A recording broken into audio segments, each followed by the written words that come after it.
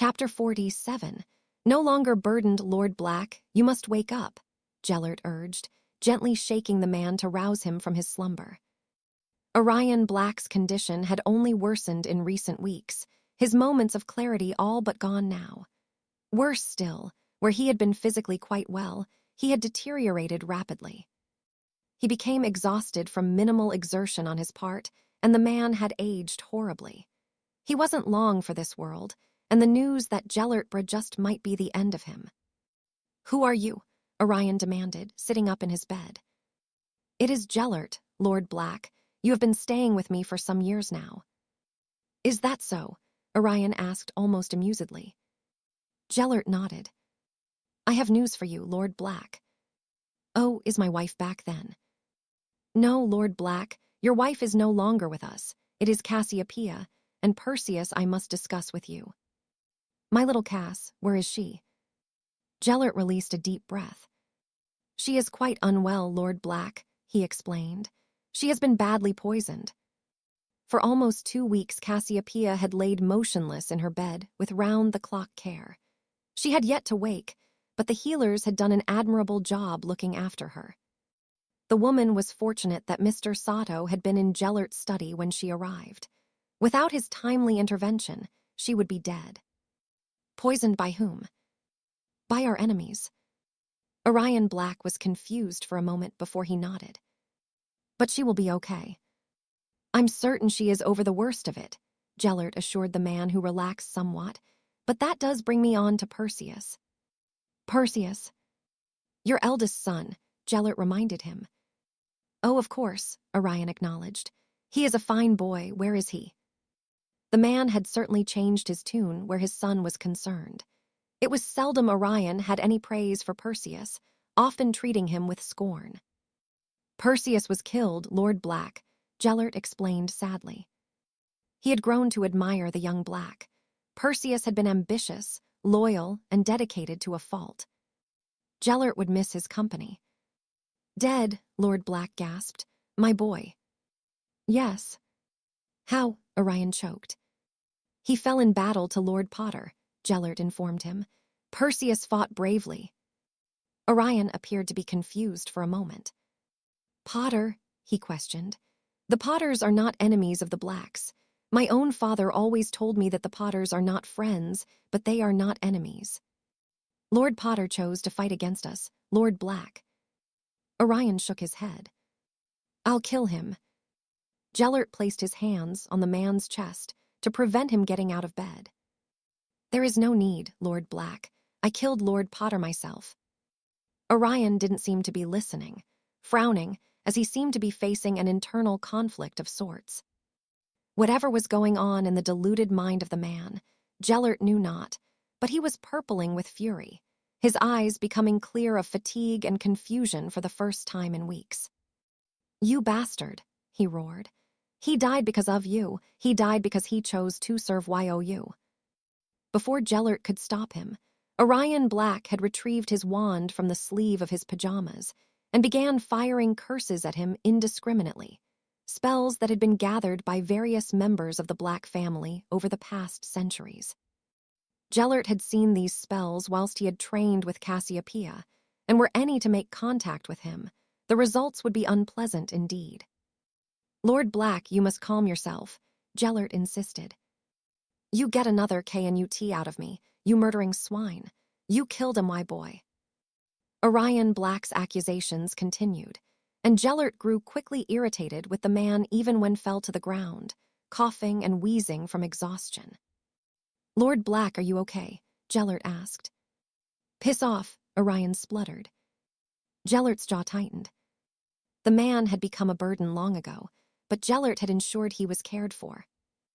"Come on, let us get you back into bed," he sighed, pulling the frail man to his feet. "I don't want to go to bed," Orion protested. "I think some rest will help," Gellert soothed, placing him back in his blankets. Orion began coughing uncontrollably. With a sigh, Gellert fetched him some water, and the man gulped it down greedily. "A burden indeed," Gellert muttered. "Avada Kedavra." Orion Black didn't see the curse coming, and he fell still as it collided with his chest. None would suspect what had befallen the man who looked as though he had passed peacefully in his sleep. With a shake of his head, Gellert closed his eyes and began the tedious task of clearing up the damage the man had caused to his room. He had barely finished his work when one of the healers that had joined his cause opened the door wearing an expression of relief before it fell. "She's awake, Gellert," she muttered, taking in the appearance of Orion Black. "How is she?" "Groggy, but doing well under the circumstances." Gellert nodded sadly. "I had hoped he would live long enough to see her. It seems that he passed away in his sleep. Can you see to him? I will go to Cassiopeia now." "Of course, Gellert," the healer complied, unashamedly saddened by the passing of Lord Black. She had been caring for the man for some time now, so her reaction was understandable. With a final look at the fallen lord, Gellert took his leave of the room and headed towards the one that belonged to Cassiopeia. She was still pale, and the woman was frowning deeply in thought when he entered and took a seat next to her bed. "How are you feeling?" Gellert asked, taking her by the hand. "What happened?" Cassiopeia asked. "I was hoping you could tell me," Gellert sighed. "You returned from your visit with the flamels in a bad way. You'd been poisoned." "Poisoned by what?" "The healers couldn't be certain, but whatever it was should have been fatal. You were fortunate that you ingested only a small amount and that you were treated quickly. You have been unconscious for 2 weeks." "2 weeks?" Cassiopeia murmured, her eyes widening suddenly. "Evans." "Evans?" Gellert asked with a frown. "He was there. He killed the men that were with me. We fought, and he was even better than before. He knew how to defend against my family magic," she finished disbelievingly. Gellert hummed irritably. "We did expect him to show," he reminded her. Cassiopeia nodded.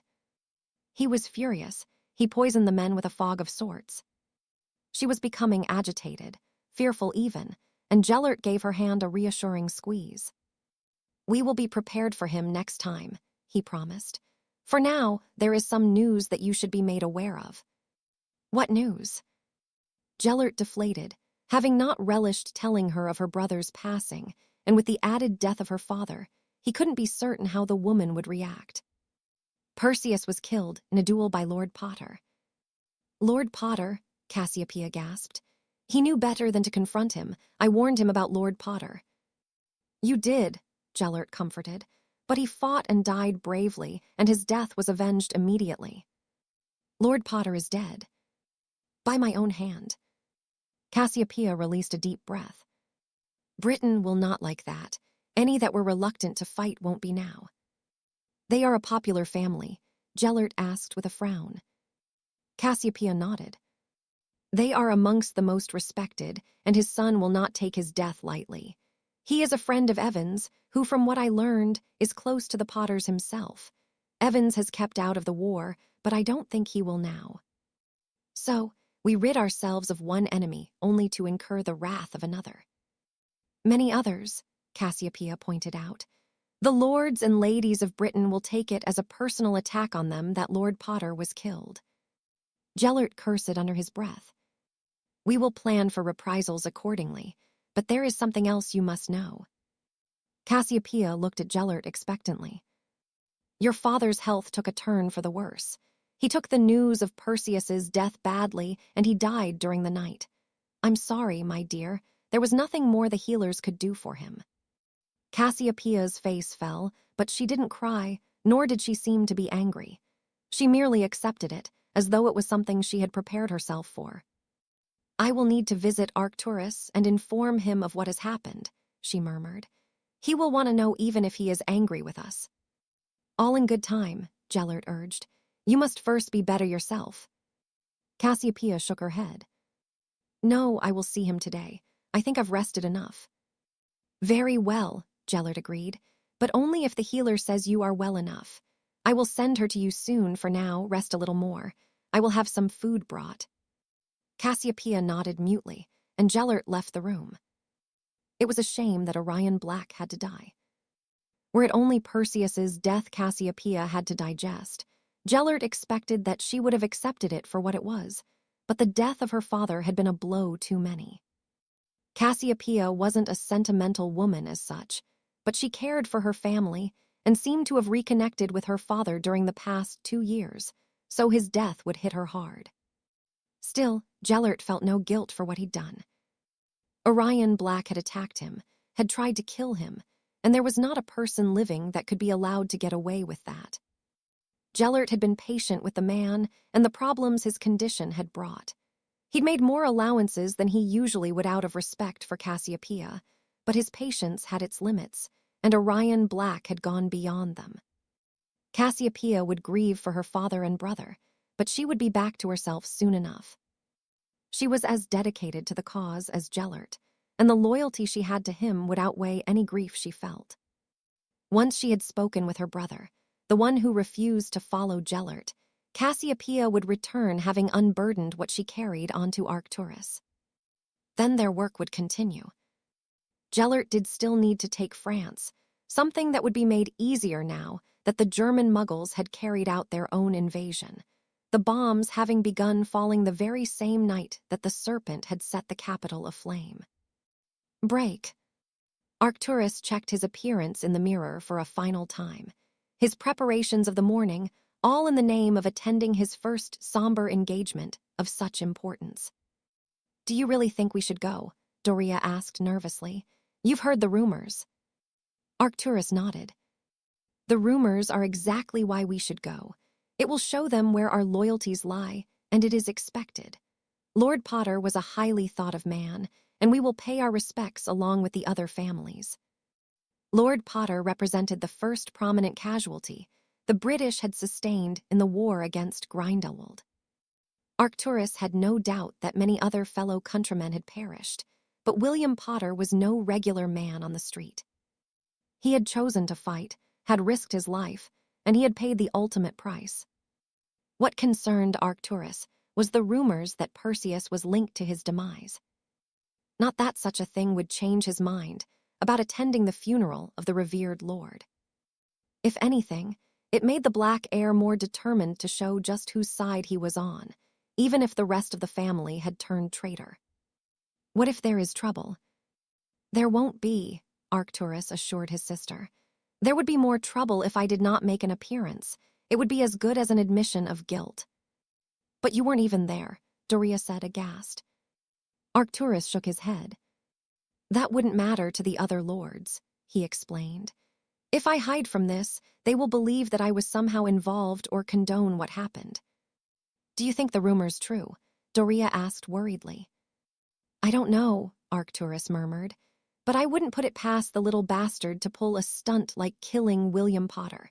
If there is any truth in what is being said, then I will have to make overtures to the family."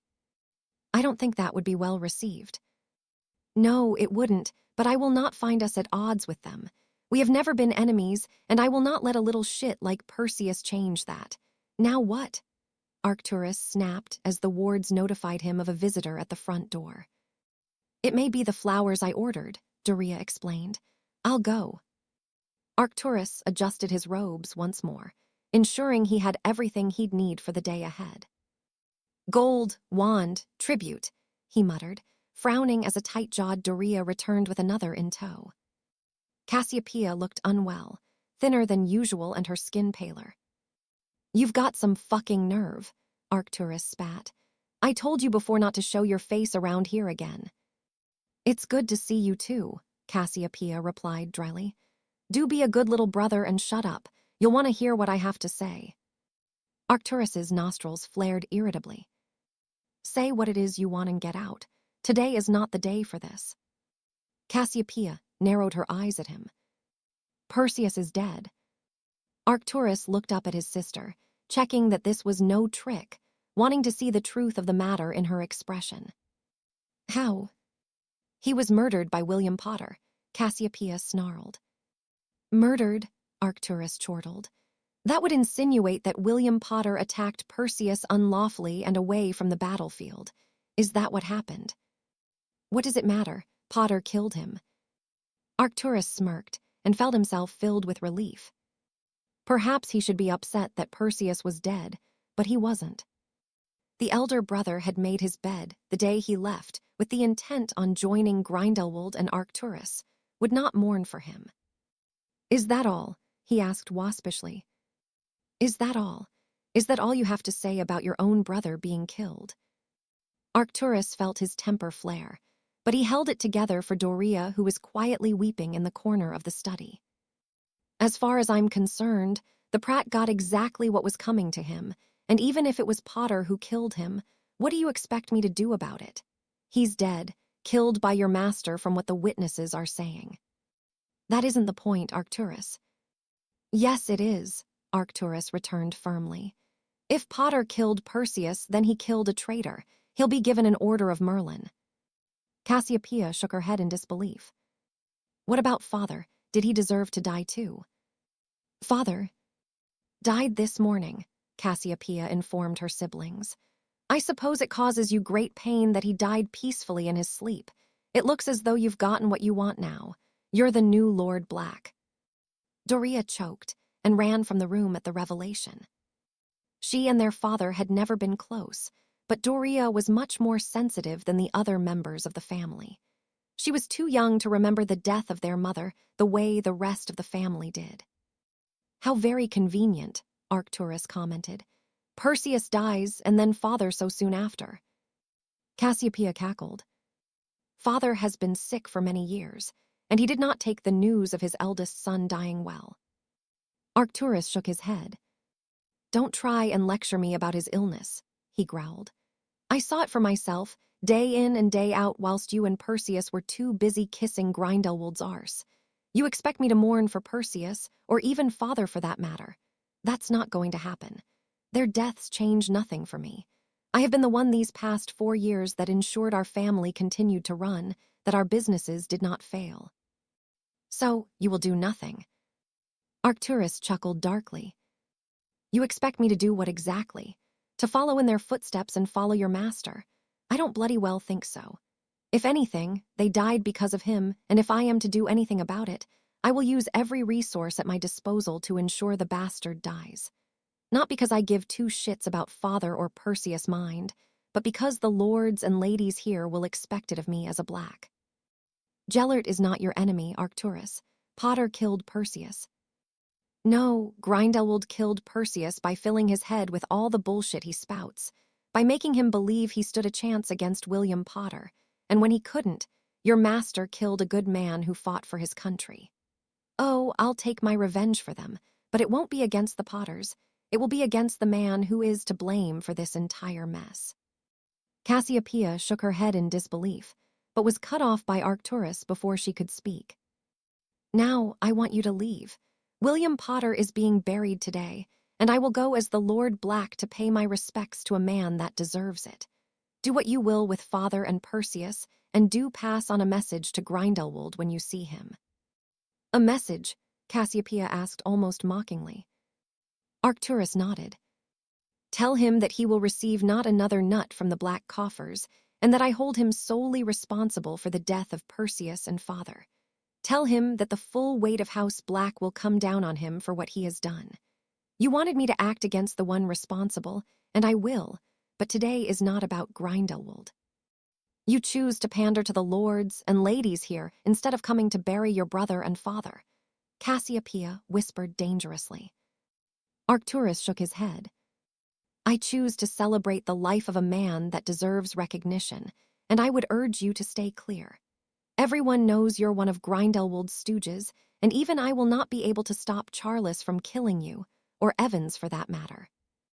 Arcturus noticed a flicker of worry cross Cassiopeia's expression at the mention of the latter. "Worried about the half-blood," he snorted. Cassiopeia swallowed deeply. "No," she ground out, "he will get his." Arcturus laughed. "You never learn, do you?" he muttered irritably. "Might I assume that you were responsible for the attack on the Flamels?" The Daily Prophet had mentioned an incident at their home in France, but the details were lacking. "He tried to kill me," Cassiopeia hissed furiously. "So you tried to kill his aunt and uncle," Arcturus deduced. "I don't suppose he took kindly to that." Cassiopeia said nothing, but Arcturus didn't need an explanation. The woman flushed red, in a mixture of embarrassment and fury. "Just leave, Cass," Arcturus sighed tiredly. "You chose your side, and now you're realizing that there are people that don't share Grindelwald's vision. There are those that will oppose him, and those that will give their lives to protect others. He will lose, and I will do everything in my power to ensure it." Cassiopeia's jaw tightened as she glared at her brother. Once upon a time, Arcturus would have been fearful of the look sent his way, but he was no longer a little boy who was scared of his older sister. "That is your final word." Arcturus frowned at the woman. "Did you expect something else?" Cassiopeia laughed humorlessly. "From you, no," she said disappointedly, "but I thought you would show some care for Father and Perseus." Those were her parting words before she stormed from the room, and Arcturus cursed under his breath. Despite everything that had happened, he was sorry for what happened to his brother and father. He wasn't a monster, but he would not allow Cassiopeia the opportunity to use the grief he felt to manipulate him against those that didn't deserve it nor who were not his enemies. Grindelwald was to blame for what happened, and if Orion Black had truly died from learning of the death of a son he'd never shown any care for, then Arcturus would eat the family elf. It was too coincidental for his liking. "It's all right," he assured Doria as she returned to what was now his study and flung herself into his arms. "I will make sure those responsible will pay." He would too. Arcturus had avoided fighting because he did not wish to meet his brother on the battlefield, but now he had little choice in the matter. He couldn't sit back and allow what had happened to pass without consequence, and though there were those that may expect him to hold William Potter to blame for what had happened to Perseus, there was only one who had incurred his wrath. "Break. 2 weeks is more than enough time to have conducted an investigation and compile a report as to what occurred in Paris. What are your findings, Ghost?" the Supreme Mugwump questioned pointedly. The head of the Department of Justice cleared his throat. "Grindelwald's men attacked from the south." "We know that," the Supreme Mugwump snapped. "Why was your battle plan such an unmitigated disaster?" "Because it was no different to any other plan that was adopted previously," Doge cut in harshly. "It was a poor plan that was poorly executed," he added, receiving mutters of agreement from his peers. "It was a sound plan," Fox defended, "but there was poor cooperation within our forces." "So, your justification is to blame the men on the ground?" the Supreme Mugwump asked disappointedly. "The plan would have worked had they." "Enough," the Russian Minister of Magic roared angrily. "My son and his men fought amongst your forces. He will give you the truth of the matter." The Supreme Mugwump gestured for the younger Russian to do so, and he stood with a baleful glare towards Fox. "The plan was a poor one that resulted in many deaths. The defense of France should not have been mounted in Paris." "Do you have a final death count?" the Supreme Mugwump questioned Ghost, who nodded. "We have 417 men either dead or missing in action and presumed so," he announced. The Supreme Mugwump shook his head. "Such a waste. Please continue," he urged the Russian. "The reason what happened in Paris was such a disaster is because you allowed Grindelwald to have an even battlefield. All his men needed to do was focus on killing us. The fighting should not have happened in France at all, but on the border. The serpent said the same thing to myself and my father, and we agreed." "Where is the serpent?" Abriot asked curiously. "Failing to answer his summons," Fox replied almost smugly. "I imagine that he is feeling ashamed of what he did." The murmurings of the representatives of the ICW did not denote their agreement with her deduction. "Ashamed?" the Supreme Mugwump questioned. "By all accounts, if it were not for him, the fighting would have continued, and we would have either been defeated by Grindelwald's men or slaughtered by the Muggles dropping their bombs. As things are, Grindelwald is not in control of France and many lives were saved." "The serpent was responsible for almost destroying Paris," Fox pointed out. "Buildings can be replaced, duh," the Russian minister interjected. "Your plan was a poor one. Out of interest, where have you placed your men now?" "On the border between France and Belgium," Ghost answered, "to prevent them attempting to invade, as was suggested by your son." The Russian minister gave Ghost and Fox a knowing look. So, now you have adopted the plan that should have been implemented. Didn't the serpent suggest it to you before what happened in Paris? He did mention something similar, Ghost confirmed before Fox could speak. The Russian smiled condescendingly. Is it possible the serpent was killed? Abreu asked. If he is not answering his summons. It is, Ghost replied. There has been no communication from him, and he was not given clearance to be there in the first place. He is a hit wizard, not a frontline soldier. His proclamation was not well received, and the Russian minister scoffed loudly. It is men like him that we need, he declared. Men who are willing to do what is necessary, not weak-minded fools and their lovesick assistant that will cost us more lives than necessary. How dare you? Fox spat, but the Russian stood, and his guards withdrew their wands. I am willing to collaborate with you, but my men will not follow any of your stupid plans that will see them unable to return to their families. From now, they will follow my orders, and if they do not coincide with your own, then perhaps you should rethink them, he suggested. We have defended our borders for centuries without being invaded successfully. Maybe you should consult with those that know what they're doing, duh. Both Fox and Ghost had been chided sufficiently, and the supreme mugwump seemed to be in agreement with the Russian. Your idea was a foolish one, and led to the death of many brave men who put their faith in you to have their best interest at heart. I cannot comment on the veracity of the claim that the serpent suggested a better, alternative plan that you chose to ignore, but I would suggest that you do not do so in the future. You have lost the trust of many within this room, and I feel that you should no longer be in charge of our military operations. Are there any that disagree? None spoke, and though Ghost accepted the words of the supreme mugwump with a humble nod, Fox seemed to be entirely offended. Then my recommendation is that each nation select generals that will liaise with one another to discuss tactics and form plans. Any objections? I agree entirely, Doge spoke up, eliciting nods of agreement from the other representatives. Then that is settled, Abreu declared. Each country will choose a man, and the Department of Justice can go about their business of apprehending wanted criminals, where their expertise seemingly lies. It was a scathing remark, but one that was not disputed, and Ghost took his leave of the ICW chambers feeling relieved more than disappointed. The same could not be said for Fox, however, who scowled and sulked as though she was a child that had her favorite toy taken away. Ghost appreciated her input for the most part, had known the woman for many years, but between them, they had made a mess of repelling Grindelwald's attack. Perhaps the serpent had been right, after all. Send for him again, Ghost instructed. Fox merely nodded, though she certainly wasn't happy to do so. Break. Being here was worlds apart from what Harry had experienced at Fedorov's funeral. The mood was no less somber, but the burial of William Potter was more personal to him, and here, Harry was sharing in the grief of others he cared for deeply, those he had come to know well. He had come to care for Ivan too, but William, although the man would never know it, was family.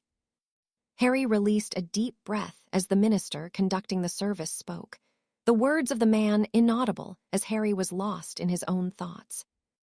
Out of everything he had experienced, breaking the news of William's death to Charles and Angelica had been the worst thing he'd endured. The woman had immediately broken down, sobbing uncontrollably whilst Charles had been in shock. Harry had not seen him shed a tear that evening. But the same could not be said for now. Unashamedly, they rolled down his cheeks as he watched the coffin being lowered into the ground. Harry, too, felt another stab of loss, the comforting squeeze of his hand from Minerva offering little reprieve. The 2 weeks since Paris had burned had gone by in a blur of grief, and Harry questioning his own actions. In this time, Minerva and the Flamels had been there for him, and even Professor Dippet had visited to express his sorrow for what had happened. Nicholas and Perenelle had stayed with Harry, helped him hold everything together, and Harry appreciated their presence. Even if he merely needed distracting from the dark and haunting thoughts that plagued him, they had been there. He returned the gesture Minerva had offered, taking a deep breath. Today, Wizarding Britain was in mourning, and it appeared that every lord, lady, and other person of importance had arrived to share in that. Harry watched as each of them approached and placed a rose on top of the coffin before he did so himself, shaking his head sadly as he moved on to allow the next to pay their tribute. "Come on," Minerva urged as the crowd began leaving the graveyard of Godric's Hollow, where all Potters were laid to rest. Harry nodded and followed the woman. "Not you," Charles said hoarsely, taking him firmly by the arm. "You can stay with us." Harry met the eyes of the man for the first since he had brought his father home from Paris. There wasn't any anger there, nor did Charles seem to blame Harry for what had happened. It brought him a sense of relief, but it couldn't shift the feeling of loss. Nothing could do that. "It's all right," Harry assured Minerva, who offered him a smile before she left with the flames.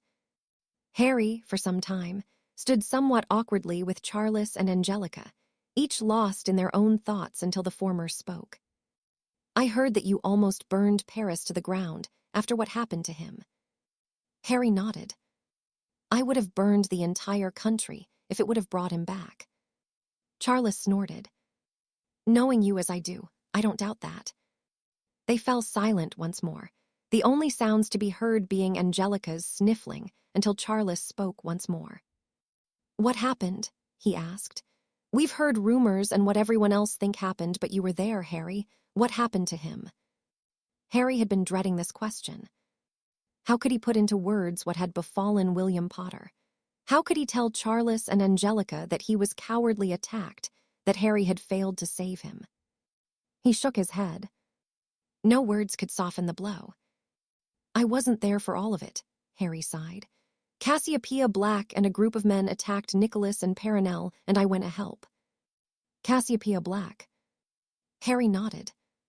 "Revenge for what happened in Hogsmeade, I suppose." Charles hummed disapprovingly. "By the time I got back to Paris, your father had just killed Perseus Black, and then that's when he arrived." "Grindelwald." "Yes," Harry confirmed. "He cursed your father in the back. I tried to stop it, but I didn't reach him in time. The bastard smiled about it, and I—" "Lost your temper," Charles pressed. "I'm sorry," Harry offered sincerely. Charles shook his head. "Don't be stupid. My father knew what he was risking, but he did what he did anyway. You certainly have nothing to apologize for. If anything, I'm glad you were there with him. At least he didn't die alone." Charles seemed to be taking it all in his stride, but as Harry looked into the man's eyes, he could see Charles was barely managing to keep his composure. As upset as he was about what happened to William, he was silently seething. "I wish he didn't have to die at all," Harry murmured. Charles nodded his agreement as he placed a hand on Harry's shoulder. "Thank you for being there and for bringing him back.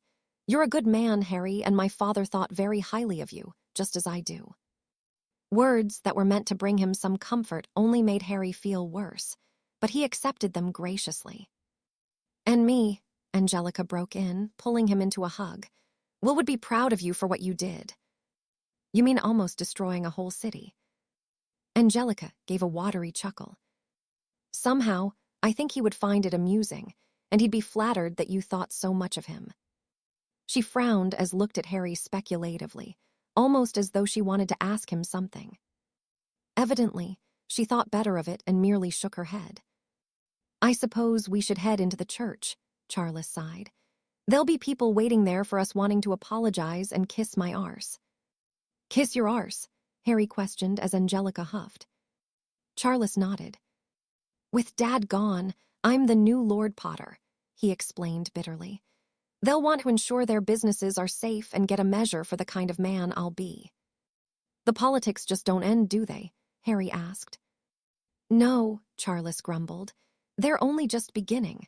The bastards will be hanging around me like flies on shit, watching my every move." "Charles," Angelica chastised. "Am I wrong?" Angelica sighed as she shook her head. "No, but you should be respectful." "I'll afford them the same respect they do me," Charles declared. "Father would expect that." With a final shake of his head, Charles began walking in the direction of the church, followed by Harry and Angelica, who held him back. "When you have a moment, can I have a private word with you?" she requested. "Not now, but soon." "Of course," Harry replied. "Just let me know when." Angelica offered him a grateful smile and looped her arm through his. "How have you been?" she asked. "Not good," Harry answered honestly. "Nick and Perenelle have been staying with me, but it's not been much of a distraction." "Nothing is," Angelica sighed. "A part of me believes that this is all just a bad dream and that he will walk through the door as though nothing has happened. It's silly, really." "No, it isn't," Harry disagreed. "Maybe there is a part of us that just refuses to accept when we've lost someone. For years, I thought that maybe my parents weren't dead and that they'd come and rescue me." "Rescue you?" Angelica pressed with a frown. "From my relatives," Harry said embarrassedly. "They weren't very nice people, and one of the things that helped was thinking my mum and dad would come and just take me away from it and make it all better. Now, that was silly." "No, it wasn't," Angelica disagreed. "Maybe hope is what gets us through these things," she added thoughtfully. "Maybe hope that everything will be okay is all we need." She placed a kiss on Harry's cheek and smiled before giving him a gentle hug and heading inside the church. "Hope," Harry muttered to himself. Perhaps Angelica was right. With that thought in mind, he followed suit and entered the church that had become familiar to him over the past few years, where a number of people had chosen to remain behind, most being the lords and ladies of Wizarding Britain. It was to a rather tense situation that Harry happened upon where Arcturus Black and Charles were standing face to face, both seemingly not knowing what to say. It was the former that spoke first, wearing a genuine expression of sympathy. "You have my deepest apologies for what happened, Charles," Arcturus said sincerely. "Your father was a good man and one that deserved better." Charles nodded his agreement. "It was an unfortunate incident between my father and your brother," he replied. "I won't apologize for your brother's death, but I am sorry for your loss." Arcturus nodded his acceptance as he offered his hand. "I do not agree with the choices Perseus made, and the man I hold responsible for what he did will pay dearly for it. I know the moment may not be now, but I hope that one day there can be no hard feelings between our families, that we can find ourselves at peace." Charles accepted Arcturus's hand. "I have no hard feelings towards you, Arcturus," he assured the man. "I know you well enough to know that you wouldn't involve yourself with him." Arcturus nodded gratefully, before stepping aside for Doria to offer some words of her own. "I'm sorry," she said simply, her own grief unable to be hidden. "Me too," Charles replied sadly. The Blacks left the church, the tension lifting when they were gone, and Harry watched as each other guest approached Charles and Angelica to offer their condolences. By the time the last had done so, it was late in the afternoon, and Harry found himself seated with the Flamels and Minerva. "How are you feeling, Harry?" Nicholas inquired. Harry shrugged.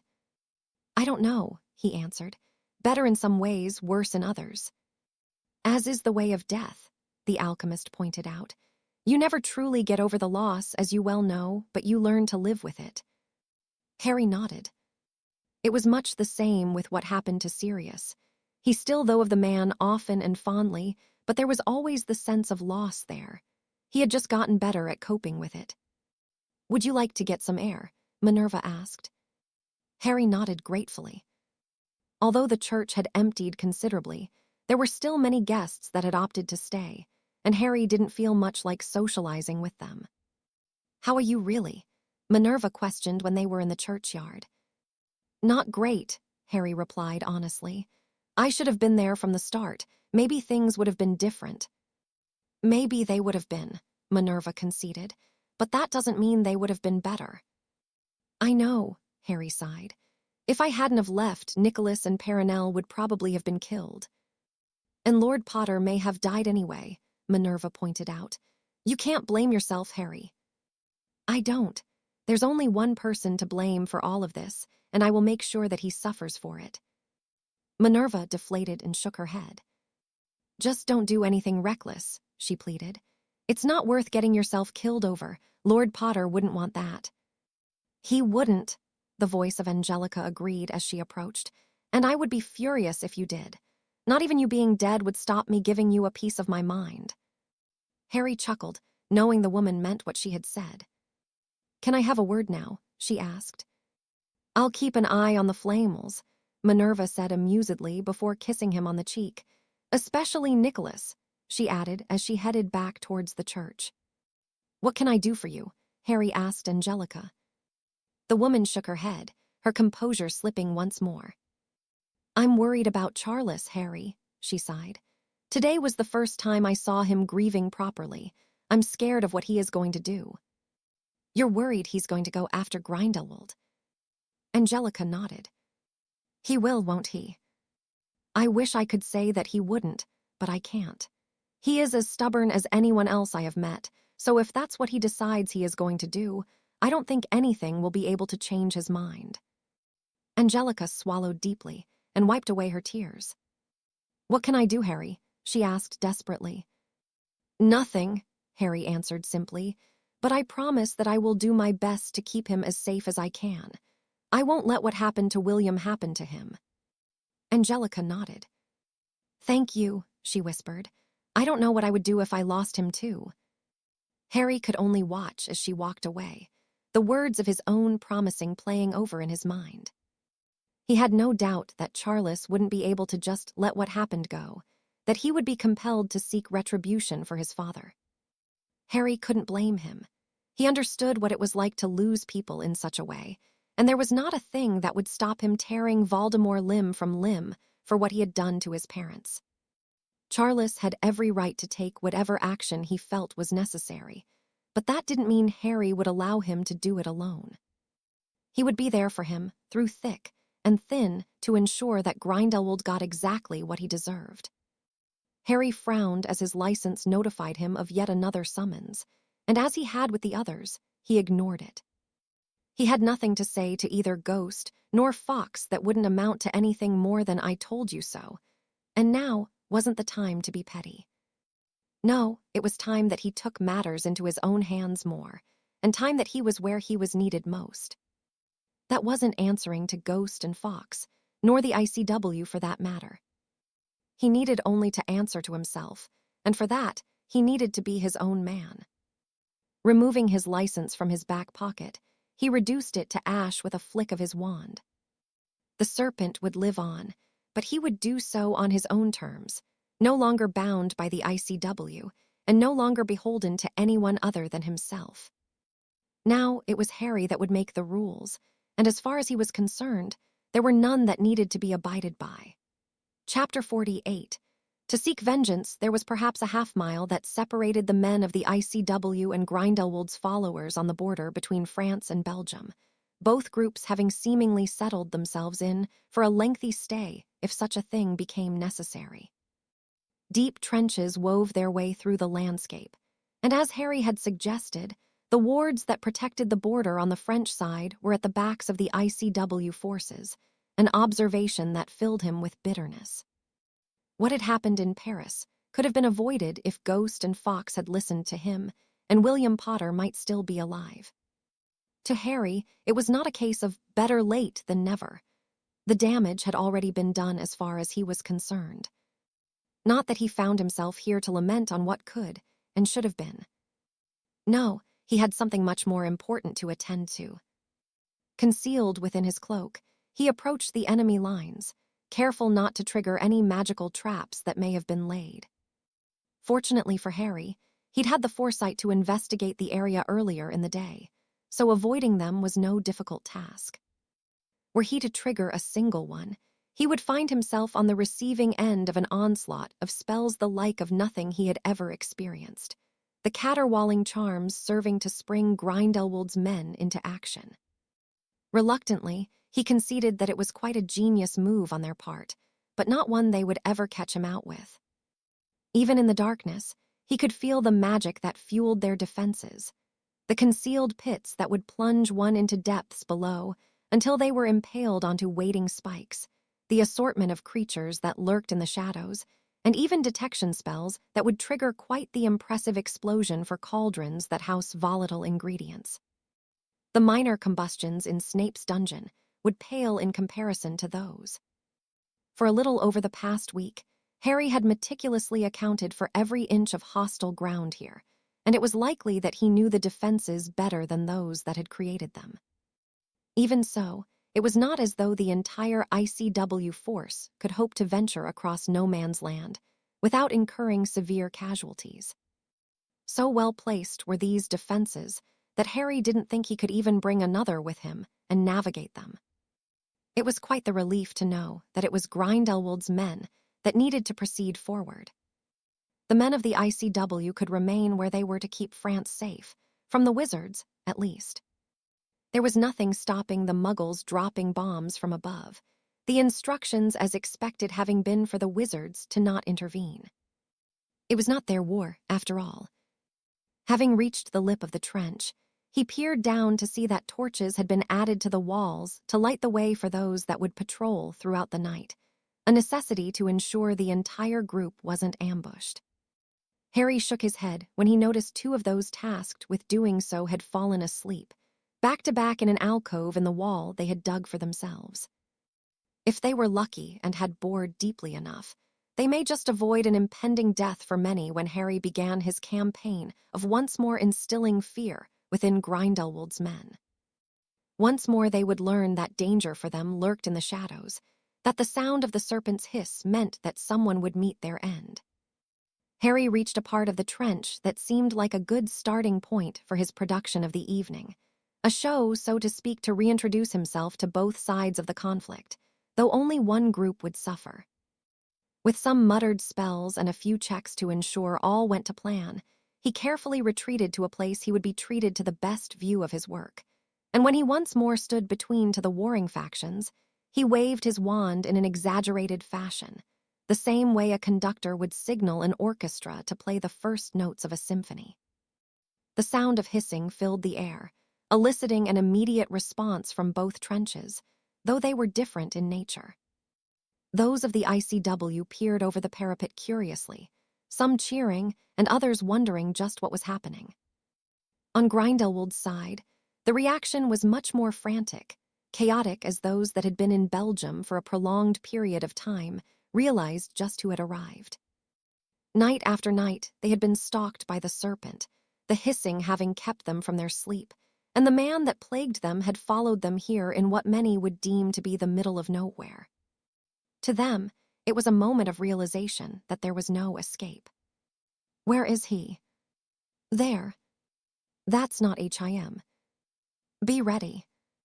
The voices came in various languages, panicked shouts that needed no translation. Grindelwald's men were spooked, just the effect Harry intended to have on them. For as long as they remained where they were, they would be on edge, anticipating the next time the hissing began. With another wave of his wand, Harry's spells were set into motion, a loud whooshing sound beginning the proceedings as a streak of green fire illuminated the trench in which Grindelwald's men were cowering. Screams followed as those who failed to take cover quickly enough were engulfed, and the smell of burning flesh soon came after. It was a nauseating smell, and those of a sensitive disposition emptied their stomachs at the aroma of their scorched comrades and foes. Harry was no stranger to the smell, and he took it in his stride as his fiery serpent slithered from the end of the trench. It had been let loose in and climbed upwards into the night sky, where it split into three. He watched as they formed his own bastardized version of the symbol of the Hallows for all to see, just as he had in Bruges, and across Belgium whilst his enemies were holed up there. Grindelwald used the symbol as a scare tactic, and Harry would continue to do the same. He watched as it burned so prominently, unable to be ignored by either side, and while one side cheered its appearance, the other was left to clear up the remains of their dead, the symbol hanging above a constant reminder of just who was responsible. Grindelwald had chosen to play dirty with his cowardly attack on William, and Harry was certainly not beyond adopting such tactics. Having been the victim of a master of cunning throughout his formative years, he had learned from the best, and the small part of Lord Voldemort that had become him was certainly being put to a use the Dark Lord himself would approve of. For good measure, he took a photo. It was time the world learned that there was a threat against Grindelwald. If nothing else, it might just give some a little hope in a time that things seemed so bleak. Leaving the burning serpents as a reminder that what had occurred was not merely a nightmare, Harry activated his portkey, taking his leave and feeling satisfied with the work he'd done. Break. His attempt on Paris had been a disaster. Those on the outside of the conflict may look upon it as a victory for Gellert, but if nothing, his efforts had caused nothing but a major setback and more enemies to contend with. When the Germans had finished their unsuspected bombing of France, Gellert had once more deployed his men to take the capital, this time in the wake of the carnage left behind from the battle between the wizards and the damage from the bombs. Much to his irritation, such a cunning move had been foreseen and prepared. Gellert's forces had arrived to be faced with a blockade of Russians that had taken up fortified positions. There was no way to pass them without considerable loss. All that his own men could do was follow suit and take up residence a safe distance away. Throughout the days after, more men from the ICW forces arrived, and it resulted in the stalemate Gellert was faced with overcoming. There had been a few minor skirmishes, though nothing of note, and it solved nothing other than a few deaths on either side. It simply would not do, but Gellert was at a loss on how he could solve this latest problem. The ICW knew, if he wished to continue with his campaign, that he would need to be the one to press the action, and they had prepared accordingly for this. Traps had been laid, no resources spared, and with the news that William Potter had been killed by Gellert personally having reached the ears of the British, their men had been arriving in droves, affronted that a man held in such high esteem should perish as he had. Another mistake on Gellert's part, and one he perhaps would reconsider if given the opportunity. He hadn't known it was William Potter he had cursed, not that it mattered now. There were more enemies to contend with, ones that were angry and determined to avenge a lord who by all accounts was fair and just. The newly arrived British had proven to be a churlish lot, scathing, and trying to goad Gellert's men into a fight at every opportunity. Insults would be hurled, and spells would follow until they grew bored, or they realized they would get no response. "A damned mess," Gellert muttered as he eyed the map pinned to his wall.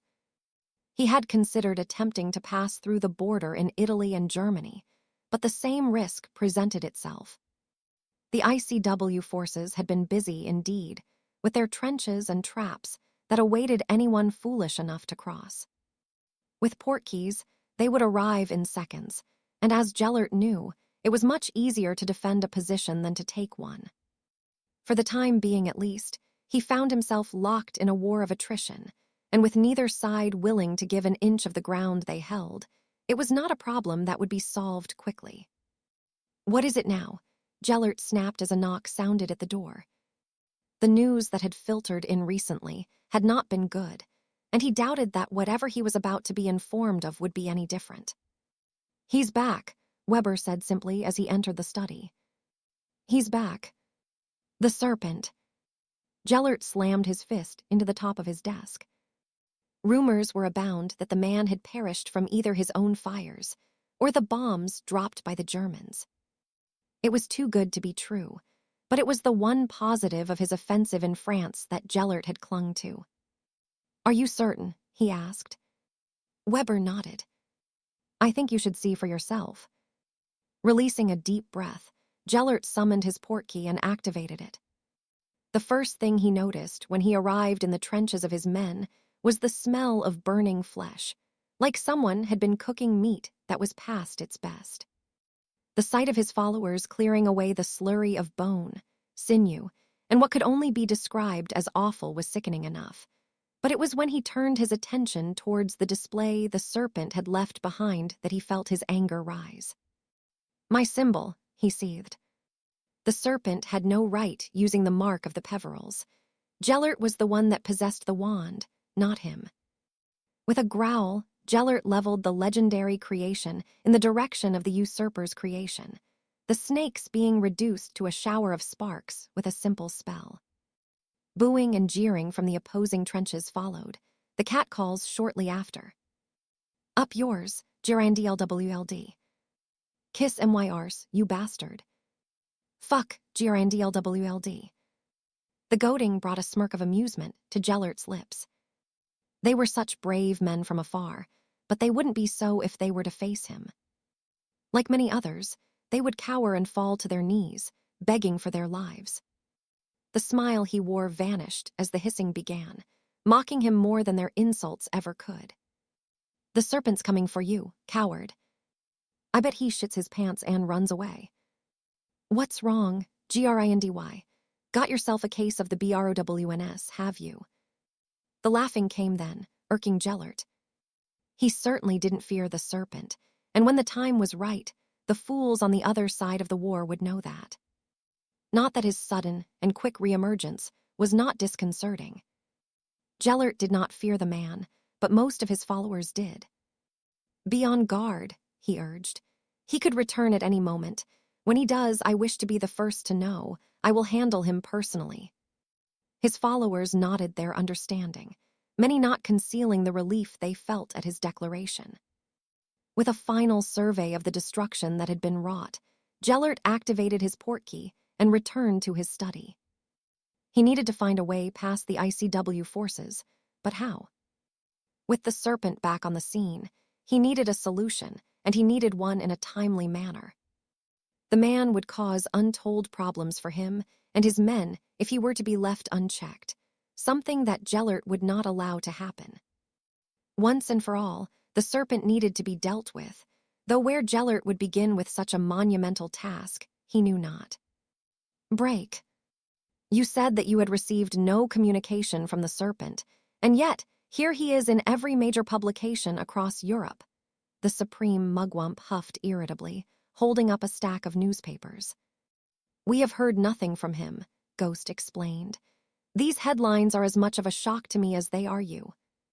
What he did was certainly not on our orders, Fox interjected. His actions are his own. I have already instructed a team to hunt him down and bring him in. Whatever for? Doge demanded angrily. For his rogue actions. Doge chuckled humorlessly. You will call your hit wizards off, Abrio commanded. Murmurs of agreement followed his words. Those in my country welcomes what he has done, the Spanish representative declared. And mine, the Portuguese representative echoed. Fox shook her head in disbelief.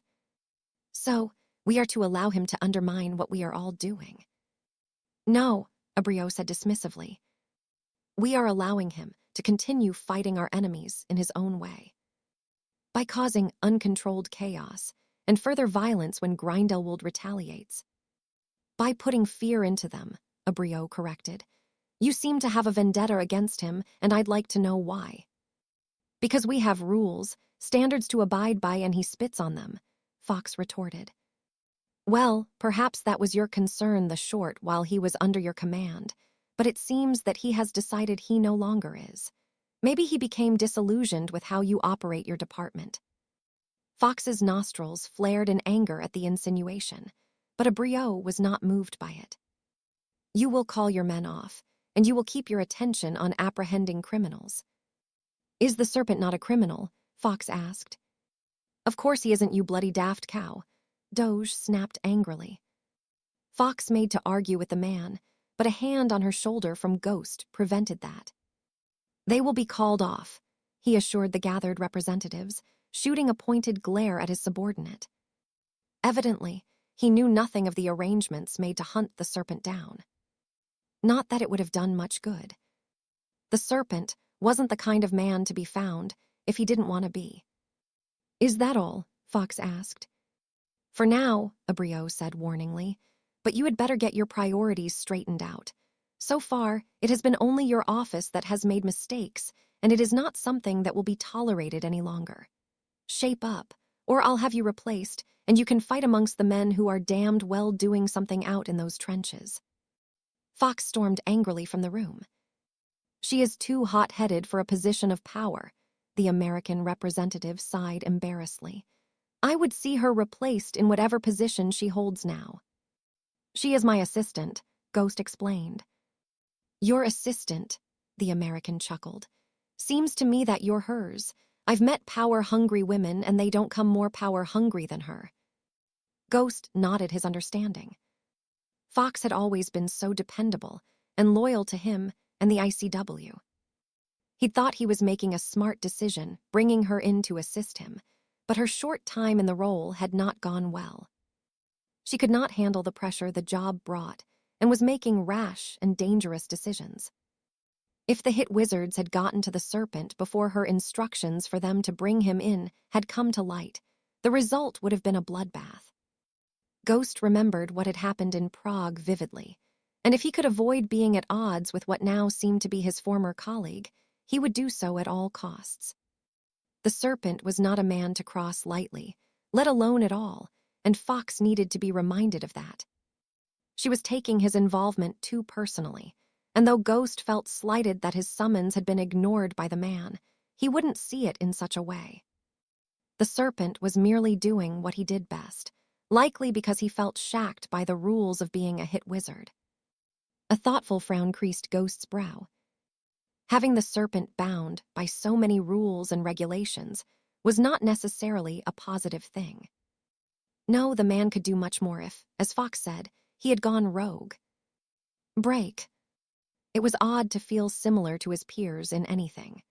Tom was so different from all of them that there had never been something he shared in common with even his housemates, but having been drawn into the excited whispering at the breakfast table, he found for once that they were discussing something of interest. "It says here that he is British," a seventh-year commented. "He must be related to them if he is a Parselmouth." "That's just rumors," another disputed. "You're not telling me that Morfin Gaunt is the serpent, are you, Selwyn?" "Not bloody likely," Yaxley snorted. "From what my father said, Gaunt is a madman, locked himself away in that shack of his. No, it can't be him." "Then who?" "Well, if it was that easy it wouldn't be a mystery, would it?" "Yaxley is right," Selwyn declared to all that would listen, "but he must be related to Slytherin if he can speak to snakes. We can't dispute that." Whilst his housemates became pensive, Tom could only stare at what remained of his breakfast in stunned silence. He could talk to snakes. Did that mean he was related to Slytherin too? The last words Selwyn spoke played over in his mind. This Morfin Gaunt that was mentioned must be able to speak with snakes too. Was he a relative? Tom's mind was awash with thought after thought, and it would take time to put them into perspective. He would need to ponder what he had learned. For months, he had all but given up on his pursuit of identifying his family, but finally, he had a fresh trail to follow. As things stood, however, there was one thing he wished to clarify, something that didn't take any thought on his part. Having lost his appetite, Tom left the table, his disappearance unnoticed as the staff and students alike were much too invested in discussing the serpent. Another relative. Tom shrugged indifferently. It mattered not. When he had been but a boy, perhaps he would have liked a family, but Tom had outgrown that notion.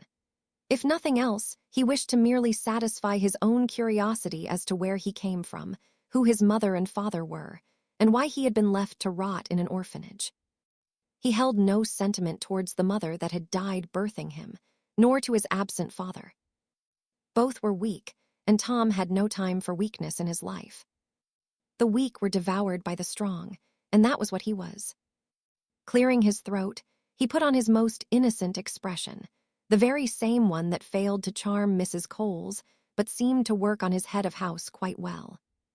He knocked on the door to the office and waited. Only a moment later it opened, and Slughorn's eye lit up at the sight of his guest. "What can I do for you today, Tom? It's a Saturday morning, you know." "I'm sorry, sir," Tom replied, "but there was just something I wished to discuss with you. You did say your door was always open." Slughorn offered him a smile and gestured for him to enter. "I suppose I did," the portly man conceded with a chuckle. "Now, what is so important that it couldn't wait until Monday?" "Sorry, sir, it's not that important. It can wait," Tom said quietly before turning back towards the door. No, Slughorn insisted. Tom smirked to himself before clearing his expression, and taking the seat on the opposite side of the desk to the professor. "Come along, Tom. What is on your mind?" Tom frowned thoughtfully for a moment. "I was just wondering, sir, if someone was proven to be a descendant of one of the founders of the school, would they own it?" Slughorn was taken aback by the question before he chortled, his ample girth bouncing up and down in amusement. "That is quite the question," he mused aloud. "What inspired that one?" "Oh, I heard the other students talking about this serpent man, and they think he must be related to Slytherin because he is a P." "Parselmouth?" Slughorn asked. Tom nodded, offering the man a smile of gratitude. "You must understand that these are only rumors from the battlefield," Slughorn pointed out. "You should never believe everything you read in the newspaper, Tom. But to answer your question, no, just because someone may be a descendant of one of the founders, that doesn't mean they can claim ownership to the castle." "I see," Tom murmured, doing his best to hide his disappointment. Nothing would have given him more joy than to evict the students and teachers from the grounds. "No, you see, if that were true, then the Smiths would have laid claim to it centuries ago, and then there's the Gaunts." "The Smiths?" "Ah, a prominent family with established and proven ties to Helga Hufflepuff. The Gaunts are similarly related to Slytherin himself, though they are not so prominent anymore. They fell out of public favor long ago with their tendency to inbreed and their horrific prejudices." Tom grit his teeth to maintain his composure at the description of those he was most likely related to. "What about Gryffindor? Does any of his relatives remain?" Slughorn chuckled. "I would say there are many families that could claim relation to him," he sighed. "Godric Gryffindor was considered to be a bit of a cad in his time, meaning that he fathered children with several women. You never know, Tom, even you could be related to him." Slughorn couldn't be further from the truth of the matter if he tried. "And Ravenclaw?" "Now, that is quite a sad story. Rowena Ravenclaw had only one daughter before her husband died, and that daughter died childless. Would you like me to tell you a little-known fact?" Slughorn asked in a whisper, his beady eyes lighting up the way they always did when he was about to reveal gossip not many knew. Tom nodded enthusiastically. "Rowena's daughter is the Grey Lady of Ravenclaw Tower." "The ghost?" Tom asked in awe. Slughorn nodded. "Yes, but even she could never claim Hogwarts for her own. The magic of the castle doesn't work in that way, but there is always something that can be found that belonged to one of the founders if you know what you're looking for." Tom filed that piece of information away for later. "How does the magic work?" "Now that is a question," Slughorn praised. "Well, it is said the founders did not simply wish to leave the castle to their children. I suppose they didn't expect them to be as dedicated to their collective vision, and they didn't wish their hard work to be squandered. They wanted those as passionate as they were about education to continue on with their work. So they appointed a headmaster," Tom deduced. Slughorn smiled proudly. "As astute as ever," he said sincerely. "That is exactly what they did. The magic of the founders allows a guardian to oversee the running of the castle, that guardian being chosen by a predecessor. It has been that way since the last of the founders that resided within the castle died." "What happens if a headmaster dies without nomming a replacement?" Slughorn hummed. "I'm no historian, but I believe such a thing happened some centuries ago," he mused aloud. "I believe the headmaster that succeeded the man that died was very unpopular and was, let's say, disposed of. How he took the post is anyone's guess, but it must be possible to do so if there is no successor in place." Tom already had much to consider before this impromptu meeting, and now it seemed he had much more, but he would need to put his thoughts in order first. "Thank you, Professor," he said as he stood. "You've been a wealth of knowledge." "Anytime, Tom, anytime," Slughorn replied jovially. With a nod of gratitude, Tom left the office with much to ponder. But as interesting as what he'd discussed with his head of house was, there was one thought he couldn't shift. He now had a clue, a real thread to follow in identifying where he came from. And if, as he suspected, he was a descendant of Salazar Slytherin, what he suspected all along was correct. He was different, Even compared to his fellow students, he was not like them. He was better. The thought brought smile to his lips. Break. Charles, please don't, Angelica pleaded. Your father wouldn't want this for you. My father is dead, Charles snapped. Grindlwald killed him. The anger he'd been keeping at bay could no longer be contained. From the moment he had learned of the fate of William Potter, Charles knew what needed to be done. He had bottled up the rage in favor of being there for his mother, had delayed his own grieving so that he could be as strong as she needed him to be. Finally, Charles had reached his breaking point. I can't watch you go off and be murdered too, Angelica sobbed. Charles, please, I can't lose you the same way I lost your father. And I cannot live my life knowing that I did nothing about it, Charles bit back. Grindelwald is still out there, and you cannot expect me to allow him to get away with it. He won't, Angelica assured him. He will face justice. Charles shook his head. It's not good enough unless it is me that brings it to him. Charles swept from the room, the guilt of leaving his crying mother in his wake difficult to ignore, but there was nothing else for it. He had to do this for himself and for his father. He wiped away his own tears with the back of his hand before continuing with his packing, not knowing what he even needed to take. Mum, you won't change my mind, he sighed as a knock sounded on his door. He opened it, surprised to be faced with someone who was certainly not his mother. What are you doing here? Did she send for you? She did, Harry confirmed unashamedly. She's worried about you and thinks that your grieving is clouding your judgment. And you agree with her. Harry released a deep breath. Maybe it is, he replied with a shrug. But if anyone understands how you feel better than anyone, it's me. Charles snorted, eliciting a pointed look from Harry. Bugger, he muttered. Sorry, I forgot. Harry waved his apology off. I suppose what I do is down to what happened to my parents for the most part, he admitted. I was a baby, helpless to prevent it, and I carry guilt with me. I know it wasn't my fault, but it still happened, and you never get over it. Maybe when I catch up with who killed them I will, he added thoughtfully, but I don't think so. So I should just leave it? Charles asked disgustedly. Harry shrugged once more. That is for you to decide. If you honestly can't get past what happened, then you must choose what to do, but if you're going to fight, then I'm coming with you. I promised your mother that I wouldn't let what happened to your father happen to you. I can take care of myself, Harry. I never said you couldn't, but I'd be a pretty poor friend if I let you go alone. If you're going, then I'm going. Charles huffed irritably. You're a stubborn prat, you know that. Something we have in common, Harry returned. Charles smirked as he shook his head.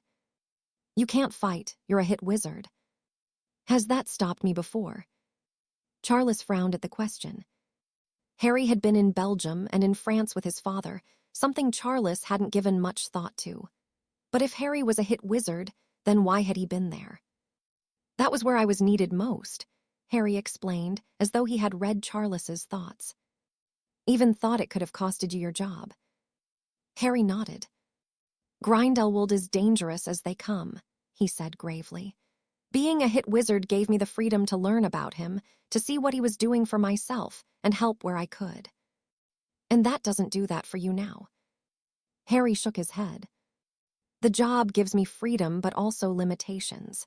If I am to fight against him, I can't be bound by those rules, and I refuse to be. Why are you so determined to fight against him, Harry? Because I thought that he was like the man that murdered my parents. I wanted to prevent happening to others what happened to me. Is he, Charles pressed gently, is he like the man that murdered your parents?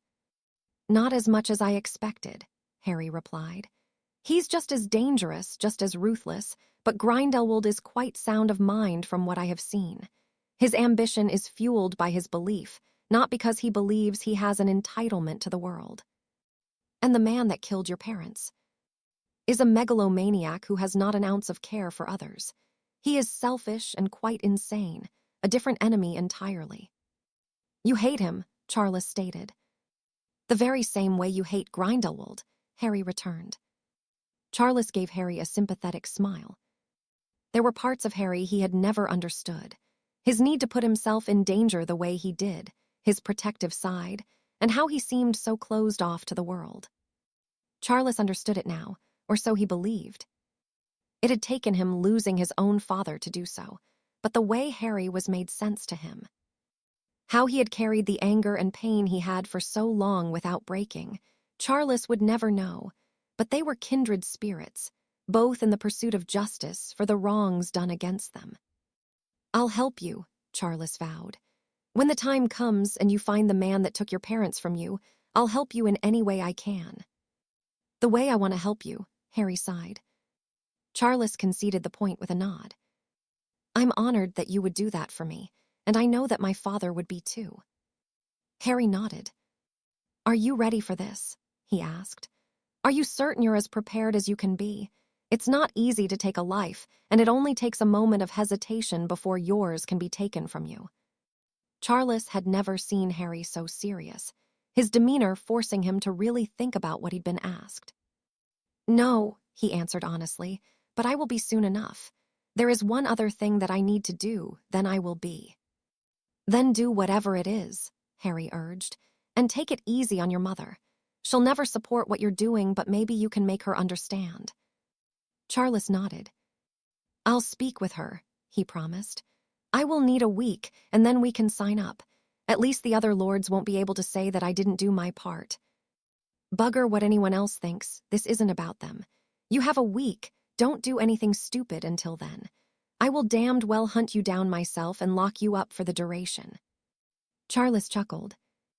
"I have no doubt you will. Thank you, Harry, for everything." Harry merely nodded, before taking his leave of Charles's room. 1 week, the Lord Potter muttered to himself. Somehow, he felt better knowing that he would have his opportunity to avenge his father, and even more so for his talk with Harry. He had been a good friend to Charles since he'd arrived at Hogwarts, but neither were the children they had been. They were men now, and though Harry had been acting like a man for years now, it was Charles's turn to follow suit.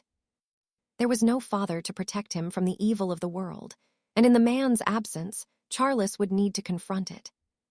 Firstly, however, he had some potions ingredients to obtain, and what he expected would be some unpleasant days ahead. Break. Despite there being a war taking place on the continent, the Three Broomsticks was as bustling as ever with the residents of Hogsmeade seemingly gathering to discuss the happenings abroad and the impact it had on their lives. Harry and Minerva had no intention of indulging in such frivolous things. They were taking some time they seldom had free to see one another, a short but sweet escape for them both for the most part. "So, you didn't try to talk him out of it?" Harry shook his head. "Angelica wanted me to, but how could I when it would make me a hypocrite? Charles is only doing the same thing that I am. Why should he be denied seeking his own justice?" Minerva nodded her understanding.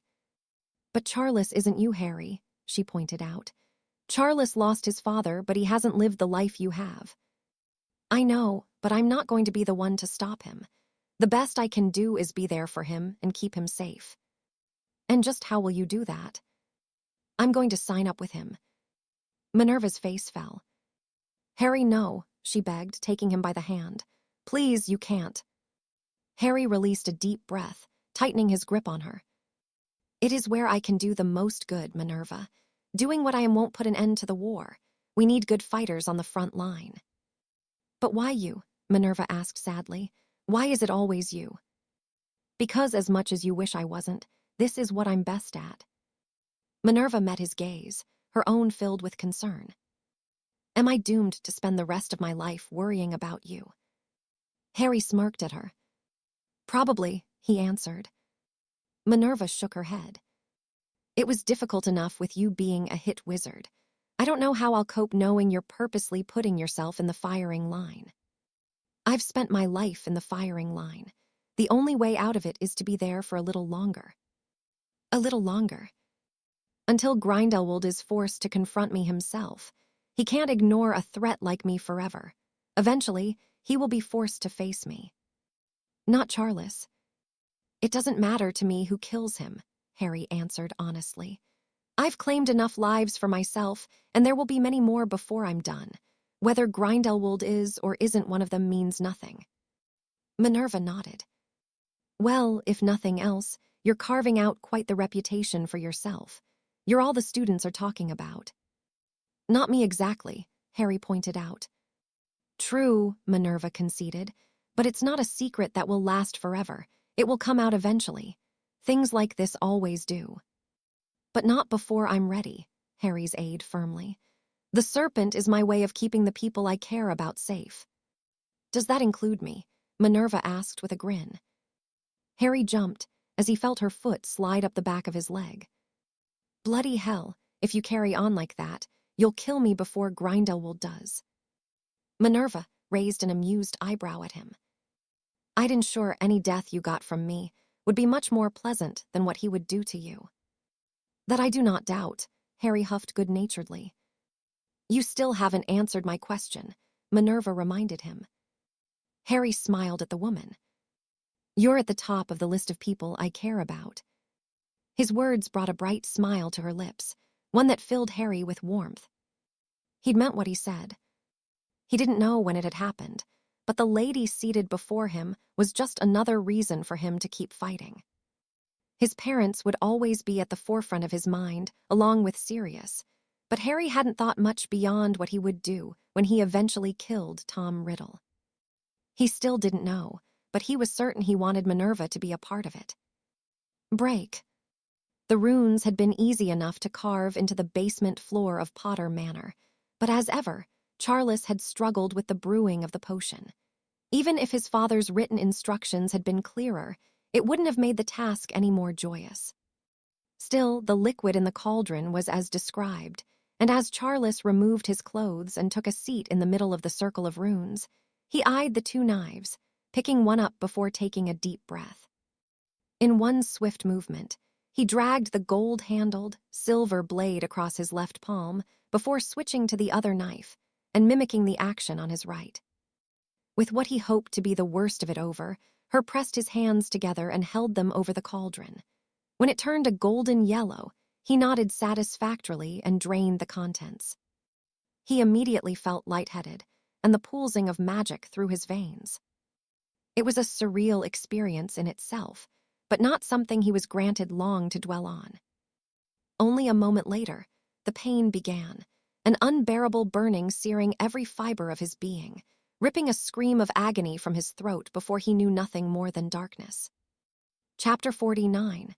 A dream comes to nothing. There was yet to be any movement from either side, where they had installed their forces on the border between France and Belgium, an irksome, yet expected continuation of the stalemate for Gellert.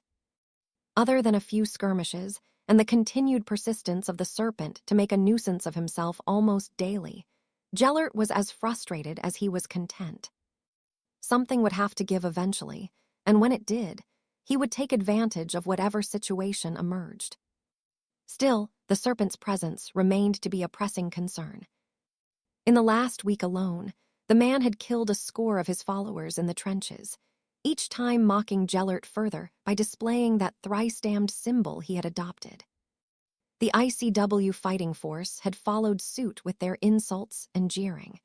Not that much more could be expected from an uncouth rabble, but these incidents were affecting the morale of his own men.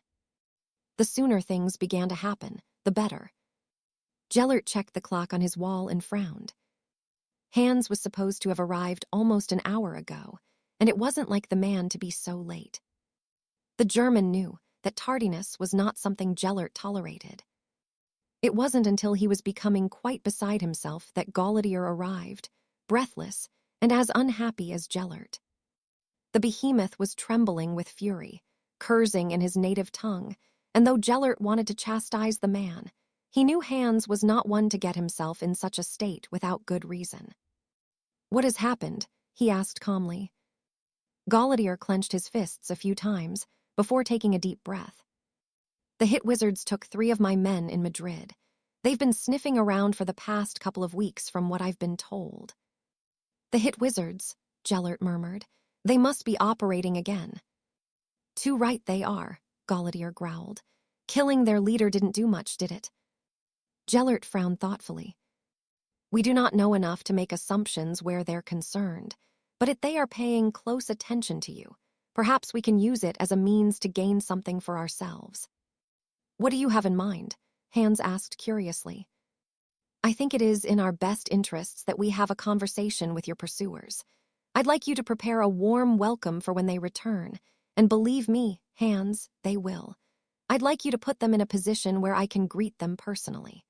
With a little persuasion, I'm sure we can glean enough from them to put an end to their operation once more.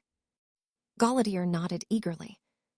It will be done, he declared, and it will be even better if it is the serpent. Gellert shook his head. No, he is unlikely to fall into any trap. The man is too canny for that, but his peers may not be so. See it done, Hans, and I will pay a visit to Mr. Sato. I must check in with him anyway. Saad. Who better to give us a better insight into the workings of the ICW than the former Supreme Mugwump? Gellert's eyes widened in excitement before he all but skipped from the room, and Gellert snorted amusedly. Hans was quite easy to placate. The promise of violence always did the trick, and though Gellert found such primal things to be quite distasteful unless used necessarily, men like Gellert were useful to keep around. Break. There was something different about Charles Potter. Harry couldn't be certain what it was, but the man had changed. He seemed to be taller than he remembered, stronger, and even his eyes that little brighter. These changes weren't natural. Harry was sure of that, so what had happened? Have you been messing with ritualistic magic? He asked bluntly. Charles choked on his butterbeer, his gaze shooting furtively around the room before he gestured for Harry to be quiet. Not exactly, he denied. It's family magic. Family magic? Harry questioned with a frown. Charles shushed him, once more looking around the bar area of the Three Broomsticks to ensure no one was listening in on their conversation. Most pureblood families have spells that are known only to them or a particular branch of magic they excel in, he explained. The Crouches are famous for their ability in learning almost any language, the Blacks for their curses, and so on. And the Potters have their own. Charles nodded. I can't go into detail, but ours is old magic, passed on to us from before we carried the name we do now. It took little deduction, on Harry's part, to realize who Charles was referring to. The Peverills. He knew of the Black family magic, but had never given any thought to the possibility that the Potters might have their own. A part of him felt more than a little put out that it had never been mentioned to him. But it involves a ritual of sorts. Since it is you, I can confirm that much, but nothing else, so don't ask. Think about what the Peverills did for the people of Godric's Hollow, and knowing you, you'll work out more than I am allowed to tell you. Harry frowned thoughtfully. If the Potters were gifted spells or any other magic from the Peverills, then why hadn't he seen William Potter use it? But your dad didn't dedicate as much time to it as I did, Charles explained. He practiced some of the spells, but nothing else. He was much too invested in transfiguration. Harry nodded his understanding. Other than Dumbledore, and maybe Minerva, William Potter was perhaps the most knowledgeable person he'd met when it came to his preferred branch of magic. Still feeling a little bitter about not knowing of his family magic, Harry changed the subject. Are you still certain that this is what you want to do? Charles nodded. I have to, Harry, you know that. I do, Harry sighed. And what about your mum? She's no happier about it than she was, but I think she understands. Harry hadn't expected Angelica to be happy about Charles's decision. What mother would be? For a moment, he wondered what his own mother would think of some of the choices he'd made, but shook his head of those thoughts. He knew so little about Lily Potter that he couldn't begin to fathom what her opinion was on anything. Are you all right? Charles asked, a look of concern on his face. You disappeared from the room there for a minute. I'm fine, Harry said dismissively. So tomorrow. Tomorrow, Charles confirmed. I'm packed and ready. Harry wasn't so sure about the latter. No one was ever ready for war until they had experienced what it was to be in a battle. As much as he liked and respected Charles, the man hadn't dealt with much adversity in his life, and certainly nothing that had prepared him for what was to come. Break. It filled Gabriel with pride to see just how many British men were willing to put their lives on the line in the fight against Grindelwald. Although he knew many were here having been caught up in the outrage that followed the death of William Potter, he was still proud even if he did miss his friend deeply. They had become that, he and William, in a way that could only be forged on the battlefield. They had fought side by side, had bonded over the exhilaration and unavoidable emptiness that death on such a scale brought, and Gabriel had come to cherish the man's counsel, his company, and input when he was puzzled by something. He missed William Potter and wouldn't forget what he'd shared with his friend. "Look sharp, you sods," he barked at some passing men that had just signed up, each looking rather smug. They wouldn't for much longer, not when they realized that fighting a war was perhaps the most difficult thing they would ever do. A trench full of soldiers was crowded, but that was misleading. Although one would be surrounded by his comrades, being at war was the loneliest thing that could be experienced in many ways. It was well and good keeping your wits about you during the day when you were busy or sharing a laugh with your friends. Even when the fighting broke out, your mind was kept occupied. But the laughter and the fighting were infrequent, and only for short spells. Much of the time, you were stuck with your own thoughts, and that was when your mettle was truly tested. In the night when the wind was blowing, and every other sound convinced you that your throat was about to be slit by an enemy that had crept into your trench, that was when you knew the kind of man you were. "Moody, you'd best deal with this," the voice of Ovis Braithwaite, a fellow orer, interrupted his musings. With a frown, Gabriel followed, his chest tightening slightly at the sight of William's son. His friend spoke of Charles every day with a fondness that left Gabriel with no doubt that William thought his son to be the greatest achievement of his life. "What ray you doing, lad?" he sighed as he approached. "I'm here to sign up," Charles answered simply. "So is he." Gabriel's gaze flickered to the man that had accompanied William's boy, and a ghost of a smirk tugged at his lips. The late and former Lord Potter had been utterly convinced that Evans would never sign up, yet here he was. "Is this true?" Gabriel asked. Evans nodded, his eyes darting around the atrium of the ministry in a show of vigilance any Moody would be proud of. "And you, lad?" "Yes," Charles said firmly. Gabriel offered the young man a sad smile. "Your father wouldn't want you here." "My father is dead." "Aye, that he is," Gabriel murmured sadly, "and it would be a poor way for me to thank him by letting you in." "You will either let me in, or I will take matters into my own hands," Charles growled as he stepped forward, his demeanor leaving Gabriel taken aback. "Do you think I'd be safer with just him, or a fighting unit of men?" he added, jerking a thumb in Harry's direction. Gabriel could feel the start of a headache coming on. "Damn it," he grumbled. "All right, lad, but you won't be going anywhere until I decide you're ready. Your father would be waiting for me at the side of the devil if I let anything happen to you. For the next 2 weeks at least, I will be kicking your arse all over the training room here, you two Evans, and if I'm not satisfied, I'll bloody well lock you in Azkaban to keep you safe if I have to. That's the deal, take it or leave it." Charles nodded immediately. "Fine, but when I prove myself to you, I don't want any excuses," he warned, offering the orer his hand. Somewhat reluctantly, Gabriel accepted the proffered limb. "What about you, Evans?" "Same deal," the young man asked.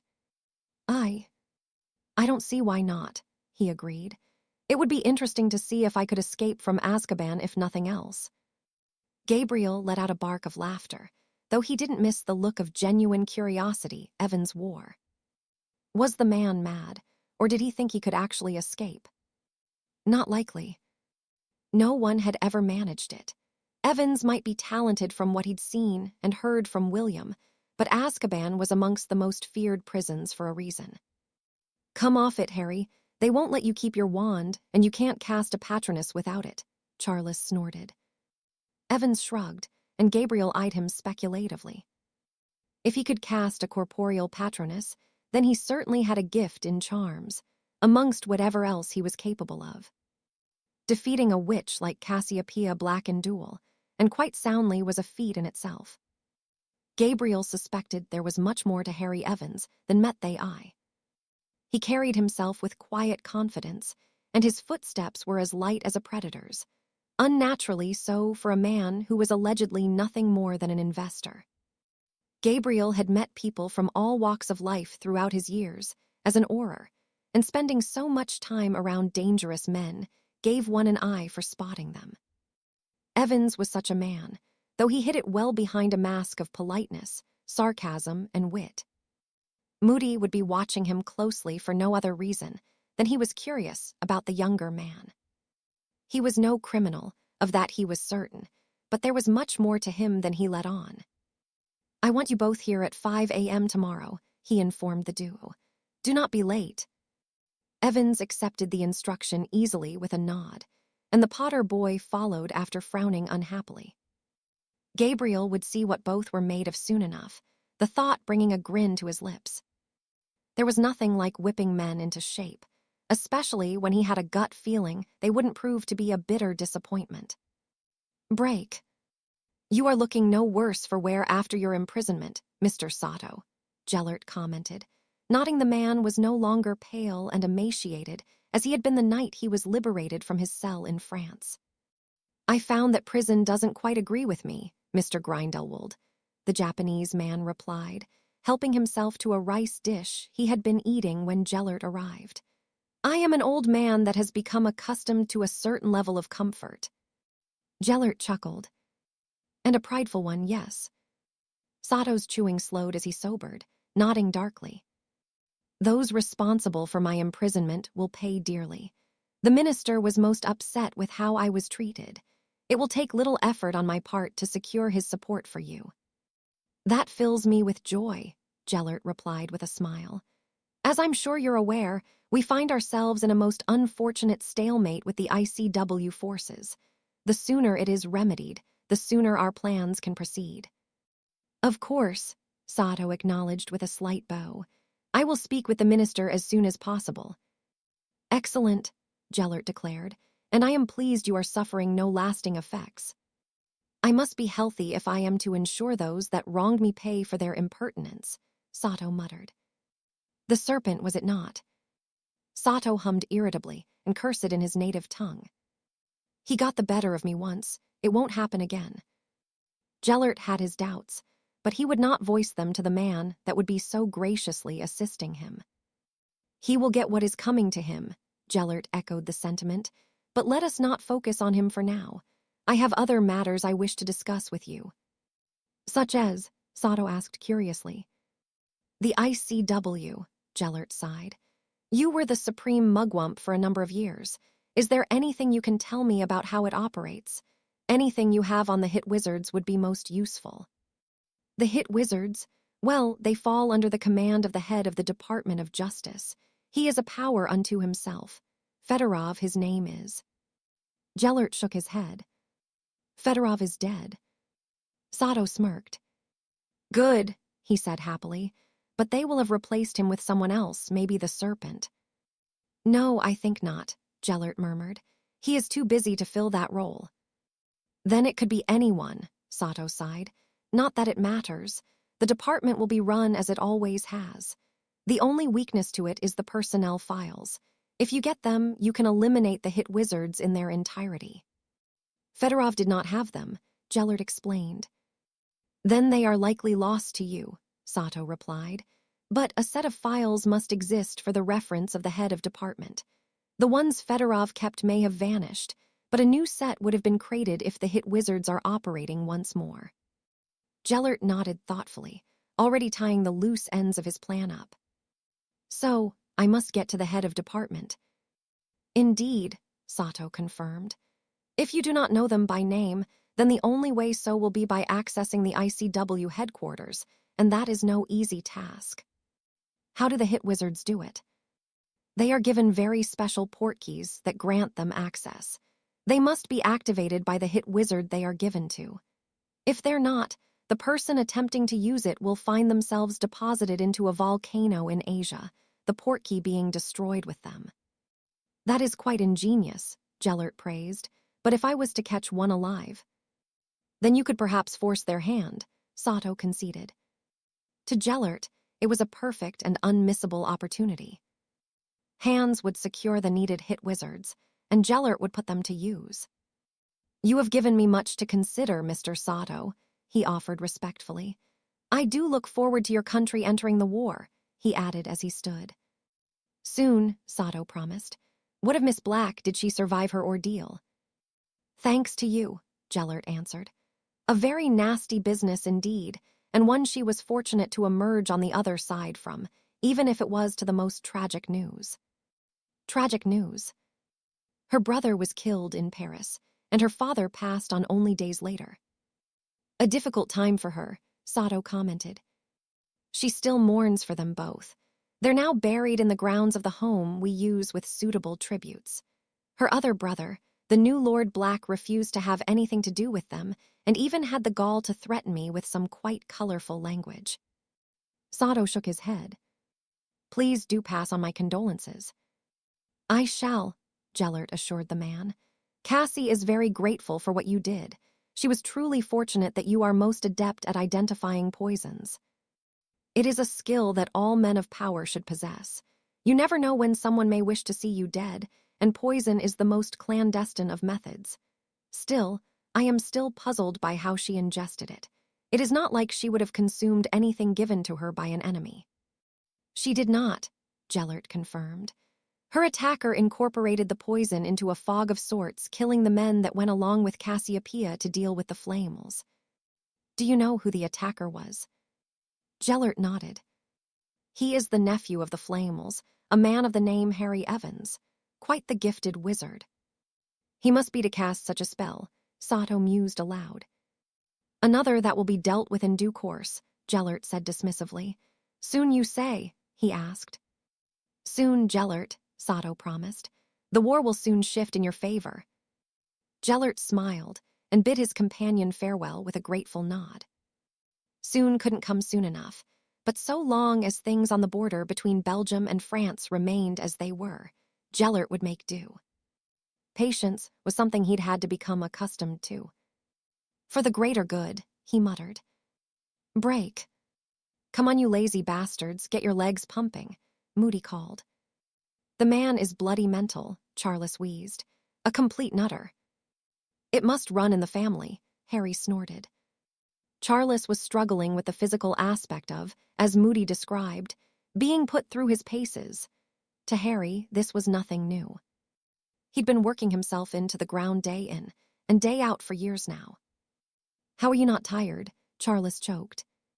I guess I'm just made of stronger stuff than you, Harry quipped. Charles shook his head. You're just as mad as him, he accused, nodding towards a smiling Gabriel Moody. Well, it could save your life one day. What running? Harry nodded. Sometimes it's smarter to run than let your pride get you killed. I suppose there's something in that. There was. Harry had run from fights, more so when he had been younger and not as well equipped to deal with the men that had wanted him dead. There was no shame on living to fight another day, or, as was the case for him, living to run away from Voldemort when he inevitably made another attempt on his life. Oh, how things had changed. All right, that will do, Moody relented. Take a couple of minutes, and then we'll see what you can do with your wands. Thank Merlin, Charles sighed. I think he's trying to kill us before we get anywhere near the fighting. Harry shook his head. No, he's trying to make sure we don't die. Either would be fine with me, Moody chuckled. If you die in here, you had no business going there, he added, walking away to set up some training dummies. He bloody meant that, Charles grumbled. Harry grinned as he nodded his agreement. If Gabriel Moody was anything like Alistair, they were in for a difficult couple of weeks. Get yourselves up, the Auror snapped. You, Potter, take that dummy out. I don't care how, but I want it dead. Charles nodded, unleashing a cutting curse after a few seconds of pondering the many options at his disposal. Not bad, Gabriel declared, investigation the damage closely. But are you as accurate when the target is moving, when you're in the heat of battle, and when others are trying to kill you?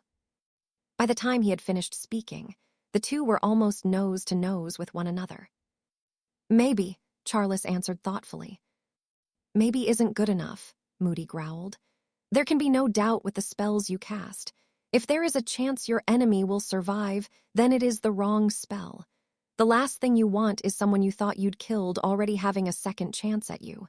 Now, try again. This time Charles fired a blasting curse at the dummy, blowing a gaping hole in the torso. Better than a cutting curse, Moody acknowledged, but still has its drawbacks. It's too easy to block for anyone worth their salt. Evans, your turn. Avada Kedavra, Harry incanted without hesitation, leveling his wand towards the dummy.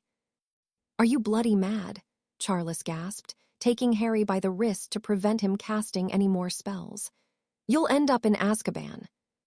It's all right, lad, Moody comforted. When you're in a fight for your life, you'd best be prepared to do what it takes to make sure you come of it still breathing. On the battlefield, our laws don't count for much. Charles was certainly taken aback, but he nodded his understanding, everything feeling just that little more real. From when Professor Knott had taught his class about the severity of using one of the unforgivables, he had never considered do so. He'd heard tales of how terrible Azkaban was, and Charles had no intention of ever seeing the inside of one of the cells on the cursed island. Of course, relying on a single spell is never advisable, even one as certain as the killing curse, Moody spoke once more. It is useful, but more often than not, you will be faced with more than one foe. Show me some of the famed Potter magic. Harry looked on expectantly as Charles complied, his eyes almost glowing as he began to cast his magic. With a groan, chunks of the wooden floor began splintering away, fissures opening towards the 3 training dummies that Moody had set up. Whipping his wand upwards, the wood that had been torn away began spinning, and Charles transfigured them into metal before they penetrated the dummies. All 3, were they to be men, would be dead, and in quite the violent manner. Moody clapped jubilantly as he assessed the damage, pulling a few of the projectiles free. Damned good work, Potter, he praised, vanishing the rest of the metal before repairing the floor and dummies. Now you, Evans. Usually, Harry would put to use the vast amount of parcel magic he had learned from the library he had taken from the chamber. But to maintain his anonymity, he decided to delve into some of the practices he had acquired from Nicholas's collection. Some of the older books he'd perused had proven to be quite the boon. Nodding to himself, he blew into the end of the closed fist he made with his left hand before opening it. A spark shot into the air, and Harry nimbly banished it towards the 3 dummies. With a final wave of his wand, a loud screeching filled the room and the spark detonated, blowing a crater into the floor and eviscerating the dummies. All that remained of them was a few dismembered limbs. The rest had been reduced to unrecognizable chunks of what would have been human remains. Charles shook his head at Harry, whilst Moody looked at him in shock before grinning. You know, you're quite terrifying, Harry, the former deadpanned. What the hell was that? I just implemented an old theory of magic. An old theory? Charles asked with a raised eyebrow. Harry nodded. The theory goes that every part of a witch or wizard contains magical traces, and even the smallest trace can be used to create an effect. I just put it into practice. You made an explosion with your breath. Well, my saliva actually, Harry corrected. Whenever you breathe, there are saliva particles contained in it. Moody chuckled. What else can you use, lad? With practice, in theory, you can use almost any part of yourself, but saliva, blood, and hair work best from what I've experimented with. It's like I said, you're terrifying, Charles reiterated. If you've spent so much time working on these odd theories that have little substance, how much have you spent on stuff that is well established? More than enough, Harry replied cryptically. Well, I look forward to seeing it, Moody declared. For now, the pair of you can bugger off, but I want you back here at 5 a.m. tomorrow to continue with our work. Don't be late, he finished warningly, dismissing them with a wave of his hand. Harry and Charles took their leave of the training room. They would be spending the next dozen or so days under the watchful eye of Gabriel Moody. "What do you think of him?" Charles asked. "Moody, he's all right," Harry said thoughtfully. "I've met worse people." Charles nodded his agreement. "He grows on you quite quickly, but don't think he won't kick your arse if you give him half a chance. The Moodys aren't known much for their friendliness, and if he plans to have us with him during a fight, he'll do whatever he thinks is necessary to make sure we're ready for it. A bunch of nutters, the whole family." Having met two members of the infamous family, Harry wholeheartedly agreed. Gabriel wasn't as paranoid as Alastair, not yet at least, but the resemblance in demeanor, humor, and looks to a degree was uncanny. "Then, I suppose the next couple of weeks will be interesting." "You have no idea," Charles snorted. "No idea at all." "Break." "They certainly were eager to capitalize on their success," Gellert commented, eyeing the 3 hit wizards that Hans had captured. Having been relieved of their wands, they found themselves bound to chairs and in quite the unfavorable position. Gallaudet nodded, his nostrils flaring. "2 of my men were killed apprehending them." Gellert tutted disappointedly at the nervous trio. "Well, we can't have that, can we?" he asked rhetorically. "Never mind, you have the perfect opportunity to assist Mr. Gallaudet here as recompense for your slight against him. Where are they?" Hans held up the 3 hit wizard licenses, and Gellert nodded, before removing 3 sets of magical handcuffs of his own design. "Who have you chosen to join us?" the latter asked. "Me," a voice answered from the corner of the room. "Hello, Gellert." He smiled at the woman, who was evidently doing much better than she had been since waking up from her poisoning. "Are you sure you're ready for this?" "I am," Cassiopeia answered. Gellert offered her a warm smile before handing her and Hans a set of handcuffs each. "Then choose your escort," he instructed. When both had handcuffed themselves to one of the prisoners, Gellert did so with the final one, tapping each set with his wand. "Now, gentlemen," he addressed them politely, "these restraints are very special indeed. Shall I tell you why?" The hit wizard that was bound to Hans cursed at Gellert in Greek and found out for himself one of the reasons the cuffs were unique. The man screamed in agony as he collapsed to his knees. "Quite the ingenious addition, don't you think?" The Greek whimpered as he shook his head.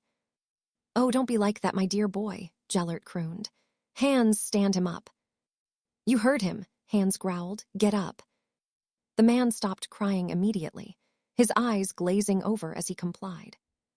"And there is the second function," Gellert declared proudly. "It makes the prisoner much more compliant with the wishes of the captive," he explained. Cassiopeia and Hans nodded appreciatively. "Now, shall we take a trip to the ICW headquarters?" Break. Ghost, or Brian Mitchell as his mother had named him, had hoped that he would one day succeed Ivan Fedorov, just not in the circumstances he had nor into the conflict the world was embroiled in.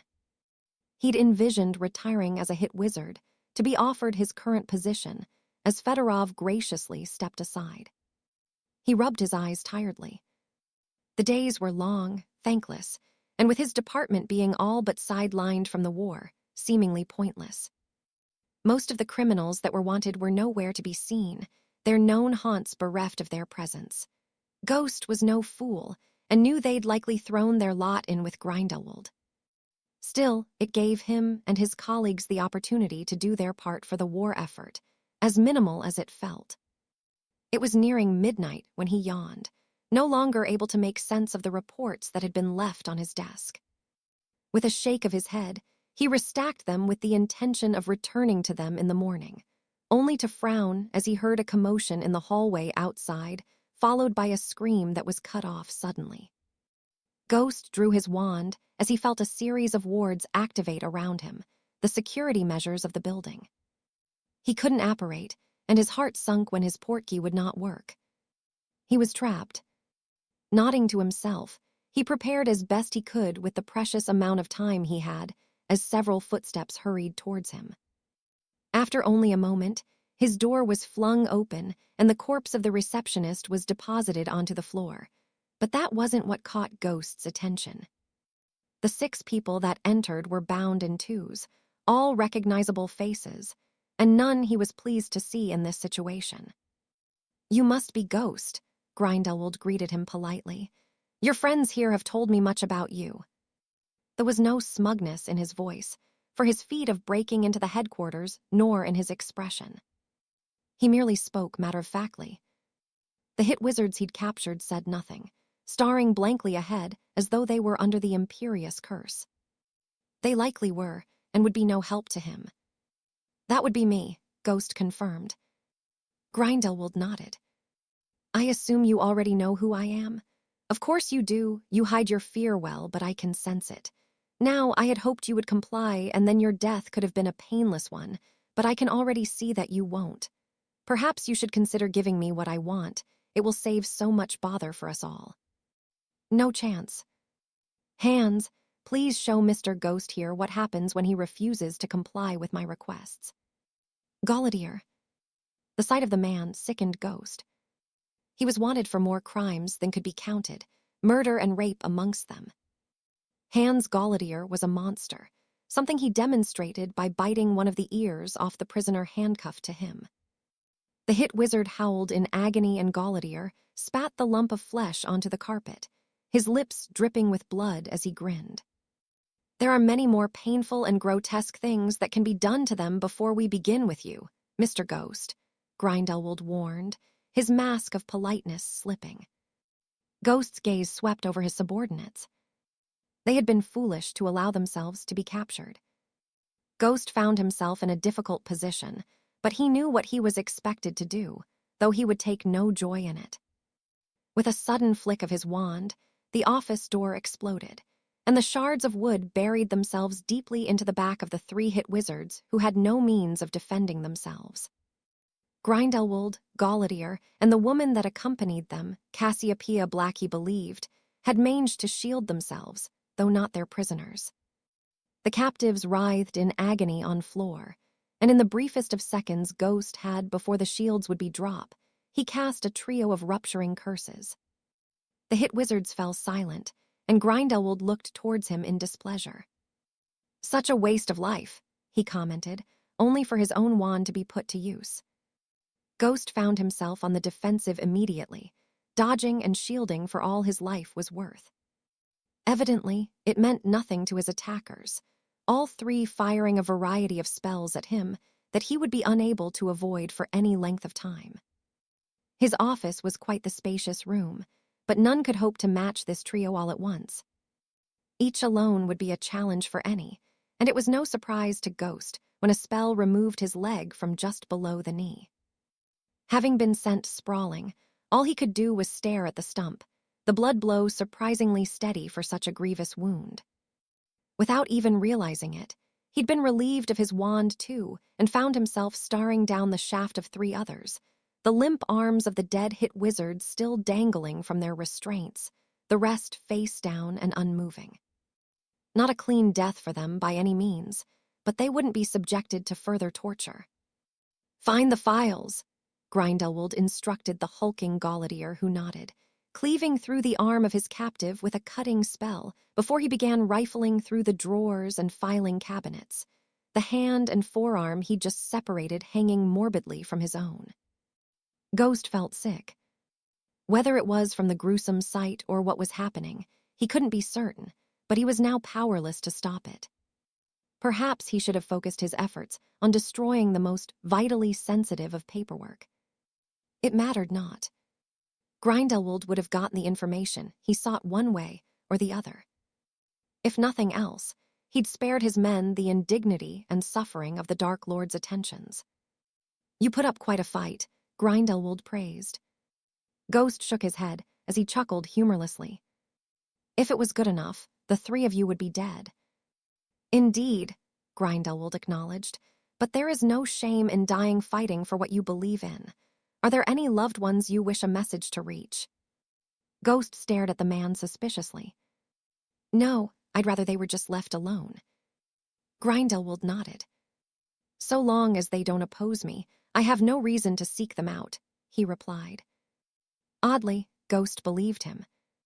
Found them, Gallaudet declared triumphantly.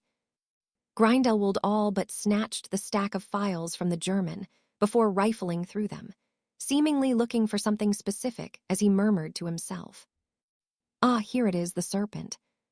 His expression of excitement dropped when he realized how sparse the file was, and Ghost felt a sense of victory fill him.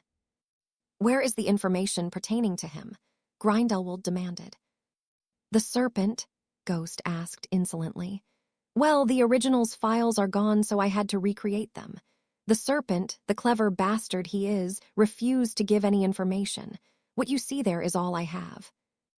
Grindelwald's jaw tightened in anger, but it was Cassiopeia Black that seized Ghost by the front of his robes. Is Harry Evans the serpent? She questioned harshly. Who? Ghost replied confusedly. Evans, Black snapped. I have no idea what you're talking about. Her eyes locked onto his, and he felt her presence in his mind. If he knew who the serpent was, Ghost would have put up a fight to prevent her stealing the information, but he knew nothing of the sort.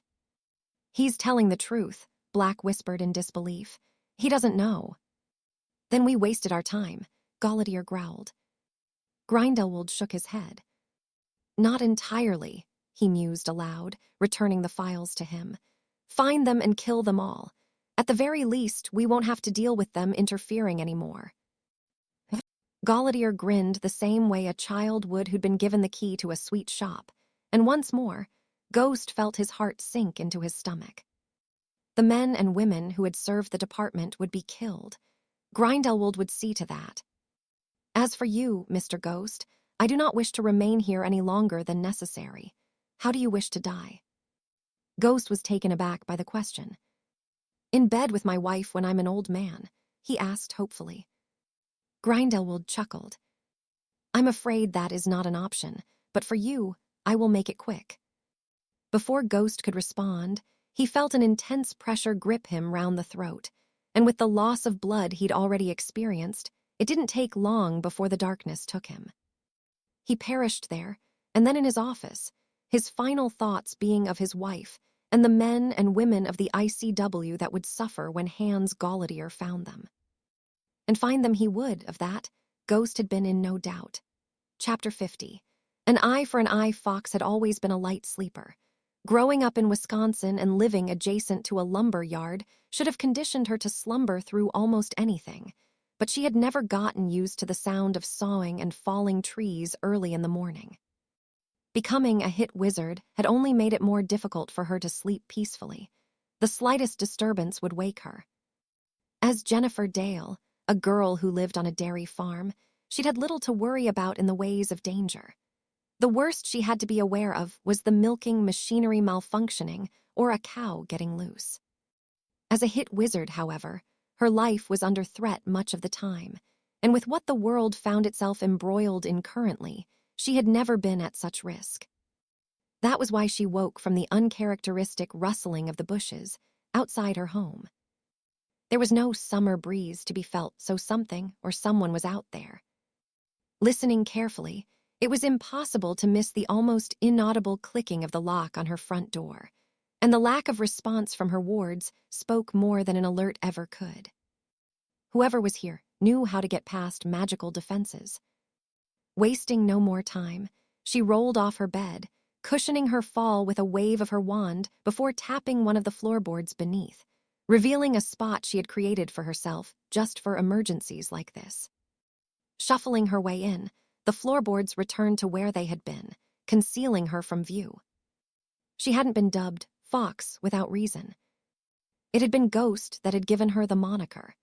As temperamental as she could be, Fox was as cunning as they came, her wits and brilliance when needed having saved her and teammates from harm several times throughout her career. She was certainly not one to take chances, not even in her own home. Ghost and some of the others had said she was beyond paranoid, but it seemed her caution was paying off. Although she would not be heard nor likely found in her den, it didn't prevent her holding her breath at the sound of approaching footsteps, nor wincing when her bedroom door creaked open. Silence followed for a few moments before voices speaking in a tongue she didn't understand were heard.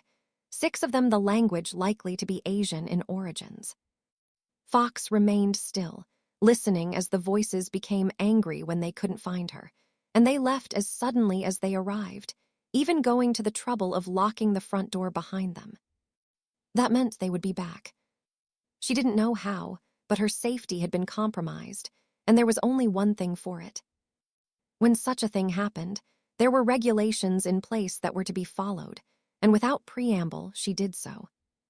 Making sure the men had indeed left, she gathered all her personal items and packed them into a trunk, activating her portkey when she was certain nothing that could be linked to her had been left behind.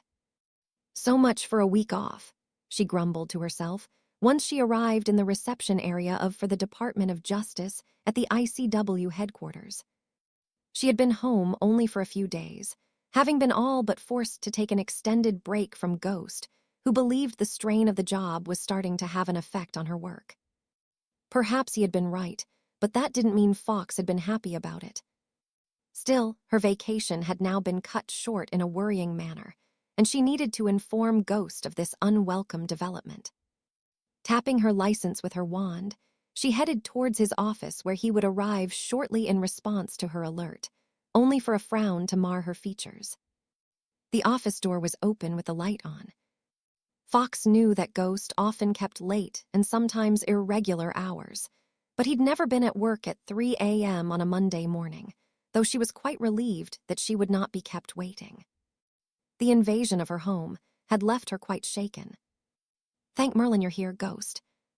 Fox's heart dropped into her stomach like a lead weight as she took in the scene she came upon. Being a hit wizard, she had seen her fair share of the dead, the gruesome and the seemingly more pleasant passings amongst them. She had even taken more than a few lives herself, but nothing could have prepared her for this. Face down on the floor, each with an arm severed at the forearm with no sign of the missing extremities, were 3 of her colleagues, Shadow, Falcon, and Storm. Next to them, deposited carelessly, though showing no signs of suffering, was the annoying, gum-chewing receptionist, but it was the last of them that made her feel physically sick.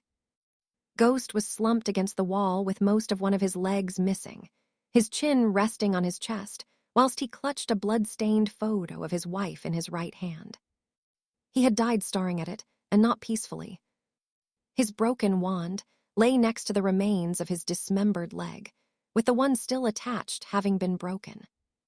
His face was horribly swollen where he had been either beaten for sport, or as Fox believed was more likely, tortured for information.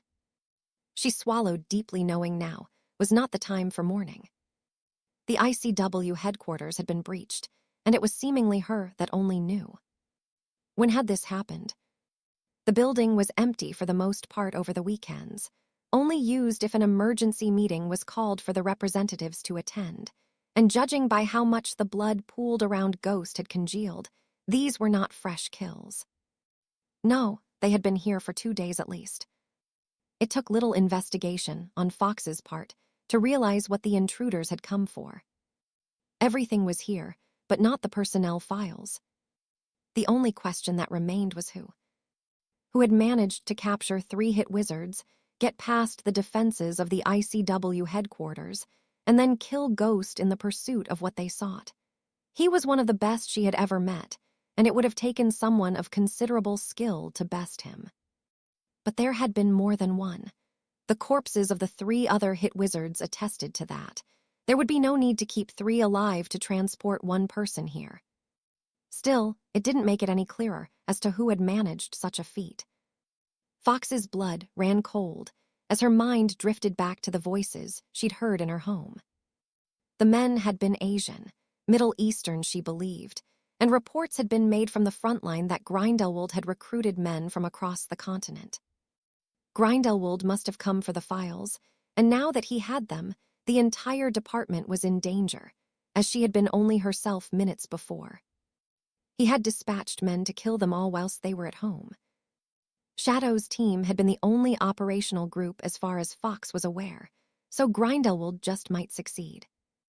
Although it may already be too late, she took Ghost's license from his inside pocket and tapped it 3 times with her wand, holding it for several seconds on the third until the cards started flashing red. Her colleagues needed to be warned, as did the supreme mugwump. With another tap, she sent the message to him also. It would take a little time for him and the rest of the representatives to arrive, and until then, Fox would have to wait.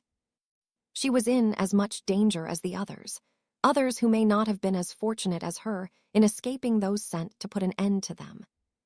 Not that she was any safer here, but she had to be for when a Briot and the others arrived. Not wanting to remain with the bodies of her peers, she left the office, glancing a final time at Ghost as she wiped a tear from her eyes. When she got past the shock of what had happened, Fox had no doubt that an unavoidable grieving process would begin. For now, she needed to be strong, for Ghost and for the others. Where is he then? The voice of a Briot cut into her thoughts some time later. I don't appreciate being summoned at these ungodly hours. Whatever is wrong. Fox had been crying again, not even feeling the tears running down her cheeks. Sorry, she offered, shaking her head. He's dead. Dead, a Briot pressed. Fox nodded. Murdered in his office with 4 others. The 6 guards that accompanied the supreme mugwump drew their wands immediately. Murdered in his office. Yes. Check it out, a Briot instructed one of his men. You 4 make a search of the building. The men garbed in white followed his instructions, leaving one remaining behind with the supreme mugwump. Come, we will go to my office, and you can explain what happened. It will be a while yet before any other arrives. Make sure it is clear, he added to the final guard. Fox followed a Briot until she found herself being helped into a chair, the flickering of the fire being lit bringing her back to herself. I imagine you could use one of these, the Frenchman asked as he poured himself a measure of whiskey. Fox nodded gratefully and sipped the warming liquid when she had been handed a glass. Now what happened? Fox swallowed another mouthful of whiskey and placed the glass on the man's desk.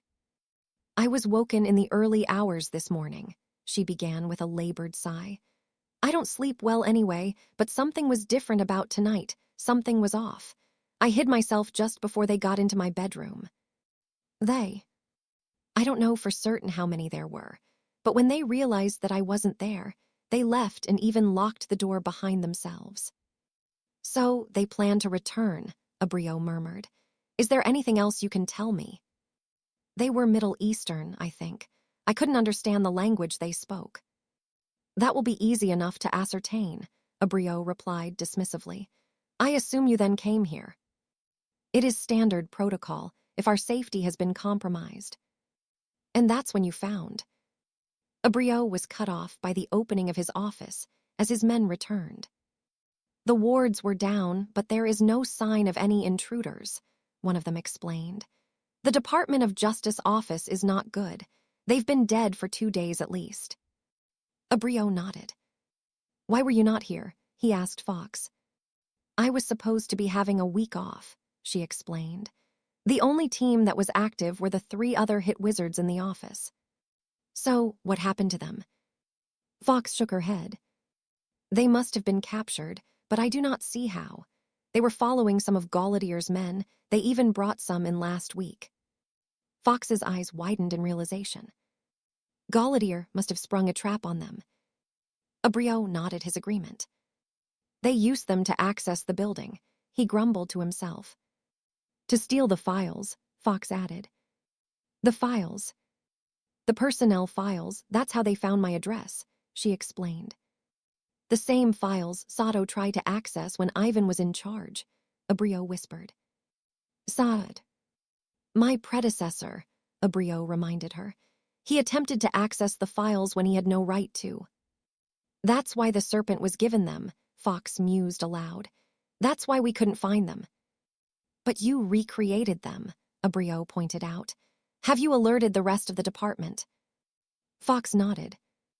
I sent out an emergency beacon well over an hour ago, she said worriedly. I should have had a response by now.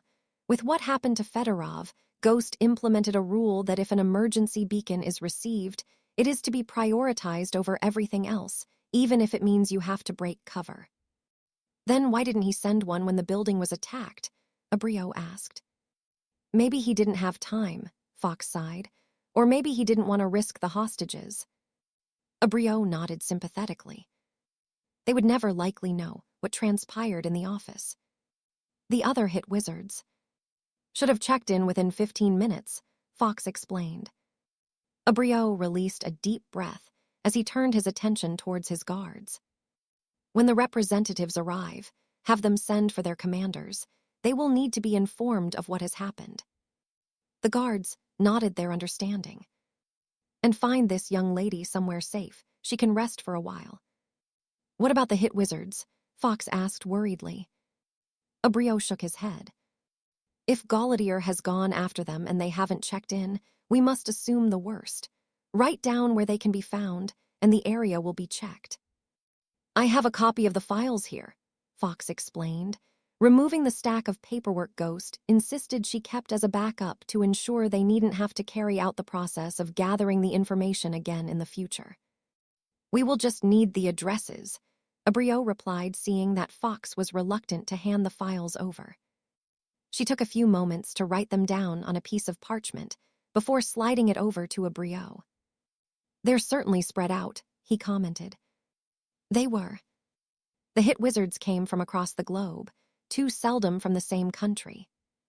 We will need international cooperation on this. The representatives can assure that through their own channels. For now, you will need some rest. I will take it from here. Do we have suitable accommodation? Your safe house in the south of France would be best, one of the guards suggested. He spoke in a soothing French accent, his look of concern seemingly genuine. Yes, that will do, Abreu agreed. Take her there and stay with her. If anything at all seems off, bring her back immediately. Of course, sir, the guard complied, offering Fox his hand to help her out of her seat. She accepted it, the exhaustion from her ordeal beginning to set in. All Fox wanted was to sleep, to wake up from that sleep, and all of this having been nothing more than a bad dream. Come on, the guard urged. Let's get you out of here. Fox could only nod and allow herself to be led from the office, doing her best to ignore the thoughts that her colleagues were all dead, along with Ghost and the others she had found. Break. Bloody hell, if I knew I was going to spend this time getting my arse kicked, I would have stayed at the front, Gilbert wheezed. What the hell did I ever do to you, Moody?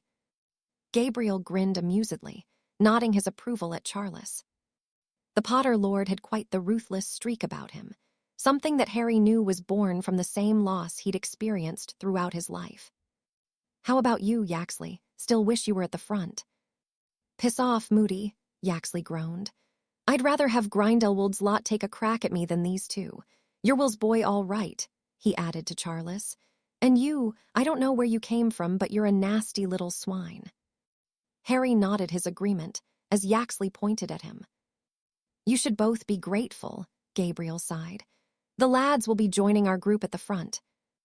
Both Gilbert and Yaxley sobered. Will's boy, the latter questioned. No, we can't have him there, Gabriel. Will would kill us. That is not for us to decide, Gabriel pointed out. Charles is of age and can make his own decisions. And what about him? Gilbert pressed, nodding towards Harry. I'm here to make sure he doesn't die, Harry replied. Charles rolled his eyes, whilst Gilbert and Yaxley laughed. You'll do a fine job of that, Yaxley huffed. My ribcage feels like it's somewhere in my bowels. You both got off lightly, Gabriel warned. I've seen what these lads can do. Just you wait, what do you want? A young blonde had entered the training room. His eyes widened fearfully as he approached the famed Auror. Mr. Moody, you've been summoned to an emergency meeting of the ICW. Now. The blonde nodded. Bloody useless bastards, Moody grumbled. All right, you lot, you're done for the day, but I want you back at 5 a.m. tomorrow, and Gilbert, if I hear even a whisper of you being up to your old tricks, I'll smash your damned teeth in. With the threat ringing in their ears, Moody left the room. Your old tricks, Charles asked. Gilbert here is only fighting to avoid a long stint in Azkaban for being in possession of things he shouldn't have, Yaxley explained with a chuckle.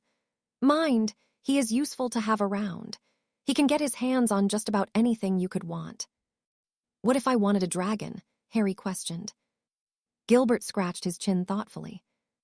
I reckon I could manage that, but it would cost you. Harry snorted at the seriousness of the answer. If Gilbert could indeed procure a dragon, he would certainly be useful to know. Don't even think about it, Charles warned. The last thing we need is you flying around on one of those things. You're dangerous enough without a dragon. Gilbert and Yaxley laughed. Pint, the latter asked. It's a bit early in the day, Charles pointed out. When you're fighting in a war, it's never too early for a drink, Yaxley replied. You'll learn that soon enough, he added before he and Gilbert left the room to find a pub that would be open. Is it that bad? Charles asked. Probably worse than you could imagine, Harry sighed, wondering what emergency had befallen the ICW now. Breakfast, Charles suggested. Harry nodded. Why not, he agreed. Whatever had happened at the ICW was none of his concern anymore, not for the time being at least. Ghost and Fox had everything in hand, or so they thought, and Harry had other things to focus on. Soon enough, he and Charles would be dispatched to the front lines, but before then, he had a day or so where his work could continue. When in France, he intended to do so anyway, but it would become more difficult to do when he was surrounded by men who would notice his absences. Unless he was to change tact slightly. Harry nodded to himself, an idea forming, and though it was unlikely to last forever, or hold up against much scrutiny if someone took an unhealthy interest in his movements, it was better than nothing. Doing nothing was unacceptable. Just because he would be on the front, it didn't mean he had to cease his current efforts, did it? Break. Your work is as impeccable as ever, Gellert praised. Cassiopeia was breathing heavily, a sheen of perspiration prominent across her brow. I still cannot land a spell on you, she pointed out breathily. Gellert chuckled as he placed a hand on her shoulder. Only because you taught me how to defend against the magic you wield so well, he replied. If anything, you taught me too well. Cassiopeia smiled, an expression that slipped as Galletier swaggered into the room looking incredibly pleased with himself. They're dead, the German declared happily. I lost 12 men, but we got them. All of them, Gellert pressed. Well, we missed one, but we will be going back tomorrow night. She won't even know we were there. Gellert nodded satisfactorily. Good, he murmured. Without the hit wizards interfering, you should have no issues with continuing to add to our numbers. Of course, Galletier vowed. Once they are rested, my men will be back at it immediately. Gellert smiled at the first shred of good news he'd had in a while. With more men being brought to him by Sato in the coming months, and the numbers that Galletier would convince to join them, Gellert would not be so limited on what plans he could implement. He needed only to exercise a little more patience, and then he'd have his enemies surrounded. They wouldn't be able to keep up a war of attrition when they couldn't fathom where he would strike from next. Break. Gabriel couldn't believe what he was hearing, nor could the other commanders or representative of the ICW that had been called to gather. Grindelwald had struck quite the blow against them, and though the hit wizards were no longer directly involved in the fighting, they were amongst the most skilled men and women at their disposal. What of the serpent? Doge asked worriedly. Abriot shook his head, a slight grin tugging at the corner of his lips. We have no reason to believe that he was a victim of these attacks. He did not submit his personal information to the department when requested. He had his reservations in doing so, as such, Grindelwald would not have obtained it. Even Gabriel felt the collective relief those within the chambers exhibited. In normal circumstances, he would not tolerate the input of a vigilante, but the serpent had done more for the war effort than any other as far as he was concerned. So he doesn't know about this, Doge pressed. Unlikely, Abriot sighed. Only us here, and whomever Grindelwald used to carry out these attacks know of them, for the time being. I doubt such a victory for him will remain quiet for long. And do we have any idea who staged these attacks? Hans Galletier, Abriot informed them darkly. The 3 hit wizards that were used as transport to headquarters were tailing him according to Fox. They fell foul in their efforts and were used before being disposed of along with the head of department. Gabriel shook his head. He could not refute that the move was a brilliant one, though not for the ICW and their allies. It was a disaster. Are we assuming they are all dead? Abriot nodded grimly.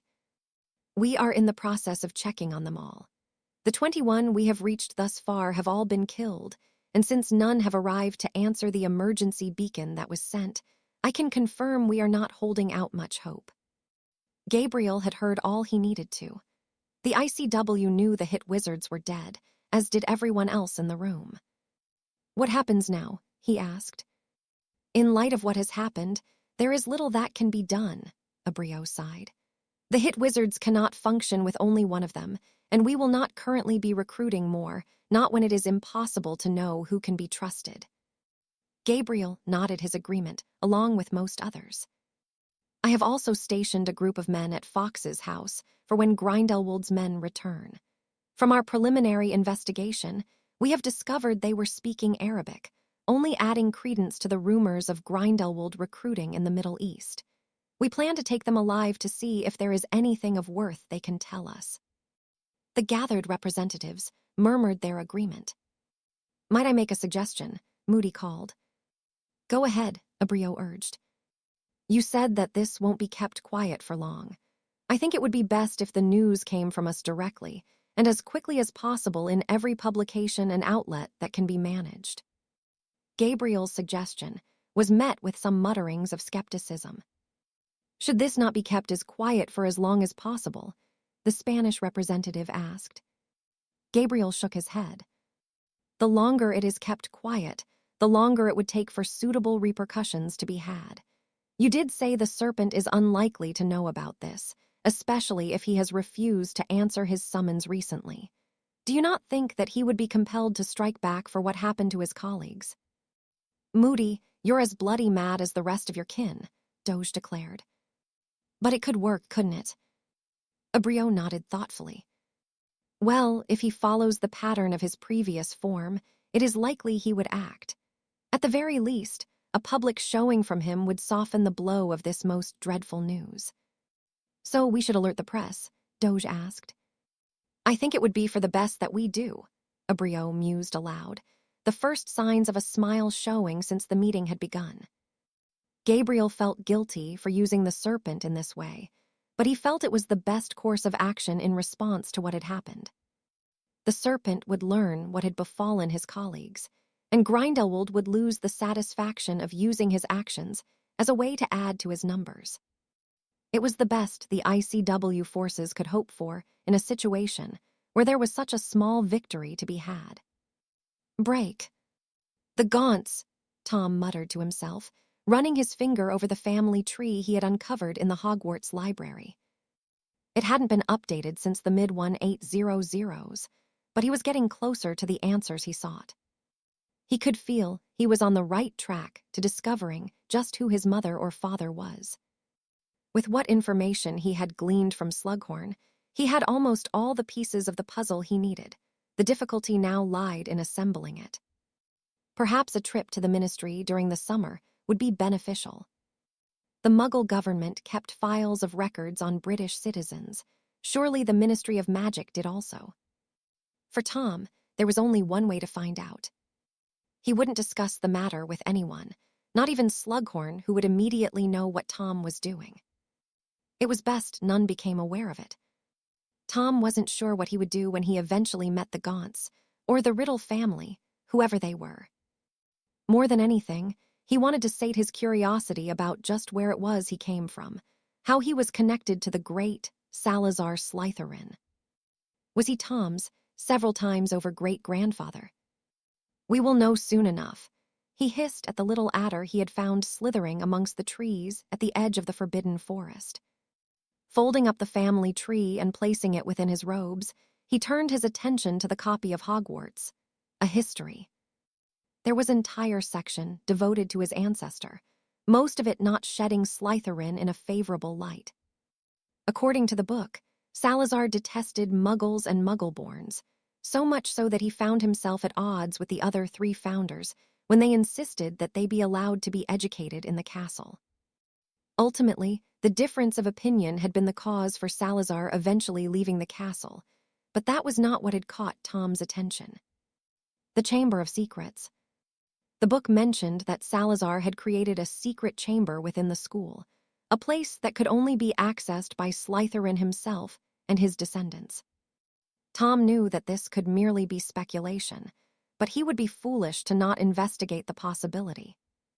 If Slytherin did in fact leave the castle, it could be that there was a room at Hogwarts that no other since the founder himself had been in. The treasures within could be invaluable.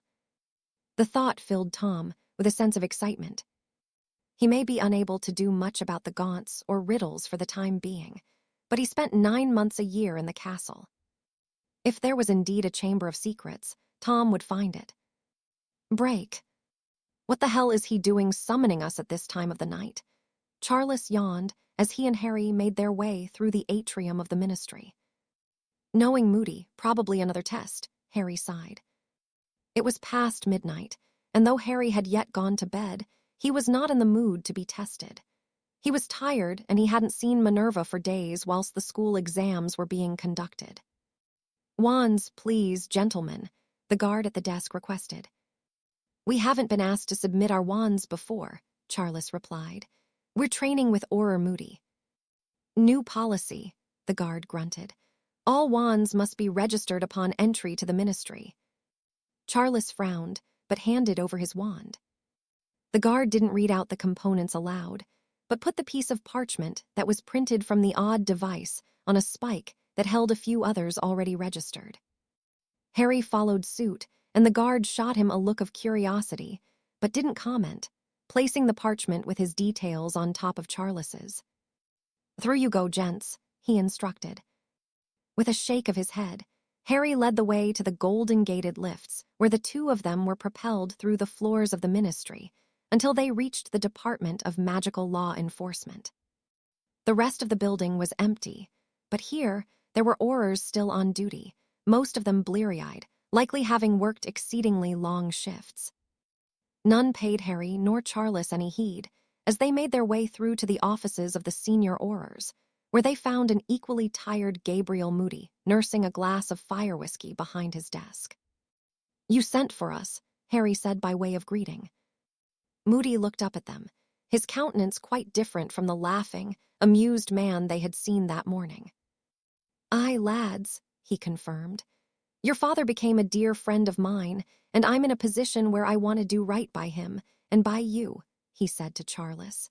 "Against my better judgment, I'll be taking you both to the front tomorrow afternoon. As much as William will have my balls on a platter, you shouldn't be denied the chance to fight." "Tomorrow?" Charles questioned. Moody nodded. "What's happened?" Harry asked. Gabriel snorted into his glass, though he smirked. "Just the ICW buggering things up again," he sighed. "The bloody hit wizards have only gone and been killed." Harry felt his blood run cold at the revelation. "All of them?" he asked, ignoring the burning stare of Charles. "Aye, only the deputy head of the department escaped. The rest—" He left the sentence, hanging before a frown marred his features. Oh, and the serpent. He might well be alive since Grindelwald's lot didn't get his address. Fawkes was alive, but that meant Ghost had been killed. "What happened?" Harry asked. Moody shrugged. "Grindelwald somehow got into the ICW headquarters and caught the head of the department alone. He helped himself to some files and left behind a few bodies in the process. His lot used the personnel files to find the rest of them. Took them out in a simultaneous attack, apparently." Harry released a deep breath. This is what Ivan had feared, and why he had left Harry the personnel files. Either way, the war is about to heat up, I imagine. The ICW won't take this lying down, and I don't suppose the serpent will be pleased when he hears of it. They reckon Grindelwald only did what he did to find him. Harry's nostrils flared slightly at the implication that he would be blamed for what had happened to the other hit wizards. He wouldn't feel guilty for being the one who had done more to put an end to Grindelwald, not when the ICW had been idle for too long, whilst their enemy accumulated power. No, he wouldn't feel guilty, but that didn't mean Grindelwald's transgression would go unpunished. He had become quite adept at evening things up when necessary. It was going to get worse eventually, he pointed out. He wasn't going to remain content with how things are. Moody nodded. Aye, but this will be seen as quite the blow, he sighed. The hit wizards are seen as those that save the world from the monsters that even the ministries can't slay. Anyway, that's a problem for the ICW, but it means that I need to spend more time at the front, so I will be taking the two of you with me. If that is still what you want. It is, Charles replied immediately. Yes, Harry added, his mind already focused on what suitable repercussions were to be exacted upon Grindelwald. Then be here at midday. Until then, get some rest, Moody advised. You're going to need it. With a nod, Harry and Charles took their leave from the Department of Magical Law Enforcement and the Ministry itself. It was when they were walking towards the alleyway, where they were allowed to apparate from that Charles took Harry firmly by the arm. Are you the serpent? He asked bluntly. It took you long enough to work out, Harry replied with a sad smile. Charles shook his head in confusion. But I don't understand, Charles sighed. You're really him. In response, Harry hissed gently, and a long cobra slithered itself halfway out of his palm, its hood flared and tongue tasting the air around them. Bloody hell, Charles gasped, taking a step back. So you're a descendant of Slytherin. Not really, Harry denied. I don't quite understand how, but the man who killed my parents gave me some of his powers when he tried to kill me. This is one of them. He didn't even know where to begin discussing the topic of Horcruxes or the prophecy that hung over him. Transferred some of his powers to you, so he must be a descendant of Slytherin. He is, Harry confirmed. Charles released a deep breath. He tried to kill you too, then? Yes. Charles shook his head as he offered Harry a look of sympathy. I don't even know what to say. Then don't say anything, Harry urged. This is what I am. You mean Harry Evans, a stupid prat that caused me problems from day one. Harry snorted before nodding. That's about right. Well, at least I know I'll have one of the best watching my back, even if he is crazier than Moody. You can't tell anyone, Charles, Harry said urgently. It would put so many people in danger. Charles nodded his understanding. Who else knows? Only a few, Harry replied. Minerva, Dippet, Dumbledore, Nott, and the Flamels. You can trust me, Harry, Charles assured him. Now get some rest. It's a big day tomorrow. The serpent finally enters the war. He offered Harry a grin and a wink before vanishing, and Harry followed only a moment later, but Godric's Hollow wasn't his destination. He had other things to attend to before he was due to meet Moody later in the day. Break. It was around 3 a.m. that Gabriel found himself peering through a pair of omnioculars over the edge of one of the trenches, waiting for any sign of movement in no man's land. As planned, the news of what had happened to the witnesses had been broken in the evening edition of the Prophet, and Gabriel was eager to see if the response from the serpent would be instant. He won't come tonight, Yaxley whispered from next to him. He would have been by now. Gabriel was inclined to agree with the man, but he couldn't help but feel a little disappointed that the serpent hadn't shown. With a nod, he was readying himself to abandon his post when an almighty shrieking sound was heard in the darkness, followed by distant screams of agony. Pressing the omnioculars to his eyes once more, he scanned the land between the ICW trenches and those belonging to Grindelwald's forces, but there was nothing to be seen, and silence reigned. What the hell was that? Yaxley questioned, his eyes wide. Gabriel said nothing, his own drawn to a sudden eruption of emerald fire as the mark of the serpent illuminated the sky, but it did not hang alone. Floating around the flames were men, writhing as the fire licked at them almost playfully, teasing them with its searing heat. For some time, nothing else happened until a long figure appeared before the symbol. "That's Grindelwald," Yaxley hissed. Even from this distance, the pale skin and white hair was unmistakable, the wand he clutched the bringer of death for many. With practiced ease, he wielded it now, a bright blue column of fire spewing from the tip only for the mark of the serpent to grow brighter. The snake that made up the center line pushing its head outwards until it was almost face to face with the Dark Lord. "An eye for an eye," it spoke in a raspy voice that was almost painful to listen to. With its message given, the snake retreated before a loud, familiar hissing filled the air. With another shriek, the flames stopped their teasing, engulfing the men that dangled helplessly around it. They screamed only for a few seconds before they fell silent, and the symbol exploded in a shower of sparks, scorching the ground as they landed. "Coward!" Grindelwald roared. The men in the ICW trenches cheered, some shouting profanities at the furious Dark Lord. Gabriel merely grinned to himself as he placed his omnioculars back in his pocket, his plan having come together better than he could have hoped. "Belt up, you gobby bastards," he instructed the men still goading Grindelwald, "and get to bed or I'll put you to work."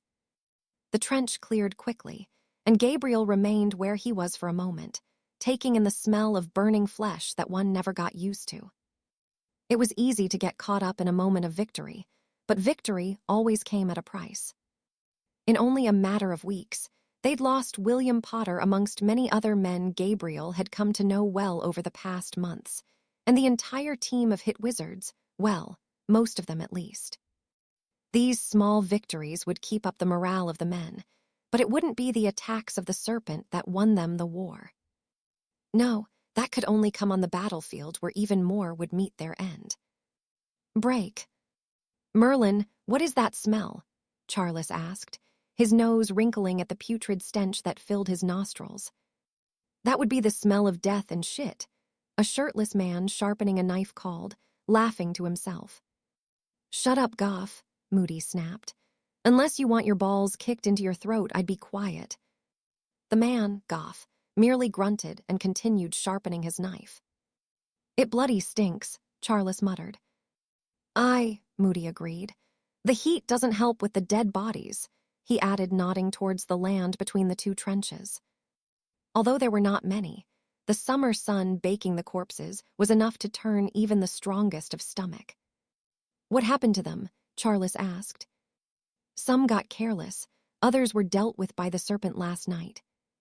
Charles turned towards Harry, who remained stoic as he nodded. "Your room is just down here," Moody explained, breaking into his thoughts. "Keep it clean, look after your hands and feet, and keep your head down at the front of the trenches. Grindelwald's men will have a crack at you if you give them the chance. It's a shit way to go." The room they were shown into wasn't much more than a hole that had been dug into the side of the trench. There were no windows, and only a couple of thin mattresses on the floor. "I'll let you get settled in, and as you're new, you'll be on guard duty tonight," Moody explained. "Anything you need, let me know." With that, he left, closing the door behind him. "You came here last night," Charles whispered. There were many things he wanted to ask Harry, and many more he wished to discuss with his friend, but all of it seemed so unimportant now. Had Charles not lost his own father, perhaps they would be more pressing, but more than ever, he understood Harry, could empathize with the boy whose parents had been murdered when he was a babe. It irrevocably changes you as a person, and the things that Charles may have questioned once upon a time did not warrant a second thought. Harry was doing what he felt was right, to ensure that what happened to him throughout his life did not befall others. "I did," Harry confirmed unashamedly. Charles nodded his acceptance. "What about when you're here? How are you going to be the serpent?" he whispered. "Well, you could always help me with that," Harry replied. "Just because I'm here, it doesn't mean the serpent can't be too." Charles frowned thoughtfully for a moment. "So long as Grindelwald pays for what he did to my father, I will help you," he declared. "I want him dead, Harry, but I want him to suffer first." "Then we will make it happen," Harry returned, offering his hand. Charles accepted it, pleased he had someone who understood what it was he had gone through. He had meant what he said. So long as Grindelwald suffered, he didn't care what had to be done, even if it meant he'd have to make a deal with the devil. Perhaps he already had. Charles wasn't intimately familiar with all the serpent had done, but he was aware of the reputation the man had. Grindelwald's men certainly thought him to be a monster of sorts, a devil in his own right, if you will. But if the war was going to be won and the man that had slain his father was to be brought to justice, it was people like Harry they needed. It was a person like Harry that Charles needed to become in his own right. Grindelwald's men feared the serpent, but soon enough, they would come to whisper of Charles Potter and how he sought Grindelwald's head for the father that had been ripped away from him. Chapter 51. Going over the attack had come suddenly at dawn, as hundreds of Grindelwald's followers spilled over the top of their trenches, their battle cries echoing across the fields as they charged towards ICW forces. "The bastards know where our traps are," Moody growled, looking through his omnioculars. "All right, lads, there's nothing for it. We'll be buggered 3 ways to Sunday if we sit here. Move your RCs." They had been here less than 48 hours, and already Harry and Charles found themselves going over the top to meet the enemy on the battlefield. Harry had become quite adept at running throughout his life, and his legs carried him ahead of his peers, though Charles followed closely. "Wait up," the latter called, struggling to keep pace with his nimble friend.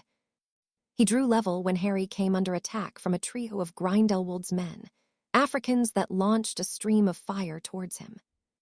With a wave of his wand, Harry redirected it into the path of some of their own comrades, and once more they were treated to the smell of burning flesh, this time with the screams of men. Before the 3 attackers could recover, Charles blew a hole clean through one of their chests, and the man collapsed limply to the ground. In the heat of the moment, the Potter Lord gave little thought to what he had done, as he was forced to defend himself from another attack, whilst Harry neatly dispatched of the remaining 2, a severing curse cleaving through them at the waist. "Watch out." Charles had not seen nor heard the killing curse sent his way, and in a moment of panic, he froze as the jet of green light headed towards him, only for a chunk of white rock to intercept it. The stone exploded, and some of the shards cut painfully into him, but Charles knew the alternative would have been much worse. Again, he didn't have much time to form a coherent thought on the matter, as he found himself in another fight with a man that was throwing cutting curses around with reckless abandon. The man's eyes were wide, almost vacant, and full of fear. It was as though his mind had become stuck with one thought, and his body was following suit.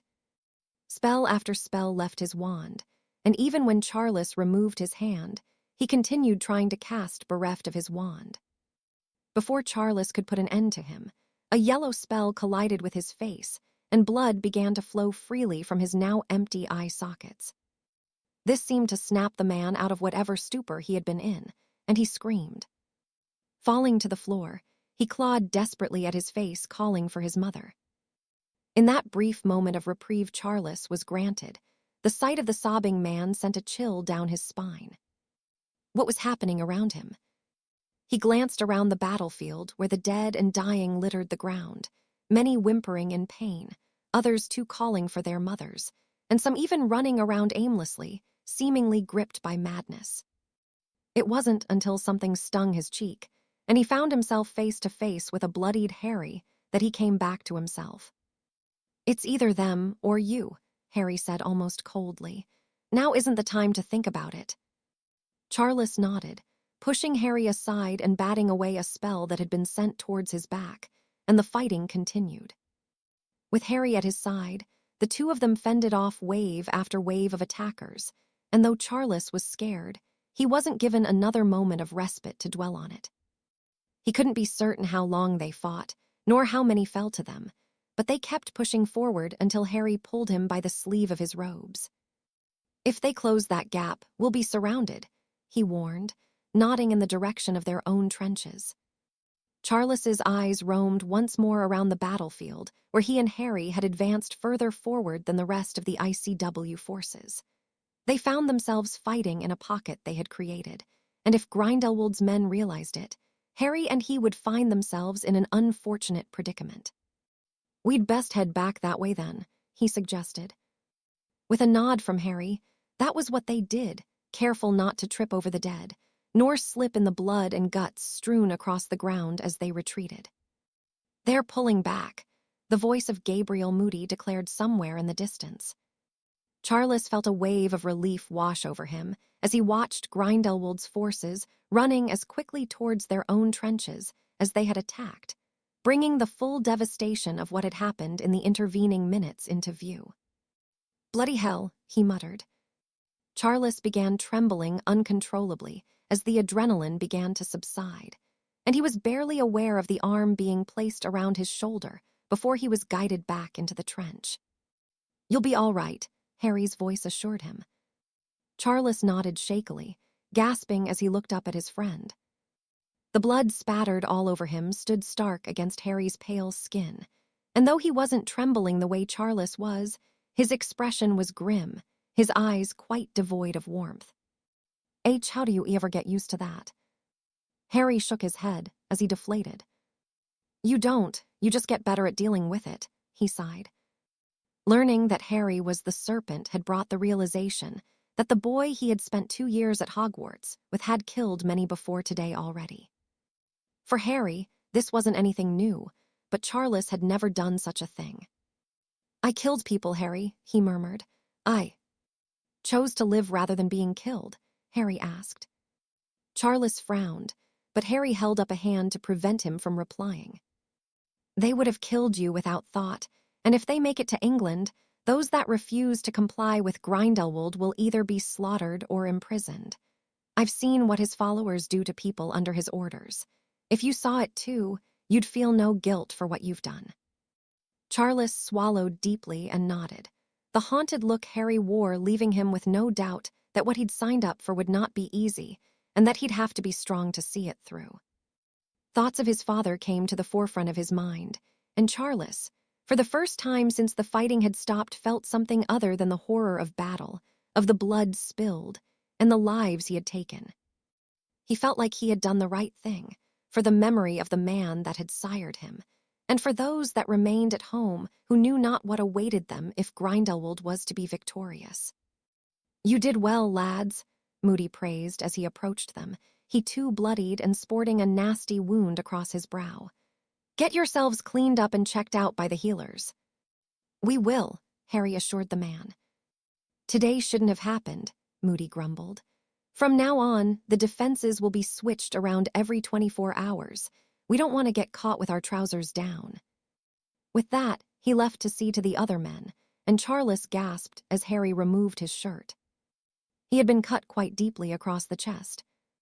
It was bleeding heavily, but the sight of the muscle and sinew turned Charles's stomach. "I've had worse," Harry said dismissively, placing the point of his on the wound and hissing. It sealed, but left behind a puckered, purple line a few inches in length that would be tender for some time. Charles, too, had not escaped unscathed. With the adrenaline having ebbed away, he could feel the aches, the stiffness, and sting of his own cuts that littered his torso. None were as deep as Harry's, but his left elbow was blackened and swollen from where he had been hit by a spell. When that had happened, he didn't know, but seeing it only made the throbbing worse. "That looks broken," Harry huffed as he inspected it, a frown marring his features. "You'd best see a healer for that. I once had a fool vanish all the bones in my arm and spent the night having them regrown. Believe me, you don't want to endure that." Charles grimaced at the thought. He'd broken some ribs playing Quidditch, and a few fingers to go along with it, but they had been put right immediately by Madame Morgana. "Come on," Harry urged. "I'll even hold your hand for you." "Piss off," Charles grumbled, chuckling at the impish grin that formed on Harry's lips. He'd had his first taste of war, and as he and Harry made their way through the trenches to respectful nods and greetings from the others they came upon, Charles found he didn't care for it much. That didn't mean he would shy away from the fighting that was to come. If anything, what he'd experienced only made him more eager to see an end to the conflict, and the only way that was possible was to keep fighting. And fight he would, for his father, for those back home, and for those that stood and fought next to him. Break. Being in the Ministry of Magic felt different for Arcturus, without an impending gathering of the Wisengamot.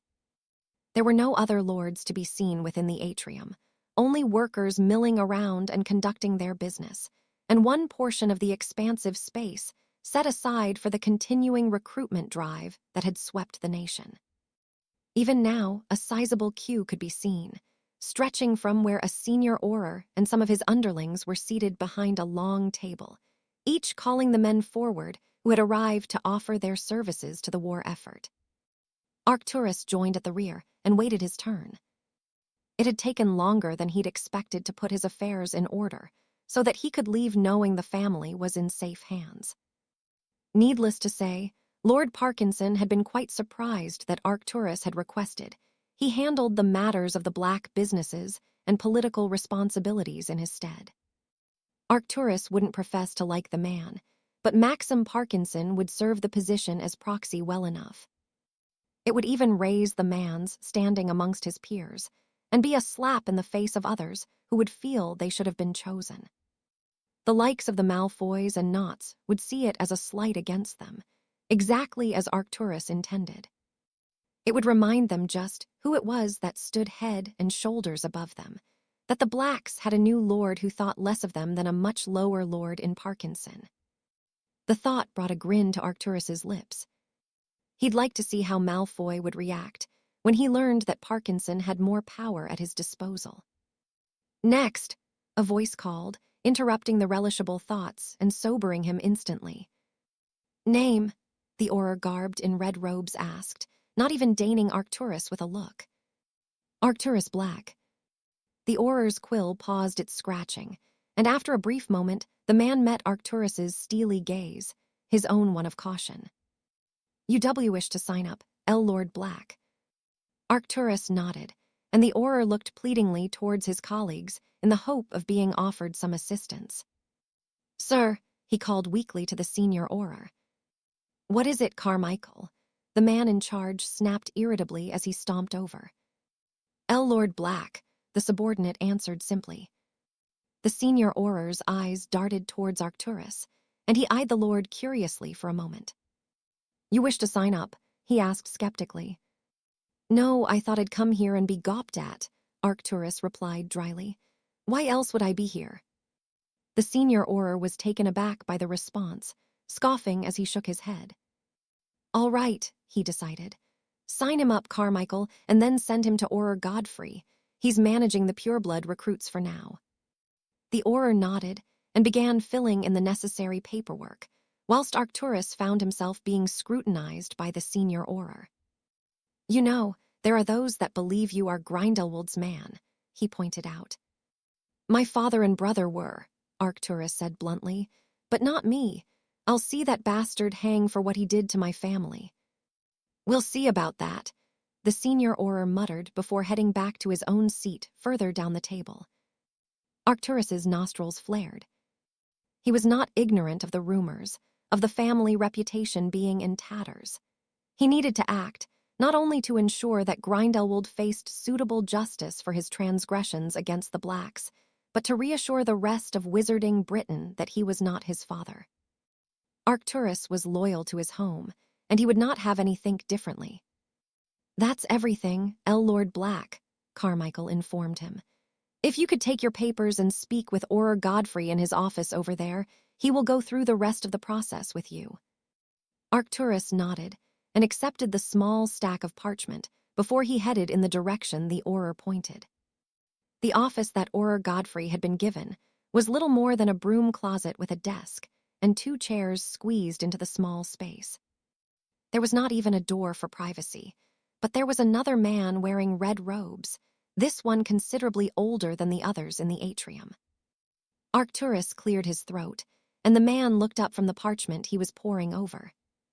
Well, I never thought I'd see the day, he chuckled, evidently surprised by Arcturus's appearance. Please, take a seat, Lord Black. Godfrey wasn't so cautious as the other Auror had been, and didn't show any of the nervousness either. Thank you, Arcturus offered politely. When he was seated, the old man looked him over and nodded appreciatively. You know, I fought with Cygnus Black in the First War, your uncle, I believe. Arcturus nodded. Cygnus Black had been killed somewhere on the continent. Arcturus didn't know the exact details as his father had never discussed it, but Cygnus had left Britain and never returned. He was a good man, Godfrey sighed. There were those that didn't trust him, but I know good people when I see them.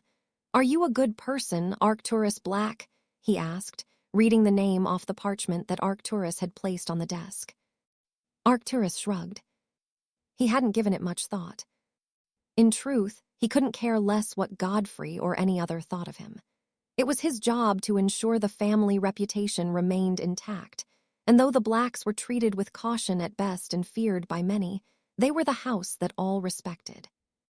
That had changed in recent months with what Cassiopeia, Perseus, and their father had done, and it was Arcturus's responsibility to redeem the family standing, to leave the rest of the families, and wizarding Britain with no doubt to whom it was the Blacks were loyal. He wouldn't allow the actions of a few ruin the hard work and loyalty to Britain that many generations of Blacks had shown. I think you could be, Godfrey said thoughtfully. Now, for your placement. There was quite the skirmish this morning on the border of France and Belgium. Until I receive a definitive number of losses, I won't know where a man like you will be needed most. Wherever you are placed, I wouldn't expect a warm welcome. William Potter was highly thought of by the other men, and it is no secret how he died. Arcturus nodded his understanding. I'm sure you will be fine, Godfrey assured him. I will send for you when the numbers come in, he added, handing Arcturus an identity card. I am expecting them in the next few hours, so I would find a last bit of peace and enjoy it. The front is only becoming more dangerous. I will, Arcturus assured the man as he stood. Thank you. Godfrey smiled and offered a hand that Arcturus shook. I wish you luck, Lord Black, he said sincerely. With a final nod, Arcturus left the small office, his thoughts wandering, as they often did now, to what he would do to Grindelwald if given the chance. Inevitably, they shifted to the younger sister he would be leaving behind. Doria had not taken the news well, merely nodding and leaving the room when he informed her of his intentions. She wasn't angry with him. Having grown up in a pureblood home, she would have been anticipating this move, but it didn't make it any easier for her. She was upset and worried that she would lose him, but as Arcturus had explained, this wasn't about him and his ego. It was about making Grindelwald pay for crossing his family, and to restore the Blacks' reputation amongst their peers. Arcturus would not be the cause of the fall of House Black. No, he would be the one to rescue it from the brink of collapse. Break. Although he had cleaned himself thoroughly, the smell of blood still clung to Harry's skin. It was a scent he had become used to, and he was merely grateful that such a small amount of it spilled this time had been his own. How's the arm? He asked as Charles entered the room sporting a sling. It aches, Charles grumbled, but it's better than it was. Harry chuckled. It could have been worse. It could have, Charles agreed quietly, taking a seat on his bunk where he remained pensive for several moments before he spoke once more. You saved my life. That killing curse was coming straight for me, and I froze. You saved mine too, Harry reminded him. I suppose it won't be the last time for either of us. Charles nodded darkly. Thanks anyway, he said sincerely. This isn't what I thought it would be. It's not like dueling someone. It wasn't, and Harry could have told Charles that long before he signed up to fight. In a duel, there was only one other to focus on, and there was much more freedom to be creative with the magic that was wielded. In a battle like the one they had experienced, the rules were simple: strike hard, and strike first with whatever spell was the quickest to cast, and that would do the most damage. Blasting and cutting curses were what most implemented, and those well-versed enough in curses would favor them. With people from diverse cultures, educations, and lifestyles, there was no telling what they may face, however. They would need to be prepared for anything. We will be all right, won't we? Charles asked, breaking into his thoughts. Harry could only shrug. He couldn't lie to the man. "I don't know," he answered honestly. "All it takes is one spell." "I won't let that happen to you," Charles promised. "I'll be watching your back like it is my own." The sentiment brought a smile to Harry's lips. "And I'll be watching yours." Charles returned the gesture, and Harry removed some ink, parchment, and quill from his bag and began writing a letter to Minerva. Word of what happened here today would get out, and he didn't wish for the woman to worry any more than she already was. "I should probably write to my mother," Charles decided, seeing what Harry was doing. "Bloody hell, if one of those nutters over there doesn't kill me, she just might when I make it home." Harry chuckled as he nodded his agreement. "Laugh it up, Evans," Charles snorted. "She'll kill you too." The man was grinning smugly, and Harry could only shake his head in response. Break. To the fools of the ICW, it would appear that Gellert had finally lost his patience and made an attempt to breach their lines. But the Dark Lord had merely prodded at their defenses, assessed the men to see how they would react to an attack, and how easily they may crumble if the weight of his full force was pressed upon them. The outcome had been quite unexpected. He'd lost a number of men in the experiment, a negligible number, but a loss nonetheless. From the reports he'd received, the men of the ICW had fought with the ferocity of wild animals, snarling and clawing their way through his ranks who had been forced to retreat. They had put on quite the show, spilled blood and taken lives. For the greater good, Gellert murmured to himself. This was not the war he had envisioned, nor the one he desired. In truth, he had hoped he wouldn't meet such resistance, that he could subvert enough countries that even the most patriotic and foolish of leaders could see that resistance was futile, but it was not to be. Although Gellert had prepared for this eventuality, he did not relish the abhorrent nature of war. He wished to preserve life, to see the magical folk of the world thrive without the need to hide themselves from their Muggle counterparts, for his kind to stand head and shoulders above those that were destroying the world. Why couldn't everyone else see that it was for the best? They were fools, stuck in their ways, and they didn't want change, even if it would be to their benefit. Would it truly be so bad for the Muggles to know that they were not the superior beings they believed themselves to be? Would it not be best if they were kept in check, even if it did mean restrictions were put in place? The world that Gellert saw in his dreams would be a wizarding utopia. It was just proving difficult to open the mind and eyes of everyone. "How are the injured?" he asked a passing healer. For much of the day, Gellert had shut himself in his study whilst he contemplated what his next move would be. He did not wish the conflict to continue as it was, but he had little choice in the matter. His scouts reported that the nations surrounding France were prepared for an invasion, and that all manner of traps and wards were in place to prevent such. Creating enough portkeys to transport his followers into them wouldn't be a problem, but arriving with no shelter of which to speak, and surrounded on all sides by the ICW forces who would arrive to pre-made trenches and behind an enviable series of defenses would only see his own men killed. "We lost 4 more, the woman answered sadly. "Most others are showing positive signs of recovery, but there are a few who still hang in the balance." Gellert nodding his understanding and placed a hand on her shoulder. "Do what you can for them," he instructed, offering the healer an encouraging smile.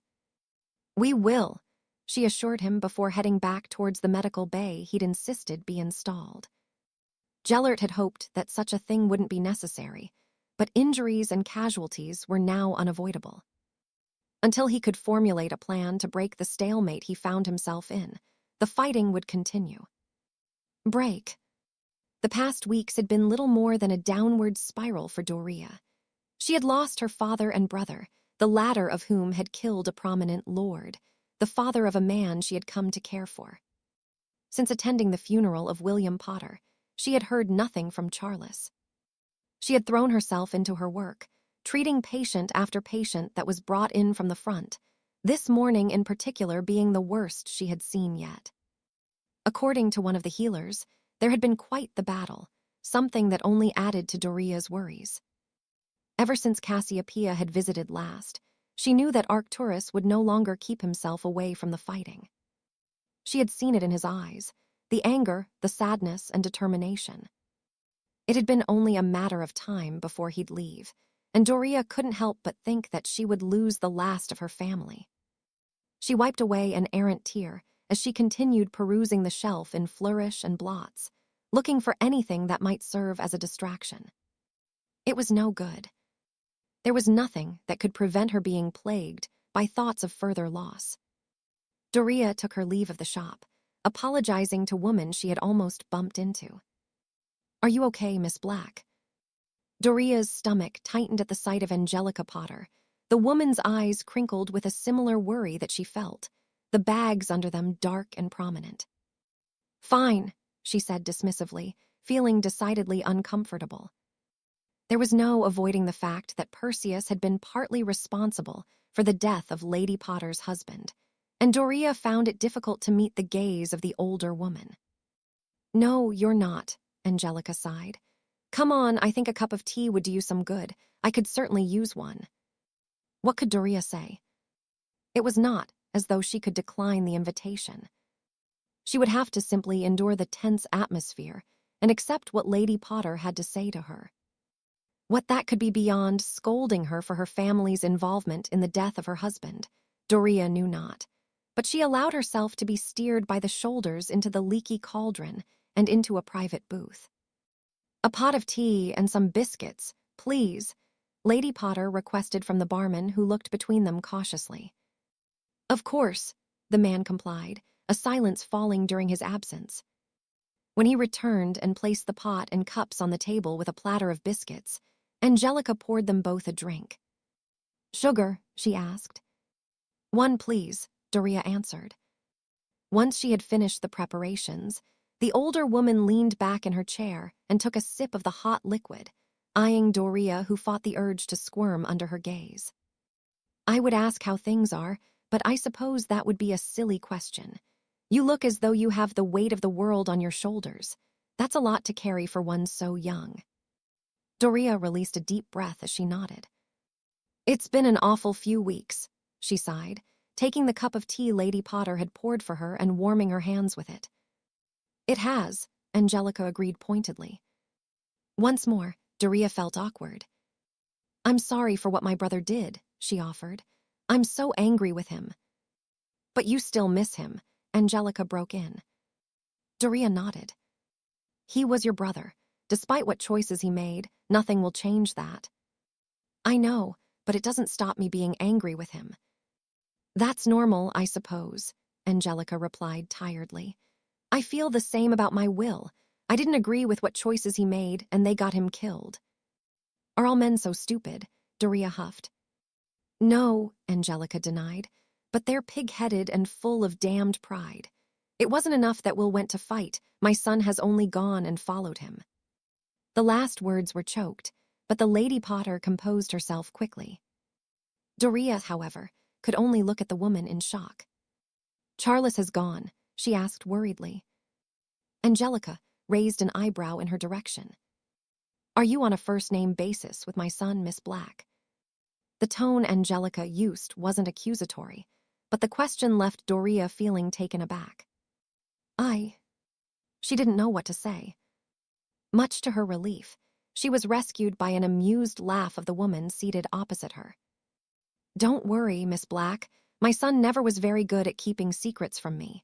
Besides, Will told me he and Charles had spoken." "Spoken about what?" Angelica offered her a smile. "I don't suppose it matters now," she sighed. Doria frowned thoughtfully for a moment and took a sip of her tea. "Arcturus has gone to fight too," she blurted. "Against Grindelwald." "Whatever for?" "To redeem our family name," Doria muttered. "And for revenge." Doria nodded. "Maybe it is just the men in our families who are stupid," she snorted. "Oh, it's not exclusive to just the Blacks and Potters," Angelica returned. "As soon as Harry found out Charles was going to war, he followed." "Evans?" "The very same." Doria snorted. "They're quite the pair. Did Charles tell you what they did for me at school?" Angelica shook her head. No, I can't say that he did. Really, they were both in detention for months. What on earth did they do? Doria smiled fondly before regaling Lady Potter with the incident involving McLagan and his ilk. They were both so sweet. They even took me back to the Slytherin common room. Arcturus was furious but grateful for what they did. He even speaks fondly of Evans. Angelica returned the smile. They're good boys, really. They just caused me more worry than I thought possible.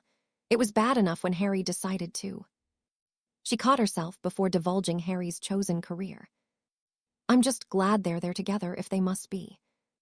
From what I saw, I feel sorry for anyone that crosses them, Doria offered comfortingly. As do I, Angelica sighed. My Charles may be quite docile for the most part, but he is a Potter through and through. He and Harry are very alike in many ways. I'm sure they will be fine. I hope so, Angelica murmured, and my thoughts are with your brother. I hope they all come home safe, she added as she stood. Do take care, Miss Black, and thank you for joining me. With a final smile, Angelica placed a few coins on the table and took her leave of the pub. Doria took a few minutes to finish her tea, whilst she thought about the unexpected conversation she'd shared with a woman she barely knew. In some ways, she felt better for it.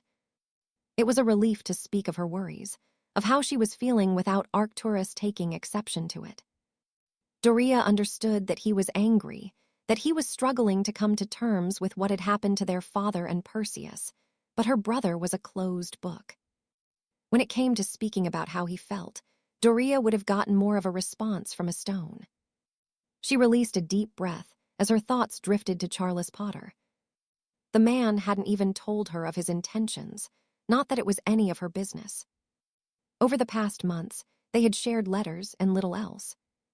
Charles hadn't been obligated in any way to explain himself to her, but Doria couldn't help but feel a little bitter. Being told what he planned to do would have been appreciated. Instead, she had been left waiting, clinging to that small shred of hope that he would write once he had come to terms with what had happened to his father. Doria felt awful for feeling that way.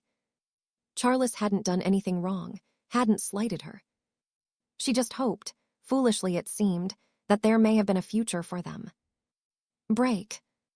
There was an awful stench in the air. That was the first thing Arcturus noticed when he was deposited within a small room hewn from dirt with only a mattress inside.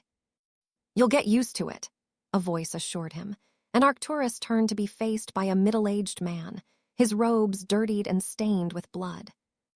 He had a nasty bruise around his left eye, but he was smiling and offering his hand.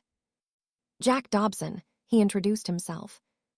Arcturus Black. Dobson nodded as the pair shook hands.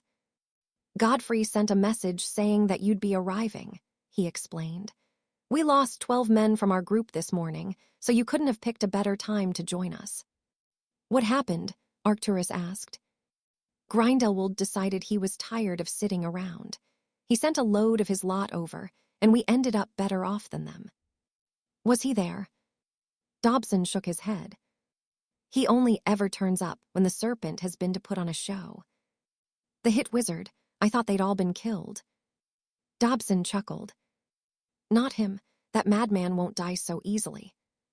Arcturus had heard whispers of the serpent from members of the Wisengamot. He hadn't paid much mind to what had been said, but with how Dobson's eyes had lit up as he discussed the man, he was curious. Do you know him? Nobody knows him, Dobson snorted. Most of us have seen him in Warsaw and in Bruges, but he doesn't exactly stick around to sign autographs and shake hands. No one has a clue who he is.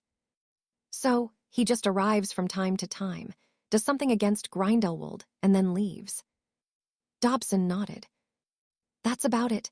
Mind, there are rumors that he's one of our lot in the trenches. Bollocks if you ask me.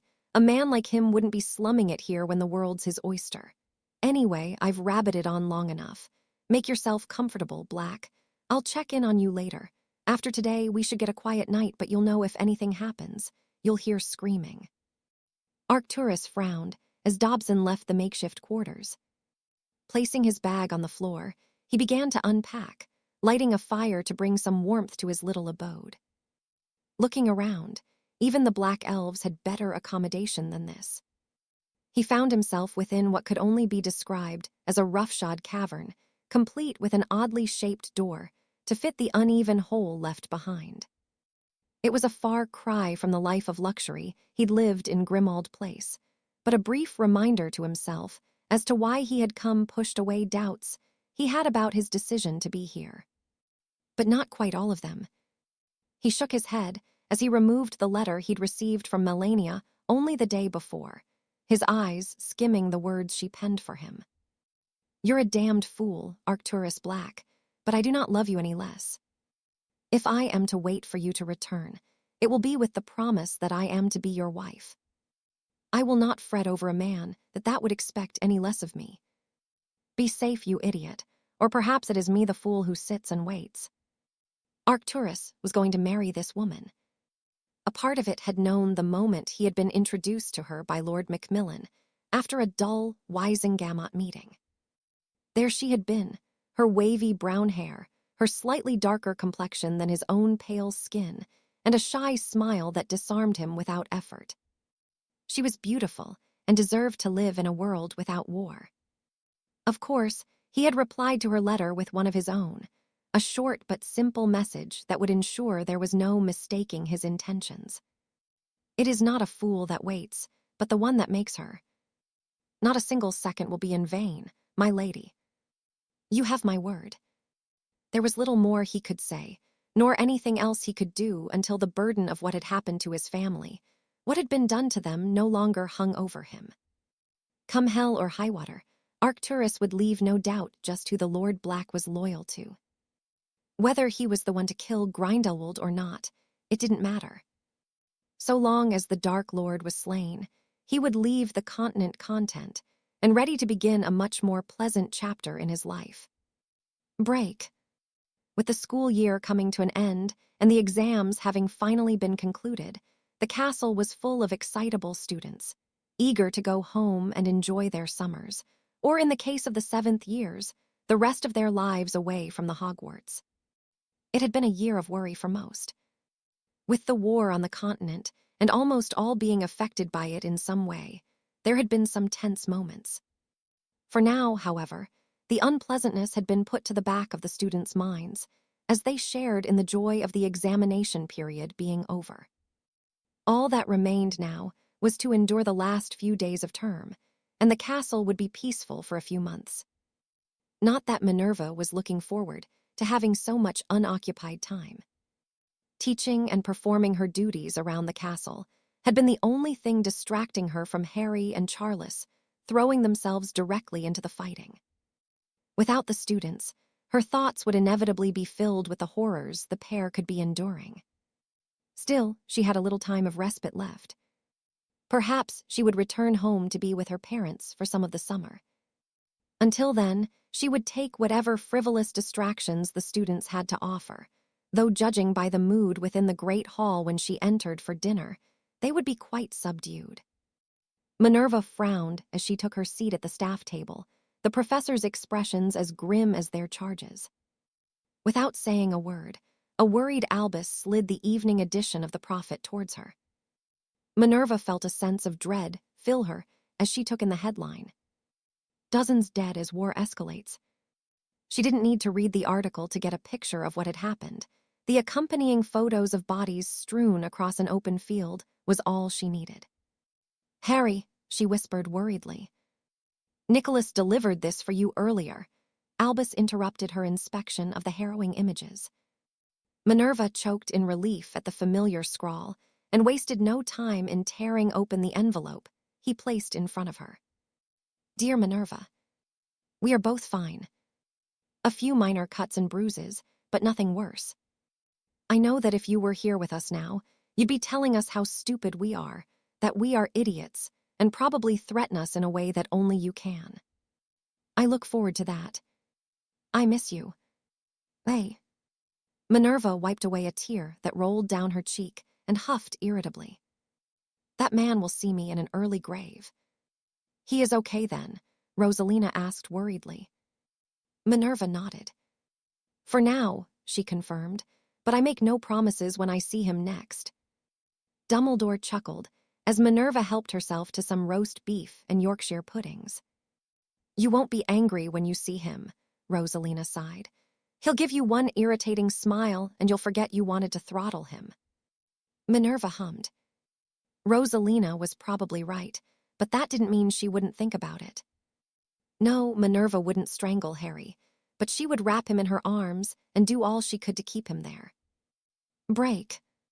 That's another 3 nuts you owe me, Gilbert declared gleefully. Charles could only shake his head. He'd been excited to learn how to play poker, but he should have known better than to gamble with Gilbert. The man was as slippery as an eel and seemed to have consistent luck with his hands. I'll play, Harry announced, taking a seat next to the upturned bucket they were using as a table. It's your money, Evans, Gilbert replied dismissively as he tapped the top of the deck with his wand so that it would shuffle itself. For now. Harry watched the cards closely, his eyes narrowing slightly as he caught onto Gilbert's trick. The cards were charmed not only to shuffle themselves, but to be transparent to him. Gilbert knew exactly what cards had been dealt and what hand each player had. The swindler threw 5 nuts into the pot, rubbing his hands together greedily. Are you in, Evans? He asked. Harry lifted the corner of his cards before nodding. With a little manipulation on his part, they were much more favorable. I'm in, and I'll raise you another 5. Gilbert immediately added the additional stake to the pot. Why not make it more interesting? He suggested, reaching into his pocket and adding a galleon. Harry shrugged and equaled the bet. Calm down, chaps. We don't want anyone losing their shirt over this, Yaxley interjected. Show your hands and be done with it. Fine, Gilbert agreed. Flush, he declared, showing his cards. Those spectating groaned disappointedly. They had wanted to see someone beat him. Royal flush, Harry said with a grin, showing his own hand and taking the accumulated coins. Impossible, Gilbert denied. Let me see that. He snatched the cards up before rifling through the deck, only to find nothing was amiss. Switching spells were quite handy when the occasion called for them. What the bloody hell was that? Charles asked as a tremor was felt and a loud noise sounded in the distance. Are we under attack again? Harry frowned as he stood and peered over the lip of the trench to see a series of flashes in the distance. No, it isn't Grindelwald, he announced gravely. The Muggles have started their own fighting. Another distant explosion sounded, and another tremble in the ground followed. Merlin, what are they doing? Yaxley questioned, he too looking towards the flashes. They're fighting, Harry replied darkly, just as we are. Any merriment that had been found in a simple game of cards all but evaporated as the men of the ICW gathered to watch the events unfolding in the distance, none wise to how significant this moment was. Millions would die over the coming years, they just didn't know it yet. Chapter 52, Creature discomforts with the Muggles having drawn their own battle lines and settling in for the duration.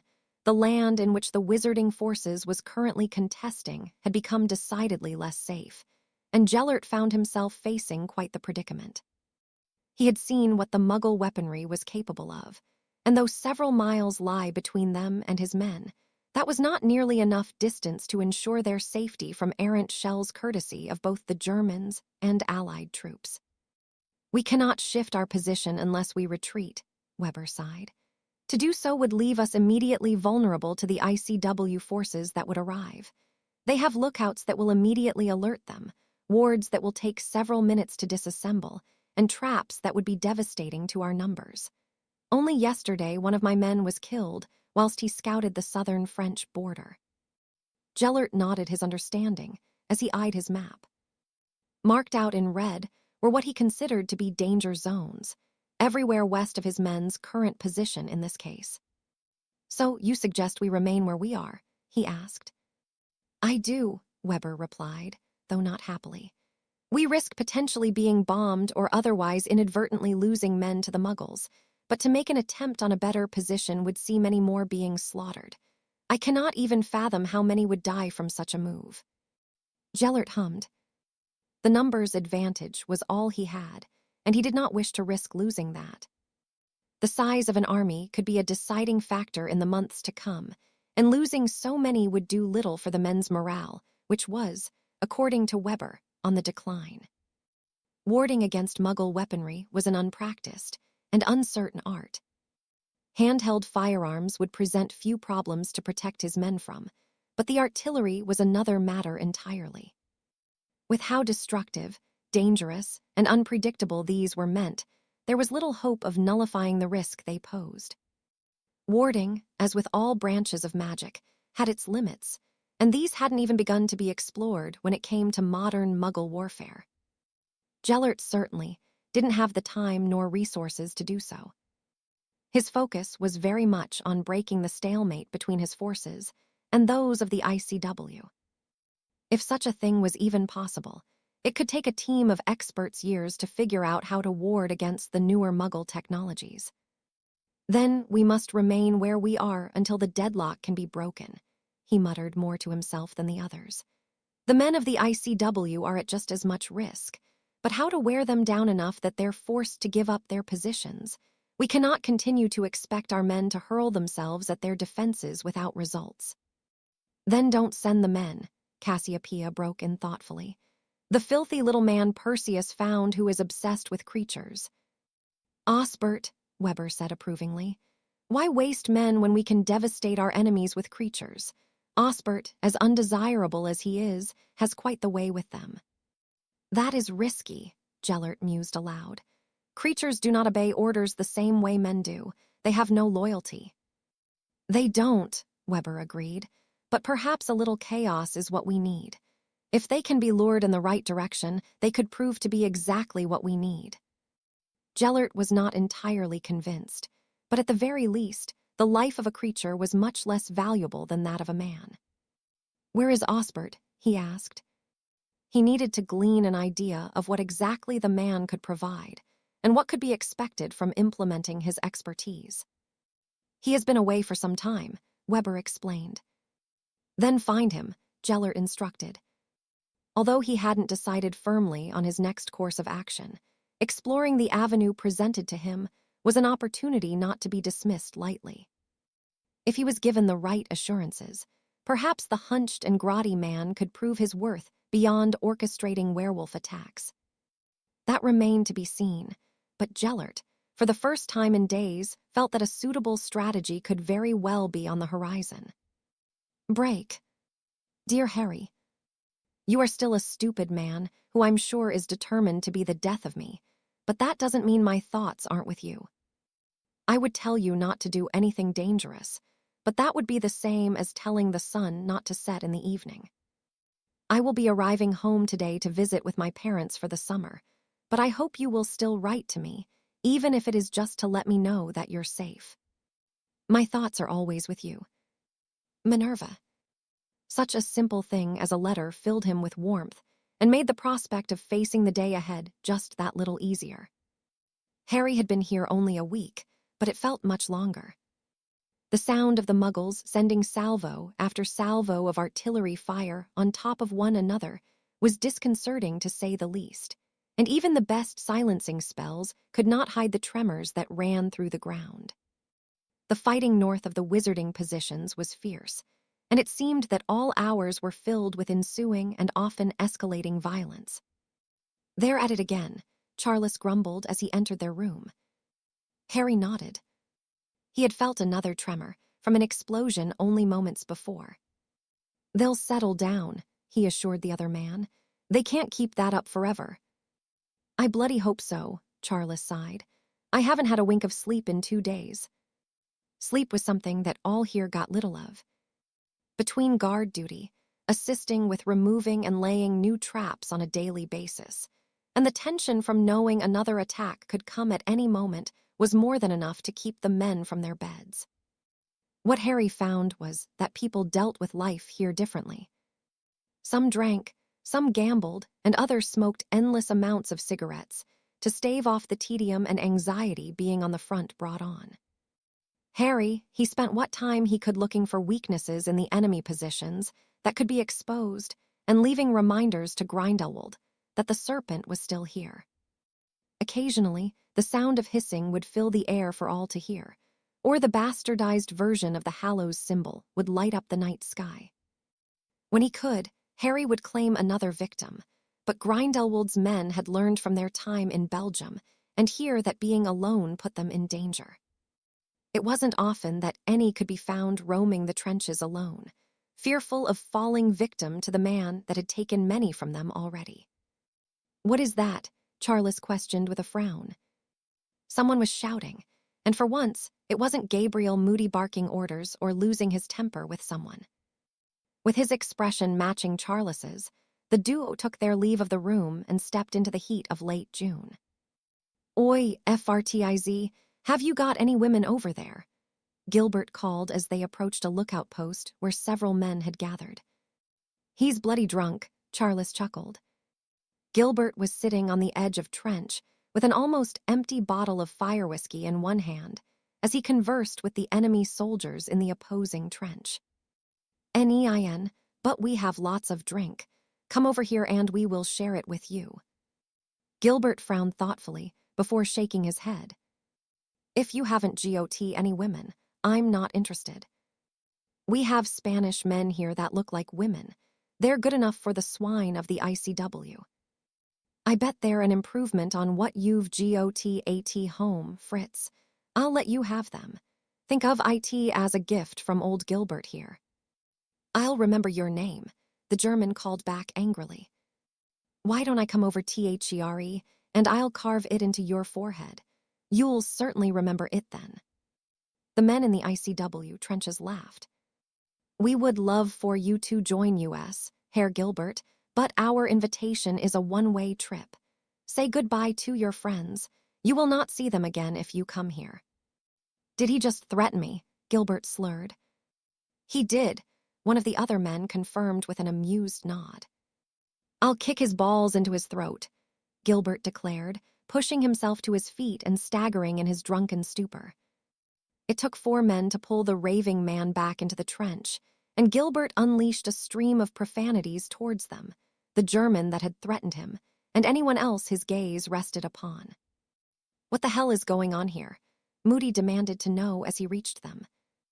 "Bastard, I'll kill him," Gilbert vowed, still struggling under the weight of the 4 men that had him pinned to the ground. "He's pissed," one of them explained. And now I am too," Moody growled. "Get him somewhere to sober up. If I catch you so much as sniffing a bottle again, Gilbert, I'll kick your arse from here all the way to Azkaban. The rest of you look sharp and clean up. This place is a shithole." The men grumbled unhappily, but set to work without protest. They knew better than to argue with Moody. "Not you too," Gabriel huffed as he pointed at Harry and Charles. "I've got a different job for you." "If it gets me out of cleaning, I'll take it," Charles snorted. "When you know what you'll be doing, you'd throw a party at the thought of being able to clean the bogs." "What do you need us to do?" Harry asked. Moody sighed as he withdrew a map from within his robes. "The Muggles are playing silly buggers with whatever they're doing over there. We need information. I want the 2 of you to take a trip up there and mark down their positions on this map. I want to know where their weapons are and if it looks as though they're going to spread in our direction. Some of those shells have gotten dangerously close to our positions." Harry nodded his understanding. "Anything else?" "Aye," Moody replied gravely. "Do not breach the statute of secrecy unless your life depends on it. We can't obliviate thousands of men on an active battlefield." "With everything going on, would they even notice?" Charles questioned. "That's not the point," Moody growled. "I'm asking the 2 of you because I trust you to do exactly as I ask. No magic unless it is a life-or-death situation. We don't know what influence Grindelwald has over there, so a spell could alert him to your presence." "He's right," Harry sighed. "If he's interfered and put up wards, he won't care about breaking the statute. We'd be outnumbered in seconds." "So, you just want us to look?" "And mark out the key positions," Moody clarified. "If it comes to it and you need assistance, shoot up some red sparks and I will get to you as quickly as I can. Unless needed, I don't want too many pairs of feet traipsing across what's going on there. I want the 2 of you back here by 10 this evening. That gives you a little over 11 hours exactly. With that, Moody handed Harry the map and was gone. Charles looked nervously towards Harry. Will this be dangerous? Harry nodded gravely. If they start firing at each other, a stray bullet or who knows what could come at us. Charles shook his head before groaning. Is it too late to volunteer to clean out the bog? Harry snorted and clapped him on the shoulder. Come on, let's get it over with. Harry, too, felt a sense of nervousness set in. He had learned of the war in primary school, and though he remembered little of the details of dates and even specific events, he would never forget the estimated death toll. If those numbers were anything to go by, he and Charles would not be approaching a mere exchange of insults between warring factions. He hadn't lied when he told Charles that what they would be doing was dangerous. The Duke stayed within their trenches as long as they could, their companions hailing from all across Europe eyeing them curiously, and some even waving and calling out greetings. Charles chuckled when they reached the end of the trenches, a high looming over them. We're a strange lot over here, aren't we? French, Spanish, Portuguese. Even stranger on Grindelwald's side, Harry pointed out. He has men from Africa and the Middle East. Charles shook his head. It's as though the whole world is at war, he sighed. It is, Harry said simply. The world is at war. Charles frowned and followed Harry silently as he scaled the hill. The world was at war. It seemed that every nation on Earth were at each other's throats for some reason or other. He hadn't thought of it on such a grand scale, but with men from every corner of the globe involved in the conflict, what else could it be considered other than a world war? Bloody hell, Harry gasped, pulling Charles from his thoughts. He had reached the summit of the hill and was looking across the landscape, his head shaking almost in disbelief. What is it? Charles asked, his eyes widening as he drew level with Harry. Well, bollocks. If he were asked to describe what it was he was seeing, he wouldn't even know where to begin. Hell, perhaps. That seemed to be as apt a description as anything else he could come up with in the stupor he found himself in. As much as he wished to look away, he couldn't. It may well have been morbid curiosity that held his gaze, but Charles didn't think so. No, he just couldn't believe what he was seeing was real. He had thought the war he found himself fighting was grim at the best of times, but this was something else entirely. In front of the trenches, and placed sporadically across no man's land, was barbed wire, some with men caught up in it. Charles couldn't be certain if anyone were alive, but they hung limply, and some were being feasted on by birds. Along with the barbed wire was several deep holes, and even more bodies strewn across, the men left where they had died. Merlin, it stinks, Charles declared, holding his nose. That is the smell of corpses baking in the sun, Harry explained. Before Charles could reply, a whooshing sound was heard, and Charles threw himself to the floor as a deafening boom rang out shortly after. Another crater was left behind, as dirt and debris showered on the men in the Allied trenches. The jeering from them towards the Germans for missing heard, even before the echo of the explosion had faded. I suppose that answers the question of where all those holes came from, he muttered as he stood. Bloody hell, are they lunatics? Charles was pointing to where it seemed the men of the Allied forces were goading the Germans, and Harry removed his omnioculars from within his robes to get a better look at what was happening below. Having seen Moody use them to look over towards Grindelwald's men's position, he had dug out the pair he had purchased for the Quidditch World Cup before his 4th year at Hogwarts. Peering through them, he could only shake his head at what he saw. The men in the Allied trenches were jeering their German counterparts. One man was even stood on the edge of the trench, exposing his rear end to them. Not lunatics, but not the brightest either, Harry muttered, moving on from the antics of the men. He paused and released a deep breath as the barbed wire came into view. With how closely he could zoom in with the omnioculars, he could clearly see the expressions of horror and agony that marred the features of the men. They had not died well. What is it? Charles asked. Harry shook his head. Nothing, he replied, removing the omnioculars from his eyes and taking out the map. He drew some circles, highlighting the positions of each side, and marked where the trenches ended closest to them.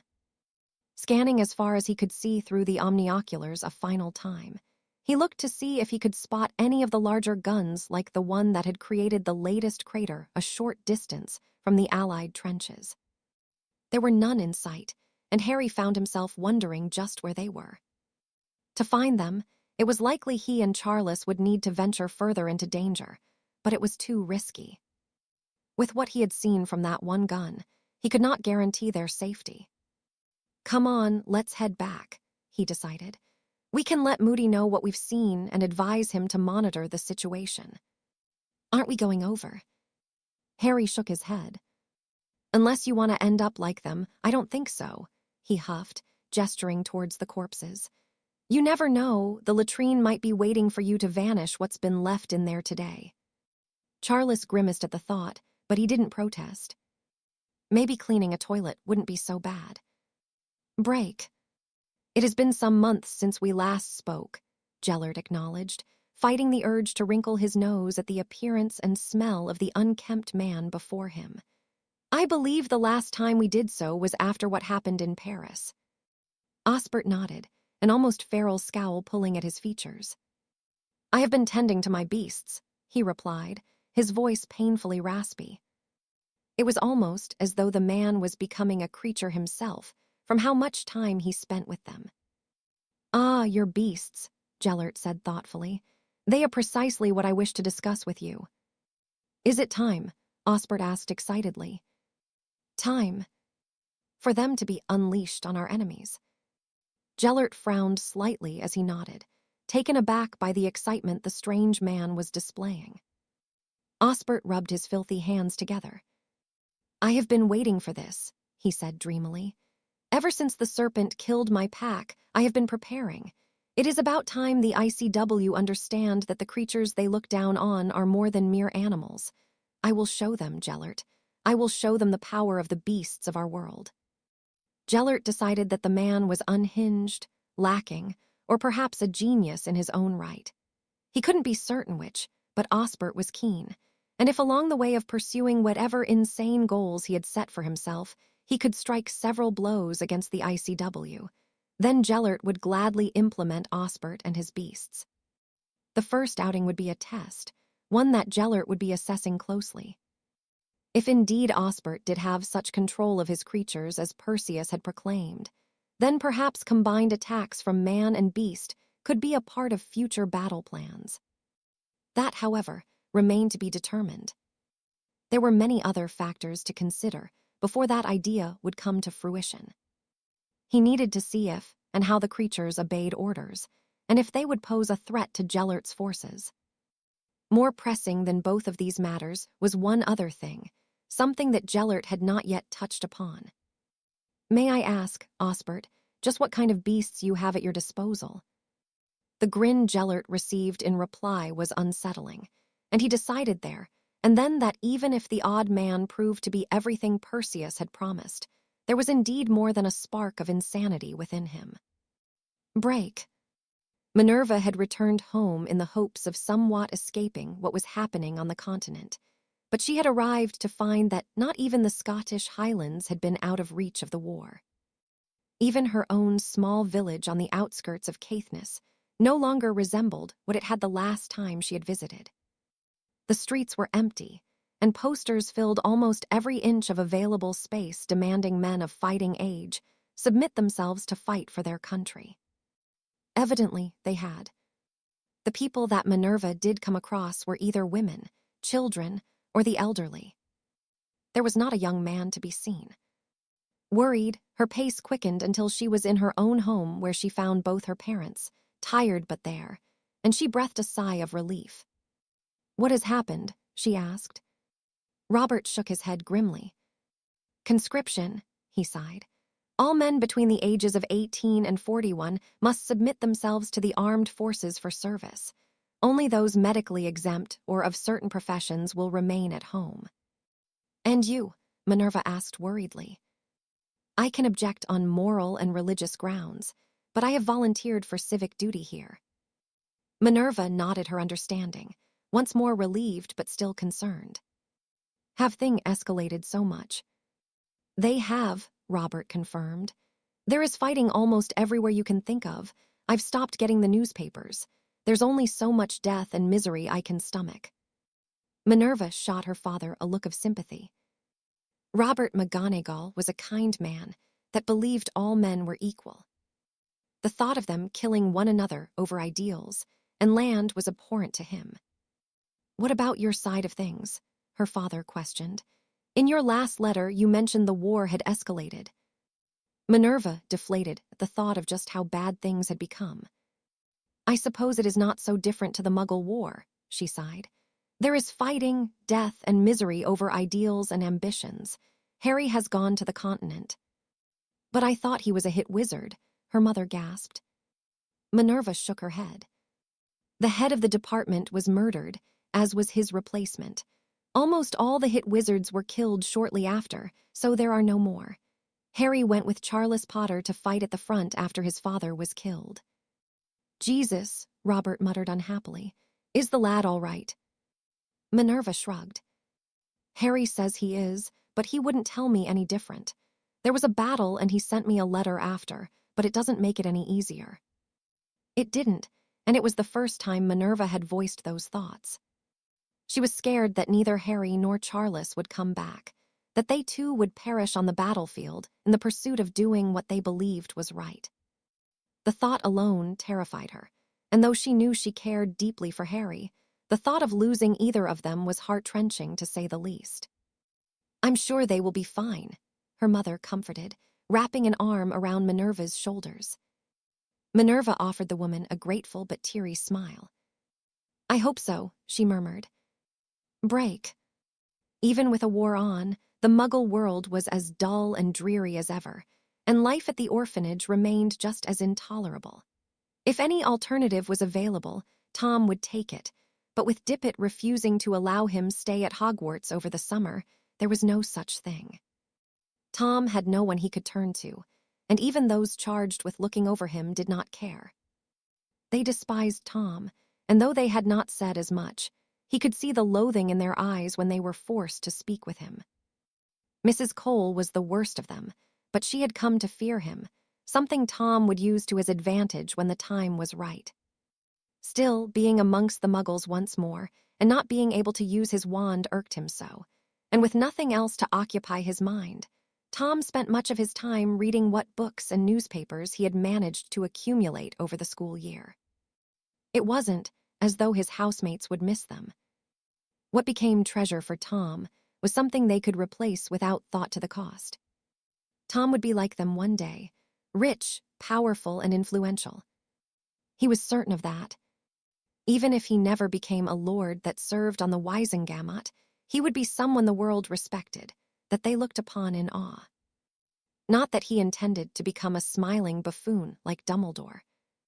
No, Tom was far too ambitious to become anything like the Transfiguration Professor.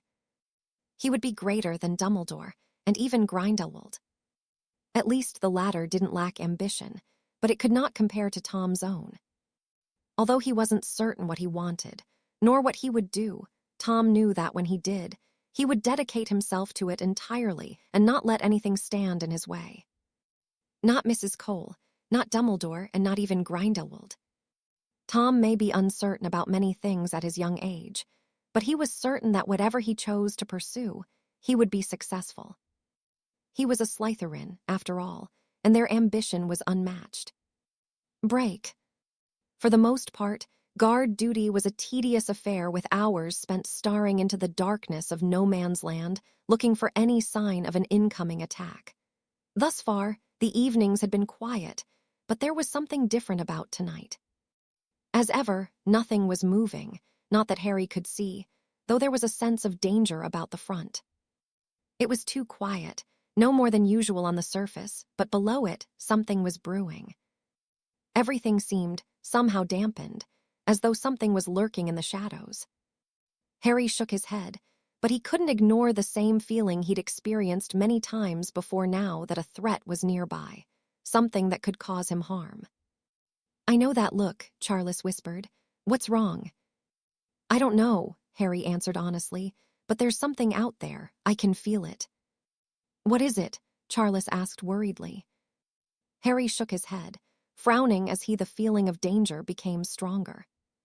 He pressed his omnioculars to his eyes, but it was too dark to see anything. You'd best get Moody, Harry sighed. He's not here. He left to meet with the other commanders, Charles replied. Before Harry could reply, a series of howls rent the air, and when he turned back towards where Grindelwald's forces had dug in for the duration, he saw the reason for his sense of unease. Oh shit, he cursed simply. Are they werewolves? Charles yelped. Among other things, Harry confirmed, drawing his wand and firing red sparks into the air followed by several loud bangs to rouse the slumbering men.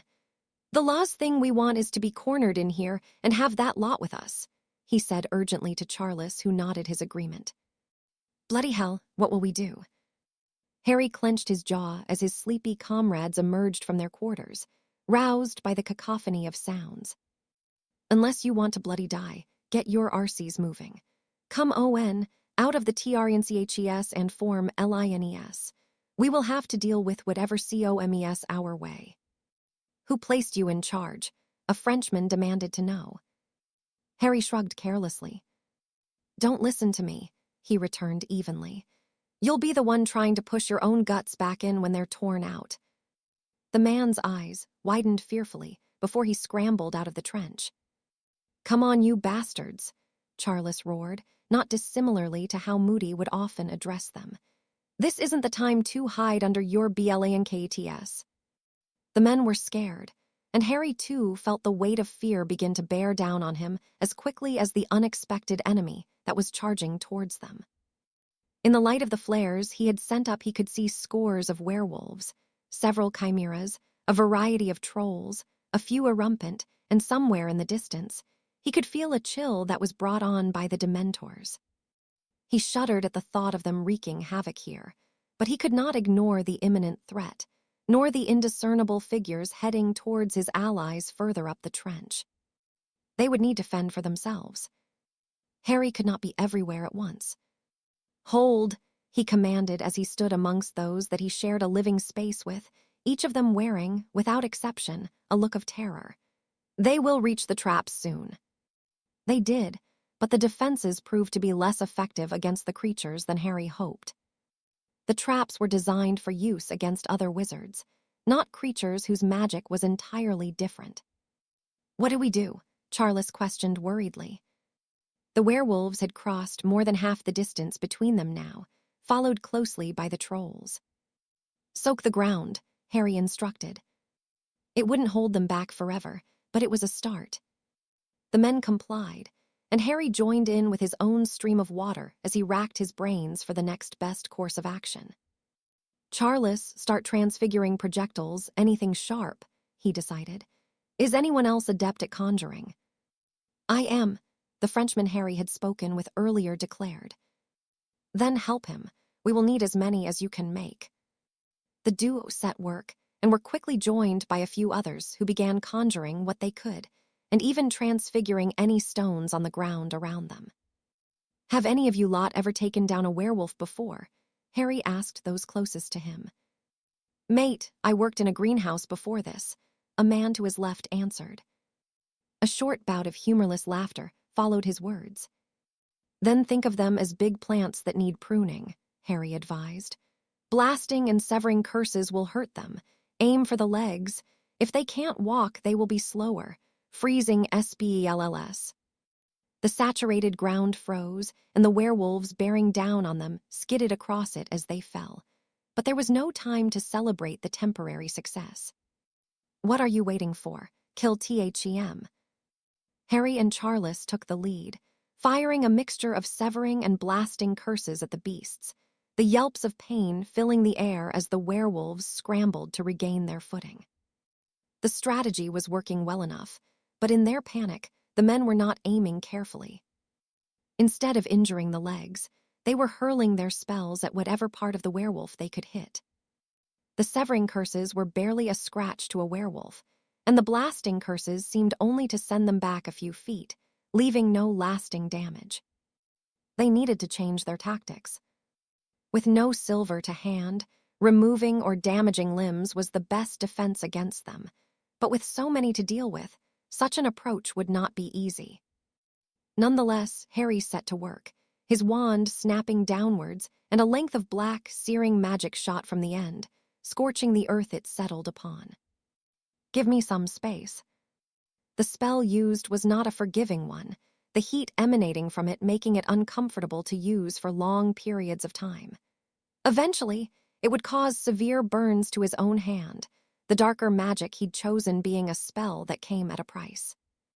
The whip Harry had conjured crackled as he wielded it, the snapping sounding like each werewolf it connected with was being hit with a bolt of lightning. The screams that followed were blood-curdling as arms, legs, and even heads were removed. "Don't just bloody stand there, keep fighting," Harry shouted at the men who were staring at him wide-eyed. The command pulled them from their stupor, and their own efforts continued. With them forcing the creatures back and Harry striking them down, the enemy could seize no advantage. But even as the last of the werewolves fled and Harry ended his spell out of necessity, the fighting had only just begun. Before them now stood dozens of trolls, and Harry hurriedly doused his scorched hand before wrapping it in a bandage. It would need to be tended to later by a healer, but for now, he had more pressing matters to occupy him. "We will need those blunt objects now," he said with a grimace, ignoring the looks of disbelief the other men were giving him. "You heard him," Charles roared. "Blunt objects." As the trolls unleashed a plethora of guttural roars, the bombardment began, the men not missing a beat as they followed the given instructions. "Are you all right?" Charles asked Harry worriedly. Harry nodded. "I'll be fine," he assured his friend. "Let's just get through this and we can handle the rest later." Break. To fend off the attack from the werewolves, Arcturus had torn off the silver buttons from his coat and enlarged them before sending them whizzing amongst their ranks to devastating effect. Those that had not perished from their injuries were firmly in retreat, and the men surrounding the Lord Black cheered jubilantly. Arcturus, however, did not join in. The others were so invested in the triumph that they failed to see the new looming threat, the behemoth with a horn that glowed like the embers of a fire in the darkness. The horn. Taking careful aim, Arcturus aimed spell after spell at the erumpent, the swaying of its head making it difficult to land the needed blow. "Come on," he growled. The beast continued charging, but with persistence. One of Arcturus's spells hit true. Before the young man could even celebrate, the air was forced from his lungs, and Arcturus found himself on his back, and his hearing muffled as he gasped for breath. "Bloody hell," he wheezed as he sat up, the crater left behind by the exploding erumpent sizable and surrounded by various parts of other creatures that had fallen victim to the blast. Others across the battlefield began following suit, and more explosions sounded as the massive creatures were dispatched of, the heat from the fires left behind warming up an already muggy summer night. "What is that?" one of the Portuguese men asked, shivering despite the burning fires. Arcturus felt it too. He had assumed the chill he felt was coming from the ground he is still seated upon, but as he stood, it set in even deeper, into his very soul it seemed. "Dementors," a Bulgarian declared gravely, pointing towards the sky. Through the flames, Arcturus could just about make out some shadowy figures drifting across the sky, the cold he felt becoming more prominent as they drew closer. "Can anyone cast a Patronus charm?" he asked. The men shook their head, and Arcturus snorted. He knew one man who could, one who had been able to since before he'd graduated from Hogwarts. Arcturus had seen it for himself during a defense against the dark arts lesson. "Evans," he choked. The man of his thoughts seemed to have answered his prayers, the very same grim-like creature he had summoned at Hogwarts dancing across the sky as it snapped at the Dementors that fled from it. In pursuit was a figure on a broomstick, streaking through the air as they saw off the latest additions to the ongoing battle. Once more, the men cheered, and Arcturus shook his head at the questionable antics of his former classmate. "I'll buy the mad bastard a drink a day for the rest of my life," he muttered to himself, though he did find himself wondering why Evans was here. The last he'd heard of the man, he had become a successful investor and gained fame in his own right by defeating Cassiopeia at Hogsmeade. That thought still brought a smile to Arcturus's lips. Still, it didn't answer just what it was that had brought Evans to the front. Not that he had time to dwell on such a trivial thing. With the Dementors gone, the fighting continued, but it came almost to a standstill as a roar louder than any Arcturus had ever heard drowned out any other sound around him. "Is that a dragon?" a terrified voice asked. It was. Arcturus had thought that Evans was quite mad for taking to the sky to tackle the Dementors, but to see him turn towards the dragon on his broom made him realize the man was completely and utterly insane. The Lord Black could only shake his head, as the other men pointed to Harry Evans, willingly flying towards the monstrous creature. "He's lost his damned mind," Arcturus declared in disbelief. "He'll be sizzled like a bloody sausage, the lunatic." None voiced their disagreement, each of them transfixed on what was happening above them. To see a man face off with a dragon, where the beast ruled, was unheard of. No other had ever been so stupid, and if they had, they certainly hadn't lived to tell the tale. Break. In his wildest dreams, Harry had never expected to find himself in the same position he had when he'd been only 14 years old, but here he was, fleeing from an enraged dragon. Was this one a nesting mother too? It mattered not. The creature was attempting to immolate him the same way the Horntail had so many years ago now. What breed this one was, Harry couldn't be certain. It was not a Horntail, nor was it a Chinese fireball, common Welsh green, nor a Swedish short snout. No, this one was larger than any of those, slower, but no less dangerous. Harry was well aware that he was not riding his firebolt this time, and he found himself wishing more than ever he had it with him. The base model of the Nimbus could not hope to compare, but what it lacked in speed, it made up for in maneuverability. He weaved around a stream of molten fire and aimed a conjunctivitis curse towards the dragon's yellow eyes, but it bounced off its maw as it turned its head. "Shit!" Harry gasped as it turned in midair and swung at him with its tail. It passed so closely by that the resulting wind knocked him off course, something that proved to be a blessing as its snapping jaws followed, missing him by mere inches. That was too close for comfort, and yet Harry couldn't flee. Who knows what damage a dragon would do to the men and trenches before it could be taken down. If it could be taken down at all. Break. Charles could only look on in horror as the dragon chased Harry above no man's land, the smaller, nimbler man doing all he could to avoid being engulfed in flames. "What the hell is going on?"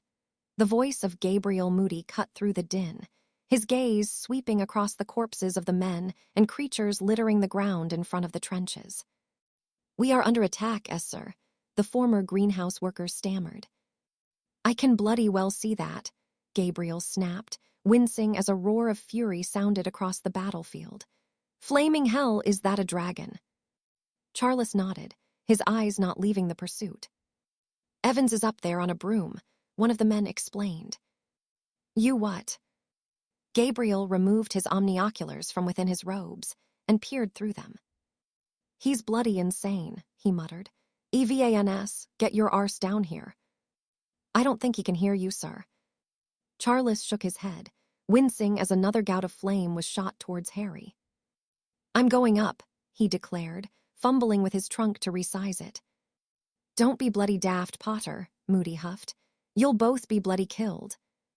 "We can't just leave him up there." "You'll go up there over my dead body," Moody growled. "Your father will already have my hide for letting you here in the first place. If Evans wants to get himself killed, that's his business. Don't even think about it, lad," he warned as Charles's grip tightened around his wand. "I'll stun you if I need to." Moody would, and though Charles wanted nothing more than to help his friend, he remembered he hadn't even brought his broom along. He'd left it in his room after the last time he'd flown with his father. All he could do was watch in horror as Harry tangled with one of the most dangerous creatures one could happen across, and hope that his friend would emerge on the other side no worse for wear. "Break. Who is that man?" Gellert demanded to know. The attack thus far had produced mixed results. Many had fallen to the onslaught of Osbert's beasts, and though the Dementors had proven to be ineffectual in the face of a powerful Patronus charm, he'd had high hopes for the dragon. The blasted thing had been distracted by a single man on a broom. "No one knows, Gellert," Galletier answered. Whomever he was, he flew just as well as any Gellert had seen take to the sky on a broom, and even his own men watched the exchange with excitement, some making bets as to who would emerge victorious. "Then find out," Gellert commanded. He watched as man and beast dueled in the air, the former aiming spells towards his adversary's eyes, but it wasn't the flashes of magic that caught Gellert's attention. High on a hill in the distance, someone was risking it all to take photos of the event, undoubtedly to sell them to the highest-paying publication. Gellert was pulled from his observation of the photographer by a roar of anger mixed with agony, followed by cheering from the opposing trenches. The man on the broom had scored a direct hit, and the dragon began to flail desperately, its vision having been compromised. "What is he doing?" Galletier muttered. Gellert frowned as the man circled a length of red chain above his head, before lassoing it over the dragon's nose. The creature roared once more, and the man set to work, flying up and around the struggling creature who swung its tail wildly, to no avail. After only a few moments, its wings were bound by its side, and it plummeted to the ground, followed by the man still clinging to the chain. "Unbelievable," Gellert muttered, admittedly impressed by what he had seen. It was quite the feat for one man to bring down such a creature alone, an act that earned a nod of respect from the Dark Lord. "Osbert, bring your creatures back," he instructed. Gellert had seen enough to begin planning his next phases of attack.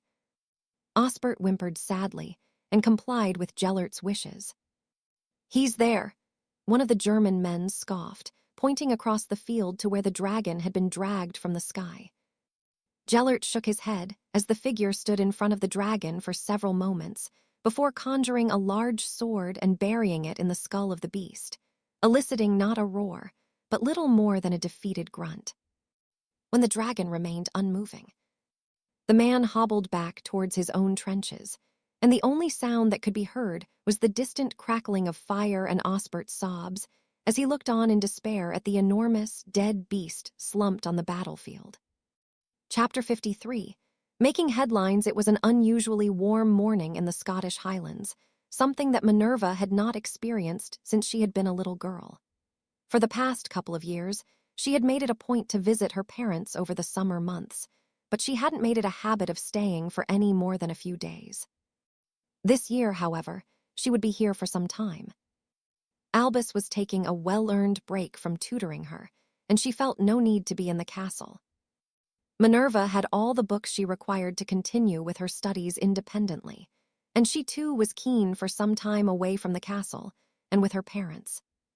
"I don't think I will ever stop being fascinated with your postal system," Robert chuckled as the large tawny perched on the windowsill of the kitchen, clutching the morning edition of the Daily Prophet in its beak. Word of what was happening was slow to reach this part of the country, so Minerva had opted to take out a subscription for the duration of her stay. If anything urgent was to happen, the Flamels would be in touch, but they too were quite busy looking for another property they could live in until the war was over. France certainly wasn't the safest place to be at the moment, as was proven by the headline presented to her. Minerva gasped as she took in the article and the photos published with it. "He's actually trying to kill me," she whispered. "Oh, I'll get there first." "Is something wrong, Minerva?" Robert asked, a frown of curiosity tugging at his features. "Wrong," Minerva snapped, her Scottish brogue becoming more prominent as her cheeks flushed. "Aye, something's wrong." She slid the paper over to her mother, who gasped, her eyes widening. "Good Lord." Minerva pursed her lips, her nostrils flaring. "What is it?" Robert asked impatiently. Isabel shook her head as she handed her husband the newspaper. "This can't be real," he denied, looking towards his wife and daughter in turn. Dragons are real." Minerva nodded. "Very," she confirmed shortly. "They are about as dangerous as creatures come." "Killing one takes dozens of wizards working together," Isabel interjected. "But that doesn't happen often. Dragons are a protected species." "Then why is Harry killing one? How did he kill it?" "The other side must have used it as a weapon," Minerva sighed. "As for him killing it, I have no idea. It's just one of those hairy things he does." "Has this happened before?" Isabel asked. "Not with a dragon, but he did kill a basilisk when he was 12. "A basilisk?" Isabel scoffed. "A little lizard," Robert questioned confusedly. "No, a basilisk is a snake, and even more dangerous than a dragon. Just looking into its eyes will kill you. And if it doesn't get you with its stare, its venom is just about the most potent known to us." Robert's mouth was agape. He was overwhelmed by the influx of information. "It's not important," Minerva said dismissively. "What's important is that Harry Evans is going to get my foot up his." "Language," Isabel warned. Minerva released a deep breath. "I thought he was a police officer of sorts," Robert asked. "He was, but now he is fighting on the front lines." "Goodness me," Robert said sadly. "Is the lad all right?" "For now," Minerva muttered as she took in the images and the prophet. Trust Harry to do something so utterly dangerous that it would make national news. He really wouldn't like that. The thought brought a smirk to Minerva's lips. "That'll teach him." "It says here that he also fought off werewolves and dementors," Isabel explained, frowning as she read the article. Minerva was too angry and irritated to read further. "Anything else?" she asked, unsurprised by the revelation. She knew that Harry was excellent with the patroness charm, something she too was making time to work on. "Just that he is believed to have sustained some minor injuries. He was very lucky." Minerva snorted. He wouldn't be so when she got her hands on him. She'd make the dragon he'd faced seem like a tame kitten. "Oh, he is in trouble," Robert chuckled. Minerva hummed her agreement. "Don't be so hard on him, lass," he urged. "It says that he saved a lot of lives. The boy is a hero." Minerva deflated. She could only imagine the carnage the dragon would have caused had Harry not intercepted it. She was angry, worried more so, and wanted to throttle him as much as she wanted to hold him to make sure he really was okay. Perhaps she could do both. "I need to write to him," she declared with a huff, taking her leave of the breakfast table, not seeing the looks of amused of both her parents. Break. If any were to happen across Nicholas Flamel in his current state, they would likely believe that he had taken leave of his senses, or that he had finally lost his 600-year-old mind. Nicholas was cackling gleefully, in an amusement of the likes he hadn't felt in many years. From the moment he had met Harry and heard his life story, he knew the young man was exceptional, but even so, his expectations had been completely blown away.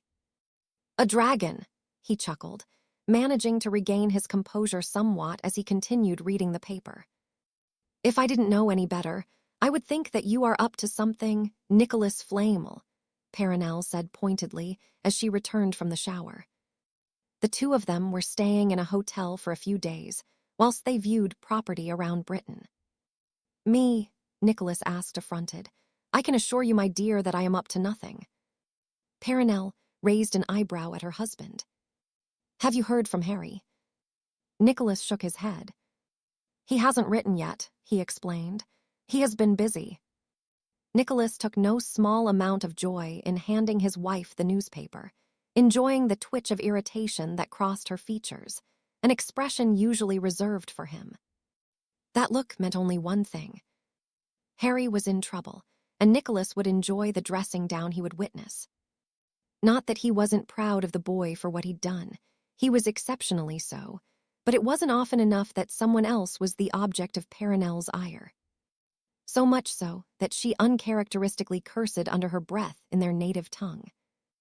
"Is it possible for me to have a heart attack?" she asked. Nicholas shrugged. "If you haven't had one yet after living with me for so long, I doubt it," he replied cheerily. Perenelle's nostrils flared.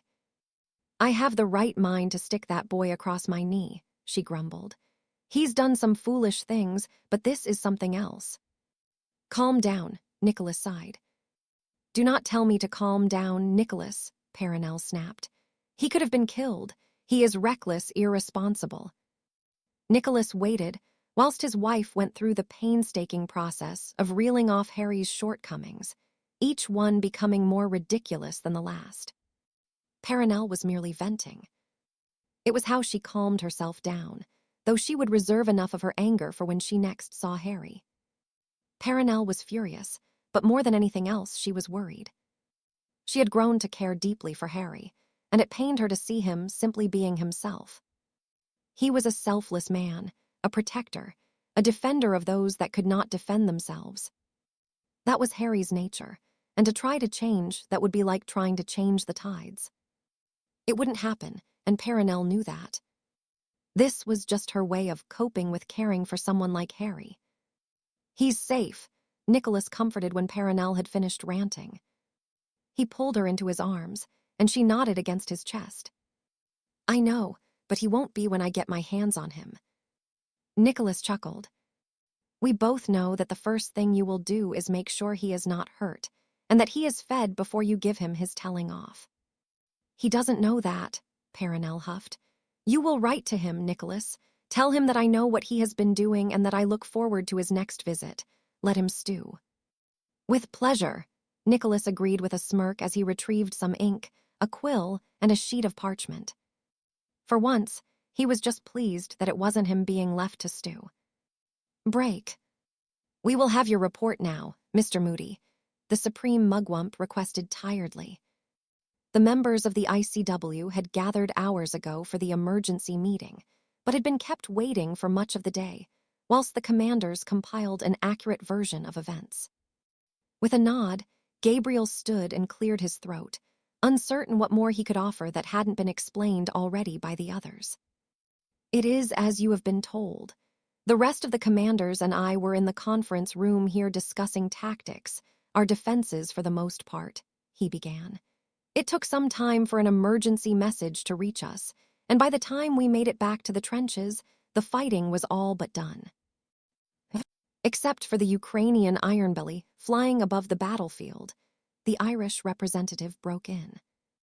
Gabriel released a deep breath at the memory. Seeing such a creature was not something he'd forget in a hurry, not to mention the young man that had taken to the sky to tackle it. He acknowledged. "I'd like to hear what your men had to say," Abriot instructed. "Your group suffered the least casualties." "Thanks to Evans and Potter," Gabriel explained, given the credit where it was due. "In my absence, they led the men throughout the fighting.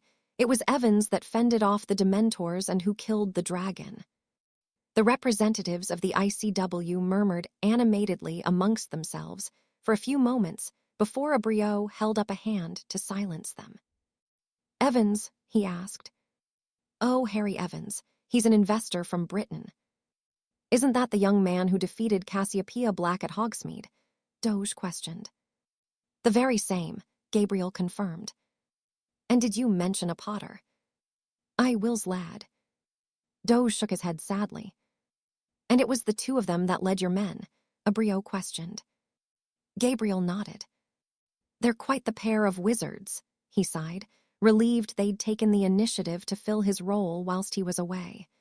"By all accounts, if it wasn't for the two of them, many more would have died." "They would have," Abriot agreed. "They shall be commended by us for their efforts." "And in Britain," Doge added. Gabriel couldn't deny they both deserved it. Evans, as mad as he was proving to be, had put his life on the line to save the others, and Charles had made his own contribution. He had killed 3 trolls himself and 2 rampaging erumpent. William would be proud of his boy. "How is Mr. Evans?" Abriot asked. "Recovering well," Gabriel snorted. "He will be right as rain in a few days." I am pleased to hear it, the supreme mugwump replied sincerely. Give him our best and pass on our gratitude. I will, Gabriel assured the man. Excellent, Abrio declared, and that leaves us with one final point to address. My colleagues and I have been discussing the possibility of forming a special unit compiled of men of distinction from the front. I would like the commanders to submit to us the names of those they believe have something to offer such a group. Of course, Potter and Evans will be the first to be considered, he finished. Gabriel wasn't certain that either of the lads would be interested, but they should be given the opportunity, even if it would leave him lacking the prowess they were demonstrating. How many others could claim to have killed a dragon by himself? Gabriel snorted at the thought. Who will train this group? He asked, curious as to who would be capable of such specialist tuition. Our surviving hit wizard, Abrio announced. MS Defox has agreed to train and lead this group. Gabriel frowned. On the few occasions he had seen the woman, she had not made a good impression on him. She was petulant, petty, and certainly not a leader. She had no skill when it came to dealing with people, and the thought of her trying to command men who had been in the trenches was laughable. Fox did not have the right temperament for the job. Not that it was Gabriel's place to voice those thoughts, but judging by the expressions of the other commanders, they were thinking the very same. No, he wouldn't mention his doubts here, but he would give Evans and Potter a heads-up of what may be coming their way. He couldn't imagine either of them taking too kindly to a woman like Fox. She could be the most skilled witch in the world, but that meant nothing when it came to being a leader. Still, maybe almost being killed had humbled her somewhat. Again, Gabriel had his doubts, though he hoped Fox would prove him wrong. Break. Most of his hand was an angry pink color, an improvement on the blistered and bubbled texture it had been when Harry had returned to the trenches. Along with the burns on his hand and one of his shoulders, he'd broken 4 ribs, his femur on his left leg, and punctured one of his lungs. How are you feeling? Charles asked as he entered the room. The man was looking too smug for Harry's liking, and he frowned at the Lord Potter. Fine, he answered dismissively. Why do you look so happy? You're in trouble, Charles replied simply. Minerva is going to kill you, and my mum will take her pound of whatever is left of you. Oh, I can't forget about Mrs. Flamel and Poppy. Bollocks, Harry groaned, throwing a pillow at the laughing Charles. He hadn't thought about what he'd done, though he shook his head in denial after a moment's thought. They won't know unless you tell them, he pointed out, and you can keep your gob shut. Charles was grinning once more, and Harry's stomach sank. That grin always meant trouble. You can't blame me for this, Charles chuckled as he removed a copy of the Daily Prophet from within his robes and handed it to him. Shit, Harry said simply as he read the headline and took in the accompanying photo. How did they even get these? Must be journalists lurking around here, Charles answered with a shrug. You should get them framed. You won't get better pictures than that. Harry released a deep breath as he stared at the moving image of himself weaving between short bursts of dragon fire as he fired spells at it. The one below was off the 2 of them plummeting towards the ground, and the last him driving the sword he conjured through its skull. That one filled him with sorrow. It was one thing to tangle with such a beast and escape a painful death, but even so, Harry felt no elation taking its life. He'd felt relief that the fight was over, but the killing had been done out of mercy. He had blinded the dragon in one eye, and both wings had been almost torn off as Harry had subdued it with his chains. Its life would have been a miserable one, and the look in its one good eye was of defeat and pleading. Dragons were proud creatures, and she had died without shame. The Dragon Slayer of Great Britain. Harry didn't want to read the article, especially with Charles tittering like a schoolgirl from his bunk. This is not good, he groaned. Are you joking? Charles guffawed. Even the most devout of purebloods will be queuing up to kiss your arse after this. I can see it now, you walking the streets of Diagon Alley and even Lord Malfoy fighting off everyone else just to shake your hand. Bugger off, Harry huffed irritably. Is there any chance this will be forgotten about? Only if you do something else that is more memorable, but even then, I doubt it. People don't kill dragons, Harry, not by themselves, and not on a broom. You do realize that everyone will want a nimbus now. I'm thinking about getting one myself. Harry hadn't considered that. The gold lettering of his broom was visible in one of the photos. Oh, shut up, he grumbled, though he wouldn't complain about the additional gold he'd receive. Charles merely continued grinning. In all seriousness, you saved a lot of lives, Harry. Merlin knows what would have happened if you hadn't done what you did. Harry nodded. He knew that Charles was right, but he hadn't expected such exposure. The men in the trenches would of course remember, and the tale may have become little more than a myth they would one day tell their grandchildren. There was little chance that would happen now. He was pulled from his thoughts by a knock at the door, and when Charles opened it, a middle-aged woman in healer robes entered. "How are you feeling, Mr. Evans?" she asked, shooting him a knowing look.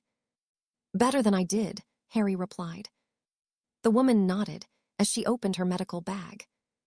"I'm here to check you over and to make sure you have sustained no permanent damage. Remove your shirt, please." Evidently, she was a no-nonsense sort of healer whose bedside manner could use a little work. With his shirt off, she inspected every part of his torso, humming at the various fresh wounds and old scars that littered his body. "The burns are healing well, but you will need to apply a salve for another few days. Your ribs will be tender, and your lung has been healed well. You're lucky you had a competent healer to hand." The man who had looked him over initially and administered treatment was a young Frenchman who had just obtained his healer status. He'd volunteered at the front to protect his country from invasion, and Harry was certainly grateful for his presence. His injuries had been most unpleasant until he had been looked at by Pierre. "How is the leg?" "A bit numb still." The healer nodded. "The breaks have been repaired sufficiently. You will need to take it easy for a few days, but should suffer no lasting damage. Consider yourself very fortunate, Mr. Evans." The healer handed him a jar of burn salve before packing the rest of her things and offering him a speculative look. "I was asked to give you a message." "A message?" Harry asked cautiously. "From Poppy," the healer explained, and Harry ignored the gleeful snort from Charles. "She says that you are a stupid prat, and you should think yourself lucky that it wasn't her sent to treat you. She is rather angry," the healer added pointedly. Harry released a deep sigh. "Thank you," he grumbled.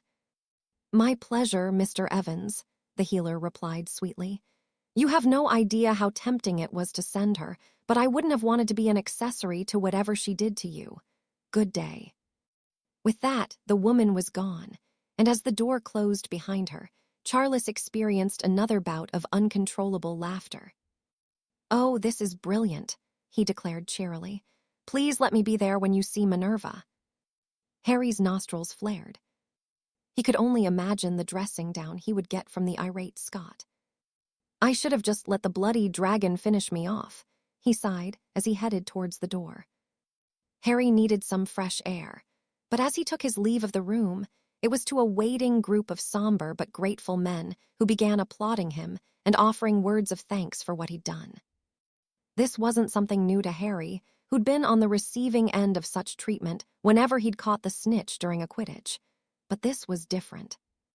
This wasn't thanks for something that now felt so meaningless as a game of Quidditch at school, where he'd earned the praise of his peers. This was gratitude and respect for saving the lives of these men, and it was genuine.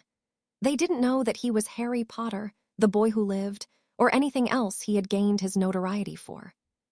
They were clapping for Harry Evans, the looks of admiration they wore for a man seemingly of no consequence. "All right, that's enough from you rabble. You've seen he's alive, now get back to doing something useful," Gabriel Moody barked. The men offered Harry some final words of thanks and congratulations as left to go about their days, leaving Harry with Charles, Moody, Gilbert, and Yaxley. "How are you, lad?" Moody asked. "I'll be fine in a few days." Moody grunted. "You're bloody lucky to be alive at all," he growled. "I don't know if I should have your head looked at or cave it in. What you did was reckless, stupid, and dangerous. But amazing, Gilbert interjected with a smirk. Moody agreed reluctantly. Expect to be summoned to a meeting in due course. You too, Potter. A meeting. The brass is impressed with the pair of you.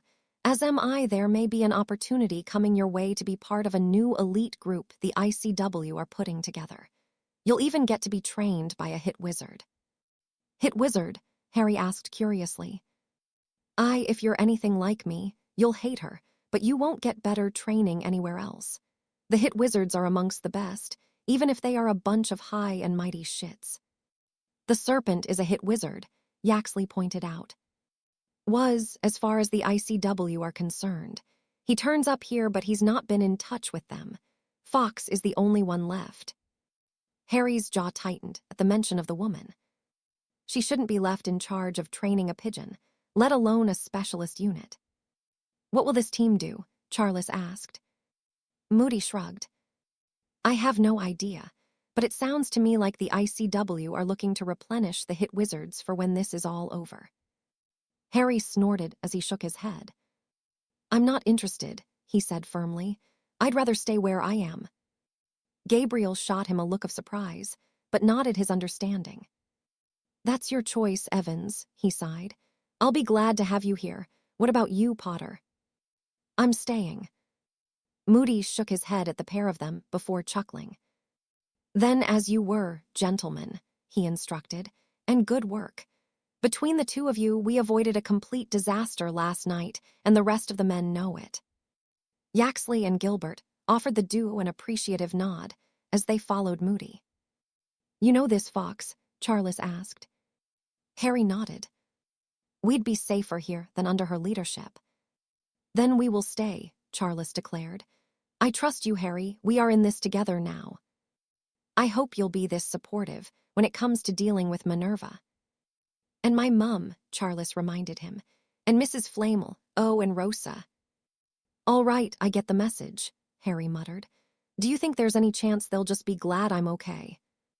Charles snorted as he shook his head. They'll be glad, but that doesn't mean you won't get an earful to remember. You'll be lucky if Minnie doesn't string you up.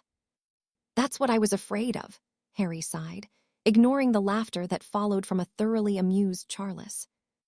Break. Did you happen to catch the Daily Prophet this morning? Armando asked. Most of the staff had left for the summer. Rosalina, Albus, and Audley. Horace had opted to remain within the castle. Armando suspected he was taking advantage of the safety Hogwarts offered. Not that he minded, of course. It was always useful to have a potions master to hand. No, I stopped getting it weeks ago, Rosalina explained. I don't need any more doom and gloom in my life. Albus nodded his agreement, and Horace ignored the question entirely. Well, I suppose you'll get quite a kick out of this, Armando said sarcastically as he pushed his copy of the paper down the staff table. Unbelievable, Albus whispered, his eyes taking in the article and images quickly. This is an incredible feat. That little shit, Rosalina growled irritably. He must be the most irresponsible and reckless idiot walking the planet. Armando couldn't disagree, though he wouldn't have resorted to such crass language. The sentiment, however, was undeniable. Oh, he's done it this time, Rosalina muttered to herself. She left from the table and stormed from the great hall, and Armando decided to leave her to it. Harry had brought whatever was coming on himself, and he certainly wasn't going to intervene on his behalf, not when Rosalina was in such a foul mood. Oh dear, he chuckled to himself. Do you really believe it? Horace asked, finally contributing to the conversation. It's not just propaganda to scare the other side. He seemed concerned, and Albus looked at Slughorn questioningly. I don't think something like this could be sensationalized in such a way, Horace, Armando sighed. Why do you ask? Slughorn deflated, as though he was carrying a great burden. Young Tom recently took a keen interest in Mr. Evans after an unfortunate incident between them. Unfortunate incident? Armando asked. I think Horace is referring to Tom listening in on private conversations. Harry caught him and did not take kindly to it.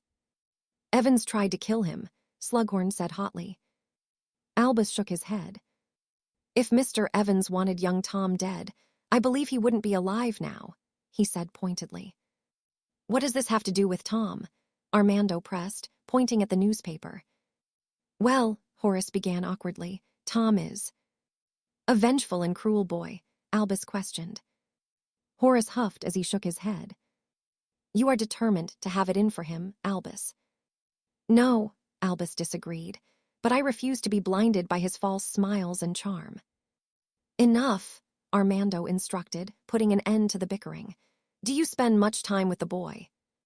He drops by my office from time to time, Horace replied. He's curious about our world. He doesn't know much about it and doesn't have anyone to explain things to him. What does he ask about? Albus asked curiously. About the school and prominent families mostly, Horace answered with a frown. He asked about Evans after the incident and if a descendant of one of the founders could claim the castle as their own. Other than that, he asks about magic and where he can find specific spells. Did you know he mastered the disillusionment charm in his second year? Armando hummed. Many of those were quite concerning, something that Albus seemingly agreed with. He would discuss the matter with his deputy in private. Is that all? He asked. Horace nodded. He is a good boy, headmaster. I believe you merely misunderstand him. That remains to be seen, Armando sighed. If he proves me wrong, I will be most surprised. He has traits and tendencies that give me cause for concern. He is petty and cruel. And believes himself superior to others, Albus added. I am an advocate of confidence, but not the way Tom conducts himself. I admit he has an ego, Horace huffed, but who doesn't at his age? Armando could only shake his head. Horace was blind to the boy and the cruelty he possessed. Armando just hoped he saw it before young Tom crossed the line.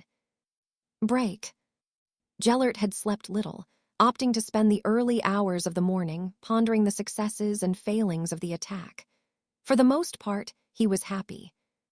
Much more so than Osbert, who was deeply saddened by the loss of his beasts. The ICW had responded admirably to the adversity piled upon them, and though their evident victory may serve to boost their morale, it was a calculated risk Gellert had needed to take. Eventually, he would need to break the stalemate between his forces and those preventing him entering France. He had learned much from the previous evening's efforts, and how man and beast would work together on the battlefield, an advantage his enemies did not have. Where is he? Gellert asked impatiently. He assured me he will be here, Weber placated. It is not so easy to travel at the moment. Gellert nodded, though his patience was wearing thin. He wanted information, to see for himself how the events of last night were being presented to the world. You have my apologies, Selwyn said breathlessly, as he entered the study with a newspaper tucked under his arm. I was being followed by a couple of Aurors in London. Gellert waved the man off and held his hand out expectantly. Selwyn handed him the newspaper and took a seat at the table with Cassiopeia, Weber, and Hans, whilst Gellert pored over it. Evans, he huffed irritably. Harry Evans, Cassiopeia questioned dangerously. Gellert nodded and handed her the copy of the Daily Prophet and watched as her grip tightened around the edges of the newspaper. The woman was bitter about both of her defeats to the man, an understandable feeling when she prided herself on her ability in dueling. Learning that Evans had single-handedly killed a dragon would do little to improve her mood. So he has joined the war, she seethed. Probably in response to you attempting to murder his aunt and uncle, Weber pointed out disapprovingly. Cassiopeia shrugged, and Gellert shook his head. It seemed that he may just have another powerful enemy to contend with, this one openly fighting against him on the front lines, and not lurking in the shadows like a coward. Evans is dangerous, Weber said matter-of-factly. He is an unknown who killed a dragon. What do we know about him? Gallaudet asked curiously. He'd had little involvement in previous discussions about the man. Very little, Weber sighed. He is an orphan that arrived at Hogwarts to complete his last 2 years of education. He graduated and became an investor. His work in the field is already noteworthy, his investments swelling his wealth. That's it, Hans questioned with a frown. Weber nodded. There are no records of him prior to attending Hogwarts. He is a half-blood, Cassiopeia added, and he is close to the Potter family. I don't suppose he is best pleased that William Potter was killed in action. Selwyn broke in knowingly. I suppose not, Gellert muttered, but Weber is right. He is an exceedingly skilled wizard. It was not luck the way he handled the dragon. He defeated it with poise, skill, and ruthlessness. He has been trained well or is experienced in such things. No man could remain so composed when faced with a dragon if they hadn't been in such danger before. What about his patroness? Selwyn questioned. Couldn't that tell us more about him? Gellert frowned thoughtfully. A dog, he acknowledged, remembering the ethereal being chasing the Dementors away from the battlefield. It was an impressive piece of magic that took considerable work to master. A grim, Weber interjected. A grim, Cassiopeia whispered, an omen of death. Or embodiment of death, Weber offered. Embodiment of death, Gellert asked, his hand wandering to his wand. Weber nodded darkly. In some cultures, death is represented by the grim, a large canine that gathers the souls of those passed on. It is a bad omen to see. Some believe that death comes for those that it visits from the shadows. It was quite an unnerving tale, but that was all it was, and Gellert snorted. He had an object purportedly created by the mystical being. He certainly wouldn't pay heed to something so trivial as a patroness. For all Gellert knew, Evan's patroness was nothing more than a common mutt. If he remains on the front lines, he could prove to be a problem, Weber pointed out. His mere presence will embolden his comrades. Gellert nodded his agreement. His curiosity in Harry Evans had been piqued, not only for the prowess he had demonstrated thus far, but the mystery that surrounded him. If he is to be a problem, then he is to be dealt with. I will do it, Cassiopeia volunteered immediately. Gellert shook his head. No, he denied. I will meet him on the battlefield myself. I will get a measure of how gifted he truly is.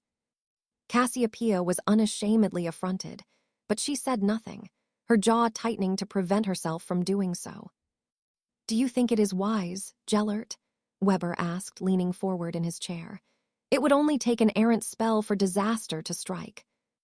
It is risky, Gellert admitted, but I will show them that their lives will be forfeit if they were to try and engage me. The men of the ICW will fear me, and then I will confront Evans. So more attacks, Weber questioned. Tactical ones, Gellert confirmed. It is time for them to witness the power that I possess. What of the serpent? Weber asked. Gellert nodded thoughtfully. If he decides to slither out of his hole, I will be ready for him. The serpent had already escaped him once, and Gellert would not allow that to happen again. When it came to Evans, he was merely a man who had admittedly been resourceful enough to kill a dragon. An impressive feat, but Gellert was no dragon.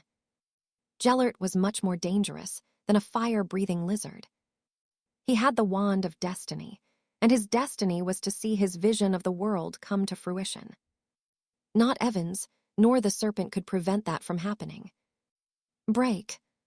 Grindelwald's men were shouting across no man's land again, but they were receiving no reply. They were feeling confident, bolstered by the events of the previous night. 23 men had been killed, but as Moody had pointed out, it certainly could have been many more. Are they still carrying on? Gilbert huffed. Ignore them, Yaxley urged, taking a swig from his water bottle. Let them think they've achieved something. We'll soon wipe the grins off their faces. For Harry, that couldn't come soon enough. He didn't itch to find himself in the chaos of another battle so soon, but the constant insults were beginning to grate on him. Still nursing the injuries he'd sustained, he was not in the best of moods, and the letter from Nicholas had done little to lift his spirits. He was still yet to hear from Minerva, but he knew she wouldn't be best pleased by his antics. Harry released a deep breath as he hissed gently. The sound of it echoing across the expanse of land he and his companions called home for the time being. The insults ceased immediately, and all was quiet for a moment before panicked shouts were heard from the opposing trenches as commands were given. They truly feared being visited by the serpent. "Not so bloody talkative now, are you?" Gilbert called over, laughing heartily. "Hey, if you ask nicely, we might have some spare pants for you." The rest of the men in the trench joined in the laughter as the sound of hissing continued, and the symbol the serpent had adopted flared into life over no man's land. It was little more than some clever charms work that Harry had carried out that allowed him to summon the symbol to appear at his whim, but he couldn't help but compare it to the dark mark he remembered with such disdain. The mark itself was nothing but an image, but it was what it represented that made it such an effective weapon, and though Harry was loath to use a tactic adopted by Voldemort, he couldn't deny the impact such a simple thing could have. Fear. Grindelwald's men feared Harry the same way wizarding Britain had come to fear Voldemort, the mere sight of his bastardized version of the Hallows eliciting panic and terror amongst the ranks. "I'm going to bed," he announced. "I need some more burn salve." He did. His hand was tingling intensely, making the urge to itch it almost unbearable, and with the enemy having been cowed for the time being, it was time to get some rest. Entering the room he shared with Charles, he flicked his wand into his hand, a feeling of something that didn't belong here making itself immediately known. The magic was somewhat familiar, but it wasn't until he took note of the 2 red envelopes left on his pillow, embossed with the seal of the ICW, that he recognized who it belonged to. "Fox," he muttered. Evidently, she had used some advanced concealment charms to enter the trenches to deliver the envelopes, all in the name of making her all the more mysterious. He would need to discuss her intrusion with Moody. He sighed as he opened the one addressed to him, the other belonging to Charles. "Dear Mr. Evans, you are cordially invited to attend a gathering of the International Confederation of Warlocks on 1081-940 to honor the valor of you, and a selection of your comrades in the ongoing conflict against Grindelwald. Your actions have of late been noted, and it is felt that you are deserving of our recognition. You are to be the recipient of our highest honor, and we look forward to presenting you with it. Congratulations, Mr. Evans. We look forward to greeting. Yours faithfully, Pura Brio, Supreme Mugwump of the International Confederation of Warlocks." Harry shook his head as he folded up the letter and pocketed it. Now was not the time to be handing out accolades, not when the entire focus of those opposing Grindelwald should be firmly on fighting him. Harry suspected the award was being given to help convince him and Charles to join the special unit Moody had informed them of. No award would change Harry's mind, and he resented the fact that any believed he could be bought with a mere trinket. He didn't fight for medals or to carve himself out a memorable legacy, and the ICW would find that out for themselves soon enough.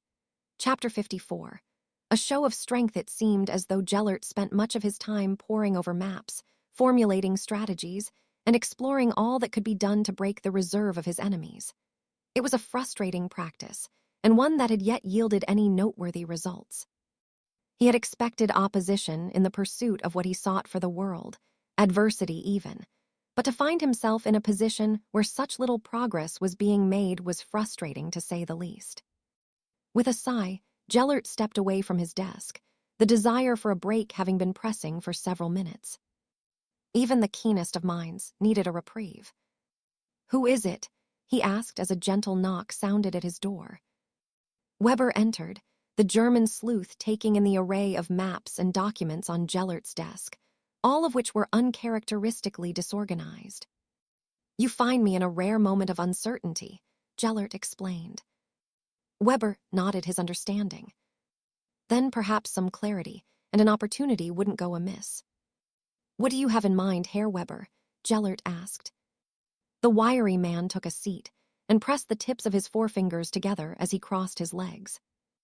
"I have it on good authority that the enemy trenches will be without their leaders, and some of the more notable fighters they have in the coming days. On good authority, Gellert asked suspiciously. Weber smiled, the quiet confidence he exuded reminding Gellert that this man, who had sought him out so many years ago now, was perhaps one of the most dangerous that people walked the planet. Gellert had never seen the man draw a wand, but with his contacts and his ability to gain information, he could be the end of almost anyone. Knowledge was power, after all. You did not think that I wouldn't ensure I had eyes and ears amongst the enemy ranks, did you? Gellert snorted. He never knew what to expect from Weber, his unpredictability something else that made him less trustworthy. Were he not so useful, it would certainly be safer to dispose of the man than have him free in the world. I hadn't even considered it, Gellert admitted. Weber offered him a nod. Well, I have, he confirmed, removing a gold case from within his robes and retrieving a cigarette. He lit it purposefully and exhaled a thick cloud of smoke before continuing. On the 1st of July, the ICW are holding a ceremony to honor those that have demonstrated exceptional bravery on the battlefield. Of course, the commanding officers will be in attendance with the recipients. I see, Gellert acknowledged, gesturing for Weber to elaborate further. It will be the perfect opportunity for you to introduce yourself to the enemy, if you still desire to do so. Gellert nodded. That is my intent. Weber smiled as he pulled a map of the enemy trenches and known positions along them from within his robes and unrolled it on the desk. It was much more detailed than any other that Gellert had in his possession, and he looked at it curiously. Each position was marked along with how many manned, that part of the defenses.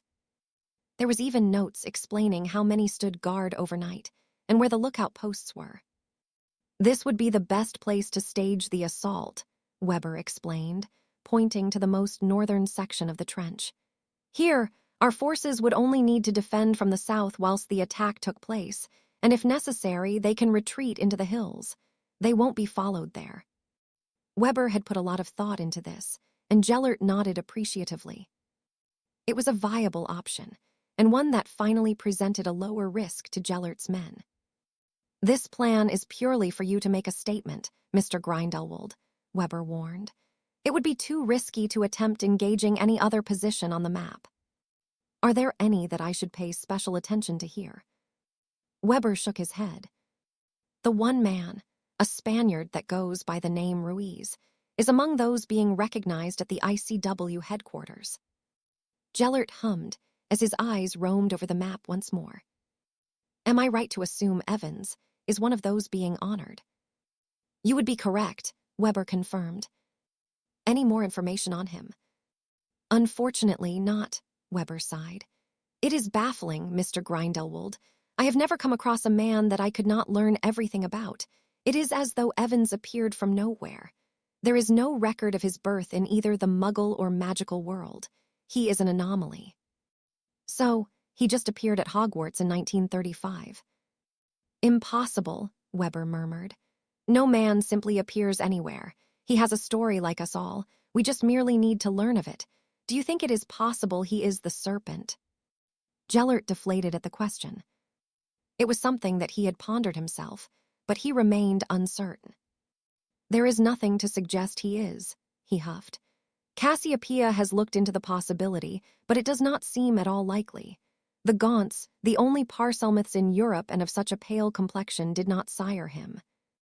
Are you certain? Gellert nodded. A son was born to the last female, Merope. He is a schoolboy, and she died birthing him. And she couldn't have had another before him. No, Gellert denied. The Gaunts have been an isolated family for some time, and her brother and father barely let her out of their sight. It wasn't until they went to Azkaban that she fled the home, absconded with a Muggle. The boy at Hogwarts is his son.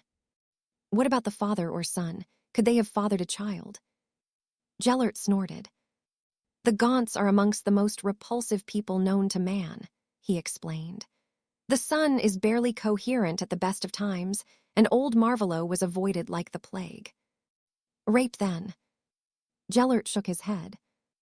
They're as bigoted as any could ever be. A pureblood birth would not go unnoticed, and neither of them would sully themselves by fornicating with a muggle, forced or not. But there must be a connection to the line, Weber grumbled. Have you checked the family tree? Extensively, Gellert sighed, reaching into his desk and removing a stack of parchment. This goes no further, he warned before handing it to his companion. The Slytherin family, he said appreciatively, frowning at the sparsity of the entries. Is this all? The next page, Gellert urged. The Peverills. The entries on this page were more numerous as 2 lines branched off and eventually joined with 2 other families. Potter and Gaunt, could he be a Potter? Gellert shook his head. There is no connection between the 2 families, he pointed out. The serpent is not a Potter. Weber released a deep breath as he continued perusing the family tree. What about this brother? He asked, pointing to the blank section belonging to Antioch Peveril. Gellert's blood ran cold, the thoughts he had ignored since being in the cave with the serpent coming to the forefront of his mind. The original owner of the Elder Wand. Could it be that his descendant had a claim to it? The way the wand had acted in his presence, when used against the serpent, was something Gellert had never experienced before, but he shook his head. Antioch was killed childless, he explained, or so he believed. Then I am at a loss, Mr. Grindelwald, Weber offered apologetically. I can't see how Evans could be the serpent, nor anyone else for that matter. No, we are certainly missing something, Gellert mused aloud. I will have the truth of the matter in due course, but for now, let us discuss our options for your plan of attack. I would like to invite Hans to join us if you have no objections. None at all, Weber confirmed, and Gellert left the room to send for the man. Unable to shake the thoughts he was having about the serpent and the Harry Evans. 2 men as mysterious as the other, seemingly unconnected, yet both living, breathing, and fighting against him. They would be dealt with, of course, but Gellert did not like unknowns. They brought a sense of uncertainty with them, threats that needed more attention than Gellert would like to have given either. If anything, he had always believed that Albus would be the only force to be reckoned with, but that was seemingly not so. Gellert had no doubt that he would emerge victorious from any fight, but his duel with the serpent had brought with it the uncertainty he felt, and the emergence of Evans reminded him that the world indeed had its share of gifted wizards that could not be brought to his side. Evans would have to die along with the serpent. Of that, Gellert had no doubt. Break. Dear Harry, I've lost count how many times I have written this letter now. When I read the article in the Prophet about you and the dragon, I was furious with you. Well, I thought I was. I was terrified, Harry. I know that, for you, these things are just a part of who you are, just another one of those things that you have done to add to a long list. Being told about your life and seeing it for myself are 2 vastly different experiences. You could have died. For you, it may be normal, but I am not used to that. I wish you had more regard for your life, that you didn't burden yourself with so many problems that may one day kill you, but I know this is who you are. Please do be careful. I do not know what I would do if anything was to happen to you. I miss you. Minerva. Harry sighed as he folded up the letter and placed it in the box, the words of the woman filling him with a sense of both warmth and guilt. Minerva wasn't trying to make him feel the latter. That wasn't why she had written, but it was there, nonetheless. She cared for him and was one on a list of very few who had done so unconditionally in his life. She wanted nothing more than for him to be safe, her words as genuine as her initial anger would have been. He chuckled as he imagined her cursing him something rotten. It was just her way, her Celtic hot-headedness being quite legendary amongst their friends, not to mention the woman he remembered her being during his formative years at Hogwarts. Minerva had meant what she had written, that she worried for and cared about him. There were even a few blotches on the parchment that Harry suspected were tear stains. The same couldn't be said for the other 2 missives he'd received in the past days. The one from Nicholas had been rather jovial in comparison, the man seemingly having taken the news of his aerial duel with the dragon in his stride, though Perenelle was not so amused. According to Nicholas, she was eagerly awaiting Harry's return so that she may give him a piece of her mind. The thought brought a grin to his lips. Perenelle was a sweet woman, and not one to anger quickly unless the person that provoked her ire was her husband. Harry suspected that by the time he arrived home for a visit, most of her fury would have ebbed away. She'd have a few stern words for him, but little else. Rosalina, however, would allow her irritation to fester until she cornered him. The words she had chosen in her letter were far from polite, and would certainly garner the disapproval of any other pureblood lady that read them. Being called a reckless, thoughtless, idiotic prat in a single sentence was new, but certainly something he'd expect from the woman. She had certainly called him worse in the years that he had known her.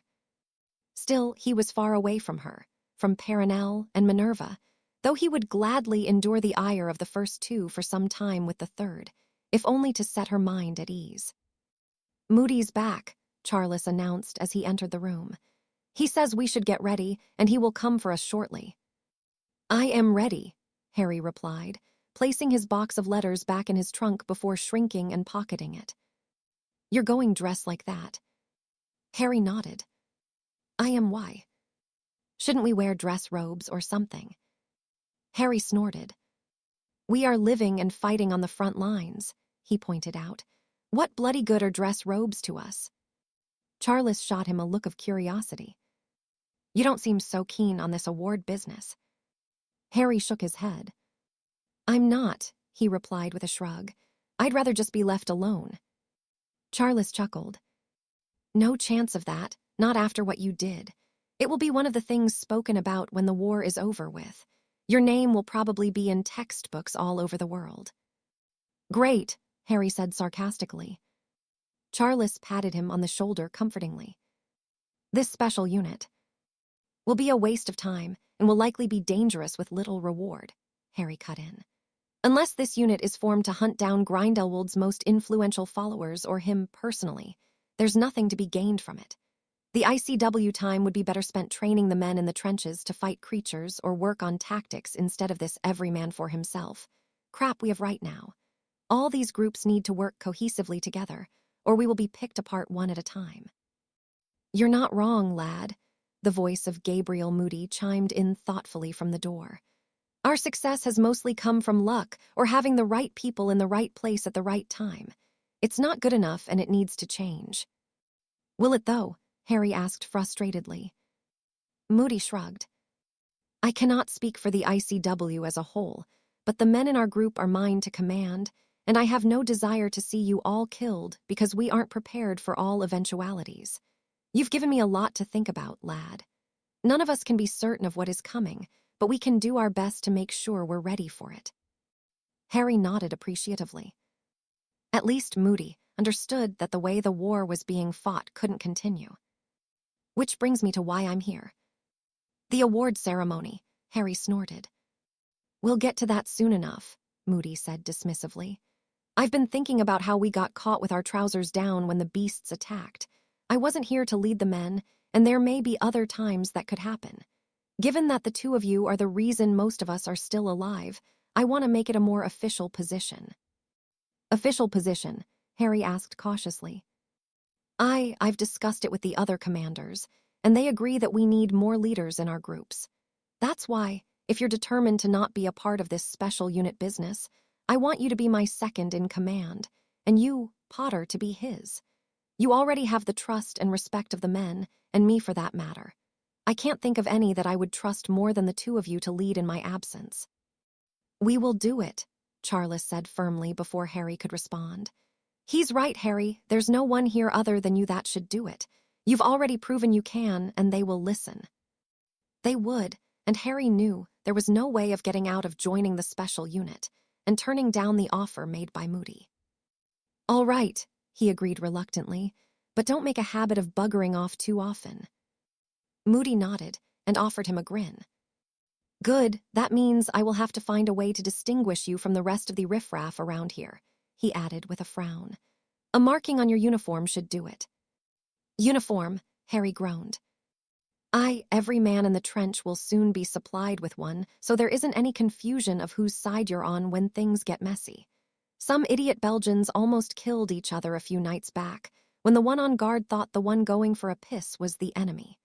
Anyway, are the two of you ready to be showered in glory? Harry grimaced at the thought, and Moody laughed at his discomfort. Don't worry, lad, it will all be over soon enough, he assured him. Who else is being rewarded?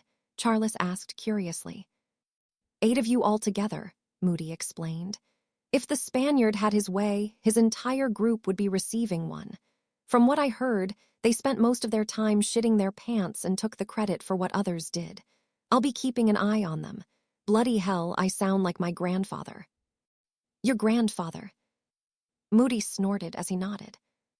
The old sod has gone a bit barmy, he explained. He fought against the French back in the day and has spent his life think they're the enemy. He tried to sign up to fight at the beginning of the war, but the old codger doesn't even know who we are fighting now. I still get threatening letters at least once a week from him. He seemed to be quite amused by the antics of his grandfather, as did Charles, who chuckled. If he's living, breathing, and carries the name Moody, then he's game for a fight. That's what my dad always said. Gabriel grinned in response, not disagreeing with the younger man. It's what we do best, lad. Now, enough of the pillow talk. Let's get to the headquarters and this award business can be put behind us. The longer we stand here scratching our bollocks, the longer it will take. Here, he said, offering the two of them a chain he removed from around his neck. Cheer up, Harry. It might never happen, Charles goaded. It already is. Harry grumbled before the familiar feeling of being hooked through the navel whisked the trio away from the trenches. Break. Hans checked his watch in eager anticipation of the fight to come. This was what he lived for. The violence, the chaos, the moments where he knew that his life could be ended in an instant. Many deemed him to be insane, called him a butcher and a monster. Perhaps Hans was all of those things, but what was life without risk? He would sooner perish in the heat of battle than grow old, weak and weary. If truth be told, he would be most disappointed if he found himself in such a state. No, that wouldn't do. Hans had lived hard and fast, and being a frail old man was not in his future.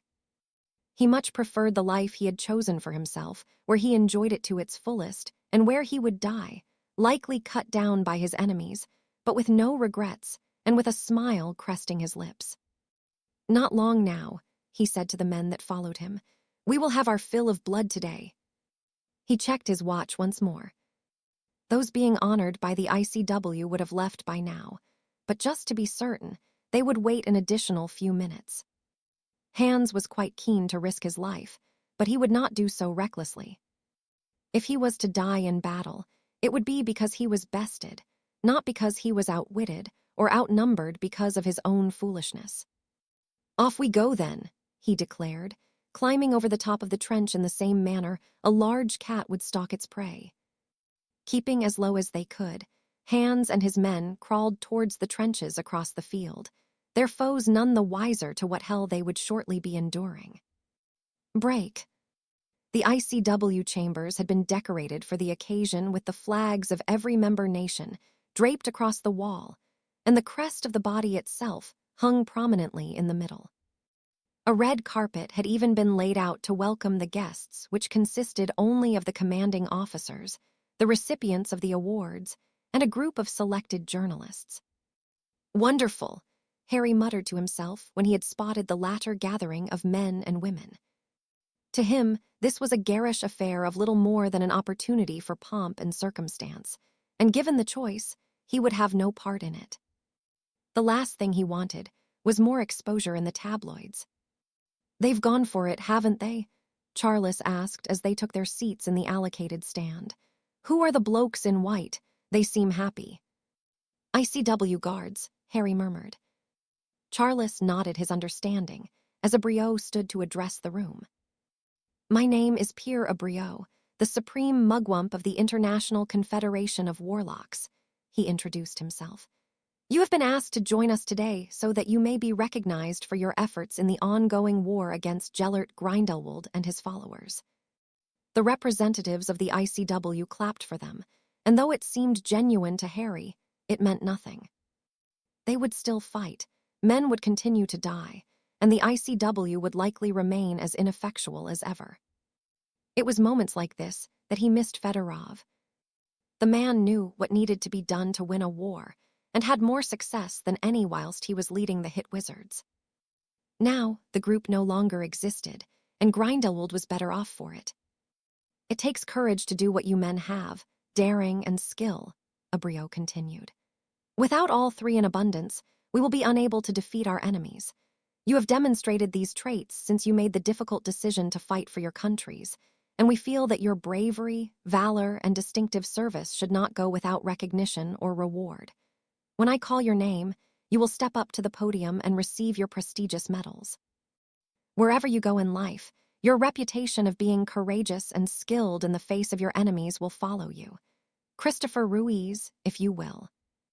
A rather smug Spaniard swaggered towards the podium, lapping up the attention bestowed upon him from the media outlets in attendance.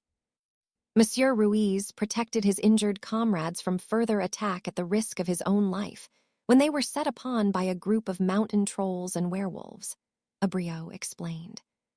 Ruiz accepted the gold medal that hung from a short, red ribbon and strutted back to his seat, but not before posing once more for the photographers. This is going to take forever, isn't it? Harry huffed under his breath, eliciting an amused grin from Charles. Probably, the Potter Lord agreed with a nod, especially if the rest of them walk as slowly as him. What a bloody ponce. Ruiz turned and shot the two of them a glare, his eyes widening when he realized who had made the comment. Is there something on my face? Harry asked irritably. Ruiz shook his head and turned away, the back of his neck becoming quite red in the process. Ever the charmer, Harry, Charles snorted, turning his attention back towards the supreme mugwump who had yet to call up the next recipient. It was going to be a long day indeed. Break. At least we get some peace and quiet without Ruiz running his mouth. Franklin Bones sighed when the Spaniard had been taken to receive his undeserved reward. You would not say that to his face. One of Ruiz's cohorts snarled angrily, having been listening in to the conversation. Oh, I'll say whatever I feel like to his face, Franklin returned irritably. The sniveling coward won't do a thing. He'll hide behind better men than him, just like he did when the werewolves and trolls attacked. You forget, Vargas, I was there. Whilst your lot and Ruiz were shitting their pants, it was Black that fought them off. Franklin spat on the floor in front of the Spaniard in disgust, his hand flexing towards the wand. Leave it, Bones, Arcturus urged. His lot aren't worth the steam off your piss, let alone getting yourself in trouble. Let Ruiz swan around with his fake medal. Cowards always get exposed eventually, unless you do want to make something of it, he added to Vargas. The Spaniard gritted his teeth, but stormed away angrily, not favoring himself in a fight with either Franklin or Arcturus. He's probably gone to change his skivvies, Franklin mocked. Bloody hell, Black, why did you have to let Ruiz take the credit for what you did? Arcturus shrugged. It keeps my name out of it, he pointed out, and it will be fun to see the moron exposed for what he is. Bones rolled his eyes. I should have offed him the minute he started bragging, he muttered. Greasy bastard. Arcturus chuckled amusedly. Let it go, Bones. It's not worth going gray over. He'll get his when the time is right. Bones hummed unhappily, his disdain for dishonorable acts something that had been drilled into him from his father. The Bones were about as respected as families came back in Britain, and Franklin was proving to be as noble as Arcturus would expect from anyone carrying his name. I will for now, but if he keeps strutting around here like he's single-handedly winning the war, I'll rip his guts out through his arse.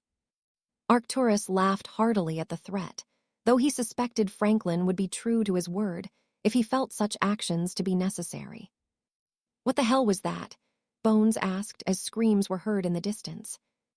Arcturus frowned as he flicked his wand into his hand and peered over the edge of the trench. Bollocks, he gasped as he saw the chaos unfolding towards the north of their position. How were they not seen? What's happening? Bones asked worriedly. We're under attack, Arcturus answered, climbing over the top and sprinting towards where a wall of Grindelwald's men had formed. Move your bloody arses, he roared as he passed his comrades below who were seemingly frozen in shock at the unexpected intrusion. Come on, form up or I'll bury the lot of you, sound the alarm. He continued on his way, aware that Bones and then others were following in his wake. When he was in striking distance of the enemies, he unleashed a barrage of spells, a gesture that was returned promptly, and the fighting once more erupted on the front lines. Being first on the scene, Arcturus found himself the center of attention, and it was all could do to dodge and weave between the plethora of spells sent his way, not that he could avoid them all.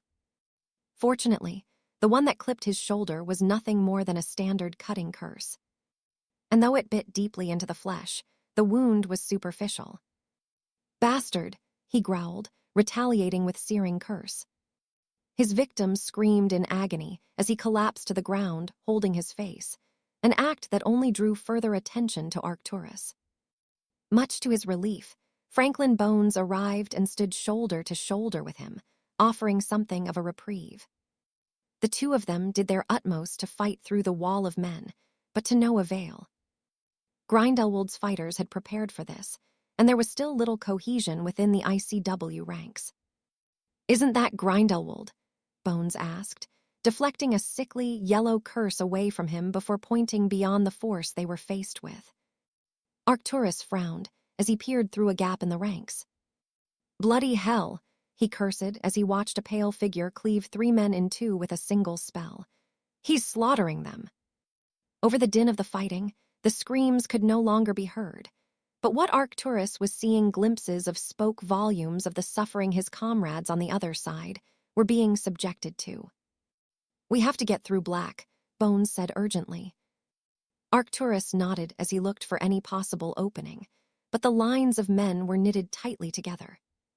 We need to make a gap, he mused aloud, leveling his wand in front of him. Blasting curses. Bones followed suit, and the duo launched a simultaneous attack.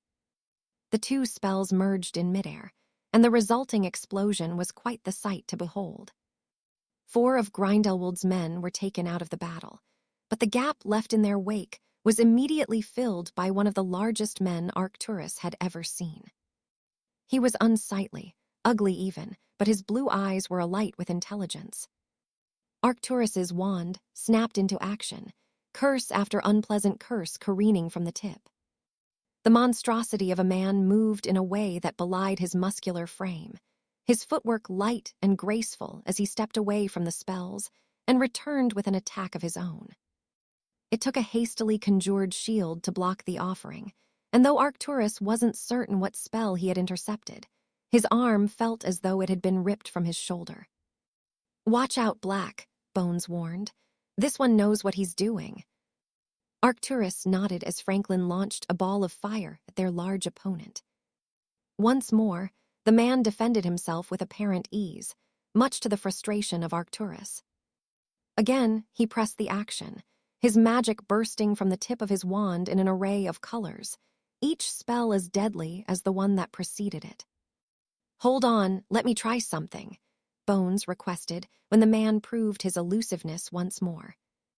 With a wave of his wand, a sound like a cannon going off rent the air, and the force of the spell blew Arcturus back a few feet. He watched as a barely visible force plowed towards the large man, who conjured a large golden dome around himself. The resulting sound of the clashing magic was enough to leave any nearby with their ears ringing, yet the shield held firm, much to the surprise of both Arcturus and Franklin. That was quite the piece of magic, and the large man absorbed it with apparent ease. With a guttural roar, the shield exploded outwards, sending Arcturus and several others sprawling. By the time he managed to push himself to his feet, Bones was once more engaged in a duel with the problematic man. Try as he might, Bones could not penetrate the defenses of his opponent, who seemed to be toying with the other man, something that became clear when he finally retaliated. The spells that were returned were vicious, designed to mutilate and murder, something that Bones would never have faced before.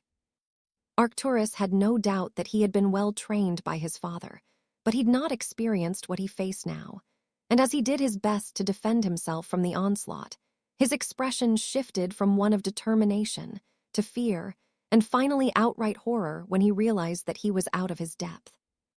Stumbling as he attempted to assist his comrade, Arcturus could only look on as the enormous man sent a final spell that tore through Bones' shield and his flesh. A streak of blood spewed from his chest before he collapsed soundlessly to the floor, where his breathing came in short bursts, accompanied by a morbid gurgling sound. Arcturus hurried to his side and knew immediately there was nothing that could be done for him. The gash stretched in a jagged line from Franklin's hip, across the sternum, and through the opposite collarbone. His skin had already lost all of its color, and the visible organs had been torn asunder. Franklin Bones was not long for this world, and Arcturus was at a loss at what to do. "Be black," the dying man choked. "Am my wand family." With the last effort he could muster, Franklin feebly extended his arm for Arcturus to take his wand before he fell still. For a moment, Arcturus remained transfixed on the man's features before he even remembered he was in the middle of a fight. Such was the horror he felt at what he witnessed.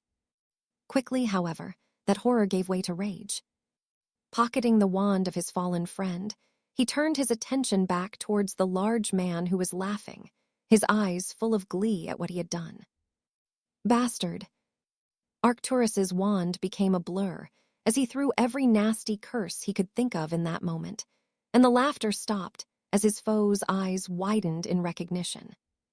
The Black family magic was legendary in its own right, and if this man knew Cassiopeia, he was well aware of what he faced.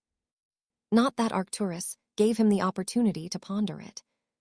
His attack was relentless, his wand work fluid and precise as he did all he could to kill the man in front of him. It was the first time Arcturus had been in such a fight, but in the heat of the moment, he cared little for the consequences, for how he might feel when it was all over. For now, he wanted one thing, and that was the life of the large man in front of him. "Cassie did say that you were a ruthless bastard," the man goaded, his accent a thick German. "She was right about her little brother. I wonder how she will feel when I give her your head."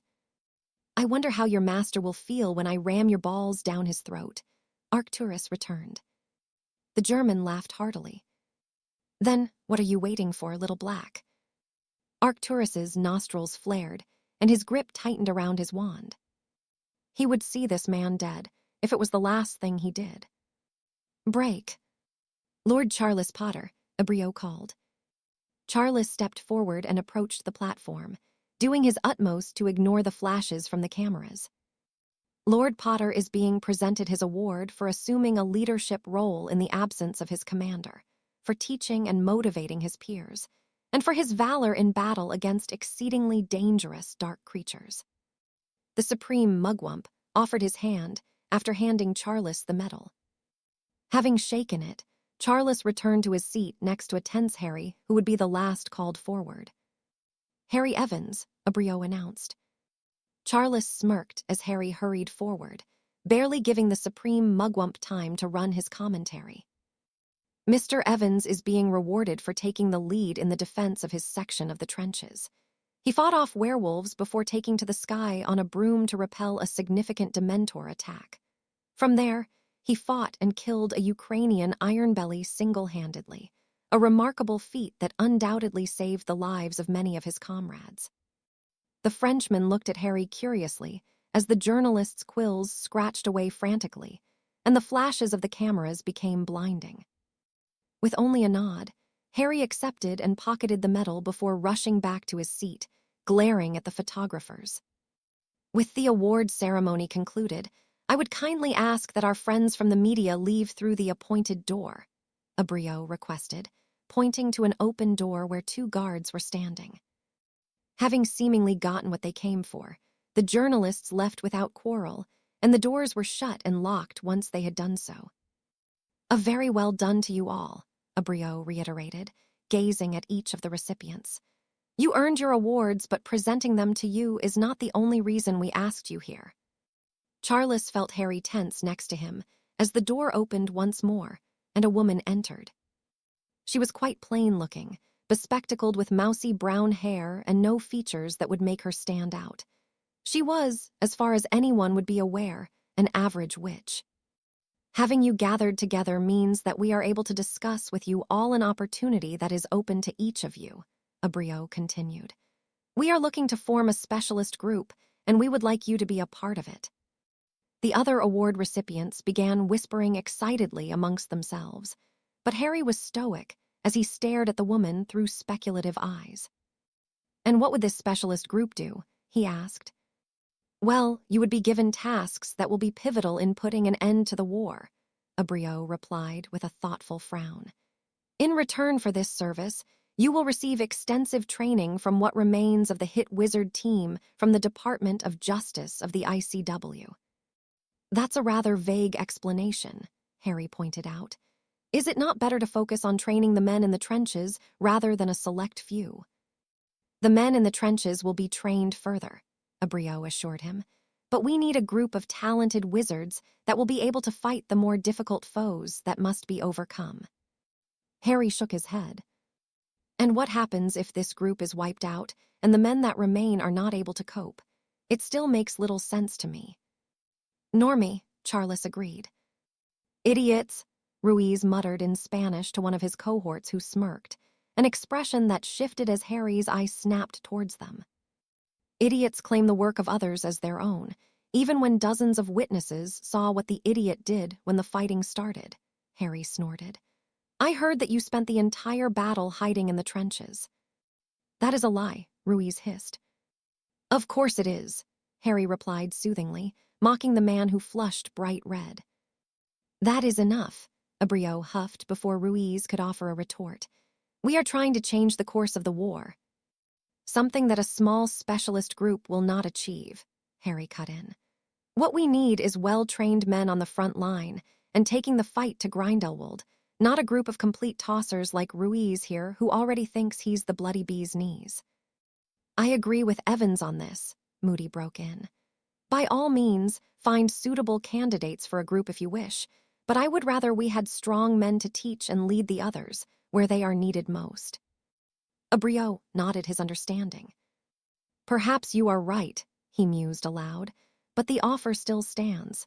If there are those of you that wish to accept the opportunity, then we shall proceed. Fawkes looked very unhappily towards Harry, and Charles couldn't help but grin slightly at how much she was bothered by his opinion. For now, we will.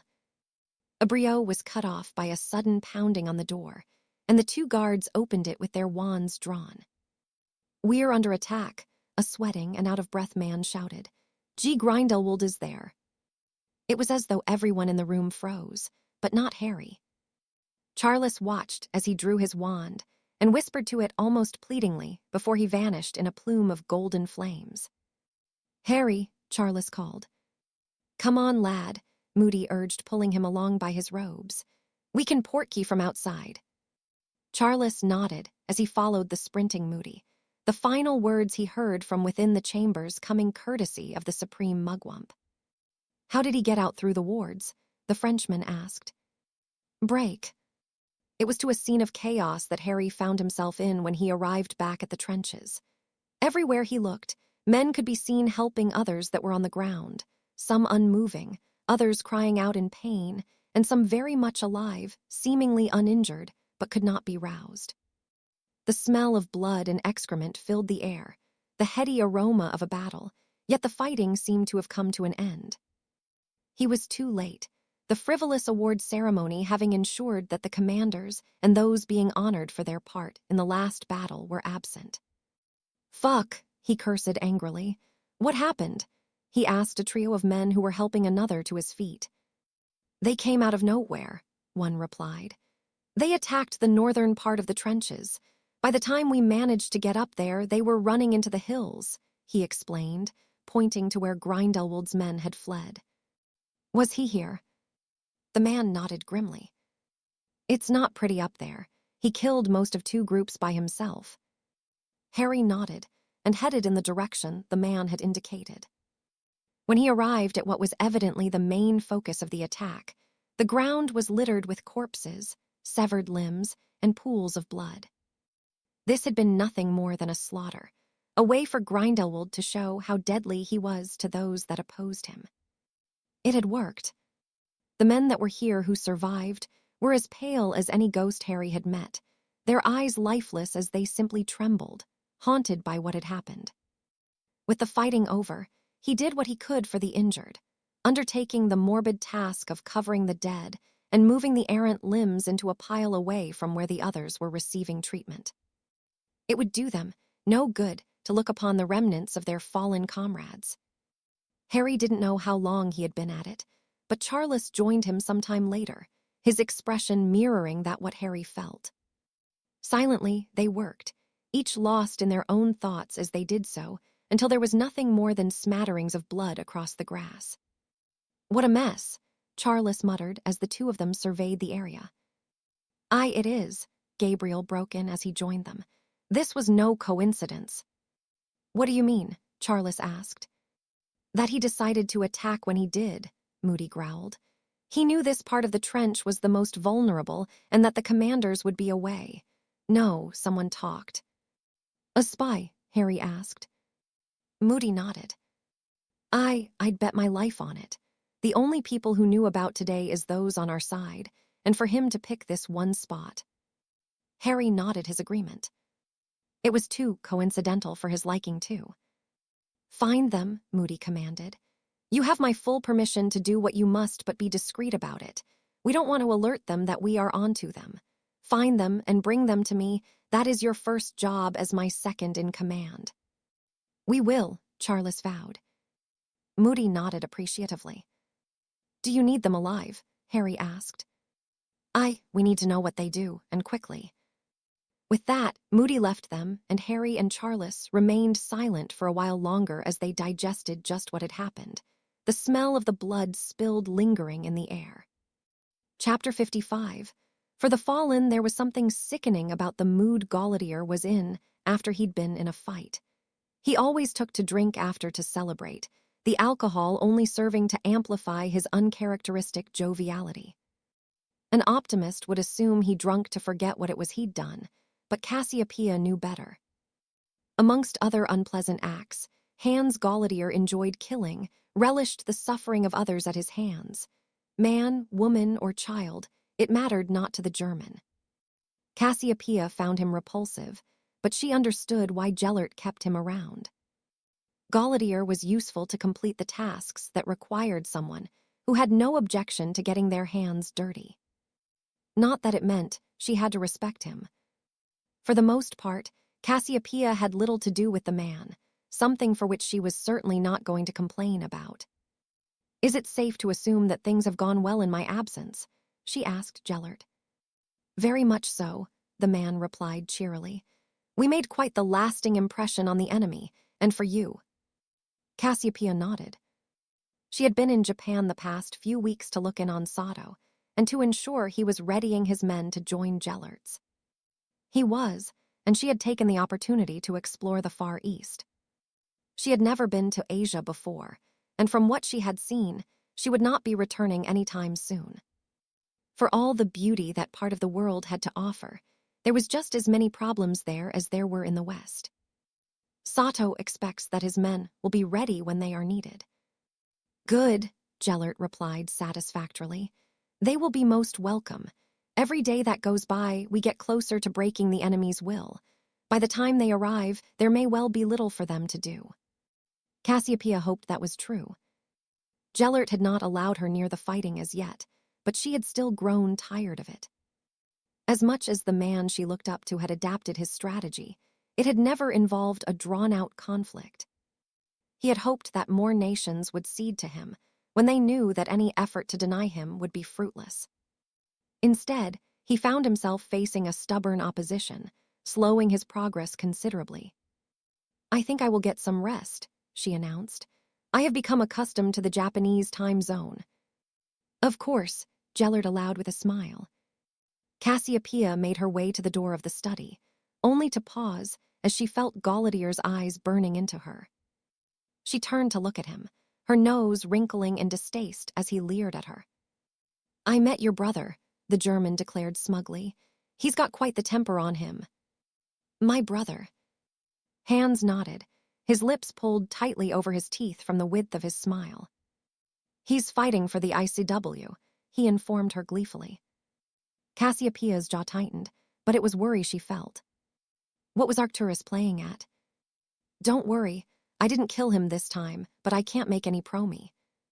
"Crucio," Cassiopeia hissed, her wand snapping into action before Gaultier could finish his sentence. The German fell from his seat and writhed on the floor, his screams of agony failing to satisfy Cassiopeia. She wanted to hurt him, to kill him for threatening her little brother. Despite their differences of opinion, and that they had chosen opposing sides in the war, that was what Arcturus was. He was the little boy that used to play with his toy Quidditch set in front of the fire, or bother her when she was in the library, asking her to teach him some of the family magic. Gaultier had no right laying his filthy hands on a black. "That is enough, Cass," Gellert said firmly. Reluctantly, Cassiopeia relented, and Gaultier remained on the floor for several moments, his breathing labored as he twitched uncontrollably. Much to her surprise and annoyance, he began to laugh almost amusedly, though his arms trembled as he pushed himself to his feet. "You're a sadistic bitch, Black," he growled, "but that is what I like about you. We're not so different." Cassiopeia felt her wand torn from her grip as she attempted to retaliate, and she turned to glare at Gellert for interfering. "You're tired," he insisted. "Go and rest. I will return your wand to you when you wake. And when you do, I'll kill him." Gellert released a deep breath. "I wish you wouldn't," he sighed, "but that is a matter to discuss later. Hans, you will apologize for goading her now." Gaultier snorted, though his smirk remained in place. "You have my apologies," he offered mockingly, "for not bringing you your brother's head. Next time you will not be without it." Cassiopeia narrowed her eyes at the man. If she had her wand, she would strike him down where he stood. "And then I will take yours," she vowed. "You will not lay your unworthy hands on a member of my family. We stand far above scum like you." Gaultier roared in laughter, before baring his teeth menacingly. "I look forward to the day you try," he replied. "I will not tell either of you again," Gellert snapped, his patience finally wearing thin. "You are on the same side." Cassiopeia smiled sweetly at the German. "One day, you will bite off more than you can chew. I look forward to seeing your comeuppance." "But it will not be you that delivers it," Gaultier replied mockingly. Cassiopeia's nostrils flared before she stormed from the room. Hans Gaultier would one day reap what he had sown, and Cassiopeia had meant what she said. She looked forward to bearing witness to his demise, and she only hoped he would suffer a cruel fate. He deserved nothing less. For now, however, she needed to know what Arcturus was thinking. She knew that he was opposed to anyone in the family supporting Gellert, but to actively fight against her was something she would never think him capable of. In truth, it saddened her. She didn't want to fight Arcturus, and had believed he would have remained neutral at worst. Knowing he had chosen to fight against what she stood for filled her with dread. Gellert would not be defeated, and he would kill any that stood in his way of his goals. As gifted as Arcturus thought he wouldn't stand a chance against her mentor in a duel, and if that was what he sought, she feared that he would meet his end soon enough. "Stupid boy," she huffed to herself. There was only one person who Arcturus might listen to, and though Cassiopeia knew she wouldn't be welcomed with open arms, for the sake of her brother, she had to try to make him see sense. Break. The uniform he had been given was scratchy, the khaki green material having been pressed and starched to an unbearable degree of stiffness. Thankfully for Harry, after some light charms work it had become more pliable and softer to the touch, though he couldn't help but lament on how odd it was to have been given a tunic lined with dull, metal buttons, matching trousers, and leather boots. It was not wizarding wear, but as Moody had rightly pointed out, Robes were not the most comfortable garments to live in. Harry had spent most of his life in clothing that didn't fit or was threadbare. To him, the uniform was a vast improvement. Still, other than charming it to be more comfortable, he had cast an array of spells on it to make it wieldier and more useful. Even the boots had not been spared his efforts. He could, however, do without the insignia of the ICW emblazoned in gold on the right arm and 2 stripes depicting his rank. Not that Charles could mock him for it, as much as Harry knew the man wanted to. He may have only had a single stripe to his name, but their uniforms were identical other than this minor detail. "Any luck?" he asked when the Potter Lord entered the room. "Not this evening, Sergeant," Charles replied, grinning as he saluted. 2 stripes aren't even a sergeant," Harry muttered, making a mental note to himself to kick Gilbert when he saw him next.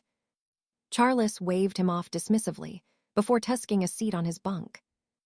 "We're still no closer to working out who it is," he reminded Harry. "I know," Harry sighed. "We'll get there." Charles nodded. "We will," he agreed, "and hopefully before any other information is leaked. Then we will have to hope that whoever it is takes the bait. They won't be able to resist." Harry and Charles had been dropping random bits of information throughout the trench, making note of where they had mentioned each thing. Their task was difficult enough, but being able to pinpoint what information was being leaked and where would make it all the easier.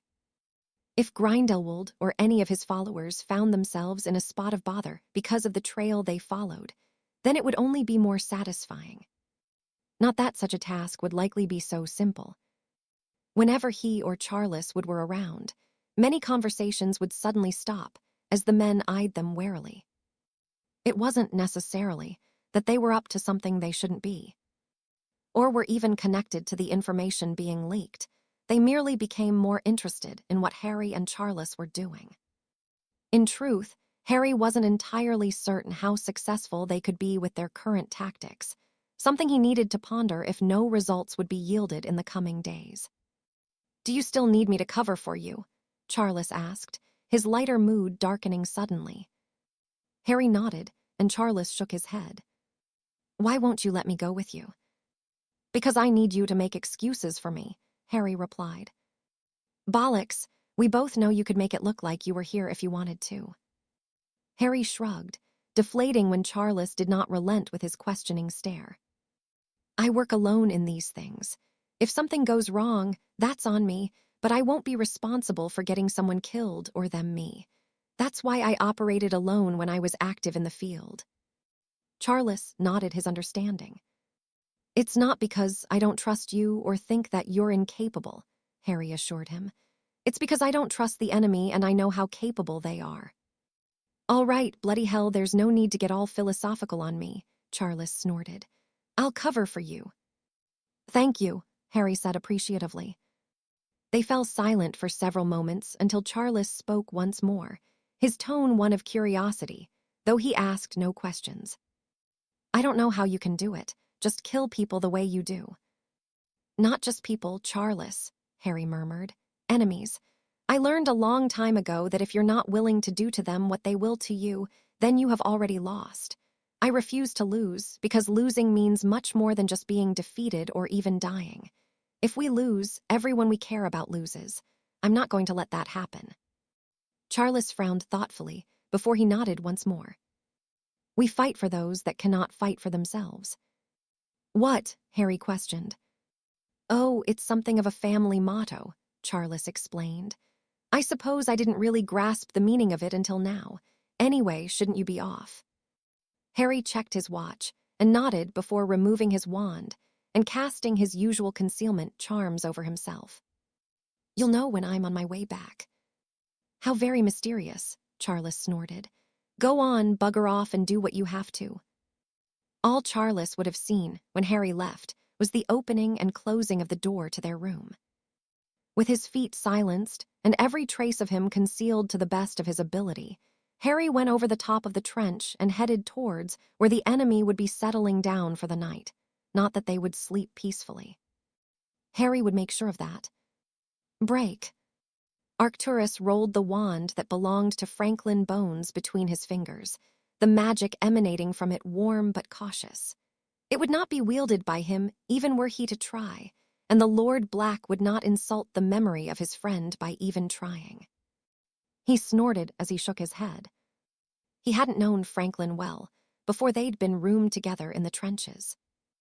They had met on numerous occasions over the years at typical pureblood events, but had barely exchanged a polite greeting.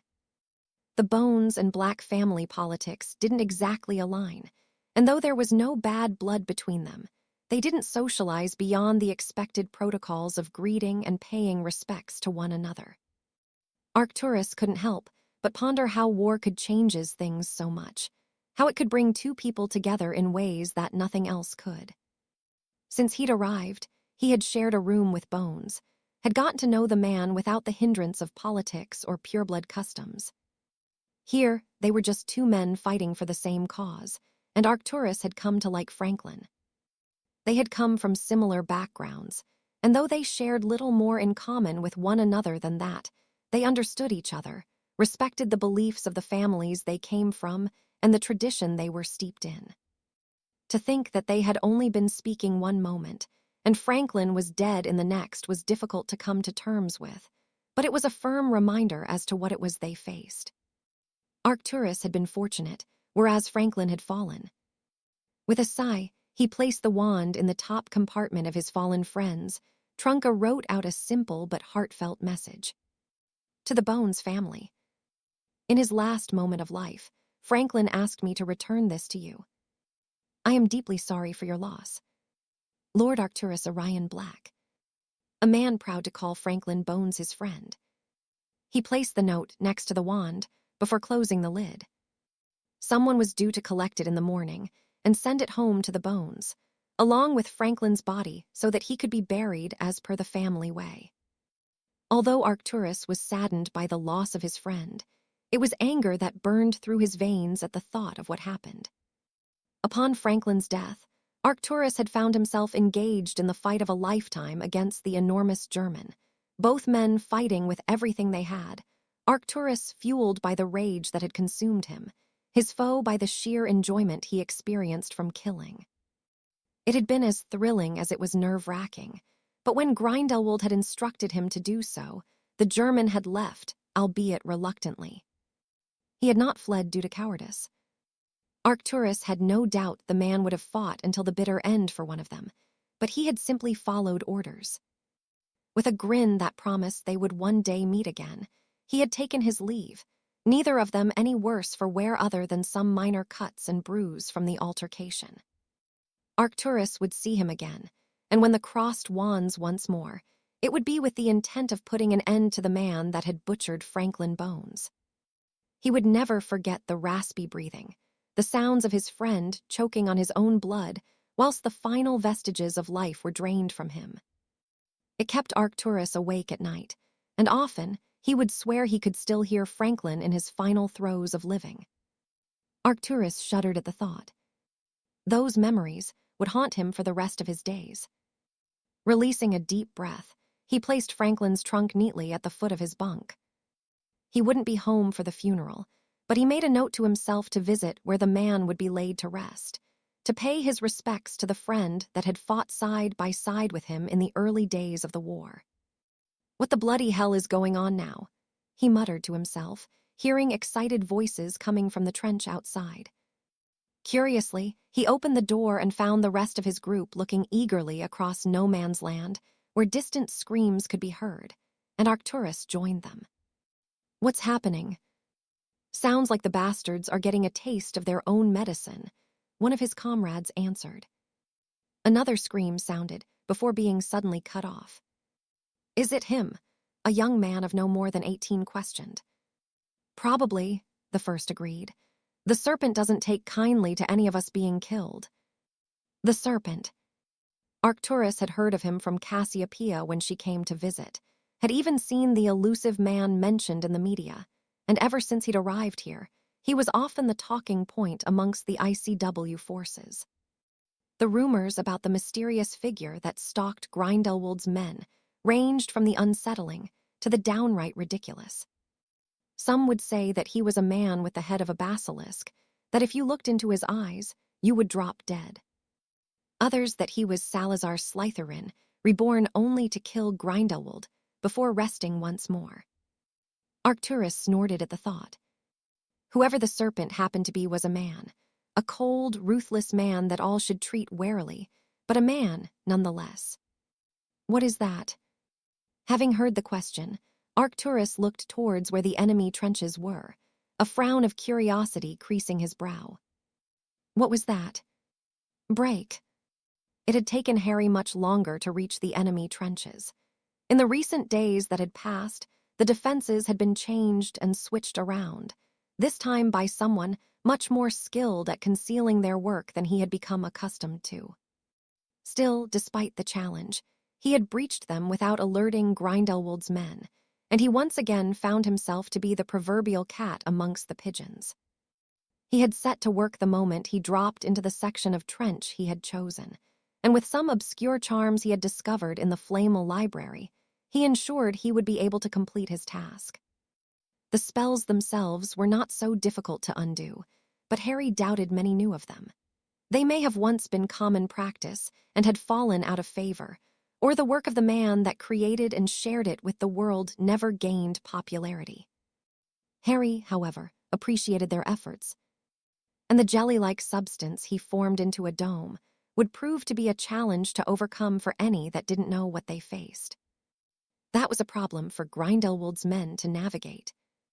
Harry had his own work to do. With his barrier in place, those slumbering within were only moments away from their lives being snuffed, an example to Grindelwald that there would always be reprisals for his actions. The first of Harry's victims had not even woken. The conjured blade rammed through his sternum and into his heart, killing him instantly.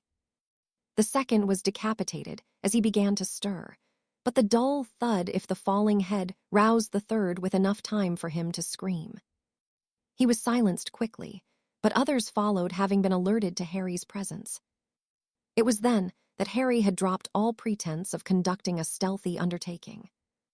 These men had crept into his trenches, had slaughtered men who were fighting for their right to freedom from a tyrannical man who believed his vision would be what was best for the world, and one he would see come to fruition by any means necessary.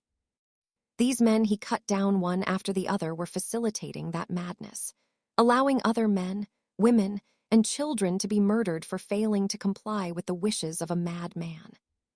All of them were culpable for that. More screams sounded, as Harry used the narrow nature of the trench to isolate his foes who had nowhere to run. Some tried on both sides to blast their way through the barrier, but to no avail. Blasting curses were absorbed like they were nothing, and the jelly remained, allowing Harry to pick off more and more men at a whim. Another scream, this one louder and shriller than any other, yet another that was cut off suddenly as Harry dispatched of the man.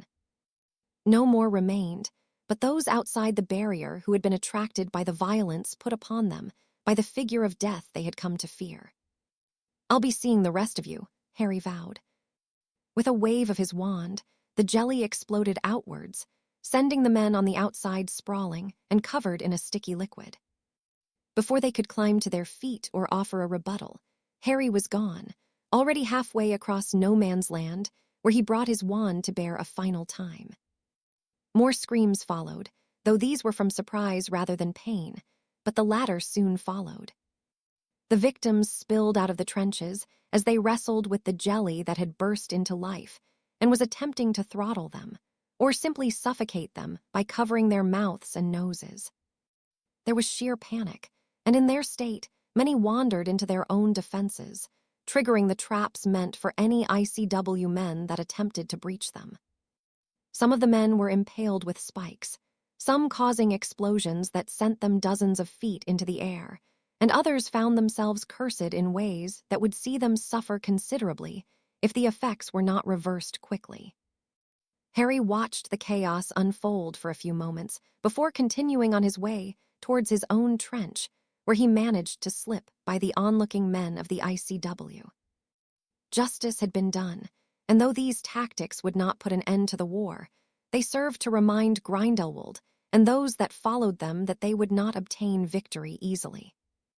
No, it would cost them lives, and eventually there would be few remaining that were willing to sacrifice it all for the dreams and visions of another man. From within his room, Harry heard the hiss of satisfaction sound across the battlefield, and with more work from himself, the legacy and reputation of the serpent grew just that little more. "Harry, you have to see this," Charles called, banging on the door. "What is it?" Harry huffed when he opened it, rubbing his eyes tiredly and feigning that he had just woken up. "Looks like the serpent has been at it again," Gilbert explained gleefully. Harry frowned as he followed the cunning man, Charles, and Yaxley to the edge of the trench where he was shown the still unfolding drama. "See," Gilbert said excitedly. Harry nodded appreciatively. "No less than they deserve," he replied, squinting as an emerald fire burst into life, and the symbol of the serpent filled the sky, illuminating the destruction that had been wrought across no man's land. "Too right," Yaxley agreed, neither him nor Gilbert seeing the nod Charles offered over the former's shoulder. Break. St. Mungo's was still playing host to the men injured in the latest bout of fighting on the front of the French-Belgian border, and Doria spent most of her waking hours tending to them. She was already concerned for Arcturus and cursed his foolish pride daily for opting to sign up to fight against Grindelwald. Being a healer only served to make her more anxious for her brother, the last remaining member of her family. Day in and day out, she witnessed the suffering of the men that were brought here, some burned, others with broken bones, and some missing limbs altogether. These were unpleasant enough to behold, but they could be put back together for the most part. It was those that would suffer the effects of long-term damage through curses and mental anguish that would never be the same.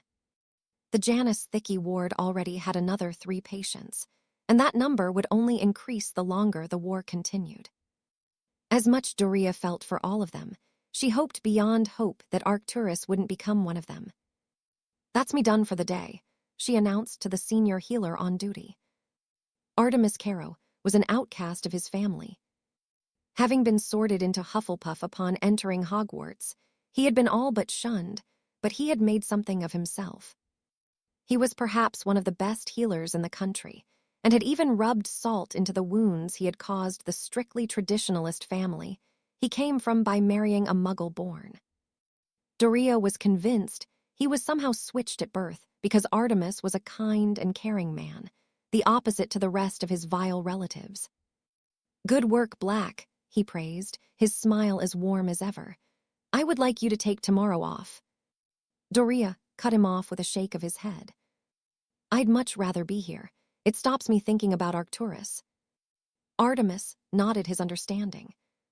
"All right," he agreed, "but I will be placing you on light duties for a day or 2. We all need time away from the thick of it." "Okay," Doria relented. Lighter duties in the hospital were preferable to being at home and alone with her thoughts. "Good. Now do you enjoy the rest of your evening?" "It's 10 p.m., Doria pointed out. "So it is," Artemis sighed as he checked the clock. "I suppose I should head home soon myself. Sarah won't sleep until I get there." "Is she still insisting on a bedtime story every night?" Artemis chuckled fondly as he nodded. "We are reading Black Beauty," he explained. Doria frowned questioningly. "Black Beauty." Artemis reddened around the ears slightly as he sputtered. "It's not about your family," he explained hurriedly. "It's a Muggle story about horses. Sarah loves them." "I see," Doria snorted amusedly, having wondered just what the man was talking about. "Well, you'd best not keep her waiting." "No, I'd best not. Philippa will not be happy if she's up much later. See you tomorrow, Black." Doria watched as the man rushed towards the male changing rooms before she took her leave from the thankfully quiet hospital and apparated home herself. Grimmauld Place was lonely without Arcturus, but she found that she was not alone tonight. "Who's there?" she asked cautiously as she drew her wand. The fire in the kitchen had been lit, and Doria had done nothing of the sort. It was too hot this time of year to light a fire, which meant that someone had traveled here via the Flu network. So it is true. The voice of her older sister cut through the sound of the crackling flames. You did become a healer. She was seated at the far end of the table, nursing a mug of tea between her hands, as though there was no rift between her and the rest of the family. You've got some nerve, Doria growled, fighting the urge to curse the woman. What are you doing here? Cassiopeia took a sip of her tea before answering. This is my home, is it not? Doria shook her head as she gritted her teeth. No, Cass, it isn't. I want you to leave. Cassiopeia pouted petulantly. That's not a very nice way to treat your sister, she chided. Doria laughed, though there was no humor in it. You are in no position to judge anyone about how they treat family. Cassiopeia's nostrils flared in irritation. Everything I have done is for this family, she hissed. No, Doria denied. Everything you have done you did for yourself. Because of you, Perseus got himself involved and was killed. By William Potter. Which would not have happened if Perseus did not follow you when you decided to follow him. What happened to Perseus is his own fault for being a stupid prat, and it's your fault for taking him with you. He chose to come with me. Because you filled his head with crap and now he's dead, Doria spat. Cassiopeia looked at her speculatively for a moment before leaning back in her chair. What happened to my shy, quiet little sister? She asked. I grew up, Doria snapped, something you would have seen if you had stayed. With father how he was. He was good enough for the last few years of his life, Doria bit back. Cassiopeia released a calming breath. I found something to believe in. I was not going to allow myself to be married off. As always, Cass, it's all about you, Doria snorted. Do you really believe in what Grindelwald wants for this world? I do. Then you are more sadistic than I thought, Doria replied disappointedly. Do you know what I see every day? Men suffering because of Grindelwald, wives arriving at the hospital to identify their dead husbands because of what Grindelwald is doing. If that is what you believe in, then you need help. Sacrifices have to be made for the greater good, Cassiopeia returned, as though it was something she had parroted many times to herself. So, sacrificing Perseus was worth it. Cassiopeia scowled. What happened to Perseus was unfortunate, and despite what you think, I did not come here for myself or for Gellert. Then why did you come, Cass? Guilty conscience. I have nothing to feel guilty for. Doria raised an eyebrow in her sister's direction. Maybe one day you will, she sighed. I hope you feel every ounce of guilt for what you are helping with. I did not come here for a lecture. I came here to save Arcturus. Doria's mood and expression darkened, the name of her brother being spoken by Cassiopeia feeling like an insult. You need to convince him to come home and stay out of the fighting. I tried to convince him not to go, Doria huffed. Then you need to try harder. He's going to get himself killed. Don't pretend you care, Cass. It doesn't suit you. The day you walked out on us, you proved what you cared about. For the love of Merlin, I'm trying to save his life. He's fighting because of you. Cassiopeia fell silent at the angry retort, and Doria steadied her erratic breathing before continuing. He is fighting because you, Perseus, and father have ruined our family reputation. He's fighting because of what happened to Perseus, because it is what is expected of him. He is fighting so that our family will not be looked down on when this is all over and Grindelwald has lost, because he will lose, Cassie. There have been men like him throughout history, and none of them have changed the world. Grindelwald will not do it either. Cassiopeia shook her head, almost disappointedly. You don't know him the way I do. Gellert will not be defeated. If you think that, then you are blind. By what? I don't know, but he will lose. The world will not allow someone as dangerous as him to rule over it.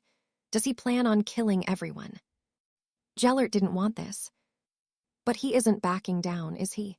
He could put an end to the violence. And so could the ICW. Now you are being delusional, Doria huffed. You have picked the wrong side, Cass. Now you have to deal with the consequences. Cassiopeia shook her head.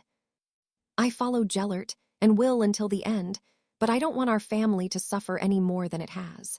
Convince him to stop, Doria. If you think I can, then you do not know our brother at all. Then he will die, and there's nothing I can do to save him, Cassiopeia replied almost sadly. You mean you have chosen Grindelwald over your own family, Doria pointed out. Just leave, Cass. You have made your bed, now you have to lie in it. I do hope you realize your mistakes before it is too late, or it is you that gets yourself killed. Like anyone could, Cassiopeia snorted. Harry Evans. The mention of one man had Cassiopeia all but foaming at the mouth in rage. Whether she was truly angry with Evans or herself for being bested by him twice, Doria didn't know. If she was honest with herself, she may share parents with the woman seated in front of her, but she didn't know Cassiopeia Black. The teenage girl Doria remembered had been ambitious, dedicated to her magic and dueling, and even quite sweet at times. This woman before her was a stranger, the resemblance of the sister she knew in appearance only. Evans will get what he is due, as will any other who stands in our way, Cassiopeia vowed. Then there is nothing left to be said between us, Doria returned pointedly. Cassiopeia grinned as she nodded at her younger sibling. What happened to my shy little sister? She asked as she stood. Little Doria was so sweet, just like Mum. Little Doria is still a Black, Doria answered simply, and it is the Lord Black that has my loyalty. Even if it gets you killed. I'd rather that than be subjected to what Grindelwald would have done to me. Gellert wouldn't harm you, Cassiopeia denied. Just like he doesn't harm anyone else who resists him. Cassiopeia didn't have an answer to that, and Doria felt a sense of satisfaction fill her. There was nothing her sister could say that would change her mind, which would make her understand why she had thrown her lot in with Grindelwald. With nothing else left to say, Cassiopeia swept from the room, and Doria heard the fire flare into life only a moment later as she took her leave from Grimmauld Place. Doria took a deep breath, angered by Cassiopeia's stubbornness, but also saddened by the state of her family. Before their mother had died, the Black siblings had been so close. Now, Doria couldn't help but think the rift that existed between those that remained may never be mended. Break. I trust that you have recovered from your ordeal, Gellert questioned Hans as he entered the study. The German waved him off dismissively. I have had worse from my mother. Cassiopeia Black is not your mother, Gellert pointed out. You should not provoke her. Hans laughed heartily. I will skullfuck her, he declared. You will do no such thing, Gellert snapped angrily. What is it? Fortunately for Hans, a knock at the door had sounded, but the large man was certainly cowed by the outburst of the feared man he followed. Gellert looked questioningly at Weber as he joined them, his expression quite grim. The serpent paid a visit to our trenches tonight. Gellert felt his hand twitch towards his wand at the mention of the man that was proving himself his most difficult obstacle to overcome, even more so than the stalemate his men faced on the French border. Something must be done about him, Gellert, Weber insisted. He killed 16 of our men last night and severely injured another dozen more. Some of those may not make it. I am working on it, Gellert assured his spy. Have you heard from your man on the other side? Weber shook his head. He knows not to risk making contact unless he has something substantial to offer. Gellert nodded as he took his seat, shooting Gauladier a look of warning. Let me get him for you, the larger man pleaded. I will wait for him in the trenches and bring him to you in as many pieces as you'd like. Not yet, Gellert refused bluntly. I wish to deal with him personally to make an example of him. I am considering a few options. And until you decide, our men will continue to die, Weber returned evenly.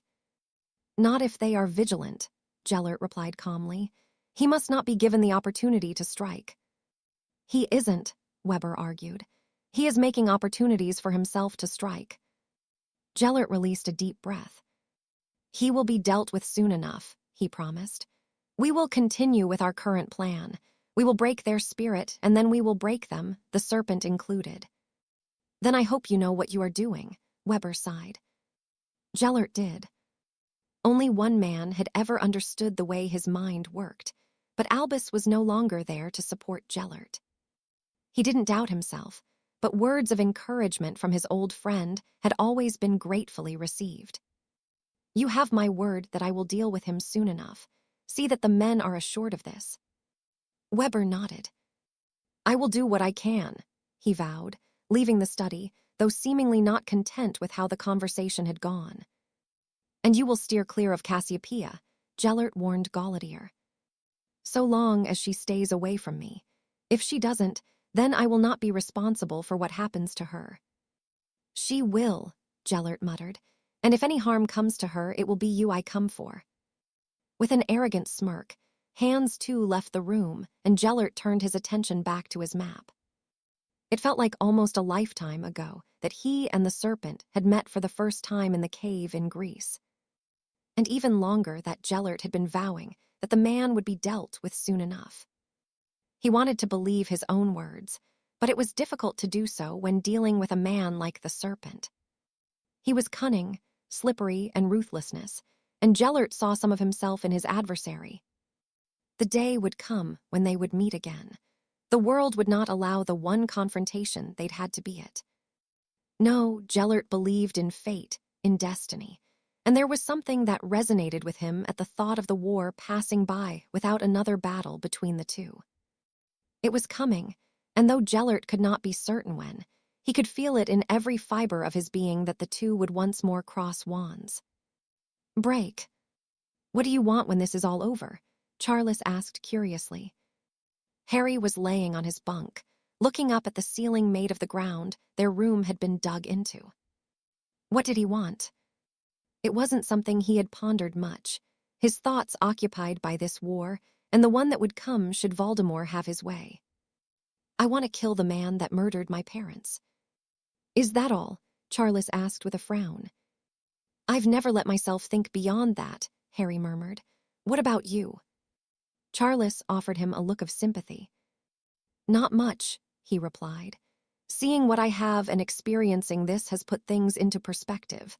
I want to honor the name I carry, fulfill my responsibilities, and raise a family. Why haven't you killed him yet, the man that murdered your parents?" "It's complicated," Harry snorted. If only Charles knew. "What happens after?" Harry met the gaze of the Potter Lord and shrugged. "What's to say that I will even survive?" It was a grim prospect, but one that Harry had carried with him for years, even before he learned of the prophecy that hung over him. "Bollocks to that," Charles huffed. "I know you, Harry. You won't die. You wouldn't give the bastard the satisfaction." "I don't plan to, but where he's concerned, anything could happen. I suppose it is up to fate to decide who will live in the end." Charles shook his head. "Don't you want a family of your own?" Harry swallowed deeply at the question. It was another thing he had not allowed himself to consider, not when it may never be. "What I want and what I will be allowed are two different things," he sighed.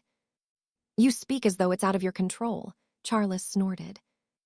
"Maybe it is," Harry replied ominously.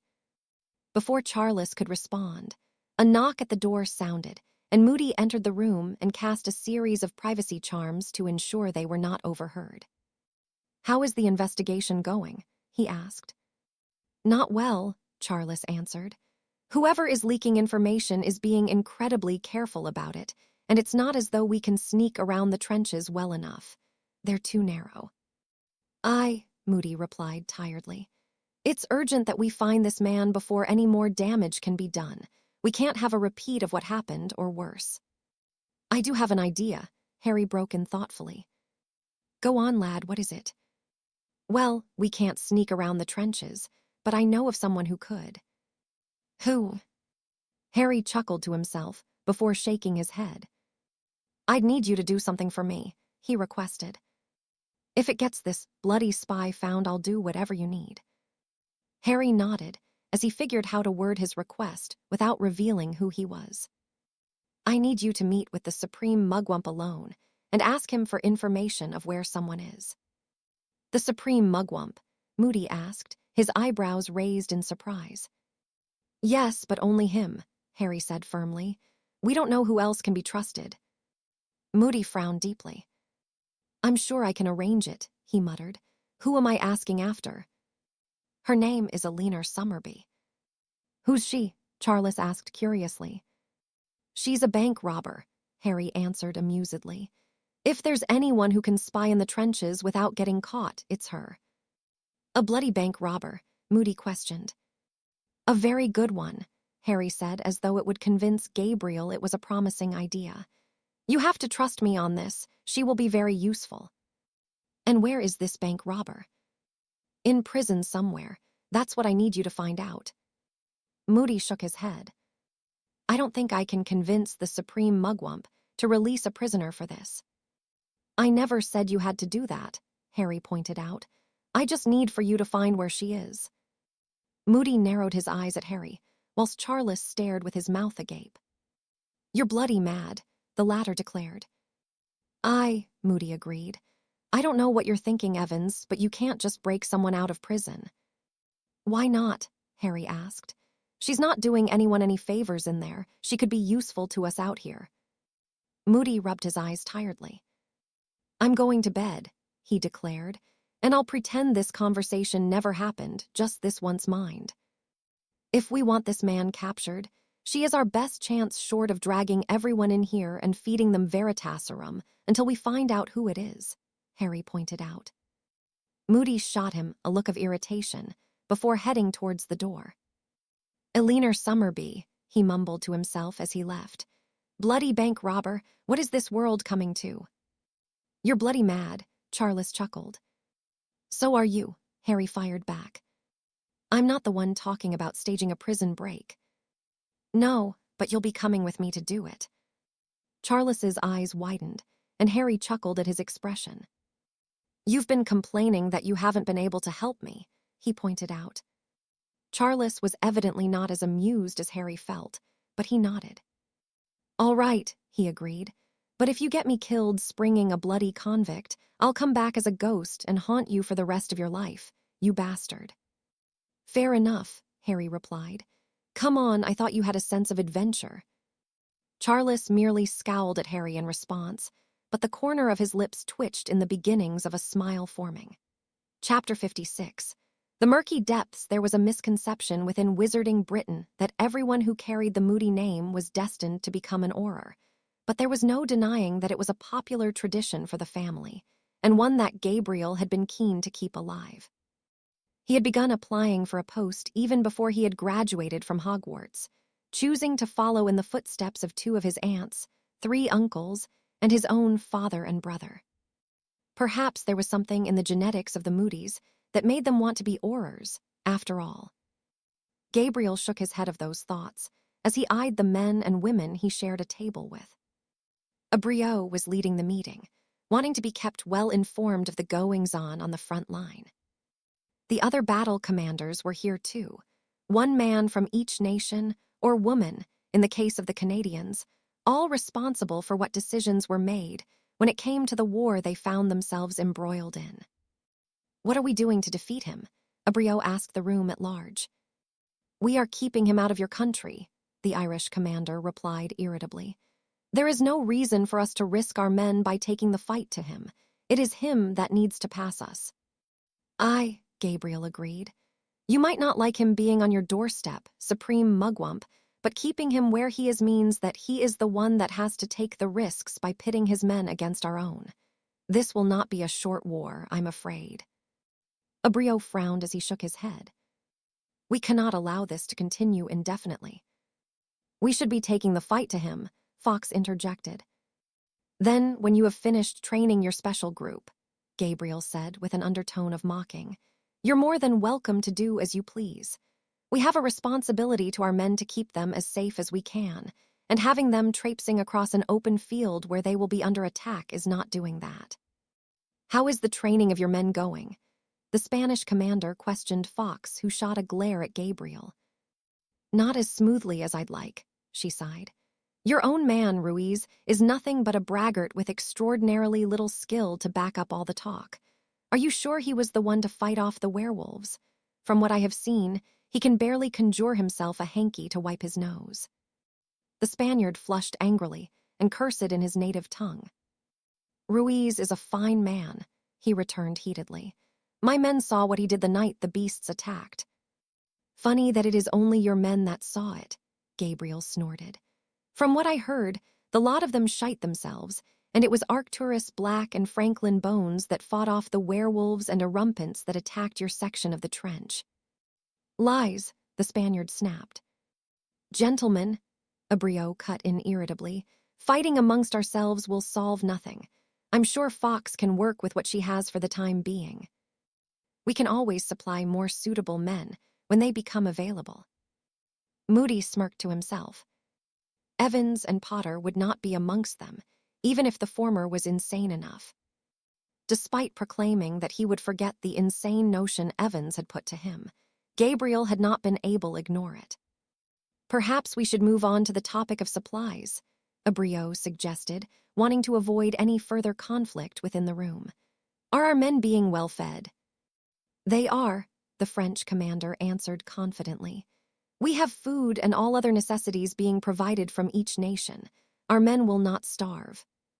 At least that is some good news, Abriot sighed. What about more men? We could always use more, Gabriel answered, and we need to give additional training to those we have. They need to be able to fight as a cohesive unit. I have Evans and Potter helping with my group. Evans and Potter, the Irish commander asked. They're both young and inexperienced. But have proven they can lead, Gabriel pointed out. When the creatures attacked, they readied the men, had them formed up and fighting as one.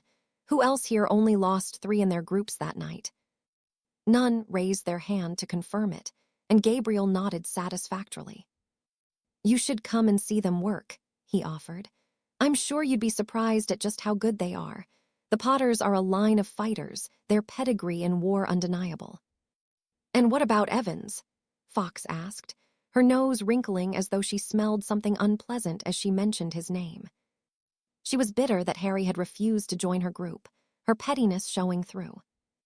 Evans is about the most talented wizard I have ever met, Gabriel returned sincerely. Some people are born fighters or molded into them. It could be either with him, but Evans is a natural leader. The boy killed a bloody dragon by himself and is gifted enough in charms that his patroness sent away more than a dozen Dementors. How many people do you know that can do that? Fox's nostrils flared, but she offered no rebuttal, choosing to fume silently instead. Are you sure you cannot convince him to join the specialist group? Abriot asked. Gabriel shook his head. He's not interested, he reiterated. He said himself that he prefers to be on the front line, and I'd rather he stayed there too. As much as you need men like him in that group, he is needed more where he is. Abriot, reluctantly, nodded his understanding. I think that will do for this evening, he declared. We will meet again in a week's time to discuss any developments or pressing matters.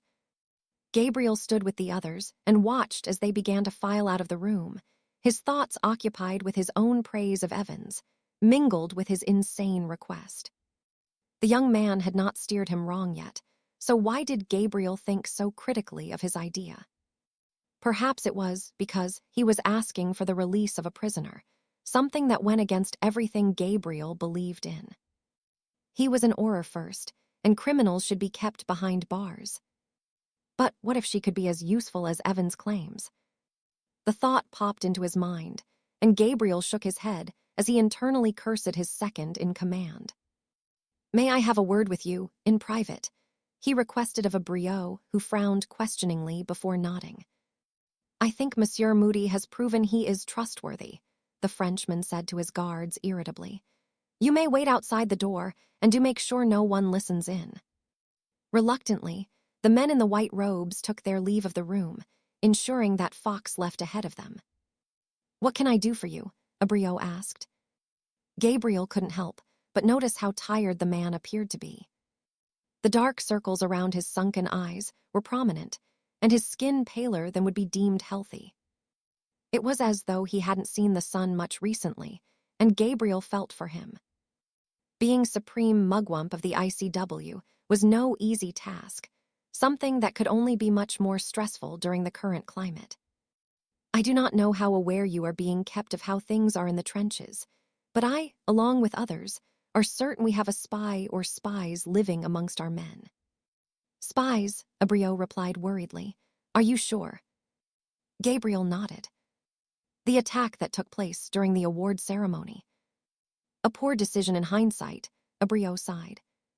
"For them to attack during the short period of the ceremony, and the one part of the trench that was considerably undermanned, is too convenient for it to be a coincidence.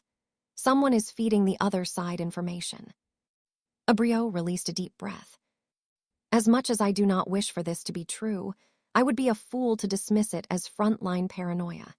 Do you have any idea who it could be?" Gabriel shook his head.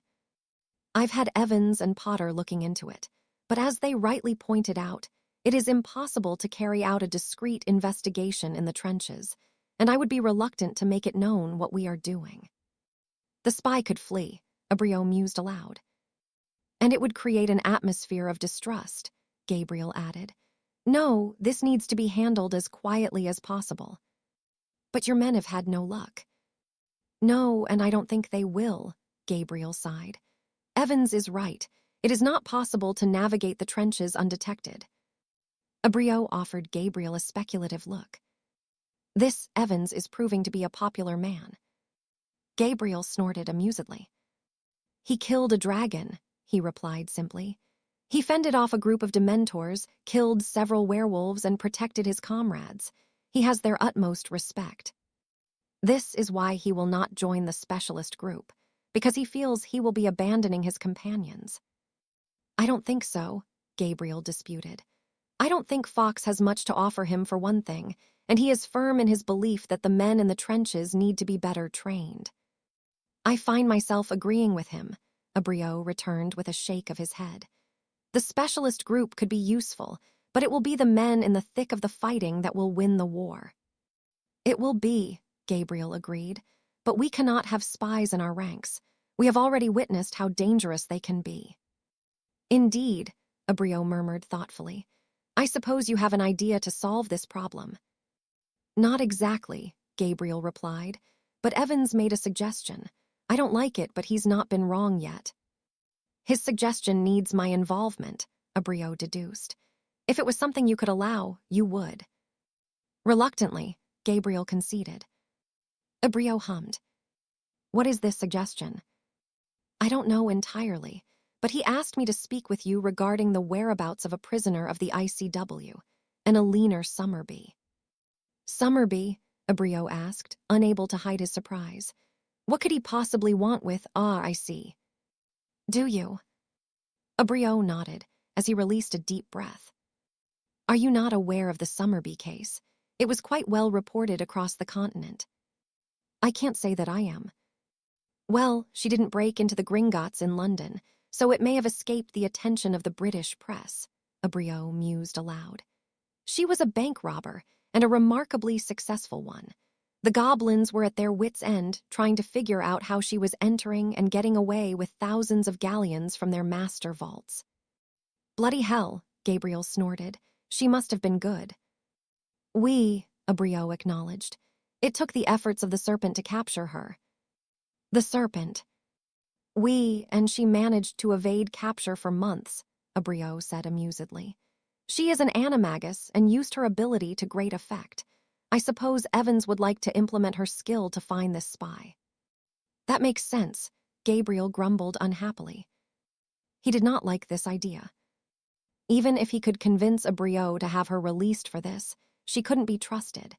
Summerby could simply flee, and if it took the Serpent months to track her down the first time. "Well, I'm afraid that even if I was inclined to release her even temporarily, it is not a decision I can make. Ms. Summerby is a prisoner of the ICW, but she was sent to carry out her sentence in Italy, who are currently siding with Grindelwald. I have no authority there." "In Italy?" Gabriel chuckled, relieved by the revelation. Abriot confirmed, leaning forward conspiratorially. "She is being held in La Oscura Profondita, an underwater prison between the Italian mainland and Sicily, or so I was informed before the Italians defected."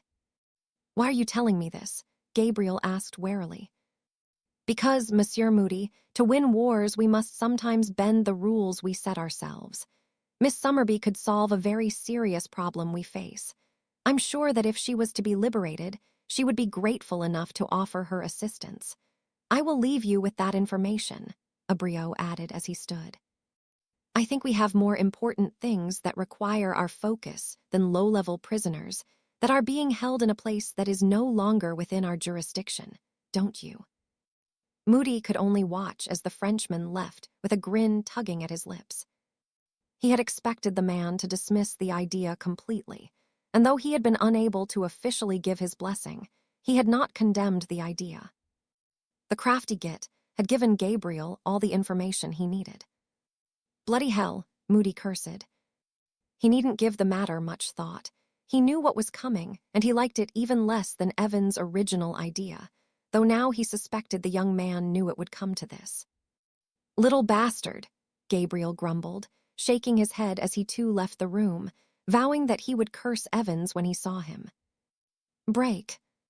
Dear Minerva, I'm sorry that I worry you so much, but you know me well enough to know that I can't promise I won't do it again. This is what my life has always been like. I've fumbled from one disaster into the next, the only respite being the years I shared with you at Hogwarts. The difference now is that I'm not a helpless boy that can't take care of myself. I know that you will worry, but it won't be this war that kills me, so please try not to. I hope you're enjoying your summer at home, and say hello to your mum and dad for me. I'm not sure when I will be able to see you, but I will come as soon as I can. Hey. Minerva added the letter to the box of others she had received from Harry since he had been away. It had been several months since she had seen him now, though it felt much longer. She knew that she had grown to care for him, that the spark that had been between them since they met had ignited a flame within her, but it was much more than that now. The thought of him being where he was had filled her with a sense of dread that she wouldn't see him again despite his assurances, and helplessness. What happened on the continent was beyond her control, and with Harry being the way he was, his life was in mortal danger. As much as she liked to think of him as an invincible tower of strength, he was still but a man, a strong man, but a man nonetheless. Stupid man, she muttered to herself, though there was no bitterness in the declaration. Minerva missed Harry, and wanted nothing more than for him to return home as unscathed as he had left. She snorted at the thought. Every confrontation he found himself in, Harry seemed to come away with a new scar, another mark that marred the canvas his flesh had become that told the story of all he'd endured. As for her own summer, it had been fraught with worry, each day bringing her closer to when she would return to Hogwarts for another year of apprenticing under Albus, where she could escape the maudlin thoughts that plagued her. Still, she had August to get through first, but before then, Harry would be celebrating his birthday in the next few days. Minerva never knew what to get him, and this year was no different, but somehow more important. She had bought him Theseus for Christmas the first year they had met, and an array of other gifts for the others for the festive celebrations and his birthdays. What could she possibly get him whilst he was away in the trenches? She smiled as an idea hit her, but it did mean she would need to pay a visit to the castle. It was a simple thing, but something Harry mentioned in his letter had inspired her. It was something quite simple, but something she hoped would elicit the same response she'd just experienced as she thought of it. Break. Faster, Harry commanded. Shielding each other when needed could be the difference between life and death, but you need to be quick, and you need to trust each other. We're knackered, Gilbert wheezed. We need to take a break. Do you think that lot over there will give you a break? Harry snapped, pointing in the general direction of Grindelwald's trenches. Do you think they will hesitate to kill you because you're feeling tired? Gilbert shook his head, and the rest of the group Harry and Charles had taken the time to begin training looked anywhere, but at Harry, who was growing frustrated. The members of the DA during his 5th year had put in more effort than half of the men here were. How many of you have family waiting for you to come home? Harry asked. All of the men raised their hands. Do you want to see them again? The men nodded. Do you want to survive this? Of course we do, Gilbert huffed. Then stop complaining and do what I'm asking you to, Harry instructed firmly. If you don't take this more seriously than anything you've ever done, you will die. You've all seen what Grindelwald and his men will do to you if you give them the chance. Don't give that to them. Now, one more time. Harry watched as they formed up into groups of 3, one responsible for shielding, one for casting, and the other flitting between the two as needed. Shouldn't they all be switching between casting and shielding? Charles questioned as Harry joined him. They're not ready for that, Harry sighed. They need to learn to work together on a basic level. It's not as effective as each of them switching, but it should keep them safer than what they've been doing so far. Charles nodded his agreement. That's better, Harry praised. I want you practicing this as much as possible, he added when he spotted an unhappy Gabriel Moody approaching. I want you to be so fast that you're in your groups and ready to fight before I finish giving you the command to form up. I'll be testing you. The men grumbled as they were dismissed, but they would understand the importance of what Harry was doing. He was trying to turn them into a competent fighting force, one that would not only be cohesive, but one that would survive. They'll get there, Charles said confidently. It'll be a lot of work, but they will make it. They'd better hope so, Harry muttered. They will die if they don't. That was the truth of the matter, the fate that awaited them if they failed. I see you're putting them through their paces, Moody said approvingly as he reached them. They need it, Harry replied simply. Aye, Moody agreed, but it will have to wait. I want a word with the pair of you. Harry and Charles followed the Auror back into the trenches, where he led them to their own room before locking the door behind them and casting a series of privacy charms. Moody stared at Harry speculatively for a moment before deflating slightly. Against my better judgment, I made inquiries with the supreme mugwump pertaining to your bank robber, he informed him. I don't know what the hell I'm thinking, but if you can convince her to help us, then you have my blessing. Harry nodded gratefully. But, Moody continued before Harry could speak, I don't know how the hell you're going to manage this, Evans. According to a Briot, she is being kept in an underwater prison in the Mediterranean Sea between Italy and Sicily. Since she is a prisoner of Italy, a Briot has said in no uncertain terms that she is beyond his jurisdiction.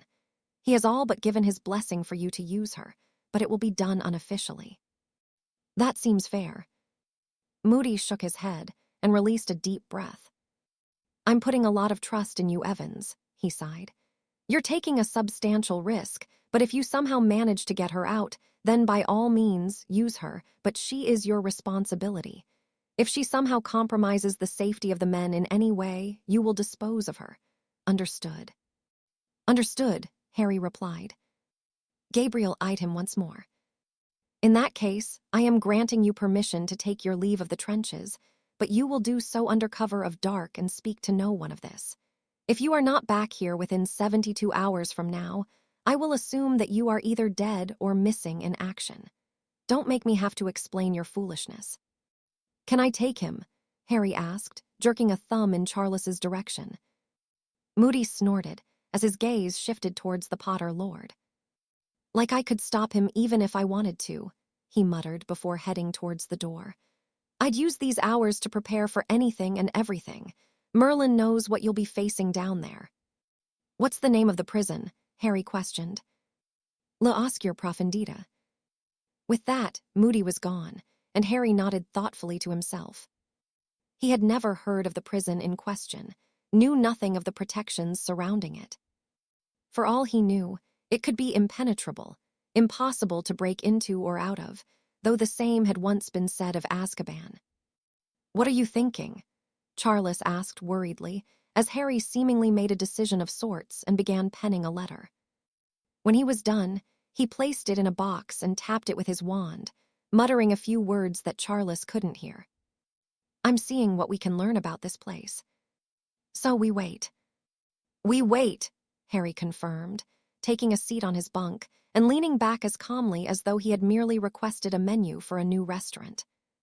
Charles did not feel such a way, a sense of anticipation and nervousness having set in. He didn't know how many prisons Harry had broken into, but he suspected it was none. How the man could be so calm about what they were planning to do was baffling to Charles, but he himself didn't feel as apprehensive as he probably should have. He would be with Harry, and he knew that in his heart of hearts, nothing untoward would happen to him. Break. They had chosen to temporarily reside in a house in the Lake District, a humbler home than their own, but one that afforded them the privacy they had become accustomed to and offered them scenic views. Perenelle had been busy erecting and filling her greenhouses since they had arrived, and Nicholas had taken to enjoying nature walks where he had picked up a stray dog that had seemingly been roughing it for a while in the woods. She had no collar and had been quite thin until the alchemist had created a brew to bring her back up to health. He had named her Camille, and the young Labrador was evidently grateful for Nicholas taking her in. She would follow him wherever he went and spent the less active evenings slumbering by his feet in front of the fire. When we return home, it won't be us that has dogshit thrown over our wall, the Frenchman chuckled gleefully. Perenelle shot him a look of warning, but said nothing. She was just pleased her husband had let something else into his life, though she was opposed to his plan of feeding the dog some of their elixir. "Have you checked your box today?" Perenelle asked. "I have not," Nicholas gasped as he stood suddenly, startling Camille as he did so. He headed to the bedroom and to the side table where the box stood. Opening it, he immediately noticed Harry's scrawl, though this note was penned more hurriedly. With a frown, he read it aloud under his breath, shaking his head amusedly at Camille, whose tail thumped rhythmically against his leg. "What on earth is he up to now?" Nicholas sighed as he left the room, carrying the box with him and tapping it with his wand. "A letter from Harry?"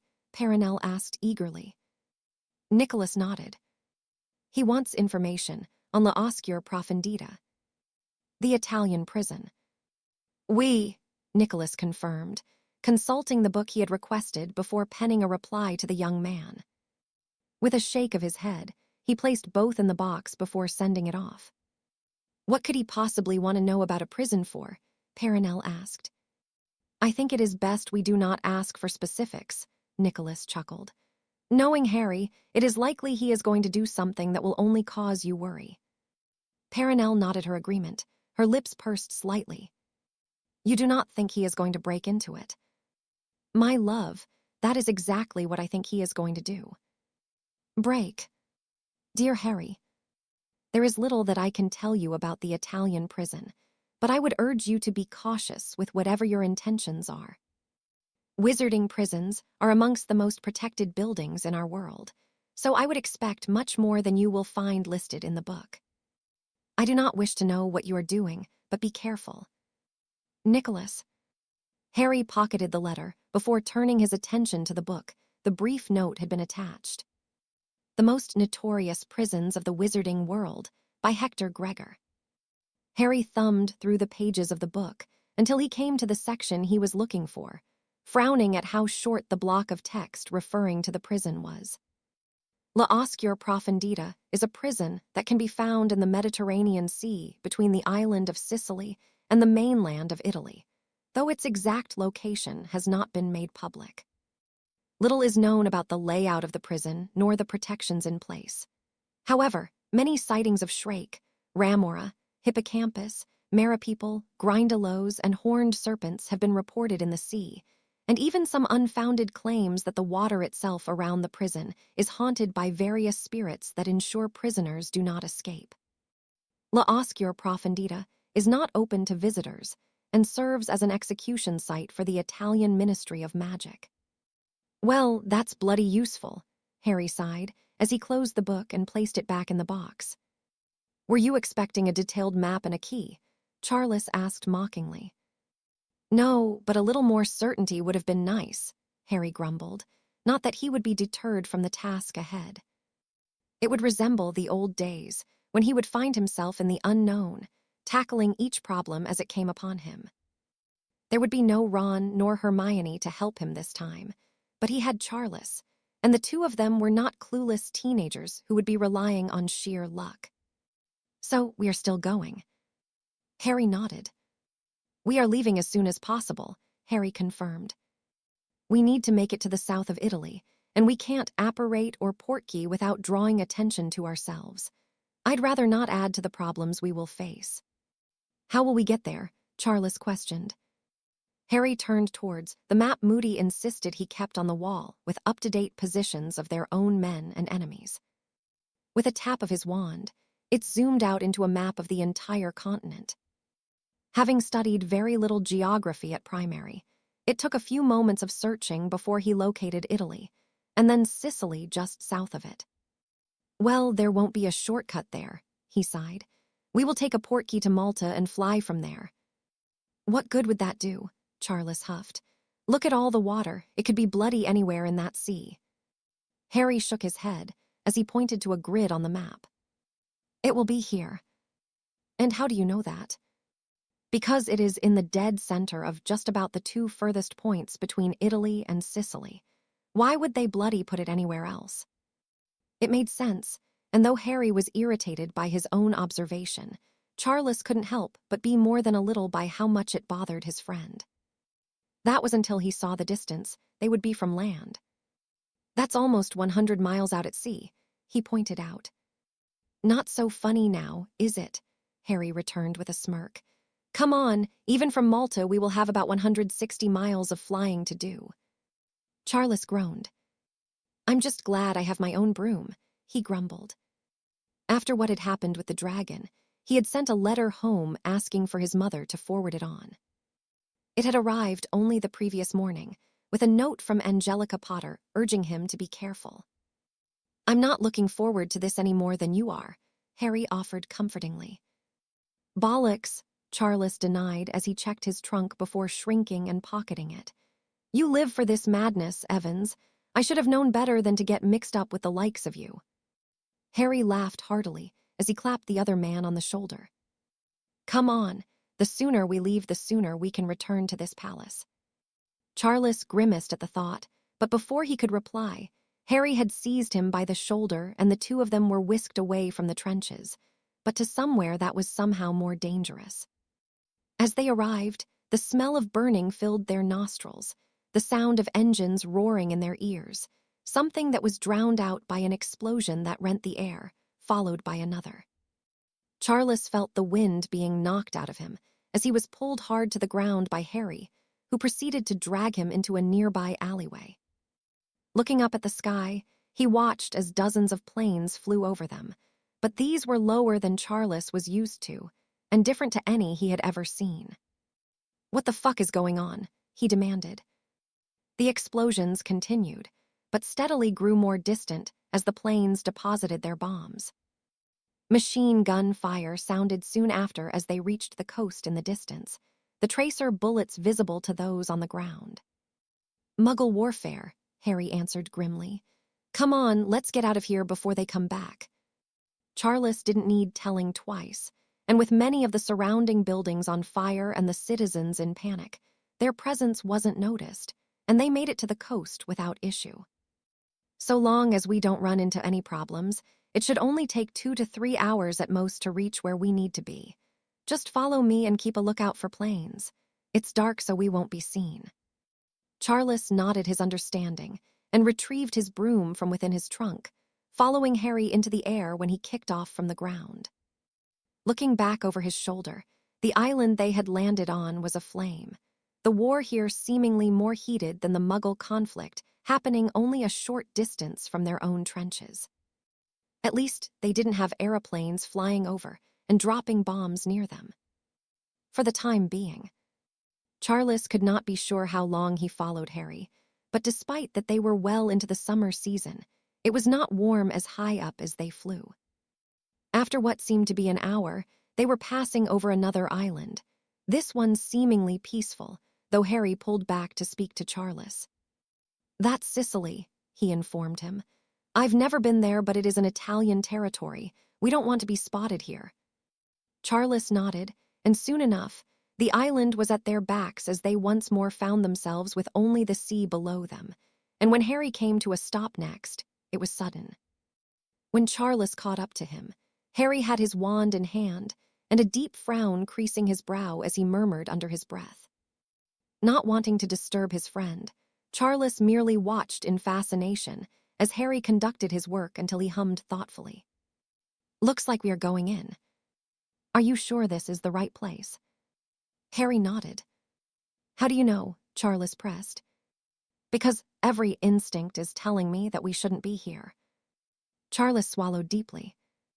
He had never seen Harry so on edge before, not when they had come under attack from Grindelwald's men, not even as the beasts descended on them on the battlefield. "Are you sure about this?" "We will be fine," Harry said dismissively. "Just stay away from the reeds and keep your wits about you. Do you know the bubblehead charm?" "I do," Charles confirmed. "Then you will need to cast it and stay close. If you find yourself in trouble, a bright light will get my attention. We don't know what we will face down there, but the water is deep. Anything could be in the shadows."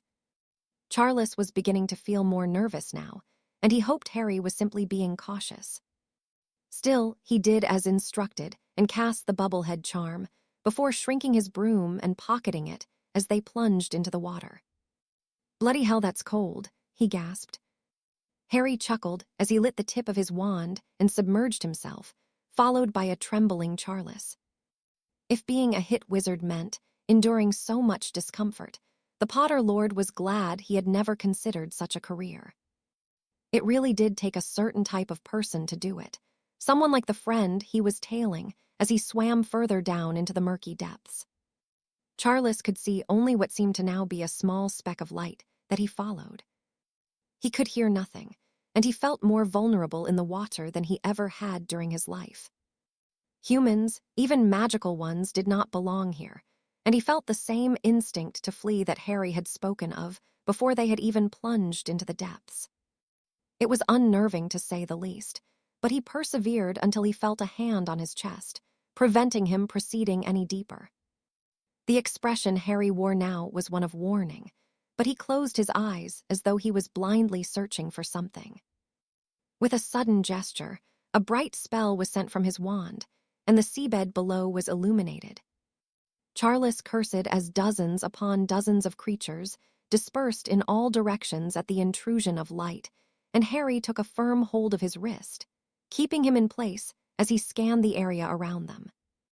He saw a shadow in his periphery, but by the time Charles looked, it was gone. Another to his right, and one to his left before they came frequently, but too quickly to focus on. They were surrounded, and though Charles's grip tightened around his wand, and he became tense, Harry remained calm but poised, ready to strike. And strike he did. How Harry had preempted the exact moment the beastly little creatures with long, spindly fingers would attack, he knew not, but the golden flames that erupted around them was timed perfectly. Even through the water the screeches could be heard, as the creatures that were not quick enough to flee this time were scorched, and Charles could only marvel at the feat of magic he was witnessing. What fire could burn so hot that it could not even be snuffed by water? He had not time to ponder it, as Harry pulled him further into the depths, until they reached the floor that remained lit from his previous spell. Once more, they were seemingly alone, the creatures having fled. They would be foolish to return. Secure in that knowledge, Charles turned his attention away from the surrounding water and back to Harry, who was on his knees, pushing aside sand and small stones as he searched for something. What that was, Charles didn't know, but he watched in fascination as Harry began arranging rocks in what appeared to be a random pattern, something he ceased as he turned sharply, his eyes following something Charles couldn't see. It was disconcerting, and again, the Potter Lord felt a sense of discomfort wash over him, something that evolved into terror as Harry brandished his wand. A creature like nothing else Charles had ever seen crashed into the hastily conjured barrier. It was enormous, fish-like in appearance, but covered in sharp spines that would undoubtedly penetrate through any living man. Charles had never seen a beast so huge. It must have been at least double the size of the night bus. Striking the barrier did nothing to deter it. It returned only a moment later and threw itself at it again, the magic visibly wobbling from the blow that formed small cracks on the surface. This creature was nothing like the first they had encountered. It was impossibly fast, aggressive, and would unlikely be put off so easily. Whatever it was they faced was no apex predator, something that would only strike at the most advantageous opportunity.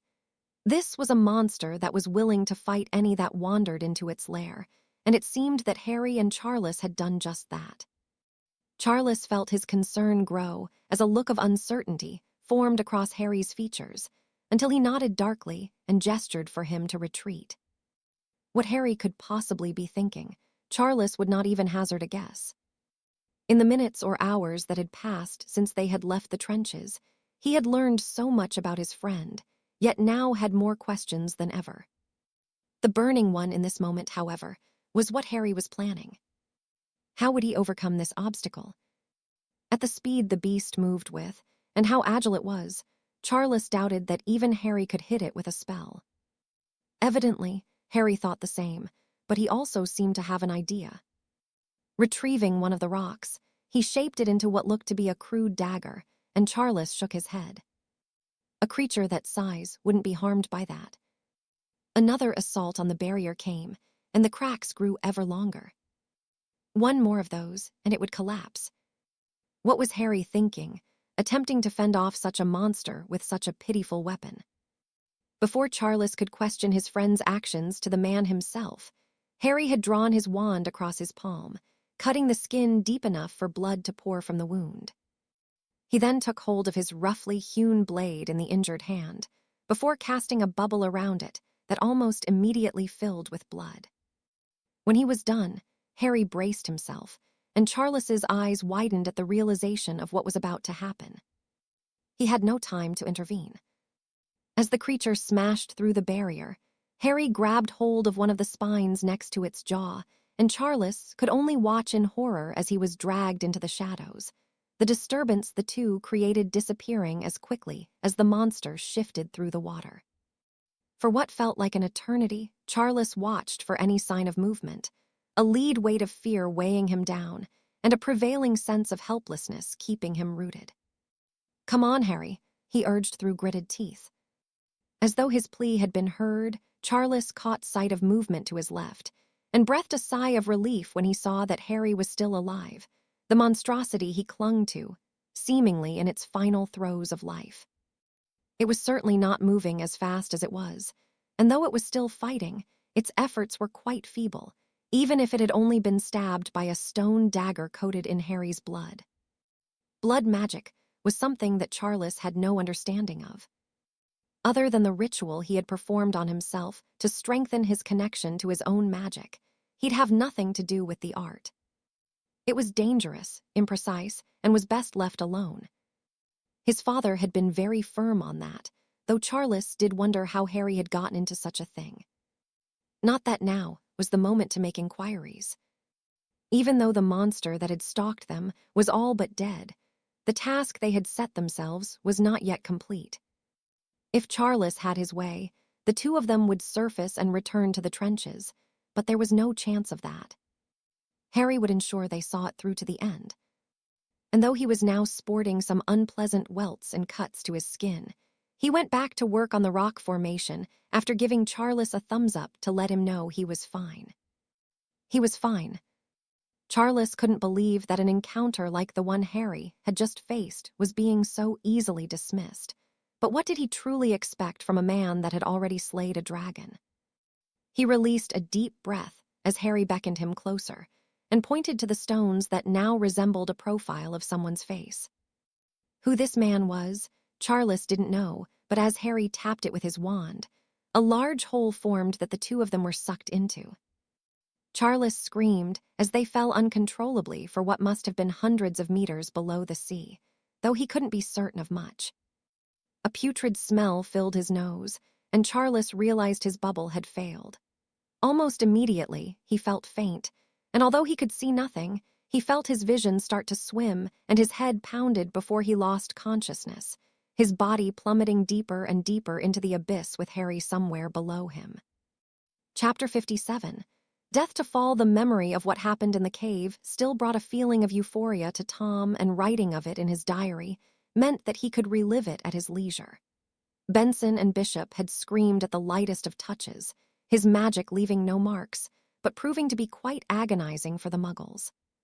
Hearing their pleading and the throes of their anguish reverberating off the jagged stone walls filled Tom with joy, and seeing them stare at him so fearfully was perhaps the most thrilling thing he had ever experienced.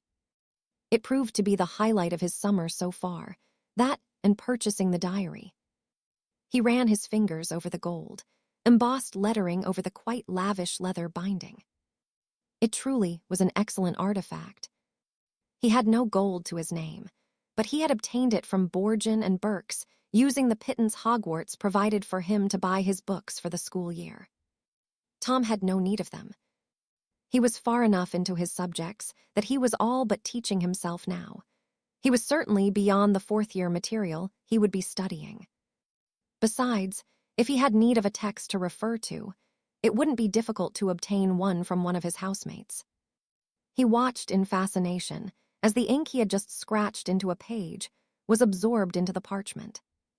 To any that had not studied such things, they would never know what this diary was. It was not just a book.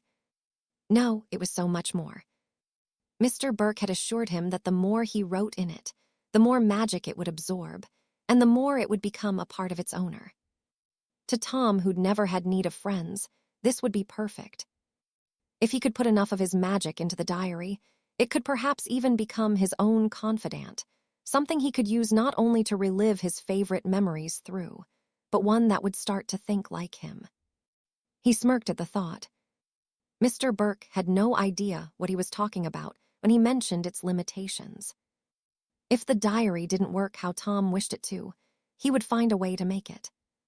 There wasn't a magical problem he had encountered, yet that he had failed to overcome, and it would not be an enchanted book that would see him falter. Break. Dawn had broken some time ago, and Evans and Potter had yet to return from their excursion. Gabriel had given them 3 days, but that did not stop him feeling concerned. William Potter would already be turning in his grave at the thought of his boy on the front lines. Now, he would be spinning like a top. What Gabriel had been thinking letting the pair of them go, he didn't know, but he had, and he would have to manage the fallout. Insane buggers, he muttered to himself. Breaking into a wizarding prison was just about the stupidest thing anyone could do, especially when so little was known about the protections. Gabriel shook his head. It would be a miracle if he saw either of them again. Still, they had been gone less than a day, and Evans seemed to have a knack for performing feats most would deem impossible. Perhaps his luck would continue. Until he knew for certain the outcome, he would remain hopeful and busy himself with his and their duties in their absence. They had been putting their efforts into training the rest of the group, something Gabriel was very much behind. Most of the men certainly needed it, and there was much they could learn from him.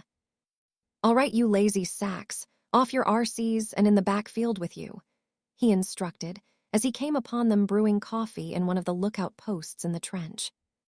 "Now," Gilbert groaned, "we were just about to pour it. Do you want one?" Gabriel eyed the men before releasing a deep breath and taking a seat on an empty box of uniforms. "Aye, all right, but make it quick. I've got to get you lot whipped into shape." Gilbert grinned as he poured them each a small measure of the dark liquid, adding a dash of whiskey. "I'll pretend I didn't see that," Gabriel grumbled, accepting his share and blowing on it. "Where are Evans and Potter?" Yaxley asked curiously. "Away for a few days," Gabriel answered. "A few days," Gilbert pressed. "That's a bit sudden." "Something came up. Now shut your yaps and get out there. Just because the lads are away, don't think you sods can slack off. I'll kick your RCs from here to Grindelwald's lot if you do." "When will they be back?" Gilbert asked. Gabriel shrugged. "Whenever they've finished doing what they need to, why? What if Grindelwald attacks? We'll need them." "We will manage," Gabriel huffed. "We'll do even better if you know what you're doing. Get moving." Gilbert nodded and jogged to catch up with the others. "In your THRES," Gabriel called after them, nodding his approval as they formed up quicker than they had been. Evans and Potter were doing a respectable job with them thus far, a job Gabriel hoped the duo would be continuing soon enough. Break. Charles felt himself being shaken, roughly awake. He was cold, his body trembling, and for a moment he wondered how he found himself in this state, curled up on a rough, damp floor with his head spinning. Bloody hell, he groaned as the memories came flooding back, his breathing coming in short, sharp bursts. What was that? Our way in, a sodden Harry choked. I don't think that was the front door, he added thoughtfully as he gazed around the room they were in. It was a stone cavern with odd symbols carved into the walls, none of which were familiar to Charles, who had studied ancient runes. What was that creature? He asked. I'm guessing that was a shrake, Harry replied as he inspected the symbols. The other things were grindelows, and lots of them. Charles snorted at the casual reply, but there were other pressing questions he wanted answering. How long was I out? Harry shrugged uncertainly. A few hours at least, he answered, holding up the wound he'd cut into his own hand. It was no longer bleeding, and a scab had started to form. They must have been unconscious for some time, and were fortunate they had not been discovered here.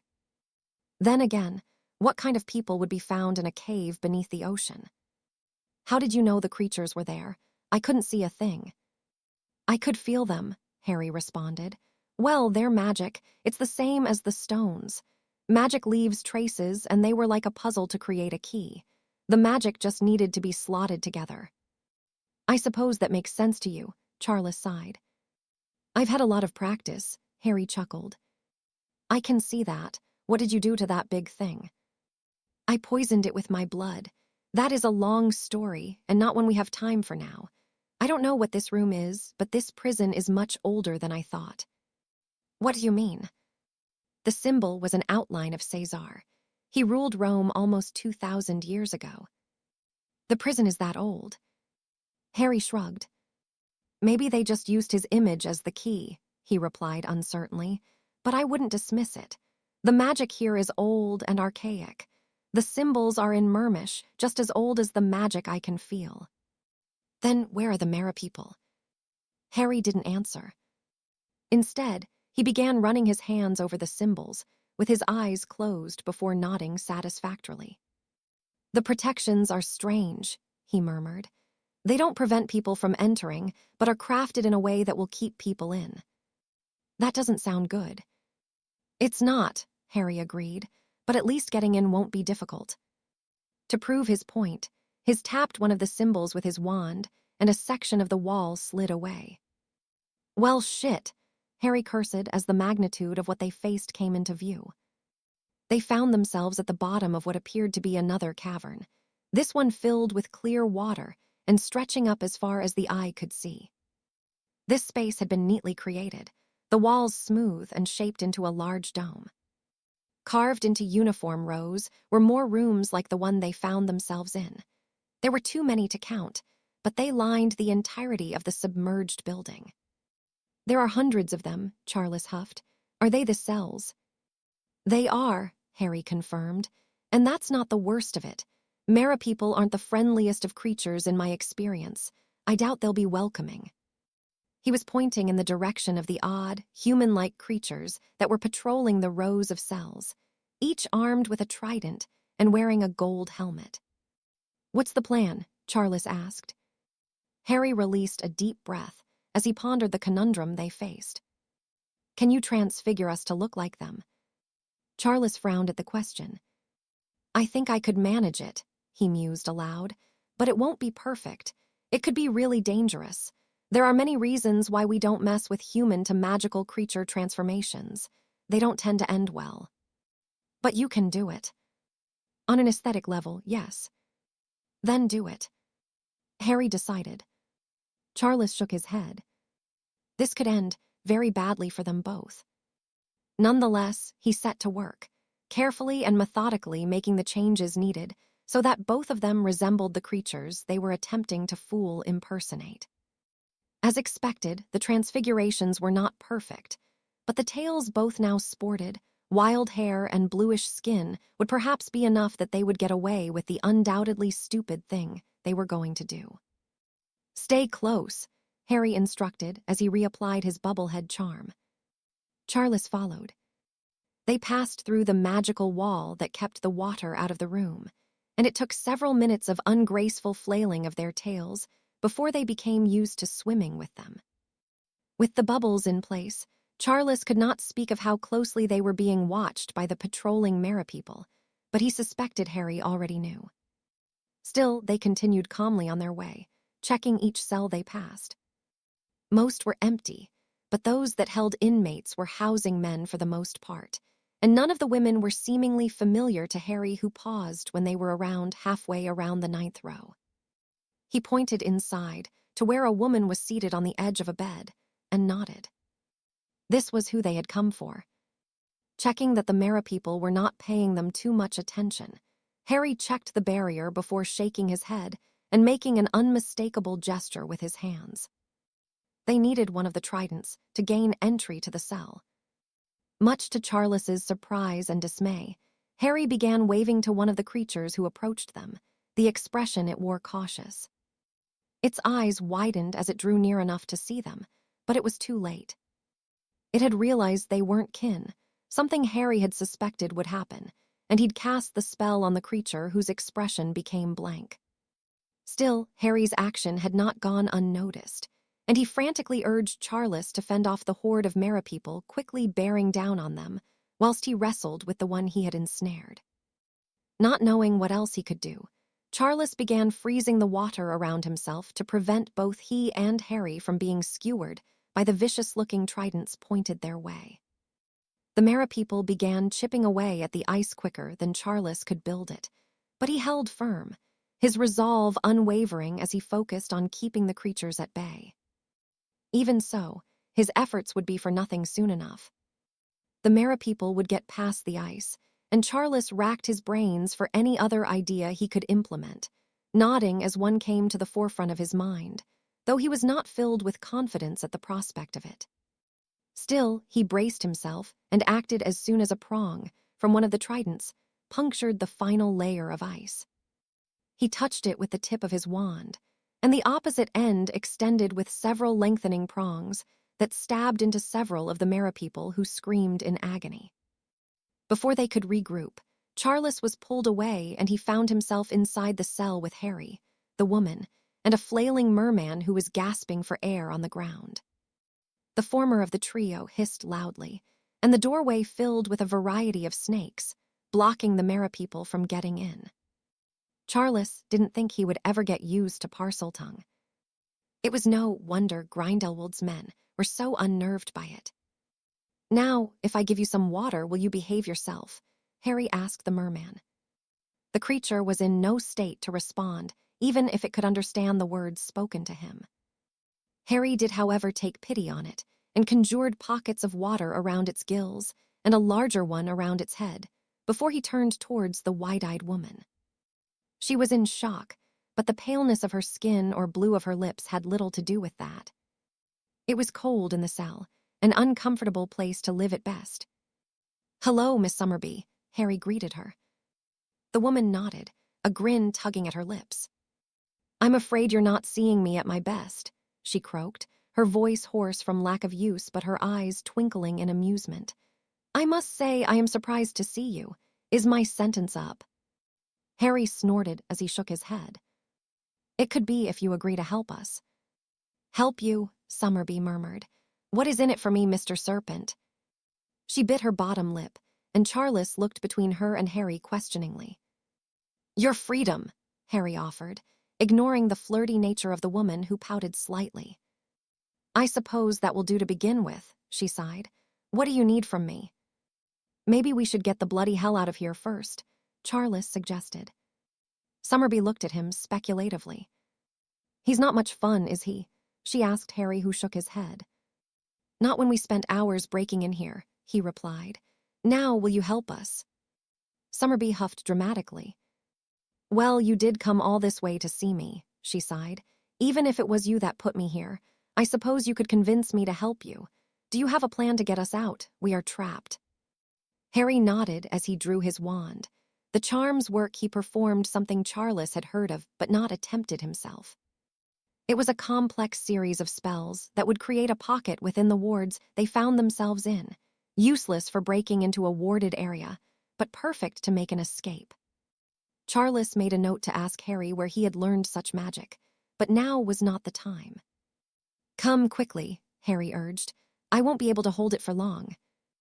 Not needing to be told twice, Charles took hold of Harry's arm as he removed his portkey, and the woman took the other. The Potter Lord had traveled by portkey several times, but as he was whisked away from the prison, he couldn't help but note how different this experience was. A hooking sensation through the navel was normal, but this felt like he had been torn away from where he had stood, but his organs had been left behind. It was jarring, and when the awful sickness passed, he found himself on the floor of the room he shared with Harry. Charles never thought he would be happy to see the trenches, but after his excursion with Harry, he found that he was quite fond of them now. "Well, that was shit," he groaned from where he was curled up. "Bloody hell, remind me to never go anywhere with you again." Harry snorted as he sat up, the welts and cuts he'd endured more prominent out of the water. "We made it, didn't we?" he asked, wincing as he pushed himself to his feet. "Made it where?" Summerby questioned as she looked around the room. Harry shook his head. "A lot has changed since you've been locked up," Harry explained. "Let us get warm and we will tell you all about it." "Break. 100 men, Gellert asked angrily. "What am I supposed to do with so few? Sato promised a few thousand." He paced about his study, his temper flaring. Gellert had not risked so much to liberate the Japanese man for such a paltry offering. If he would have known this was all he would get, he would have left Sato to rot in the French prison. "His reasoning is sound," Cassiopeia broke into his thoughts. "Siam, Burma, and the surrounding nations have been paying a lot of attention to Japan, which means not only the British are watching them, but the Americans too." "The Americans?" Gellert questioned, his steps pausing. He'd had his fair share of troubles from those across the Atlantic, but they had no business interfering here. If the Japanese Muggles declare war on any surrounding country, it would all but create another front to fight on. The Americans will not be able to ignore it, and the British certainly wouldn't either. Sato is convinced the Muggle Emperor is up to something, Cassiopeia explained. "Then he should put a stop to it." Cassiopeia shook her head. "The Emperor no longer entertains him. Sato has fallen out of favor, and the Emperor has gone into hiding. He expects war to break out. And to spill into one big conflict," Cassiopeia confirmed. "He doesn't know when, but it would be foolish to ignore it. If the Americans become involved there, they will not be able to ignore what is happening here." "And then we will have another powerful enemy," Gellert mused aloud, displeased by this budding development. "Fine," he decided. "Tell Sato that I wish to be kept informed of what is happening over there." Cassiopeia nodded her understanding. "Weber is here also. He wants to speak with you about some information that has been passed on to him." Gellert sighed. "More bad news." "I don't think so. He seems in a good mood." "Then send him in," Gellert instructed, taking his seat behind his desk.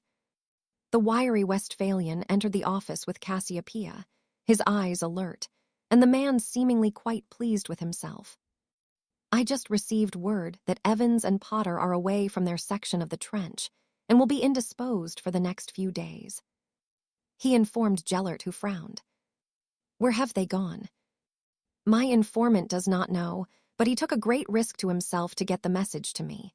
He believes that without them there, that section is particularly vulnerable to attack. Gabriel Moody is the only threat, but certainly manageable." Gellert nodded thoughtfully.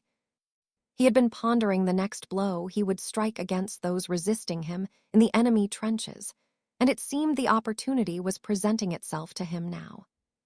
"Your man is sure of this?" "Completely," Weber assured him. "If you wish to provoke Evans into confronting you, this would be the perfect way to do it. Think of it as a way to cripple their morale further." "Killing Evans and Potter would cripple their morale," Gellert pointed out. "But breaking them first will make the task all the easier," Weber returned. It shows that you can get to them anytime you wish, but do so on your own terms. He's right, Cassiopeia broke in. It's a chance to reduce their numbers, especially if what Sato believe will happen does. We need to be more initiative-taking in defeating them. Gellert conceded the point with a nod. I agree, he relented, unable to find any reason he should not proceed. When will Sato's men arrive? They are already here, Cassiopeia explained. Then see that they are prepared, Gellert commanded. I will take them, and you will come along too. See that Hans and his men are ready to play the same role. That will be all for now, unless you had anything else to say, Herr Weber. Nothing that cannot wait, the German replied with a smirk. I will check in with Osbert, who informed me that he is working on something special for our enemies. What that was, Gellert knew not, and it didn't matter for the time being. He had a fight to prepare for, and to that end, he needed to ensure he was ready. He watched until Cassiopeia and Weber left the room before he drew his wand and ran his hand down it reverently. Since his fight with the serpent in the cave so many months ago now, it had performed perfectly and without any further hitches. The serpent. Just the thought of the man filled Gellert with rage, but his time would come. First, Flamel's nephew would experience the power of the Elder Wand, and then the serpent. He would relish that victory the most. As much as he needed to eliminate Evans, he had nothing personal against the man, not the same way he did the foe he had already crossed wands with. There was unfinished business between them, and it would only add to the already impressive legacy Gellert was building for himself to eliminate the scourge of his men. With the serpent dead, the morale of the enemy would never recover, and the strongest enemy Gellert currently had opposing him would be no more, paving the way to the victory he had worked towards for decades now. Break. The world really has gone to shit, hasn't it? Alina sighed. And you, what are you doing here? She asked Harry. Just doing my bit, he replied, tending to the wounds he had sustained during their attempt to free the woman. Alina snorted as she took in his appearance. You looked older before, she commented. How old are you? I'll be 20 tomorrow. Alina giggled. Out of everyone that should have caught me, it was someone barely out of school that managed it. I'm more impressed now than I was before, Mr. Serpent. Don't call me that here, Harry said firmly, wincing as he pulled a bit of one of the large fish's spines from his shoulder. He is the only one who knows who I am, and I'd like to keep it that way. Alina nodded her understanding. You still haven't explained what you need from me, she pointed out. We have a spy in our trenches, Charles broke in. With how compact everything is here, it's all but impossible to find them without drawing unwanted attention to ourselves. I see, Alina murmured. I suppose you would like me to find them for you. Charles nodded. What's in it for me? What do you want? Charles asked. Gold. Alina shook her head, almost amusedly. Mr. Serpent here knows that gold means nothing to me. My family has plenty of that. Then why were you robbing banks? Alina shrugged. Out of curiosity, more than anything else. Charles scoffed as he looked towards Harry for confirmation. It's true, Harry confirmed. She didn't spend a nut of what she took. Bloody hell, she's just as mad as you, the Potter Lord groaned, eliciting a smirk from the woman. You can have your freedom, Harry offered. I will even take you to get a new wand when you've done what we need. And spend the rest of my life being chased by the ICW. Harry shook his head. I will make sure they leave you alone, he promised. If they won't pardon you, I'll make it look like you're dead. Now that would be exciting, Alina exclaimed. You really are a naughty boy, aren't you, Mr. Evans? Is she always like this? Charles chuckled amusedly. You've not seen anything yet, Harry grumbled. Do we have a deal? Alina hummed dramatically as she pondered the offer, but eventually nodded her agreement. It's a deal. Thank Merlin for that, Charles sighed as she and Harry shook hands. I thought she was going to ask you to marry her. Was that an option? Alina asked. I didn't know that was an option. It isn't, Harry huffed. Alina pouted, as her eyes roamed over him for a moment before she smiled. "No, a marriage between us would be a disaster," she declared. "You'd always be trying to catch criminals, and I'd spend most of our marriage at the top of your list. It would make for very awkward dinner conversation and pillow talk," she added with a wink.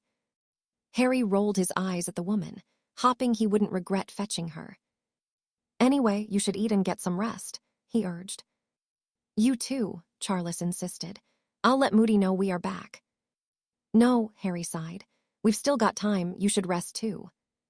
Charles yawned as he nodded. They hadn't been gone for days as expected, but their efforts had been tiring. Food and rest were what they all needed, and then they could begin locating the traitor among them. Break. Except for the hushed whispering of the wizards on guard duty, the trenches, muggle and wizard alike, were quiet, though such an evident peace was unnerving for Gabriel. At least when insults were being traded between the warring factions, or the sound of shells and machine gun fire could be heard, he knew where his enemies were, had a grasp of the current climate. Silence on the front line was ominous, and usually denoted the calm before a storm.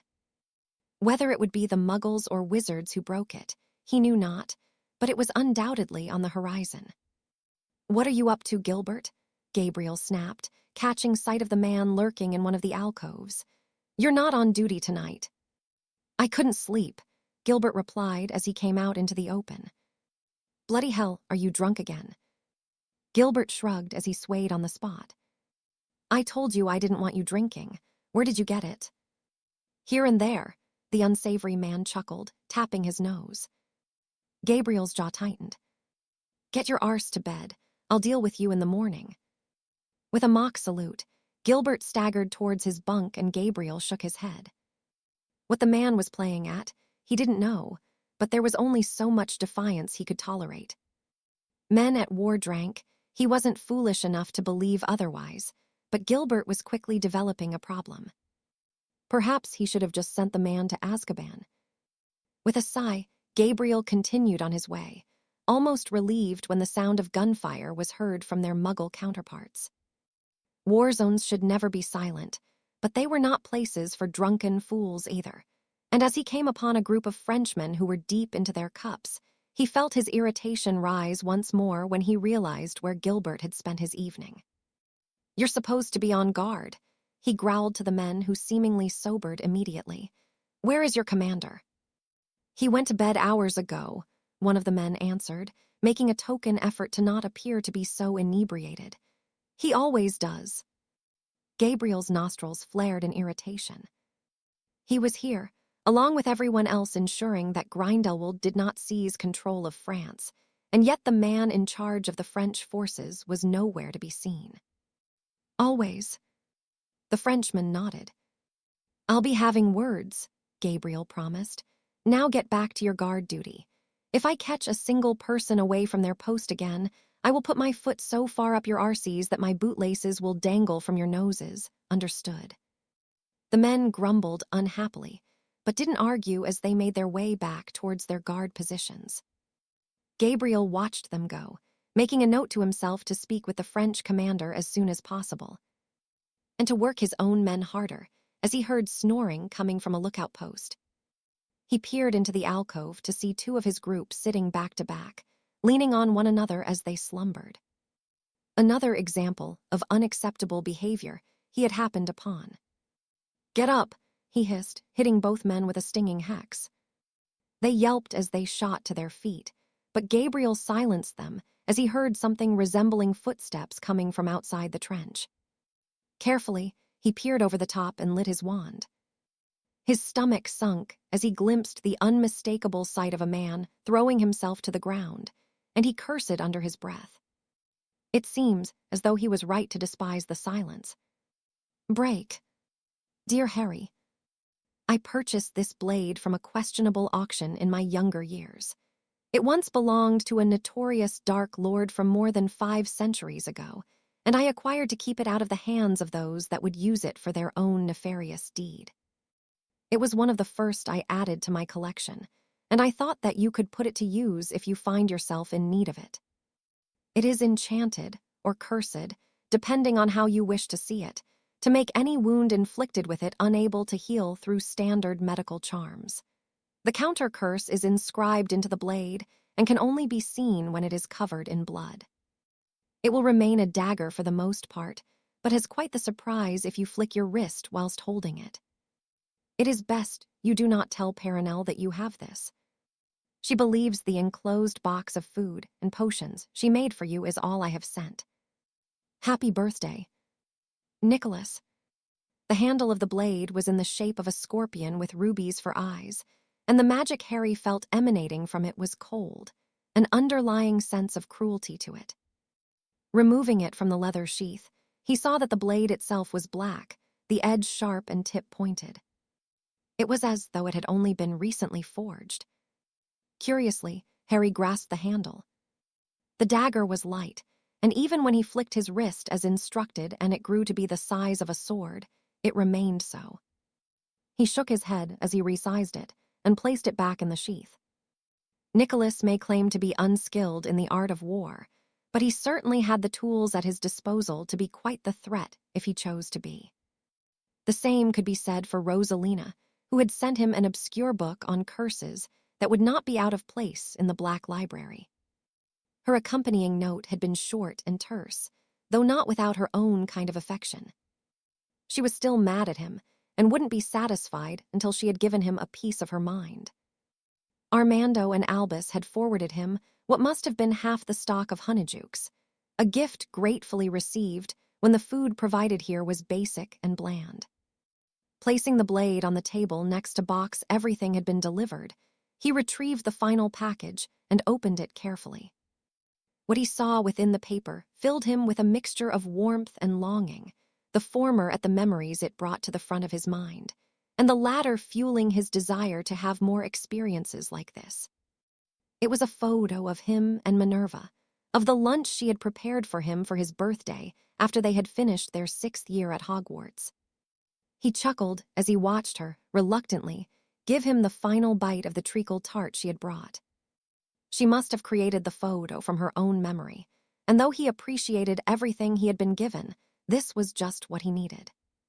It reminded him of what he was doing here, what he was protecting back home, and what it meant if the ICW forces were to fail against Grindelwald.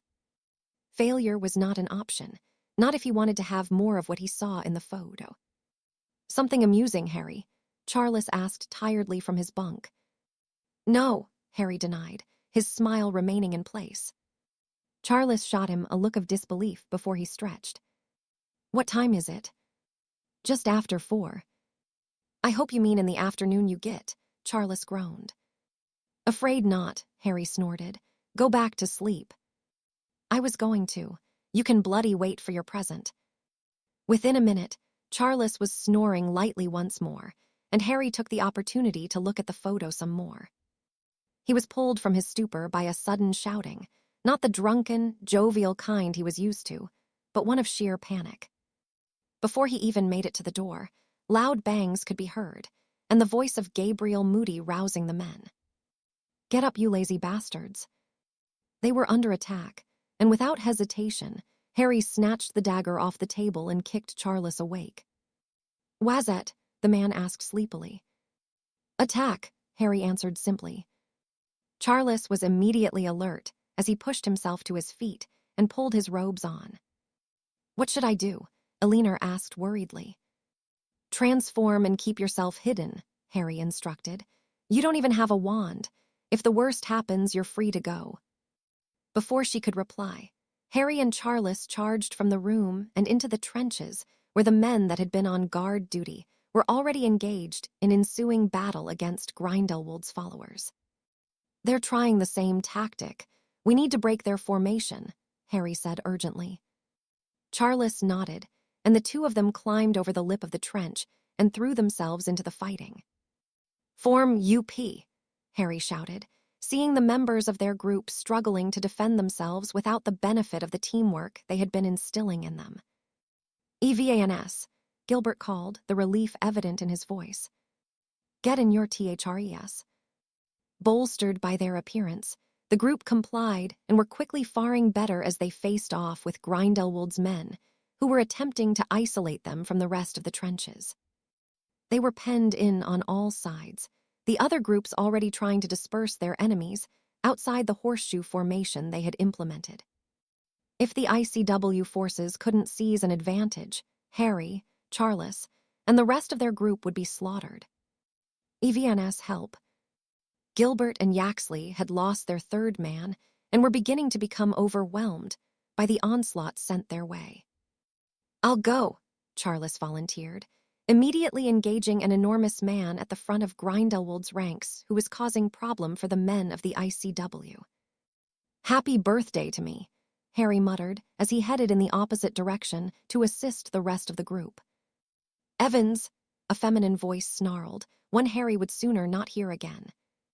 Cassiopeia Black was here, but Harry had nothing to say to the woman. Gripping his wand in one hand and the dagger in the other, he began his own assault, sending several attackers sprawling with a powerful gust of wind, before picking up where he last left off with Cassiopeia at the Flamel's home. Her wand work was as fast as ever as she indiscriminately fired spells towards Harry. Even those on her own side gave her a wide berth as she went to work, her teeth bared as she attempted to maim Harry, who took it in his stride. As gifted as the woman was, Harry had survived both Voldemort and Grindelwald. She couldn't compare to either of them, as much as she wished she could. That didn't mean he would overlook her, but he wouldn't miss the opportunity to remind her that she was out of her depth. The spells she sent his way, those of the Black family, were batted aside and sent towards her own comrades. Those who were unable to defend themselves screamed under the effects, and those that managed to avoid the errant magic ran, helping break the ranks wide open and giving the men of the ICW room to breathe. Harry, however, was granted no such respite. Cassiopeia doubled in her efforts to put an end to him, and slowly but surely, he lost his temper with the woman. He respected Arcturus Black, and this was his grandmother's sister, but he was tired of her attempts at harming him. In retaliation, his wand snapped into action, gold and green sparks crackling from the tip before he'd even cast a spell. When he did offer a response, Cassiopeia was immediately put on the defensive, her eyes wide as she did all she could to endure Harry's rebuttal, her movements desperate and composure all but absent as she struggled to keep up with him. Harry upped the tempo quickly, and the woman found herself in a state of panic when she realized she was unable to fight back, all of her efforts needed to prevent herself being dismantled by a superior fighter. Cassiopeia Black had been trained to duel in the comfort of a mansion. Harry had spent much of his life simply fighting to be allowed to breathe. It had shaped him, made him resilient, the adversity he had faced throughout his formative years turning him into the man he was now. Cassiopeia could not compete with that, and though she gave it her all, it wasn't enough.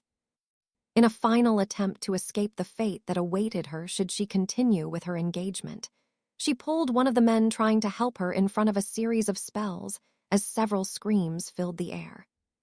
"Now you're in trouble, Evans," the woman mocked, her expression of fear now one of glee as she nodded over his shoulder.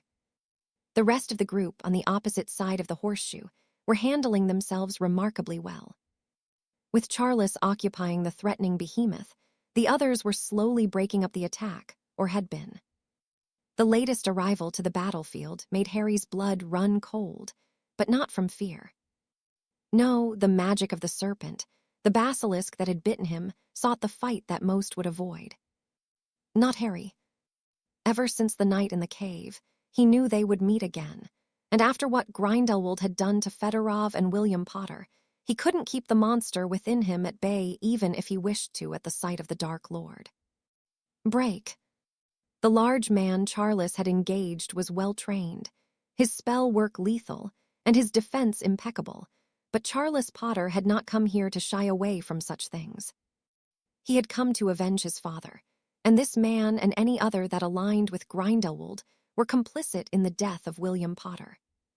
With his preferred transfiguration being nullified by his foe, Charles knew that it was time to switch the magic of his family, to show this man that he had made an error in his judgment in joining Grindelwald.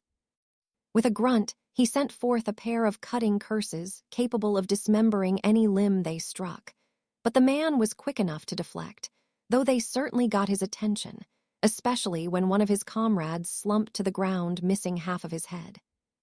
Although Charles, too, was surprised, he did not relent, and his spells came thick and fast, his opponent being firmly put on the defensive because of the output. Still, the man held firm, shielding and deflecting when he could, uncaring of his own men who fell to the spells destined for him. His evasiveness was effective, if questionable, but it was not destined to last. Finally, he made a slight error, but that was all it took for Charles to land a very unpleasant, searing curse on the man, who howled in a mixture of pain and fury as he clutched his wand arm. "Bastard!"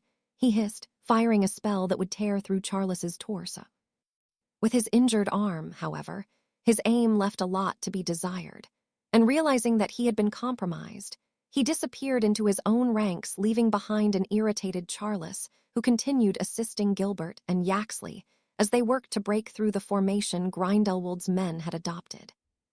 For several minutes, they worked tirelessly to do so, and just when there seemed to be progress being made, it was as though a presence was sudden felt on the battlefield, an unmistakable tension. Although the fighting continued, it couldn't be ignored entirely, but it wasn't until Yaxley cursed that Charles took any notice of what was happening behind him. In the middle of area that had been isolated stood a pale man, his hair as white as his skin, and his blue eyes visible even in the darkness. Charles watched as this almost ethereal man cut through swathes of men like they were nothing, the only resistance he met being that of Gabriel Moody, who was not one to shy away from any fight. "Grindelwald," Gilbert gasped fearfully. Charles felt his rage begin to boil over at the sight of the man that had killed his father. Time seemed to slow as the two faced off, Gabriel throwing everything he could at the Dark Lord, his efforts rebuffed almost lazily. Grindelwald was toying with him, something that became evident as he laughed in amusement. "Avadakdvra," Gabriel snarled. The jet of green light careened from the end of his wand, but Grindelwald did not even flinch, his head turning at the last moment and the spell passing his face by mere inches. The retaliation came immediately, a spell that Charles had never seen before, if it was even a spell at all. Grindelwald spoke no words, his wand movement being little more than a purposeful wave, and whatever he did caught Gabriel off guard as he stiffened. What was happening to the man, Charles knew not, but he began to scream, his expression illuminated by the surrounding spell fire being one of terror and agony. Gabriel's veins began to bulge around his eyes and forehead before blood leaked from his mouth and nose. Charles felt his stomach turn and heart sink as the commander's eyes exploded, and he crumbled limply to the floor. "No," Charles whispered in shock as Grindelwald laughed. Did he laugh the same way when he had killed William Potter? His shock gave way to unbridled fury, the continuing laughter mocking him, insulting the memory of the man that had sired him.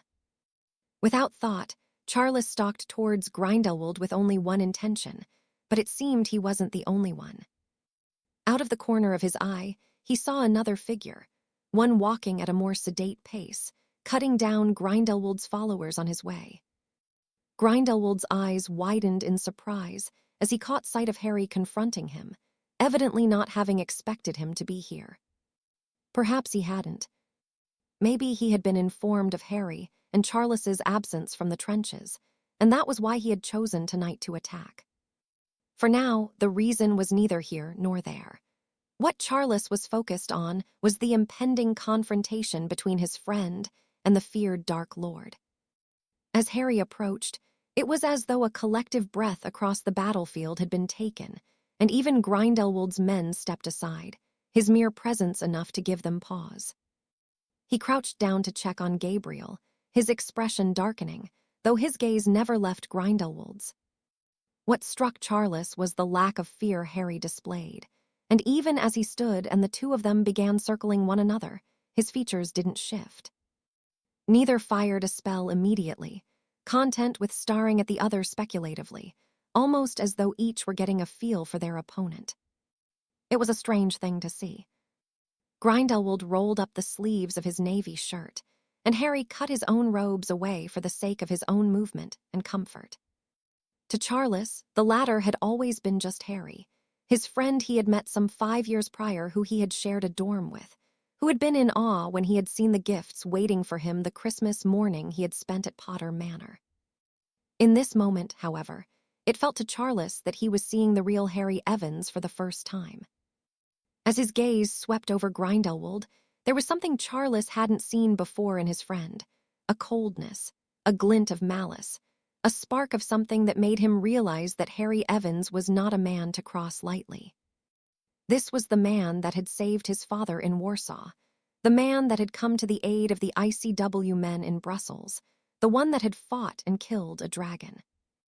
His presence was felt just as much as Grindelwald's, 2 men cut from the same cloth, but both with different goals. Grindelwald was a monster that wished to conquer the world, and Harry wanted to save it.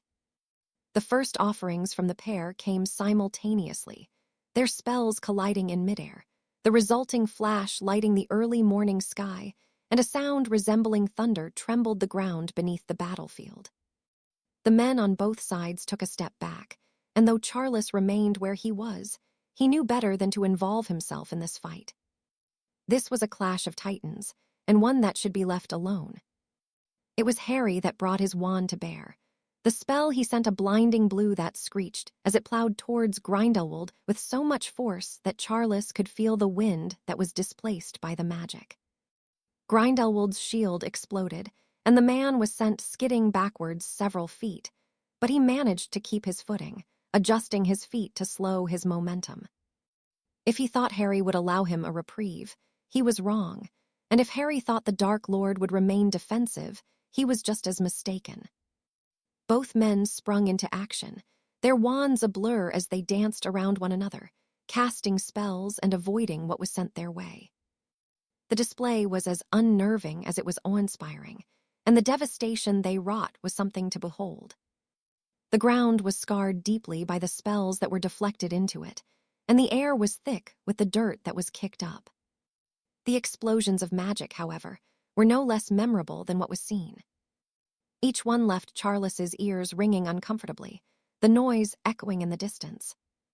It was like nothing the Potter Lord had ever seen before, and yet neither man would relent, would not give an inch to their opponent. Both were willing to die here, and once more, Charles felt a sense of unease settle within him. He couldn't lose his friend, not to the same man who had taken his father. How could he cope with that? How would he tell Minerva and the others? He couldn't bring himself to face the prospect, but it was very much out of his hands. Any intervention could distract Harry, something that Charles experienced as another sound filled the air, one that he had become accustomed to since he'd arrived here, but not one he had heard so closely. "Harry," he shouted desperately. The whooshing of the muggle shell was brief, and garnered the attention of the wizards witnessing the unfolding duel between Harry and Grindelwald. Charles could only look on in horror as it landed close to the 2 men before he was blown off his feet, fighting to merely breathe with the air having been forced from his lungs as he thudded to the ground. For a moment, he laid there in utter disbelief at what had happened, shocked stiff by the sudden intrusion. "Harry," he wheezed as he turned on his stomach and began clawing his way to where he had last seen his friend. Men were running in all directions, none paying any mind to those that lay injured or even dead. Charles, however, forced himself through the unfolding hell as more explosions followed, and screams of men on both sides of the conflict filled the air. Is this what hell looked like? Fires burned, and the smell of seared flesh filled his nose, and Charles fought the urge to vomit, did all he could to block out the pleas for help, the whimpering of the wounded he passed, and to not look upon the mangled and dismembered bodies of the fallen. The muggle shells continued to rain down on them, the destructive fight between Harry and Grindelwald having undoubtedly been the catalyst for this. Still, even through the shell fire, Charles persevered. Inch by inch he dragged himself until he eventually came upon an unmoving figure, The wand he still held one the Potter Lord knew well. "Harry," he gasped, shaking his friend who was in a bad way. A long, deep wound had been opened up on his side, and his left leg was bent at an unnatural angle, with the bone protruding through the skin. "Harry," Charles pleaded. The man groaned, his eyes flickering open briefly before he fell still once more. He was alive, and Charles sobbed in relief as a wave of determination filled him. He needed to get Harry out of here, back to the trenches where he could be helped. Gritting his teeth, he fought through his own pain as he forced himself to his feet, steadying himself as he staggered from the nausea he felt. Not knowing what else to do, he carefully bound Harry's legs together with some conjured rope and took him beneath the arms. "Bloody hell, you're heavier than you look," Charles snorted as he began dragging Harry back towards the trenches, every foot he covered draining what little energy he had. "Come on," he urged. Whether he was speaking to himself or to Harry, it didn't matter. Charles was simply trying to endure, through laughter or through tears. He wasn't going to let Harry die here. "It's Potter," a voice shouted after Charles had pulled Harry what seemed to be miles. He felt his burden light, as the men who had managed to escape the explosions spilled from the trench to assist him. "Help Harry, he needs a healer," Charles croaked. "You, get me a fucking healer now." He never thought he'd be pleased to hear Yaxley's voice, but knowing he was acting with such urgency to get Harry the help he sorely needed was a testament to how respected his friend was, even by someone who came from a family known to be bigoted in their views. "It's all right," Gilbert tried to assure him as he guided Charles into the trenches and seated him against the wall. "We will make sure he's looked after. Here." Charles drank from the bottle that was placed to his lips, the water alleviating his dried, parched throat, though a part of him wished he'd been given something stronger. With the adrenaline wearing off, he began to shake, the horror of what he had experienced setting in. But as he watched Harry being carried away on a stretcher, Charles realized how lucky he had been. Still, nothing would shift the concern he felt for his friend, not until he knew that Harry was going to make it, that he wouldn't lose someone else to this damned war. Chapter 58. Bedside manner, his eyelids felt heavy, and they ached uncomfortably, squeezing them shut as the stark whiteness of the room invaded his vision. It was a familiar brightness, as was the smell of disinfectant mixed with potions he had experienced many times during his years at Hogwarts. "I don't suppose there's no chance that I'm not in a hospital, is there?" Harry croaked, his throat dry and raw. The man in the chair next to his bed all but jumped out of it in surprise or relief, perhaps both. "My boy, you've had us so worried," Nicholas sighed, the relief in his tone unmissable. Harry groaned as he opened his eyes once more, and though it wasn't as uncomfortable as it had been the first time, it was still unpleasant. "The lights, Nick," he muttered. The room darkened, and Harry was able to keep his eyes open, and his initial assessment of where he was proved to be correct. He was in hospital, but it wasn't Hogwarts. "You're in Paris," Nicholas informed him, seeing the look of confusion marring his features. "They did all they could for you in the trenches, but you were moved here when the extent of your injuries became known." Harry nodded his understanding. "What happened?" he asked. "I remember fighting Grindelwald, but that's it." Nicholas released a deep breath. "You were struck by Muggle artillery," he explained. "You're lucky to be alive. I'm guessing the shield you cast on impact saved you. Young Charles got you out of there." Harry snorted. "Bloody saving people thing," he grumbled. It was evidently a Potter trait. "He's a good man, Harry. You should be proud of the family that birthed you. He even went back and retrieved this," Nicholas explained, placing the dagger he had gifted Harry on the bedside table. "I am," Harry assured him, "but it doesn't mean I won't give him a kick up the arse for risking his life like that. Would you not have done the same?" Harry conceded the point with a nod. "So what's the damage?" Nicholas shook his head. "Your left leg was in a bad way. You almost lost it because of the injuries, but the healers here have done a wonderful job putting you back together," he explained. "They had to cut away a considerable amount of flesh from your left side, and regrow a significant part of your lung before they could even administer the Skellegro. They felt comfortable enough to do that 3 days ago, and the healers assures me you're well on the way to being back to your usual self. Quite bad then. Nicholas's nostrils flared. You died twice whilst they were fixing you, Harry, he sighed. Merlin knows how you pulled through, but you're still here and will live to fight another day. Harry released a deep breath. It would be too easy if he was killed, wouldn't it? Nicholas shrugged in response. Nothing has been heard of him, he informed Harry. The fighting has come to a stop, so he is either dead or in no better state than you. Harry shook his head. No, he's still out there. The world wouldn't be so kind to make it so easy. I don't suppose it would, Nicholas replied sadly.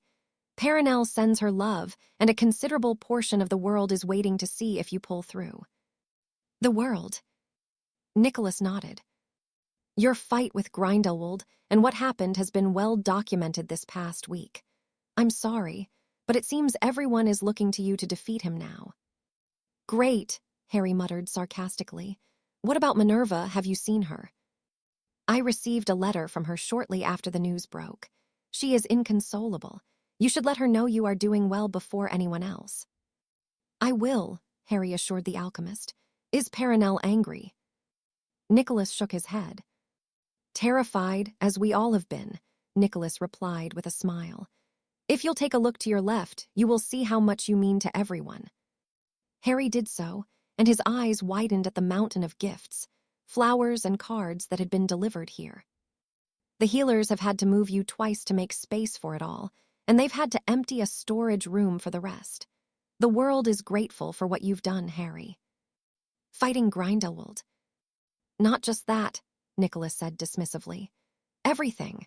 Leading your men, the Dementors, the dragon, the list goes on. As much as you despise it, you are a hero to many, and have achieved the level of fame you managed to leave behind when you arrived here. The Frenchman was smiling smugly, and Harry felt the urge to kick him. You're enjoying this, he accused. I am, Nicholas said unashamedly.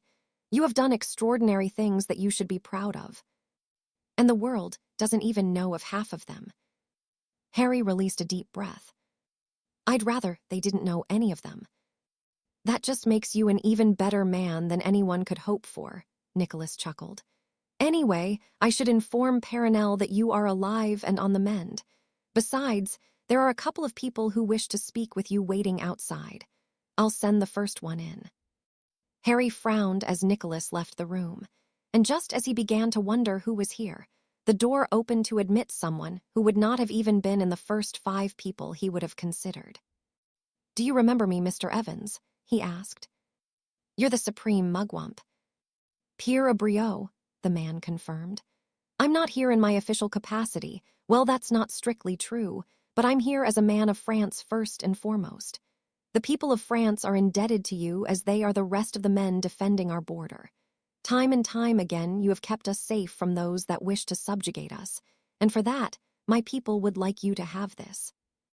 The man removed a box from within his robes before opening it and revealing a white, green, and gold medal on an intricate gold chain. It is known as the Legion of Honor and is our highest award to those deserving of it. What you have done more than merits this, Mr. Evans. Do I not get a ceremony? Harry asked. Abriot snorted as he shook his head. I think in the circumstances, such things can wait until after the war, don't you? The man had learned his lesson, and Harry nodded his agreement. Of course, with the unfortunate death of Monsieur Moody, you have been elevated to the position of commander of the British forces. I expect your country will make that announcement now that they know you will pull through.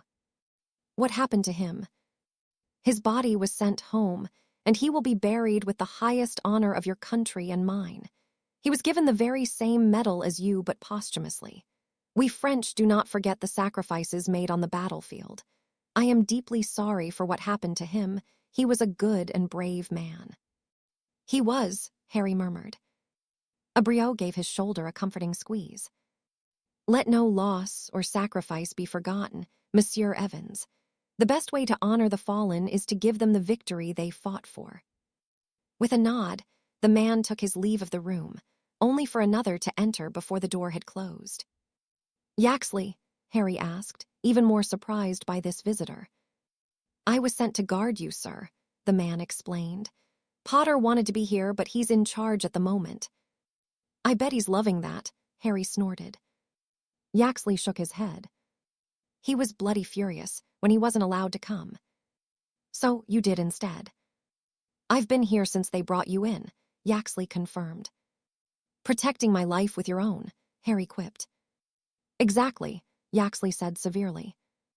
Harry was taken aback by the seriousness of the reply, but more so the sincerity the man spoke with. "Well, I appreciate it," he said gratefully. Yaxley nodded. "I'll leave you to it," he offered, "but I won't be far away if you need me." Harry could only shake his head as he was left alone once more. Never in his life would he have thought that a Yaxley would be protecting him. One had tried to kill him in the Department of Mysteries only a few years prior, not that they knew that now. "How are you feeling?" Nicholas asked as he returned. "I've been better," Harry chuckled. "I imagine you have," Nicholas returned with a grin as he picked up the metal Abriot had left on the bedside table.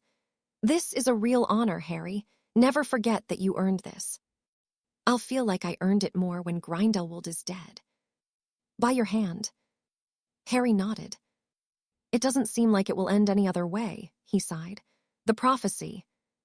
His words trailed off, and Nicholas offered him a comforting smile. "You think that it applies to Grindelwald now?" "Both," Harry huffed. "Born to those that thrice defied him. I'm not William's son, but he defied Grindelwald 3 times before he was killed, just like my parents." "That could be coincidence," Nicholas pointed out. "It could," Harry conceded, "but it seems I have been marked as his equal," he added, pointing to the barely visible mark of the Elder Wand that sat beneath his eye. "Perhaps not such a coincidence," Nicholas relented. "Prophecies and the like are types of magic I have little understanding of, but it seems to me that you have been chosen as fate's champion to right another wrong in the world." Harry nodded. "As much as I try to ignore it, there has been something pulling me and him together the same way it did with me and Voldemort," he explained. "Maybe it is my lot in life to fend off Dark Lords until one of them finally kills me. Or you vanquish them." Harry snorted. "The one with the power to vanquish the Dark Lord," he parroted the opening line of the prophecy. "Lord, not lords." "Does it need to be so specific?" Nicholas questioned. Harry shook his head. "It never is with divination," he replied irritably. Nicholas offered him a look of sympathy. "For what it is worth, I don't believe I have ever met a better man the world can look to that can help them when it is most needed. As noble as you are, Harry, you've proven to be ruthless when needed, an able wizard and strong leader. It may be you that kills Grindelwald and Voldemort, but with the loyalty you inspire, the journey won't be a lonely one. I still have every faith that you will emerge victorious, that you will not only survive, but live a fruitful life that will be remembered. Your legacy is already building, and I don't believe your story ends with this war or the next." Harry eyed the alchemist questioningly for a moment, the belief in him quite moving. "How can you be certain?" "Because I've watched you grow from a scared and angry boy into a man that I couldn't be prouder of. I've seen what you are capable of, what you've become." Harry shook his head. "I'm not so different from them," he pointed out. "I have killed, I have terrorized his followers at every turn, and I don't feel an ounce of guilt for it." "And why should you?" Nicholas asked. "The world has treated you cruelly, and what you have, you've had to fight for. These men would kill you without remorse. You've just been better at it, and not because you seek power or influence, but because you wish to keep those safe that do not have the means to do so themselves." What Nicholas had said was true, but that wasn't his only motivation. "What if I want revenge for what has been done to me?" "Must the reasons why be exclusive?" Nicholas questioned. Did they? For as long as he could remember now, Harry had been fueled by his desire to kill Voldemort for what he had done to his parents, for what had happened to Sirius and to him. Before then, he had spent his formative years being terrified of the man that haunted him. had fumbled his way through each encounter with the Dark Lord until he realized that fate would not be satisfied until one had killed the other. Harry wouldn't give Voldemort or Grindelwald that satisfaction, and he wouldn't see any other subjected to the same misery he had experienced. Maybe Nicholas was right. The man grinned triumphantly. Even after 6 centuries of living, it still feels good to prove someone wrong, he boasted. Now, you have a letter to write, don't you? Besides, I've been here for a week. I can only imagine what kind of mischief Camille has gotten herself into. Camille? Harry asked curiously. Oh, she's a beautiful little pup I found in the woods, Nicholas explained. Perenelle pretends she's not as fond of the girl as I am, but she's being won over. And if anyone throws shit over your wall again, you can return the favor when you go home. I said the same thing, Nicholas exclaimed excitedly. Harry could only shake his head. Nicholas would always be a troublemaker, where his neighbors were concerned. Why he had never just brought the house when it went up for sale, Harry knew not. A part of him believed Nicholas enjoyed the rivalries he had with his neighbors too much to solve the problem in such an uncomplicated way. You'd best get me some ink and parchment, Harry sighed, choosing not to voice his thoughts. Nicholas would only deny it anyway. Break. Gellert was not in a good way. For hours after Cassiopeia had portkeyed him off the battlefield, the healers had been hard at work keeping him alive via a multitude of potions as they pieced him back together. One of his arms had been hanging off, and his stomach needed extensive medical attention to fix. For a while, Cassiopeia had been fearful he wouldn't make it, but the timely intervention of the healers had assured his survival. He had woken up a few days prior, dazed and confused, but very much alive, much to her relief. Since then, he had been insisting he be allowed to return to the trenches so that the men could see all was well, but he hadn't been able to even stand. His body may be broken, but his spirit could not be quelled. Gellert was determined, a strong man if nothing else, and one Cassiopeia was proud to serve. Will I be allowed to leave today? He huffed as she entered his room, her arms full of the books he'd requested. No, Cassiopeia answered simply. Until you are able to eat unassisted and your wounds have healed, you are to remain here. Gellert was not pleased by the denial, but he didn't argue. As ever, he would bide his time and be back to himself sooner than the healers would like. He was mostly there already, which explained his impatience to leave. Are we going to talk about what happened now? Cassiopeia asked irritably.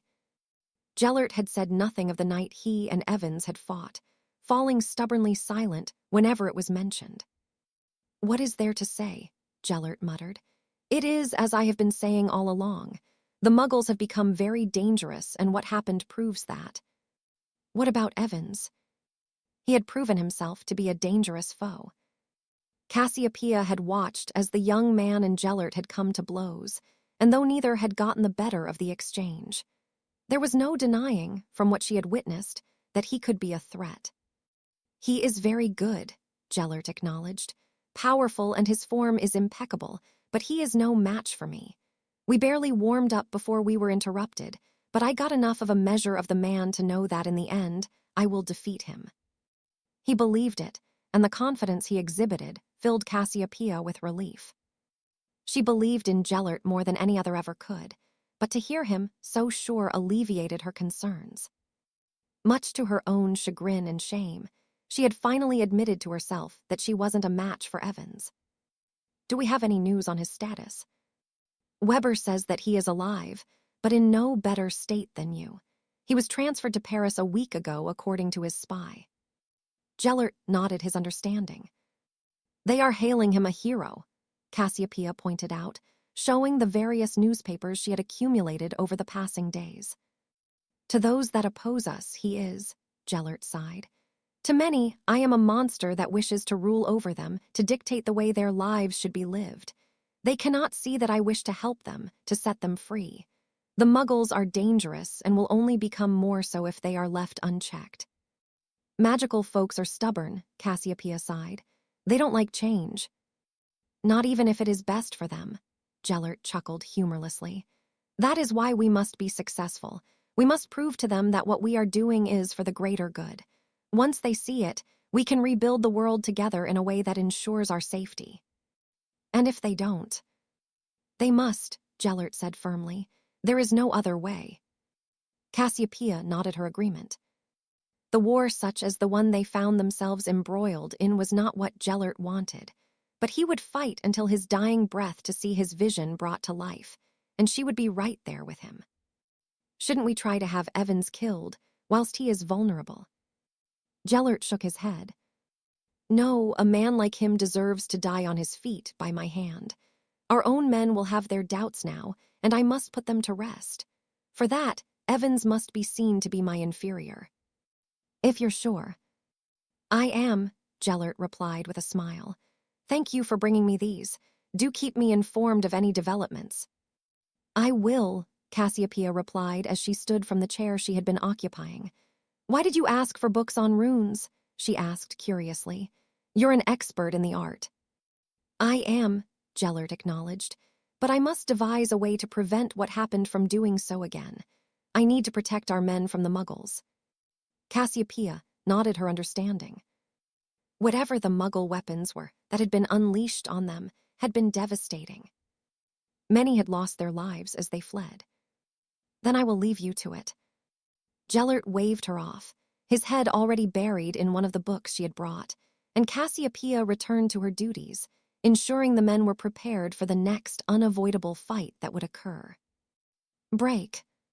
Being in a position of command was not something Charles had considered, but with the death of Gabriel, Moody, and Harry being out of commission, the responsibility fell to him, for the time being at least. It was not something he relished. For the past week, he had spent his time compiling a list of the dead and signing generic letters informing the families of their losses. When he wasn't doing that, he was reading through missives from the ICW and other commanders along the trenches.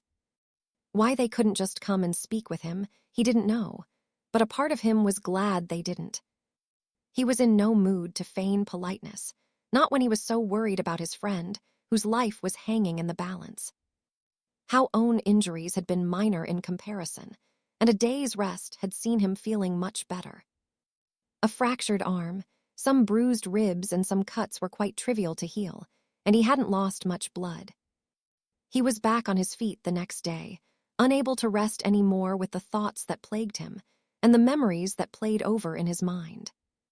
War was something none should experience, something that would haunt him for the rest of his days. What is it? He growled as someone knocked on his door. Charles was once more reading letters when he should be out continuing the training with the men. In his capacity, he had doubled the time each day they spent practicing.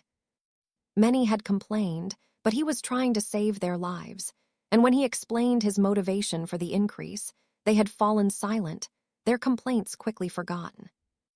This just came from Yaxley, Gilbert informed him, handing Charles a sealed envelope. Without preamble, he tore it open, releasing a deep breath at the most welcome of news. How is he? Gilbert asked. Awake and doing well given the circumstances. Come on, let's break the news to the men, shall we?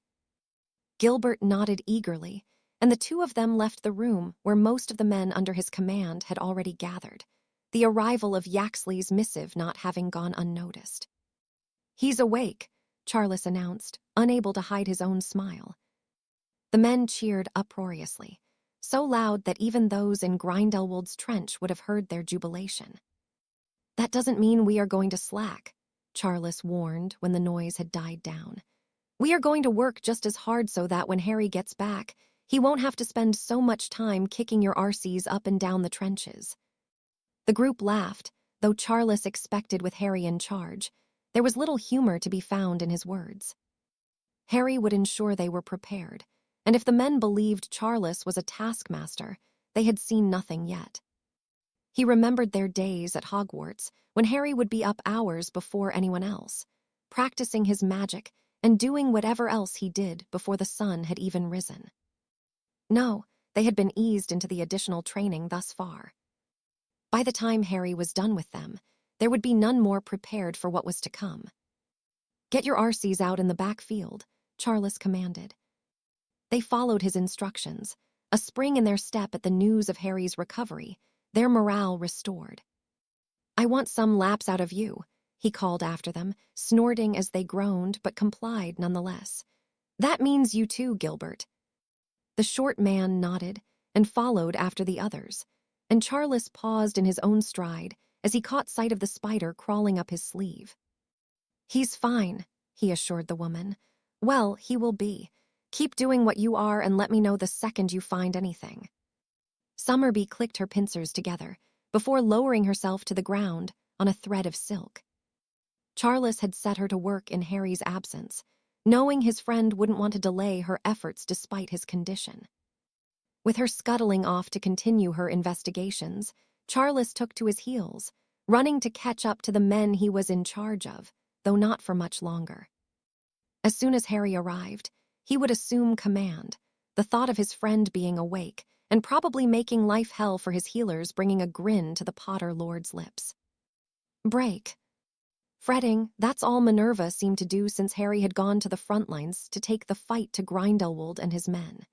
It was a tiring pastime, and one she could do without, but Harry's proclivity of landing himself in trouble could only be matched by his knack for getting out of it again.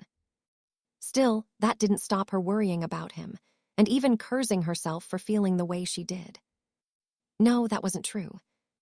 Despite the worry he caused, she wouldn't be without him. Minerva, you have a visitor downstairs, her mother informed her as she opened the door to her bedroom. Like a shot, Minerva was out of her chair and all but sprinting down the stairs. When she entered the kitchen, it was to find her father seated at the table with Nicholas Flamel, the alchemist looking tired but relaxed. Harry, Minerva questioned. Nicholas nodded, a bright smile cresting his lips as he removed an envelope from within his robes and handed it to her. He is doing remarkably well, he assured Minerva, who was already tearing the letter open. Dear Minerva, I think I might have worried you again, but this time it wasn't my fault. Who could have predicted a Muggle explosion would have gotten me? Minerva gave a watery chuckle at the absurdity of the situation before she continued to read. For what it is worth, I am sorry, and I will be fine as soon as these mad healers let me out of here. Honestly, they are as bad as Poppy. Is it possible that she's a little bit French? Anyway, there's nothing I can write here that I don't want to say to you when I see you, which I'm hoping will be soon. I miss you, and hope you won't be angry with me by the time I'm home. I wish I could promise that I will be careful, but as my luck goes, we both know I can't do that. Harry. Alive and well, just not well enough for you to kick my arse as I know you've considered. Minerva chuckled once more, wiping away the tears that unwittingly spilled out at the sheer relief she felt knowing Harry was going to be okay. Stupid man, she huffed amusedly. That he is, Nicholas sighed in agreement, but a good one. Minerva nodded. Is he really okay? Nicholas released a deep breath. As well as can be expected, he's incredibly lucky to be alive. What's the damage? Nicholas shook his head. He broke just about every bone in his left leg, tore away the muscles and ligaments, and a portion of his torso. They've fixed his leg, and his lung has been regrown along with his ribs and skin on his left side. Minerva swallowed deeply. Those kinds of injuries could have been fatal. Will he make a full recovery? He's already up and walking, Nicholas chuckled. He's a stubborn man. Up and walking, Robert interjected in disbelief. Wizarding medicine is much more advanced than what you're used to, Dad, Minerva explained. But isn't it still too soon for him to be up? Nicholas shrugged. I suppose with the phoenix tears in his blood, he heals quicker than most, he mused aloud. The healers didn't expect him to wake for another week and predicted he'd be with them for a few more after that. If Harry had his way, he'd be back in the trenches already. He would. Minerva knew him better than anyone, and the man could not remain idle. I'm sorry, Phoenix Tears, Isabel broke in. From something that happened to him when he was a boy, Minerva explained. So, he'll be going back. I don't think any of us could keep him away if we tried, Nicholas replied sadly. If truth be told, he is needed. His men look up to him, have the utmost respect for him. I can think of no other more suitable to lead them. Lead them? Nicholas nodded. With the death of Gabriel Moody, Harry has been made the commander of the British forces. It was an inevitable appointment. Minerva chuckled. I bet he just loved that. Oh, he had a few choice words for his new position, none that I would repeat in polite company. But he accepted. What choice did he have? He is a hero and the best man for the job. Did you tell him that? I did, Nicholas confirmed. Minerva smirked at the thought of Harry having quite the sulk at being called a hero. He would never see himself in such a way, no matter what it was he'd achieved. Thank you for bringing me this, she said sincerely. I'm relieved, but already awaiting the next time he gets himself into trouble. As are we all, Nicholas huffed good-naturedly. If there is nothing else, I shall return to my own home. Goodbye, Mr. Flamel, Robert offered, showing the man to the door. I can't believe we had him in our home, Isabel muttered. The Nicholas Flamel. Is he famous? Robert asked. About as famous as anyone can be, Isabel replied. What, that old chap? What has he done to become so famous? Are you going to tell him, or shall I? Minerva asked. That will take some time, Isabel laughed. I will tell him, dear. I can already see your hands itching to write to him. Go on, you go ahead. Minerva offered her mother a grateful smile as she headed back to her room. Chuckling at the last outburst she heard from her father before she closed her door. 600 years old. It would take her mother a while to convince her father of the truth and explain the complexity that was alchemy and the philosopher's stone. If she could manage it at all. In the meantime, Minerva had a letter to write, and though she wanted to chastise Harry for what had happened, she couldn't. She realized long ago that being a part of Harry's life meant growing used to him finding himself in dangerous and ridiculous situations. Minerva didn't like it, especially the fallout where he would be hurt, but she was growing used to it. There were times she could strangle Harry, but for now, she was just pleased to know he would be okay, that he would recover, and that she would see him again. She missed him, more than she ever thought she possible, and even more so the more time that passed since she last saw him. It had been months, and she was anticipating his return, looking forward to it more than she ever had anything else. With a sigh, she took a seat at her desk and retrieved some fresh parchment, some ink, and a quill, her eyes drifting to the photo of the two of them fighting over the last mouthful of treacle tart. They were simpler times, and Minerva looked forward to when they were here once more. Break. That could work, Gellert murmured to himself as he finished etching out his runic circles. But how to create it? For hours he had pored over the books Cassiopeia brought him in an attempt to mitigate the risk the Muggle weaponry posed to his men.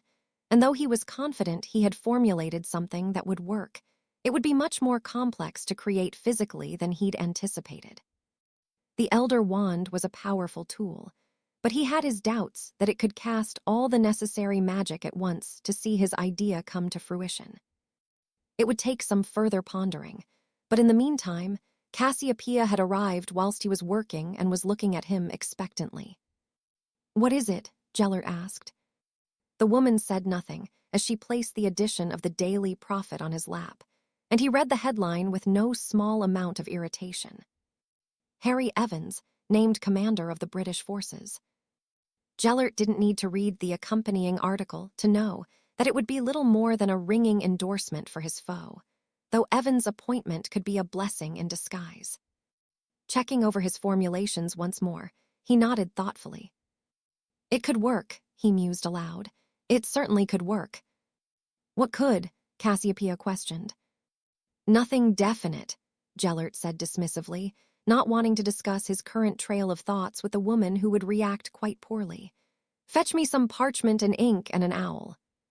Cassiopeia frowned, but did not question the order as she left the room. It could work, Gellert reiterated as he checked his work for the umpteenth time, a triumphant smile gracing his lips. Break. See, I can walk fine, Harry huffed. Can I leave now? He had woken up 3 days ago now, and as ever when he found himself under the care of a healer, he was keen to be released. He did feel fine for the most part. His leg was a little stiff, but it would be back to normal soon enough. The French woman huffed irritably. Monsieur Evans, you must be the most difficult patient I have dealt with in a very long time. I don't like hospitals, Harry grumbled. Madame Bourg hummed. It is not only your leg that concerns, she said gently. By rights, you should not be on your feet yet, and your lung needs more time. My lung is fine, look. He took several deep breaths to show that he could breathe without issue, and the woman eyed him curiously. You feel no discomfort? None. The healer shook her head. You are quite the marvel, aren't you? She murmured. Very well, I will speak with Monsieur Laurent, but if he says no, you will be back in that bed even if I have to tie you to it. Promises, promises, replied cheekily. Madame Bourg's nostrils flared, evidently not appreciating his dry humor. She left the room and Harry sat in the chair. He spent too long in bed and had no desire to waste any more time in it. Madame Bourg returned several minutes later with a short, bespectacled man in her wake, who said nothing before examining Harry's leg. Your leg is healing remarkably well, he commented. I think some light exercise will be good for you. Now hold still. Drawing his wand, he cast some charms on Harry's torso and tutted as he shook his head. I'm afraid not all of the scarring will fade, Monsieur Evans, but your lung is very strong. I do not think there is anything else we can do for him, Madame Bourg. Does that mean I can leave? Harry asked hopefully. Laurent nodded, though quite reluctantly. You must take it easy for at least a week, he instructed. If I see you back here, it will be for an extended stay with us, understood? Understood, Harry replied, excited by the prospect of leaving the hospital. Then you should get dressed, and then you can be discharged. Madame Bourg will see you out. Finally, Harry muttered as the man left, and Madame Bourg glared at him with her arms folded across her chest. I do not agree with Monsieur Laurent, but it is his decision. Now do as you're told. Get dressed and get out. I'm sure someone else will have need of your bed soon enough. I will, Harry assured the woman as she headed to the door. She paused and turned to face him when she reached it, her eyes softening considerably. Thank you, Monsieur Evans, for keeping us safe. She didn't wait for a reply and left Harry alone with his thoughts as he prepared to take his leave. Nicholas had taken all the gifts and cards away from his well-wishers when he'd returned to Britain, and all Harry had was a new uniform that Yaxley had delivered and his dagger. It didn't take him long to ready himself, and when he did, he left the hospital quickly, convinced that Madame Bourg would have found a way to keep him here longer. She seemingly hadn't gone to the trouble, and as soon as it was safe for him to do so, Harry activated his portkey and left the French capital behind and arrived in the room he shared with Charles in the trenches. Before he could catch his bearings, he felt himself being pulled into a tight embrace. What are you doing here? Charles asked. I'm back, Harry answered simply. Should you be? Harry shrugged. The healer wasn't keen on letting me go, but I'm fine. Charles looked at him skeptically before shaking his head. Even if you're not, you wouldn't let anyone see it, he grumbled. Anyway, since you're here, you can have this. He removed the armband that sported 3 gold stripes with the crest of the ICW stitched above it and handed it to Harry. You can deal with the crap that being the commander brings. Harry released a deep breath as he accepted the band and slid it onto his own arm, the burden of his new position already feeling heavy. He looked at Charles's tired face, the bags under his eyes and week-old scruff around his chin, showing what little rest the man had gotten in his absence. Thanks, Harry said sincerely, for getting me out of there. Charles waved him off. There'll be none of that, he insisted. You've saved mine too. It's like you said, there will be a lot of that before this war is over. I only did the same thing you would have done for me, nothing more. Harry nodded his agreement. How are that lot getting on? he asked, nodding towards the door, indicating the men on the other side of it. It's been a big adjustment for them, Charles answered honestly. They're scared, Harry. Having seen what he's capable of, they should be. If you hadn't have made it, I don't know what they would do. They believe you'll be the one to kill him. They're probably not wrong, Harry sighed. You never know, it might be me, Charles replied. Not that it matters. As long as the bastard is put in the ground, preferably with his balls rammed down his throat, I'll be happy. Is that a request? Harry returned with a grin. Charles laughed as he clapped Harry on the shoulder. Come on, they'll want to know you're back. Harry nodded as he followed Charles from the room and into the trenches where the men were spread around, some playing cards to pass the time, others eating.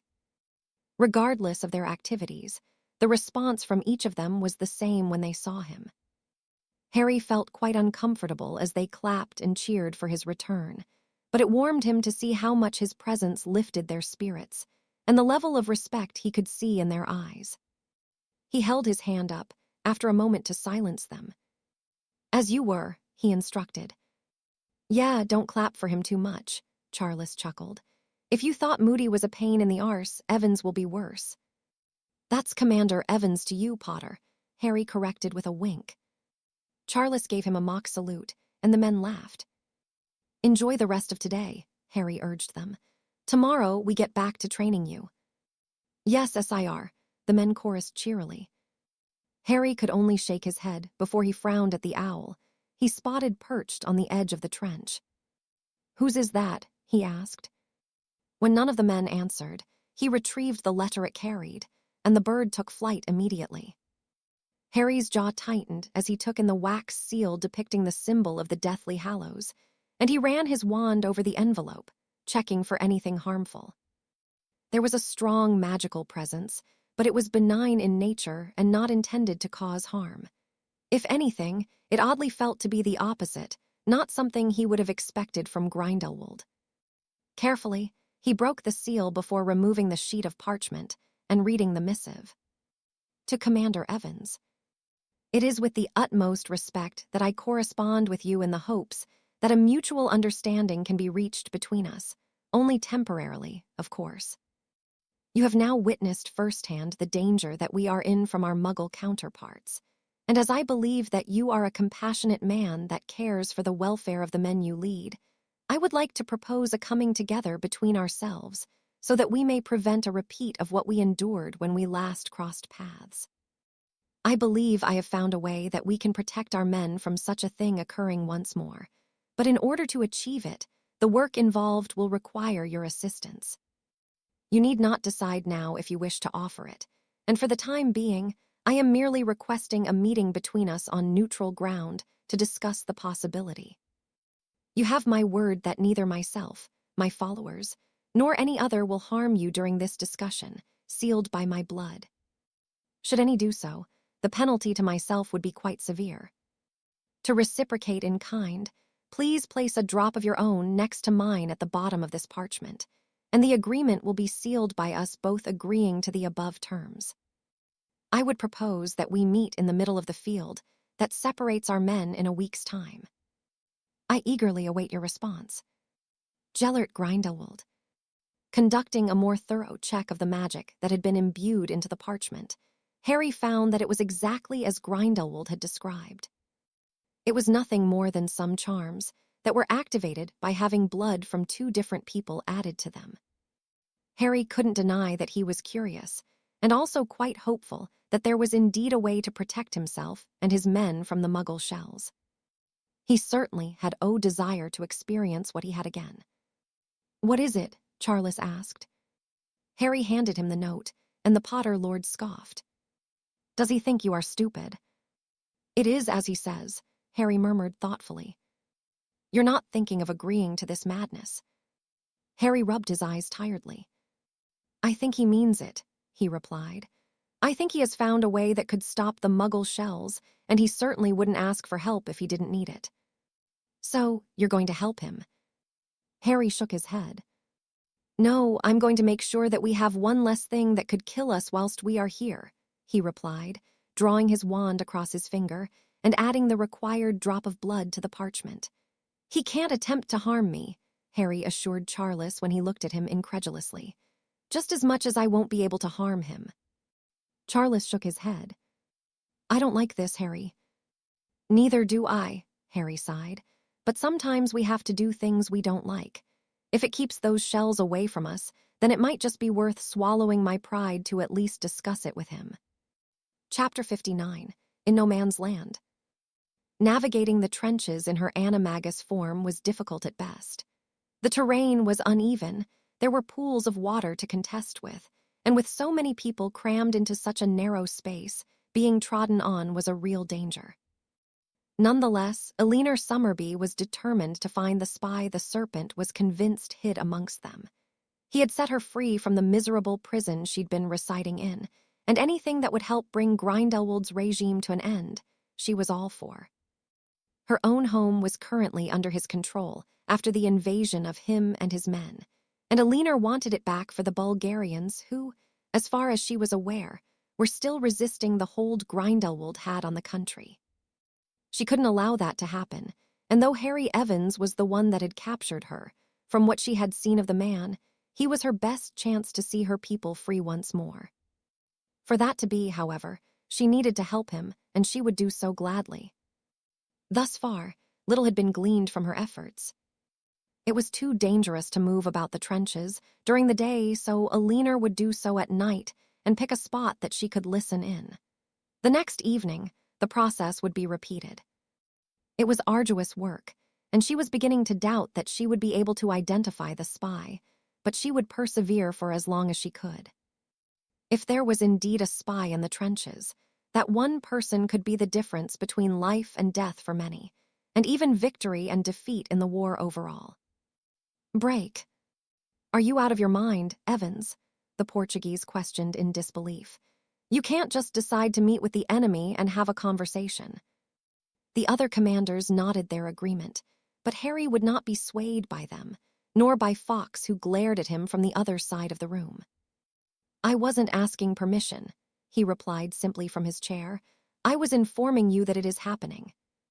Abriot said nothing as he watched the exchange, his expression one of curiosity. "You don't get to make that kind of decision," the Spaniard in the room growled, reiterating the point of his Portuguese counterpart. "What gives you that right?" "What give you the right to try and tell me what to do?" Harry returned irritably. "There is only one man that can do that, and that isn't you or even you," he added to the Portuguese man. "He thinks he has a pair of balls," the Spaniard muttered in his mother tongue. "And you seem to have left yours at home," Harry fired back irritably. "If you want to insult me, do it openly or don't bother doing it at all." "Gentlemen, please, we are on the same side," Abriot interjected before the Spaniard could respond. "The boy has acted out of turn," Fawkes cut in. "Perhaps he did, but it is to the benefit of our men," Abriot pointed out. "He did so in the hopes of preserving valuable lives." "He still overstepped his boundaries," Fawkes muttered. "And what would you have done in the situation?" Harry asked the woman. "I would have denied the request immediately," Fawkes said heatedly. "We do not cavort with our enemies." "Then we should be grateful that you are in charge of nothing," Harry returned evenly. "This could save the lives of our men. I don't like the possibility of working with him, but I am willing to put my laurels aside and think objectively about the opportunity instead of acting like a spoilt child throwing a tantrum because you don't like something." "How dare you?" Fawkes snapped. "Oh, shut up," Harry huffed. "You're really starting to annoy me." "Fawkes," Abriot warned firmly. "Commander Evans is right, but I agree. He should have discussed the matter with us first before putting himself at considerable risk." The other commanders around the table were not happy, but they did not voice their thoughts any further. "Do you trust him, Evans?" Abriot asked seriously. Harry shook his head. "Not at all, but I trust the magic in place.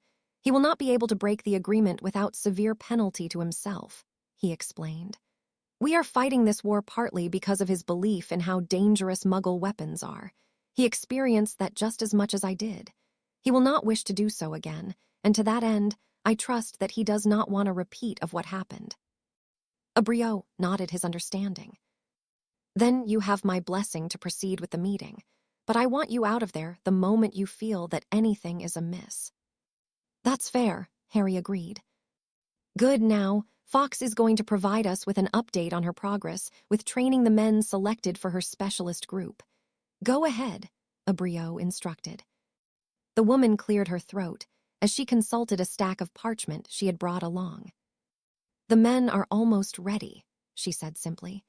Each of them has made significant progress in all required areas, and I am confident they will be ready for operations within the month. That is excellent news, Abriot acknowledged. Have we come up with a way that they would be best implemented? I have some ideas, Fox replied. I was thinking of using them as an elite fighting unit for when we come under attack. That seems a waste of such a resource, the French commander broke in. We have proven that we are able to fend off attacks from the enemy. I agree, Harry supported the Frenchman, much to the chagrin of Fox. Then what would you suggest, Commander Evans? The woman snarked, emphasizing his title. Well, if they are an elite force, as you claim, then they would be better put to use carrying out attacks against Grindelwald's men that are occupying countries that do not belong to them, Harry suggested. Impossible, Fox denied. Just attempting to get into those countries would be suicide. Were you not a hit wizard? Harry snorted. The serpent managed it, why can't you? It was quite a petty jab at the woman, but Harry didn't care. He wasn't beyond such a thing if it got under her skin, and judging by her reaction, it had quite deeply. He raises a valid point, the French commander mused aloud. Are you incapable of replicating the feat? Fox scowled at the man. I could replicate it. My concern is the danger it poses. Isn't that what this group is being formed for? Harry questioned. Are they not being trained to complete tasks that us regular men on the front line couldn't dream of doing? For the first time since the meeting began, the other commanders agreed with him, and even Abriot did not come to Fox's aid. I will look into the logistics of it, she relented uneasily. It would be a noble cause, Abriot said thoughtfully. We mustn't neglect our allies that find themselves in dire situations that they cannot help themselves from. It can only benefit us, the Spaniard added. If these countries can be freed, we will have more men at our disposal. Something we are in need of, Harry pointed out. Are we? The Frenchman questioned. Harry nodded. During the last attack, I couldn't help but notice many of Grindelwald's men were Japanese. Japanese? Abriot asked with a displeased frown. Are you certain of this? I am, Harry confirmed. They must not care very much for the former supreme mugwump of the ICW, or he has managed to escape, he added pointedly to the current overseer of the governing body. The man deflated and nodded. During the attack on Paris, Mr. Sato was liberated from his prison, he revealed. Whomever got to him killed all the guards on duty that night and absconded with him. No guesses on who that was, Fox grumbled. So, he has the Japanese on side, the Portuguese commander asked worriedly. It appears so, Abriot muttered. I suppose it was too much to assume Sato would remain neutral, given his status. Then it is important that we add more men to our own ranks, the Irish commander stated, and the best way of doing that would be to unburden the allies we already have. It would, Abriot agreed, turning to Fox. I would like your group to prioritize this. If you can gather men from our allies that are unable to assist us currently, they will fight. Fox did not seem pleased by the assignment, but knowing she had no grounds to refuse, she nodded. Good, Abriot said gratefully. You will be provided with all equipment and supplies you need. I suggest you begin your logistical calculations immediately. With Sato siding with Grindelwald, we will need more men sooner rather than later. Without a word, Fox left the room and Harry couldn't help but feel a sense of satisfaction at the turn of events. Her efforts would be risky, and if the group was led by her, would likely end unfavorably. Harry didn't believe Fox was an incapable witch, but she was a poor leader, something she had proven when acting as Ghost's deputy. In the meantime, I would like you to continue with your own efforts of training your men, a Brio instructed. Evans is taking out 4 hours of his duties to do it, so there should be no excuses from the rest of you. That will be all for now, gentlemen, he finished dismissively. The commanders left the room, muttering about the additional work of training their men and offering Harry looks of displeasure. Not that Harry was bothered by them. He had much more important things that required his attention, and he would not be sidetracked by the pettiness of men who thought themselves above him. Break.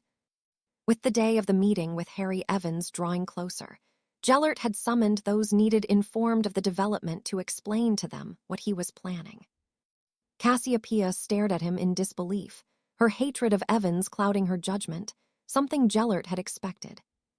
Weber looked at him calculatingly, though not without the undeniable concern he felt. Hans simply nodded, a grin tugging at his lips. "Are you going to murder the bastard in front of all his men?" he asked. Gellert tutted as he shook his head. "My request to meet is genuine, as is my desire for us to help one another," he replied. "The threat of the Muggles cannot be overlooked here, not when we have most of our men within reach of their weapons." "You can't be serious," Hans denied, shaking his head like an elephant that was being bothered by flies. "Why would you take that risk?" "Risk?" Gellert questioned. "He's a madman," Hans snapped.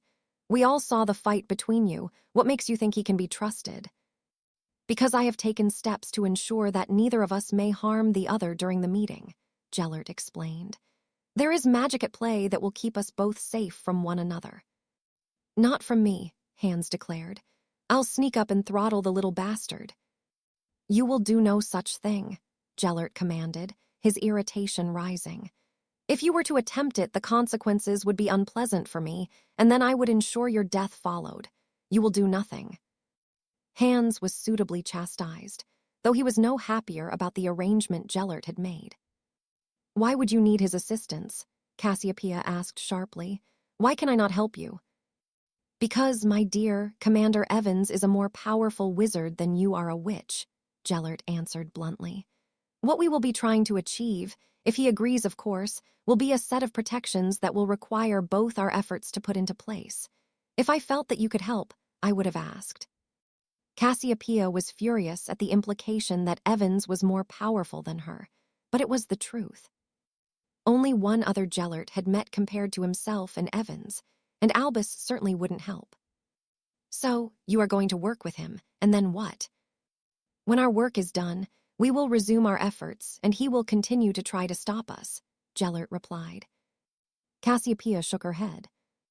"I also must raise my concerns with this plan, Mr. Grindelwald," Weber broke in. "I think it is a poor precedent to set to show that you are willing to negotiate with our enemies." It would be a valid concern if Gellert had not already pondered this very thing. He held up his hands placatingly, needing the trio to understand his position. "I believe it will show that I am not the monster that I am being portrayed as, that I am willing to collaborate with the man now considered to be my greatest enemy in order to keep my followers safe. It will show that I have their safety in mind, and that I am willing to set aside our differences for a noble cause." Weber nodded thoughtfully at the explanation. "The idea is quite brilliant." "Brilliant," Hans scoffed. "It will give those on the other side something to think about, humanize us, and may even sow the seeds of doubt that they are fighting on the right cause," Weber explained. Gellert nodded his agreement. "And it will ensure that we need not worry about Muggle artillery fire raining down on us during future attacks. Had it not happened, Evans would be dead, and we would be in Paris planning our next move." "So you're going ahead with it?" Cassiopeia questioned, still unconvinced of the merit the idea held. "Commander Evans has agreed to the initial meeting where we will discuss the idea. If an accord can be reached, I see no reason a collaboration between us cannot take place. It is for the greater good." "Commander Evans," Cassiopeia snorted. "Is that not his title?" Gellert returned. "It is." "Then he will be afforded the respect of me using it," Gellert declared. "You have your personal issues with him, as do I, but I will give him the respect he has earned. Only 2 others have fought with me and lived to speak of it." "2 others?" Albus being the first, Gellert explained, and the serpent. The second name was given, as though it left a bitter taste in his mouth. Whom has been quiet as of late, Weber reminded him. He has, Gellert agreed, but do you not think that is because of the specialist group the ICW is putting together? It had crossed my mind, Weber acknowledged. Should we not be more concerned by it? Gellert shook his head. Until we are given cause to be, no. If it is led by that foolish woman, I have little faith in their effectiveness. And if it is led by him? Then we will cross that bridge when it is confirmed. Until then, other things require our focus. We must break the deadlock here or seek out an alternative. My men are already looking into it, Weber assured him. Gellert offered the man a grateful nod. Of course, all of this hinges on the meeting between myself and Commander Evans. I am hopeful that we can reach an understanding and work together on this, but if he proves to be uncooperative, we shall look elsewhere to continue our campaign. So, we do nothing until after the meeting. Exactly, Gellert answered the larger German firmly. It would not do to provoke an already volatile situation when such a pivotal meeting is on the horizon. For now, enjoy the peace you have been granted. We will meet again after I have done so with Commander Evans.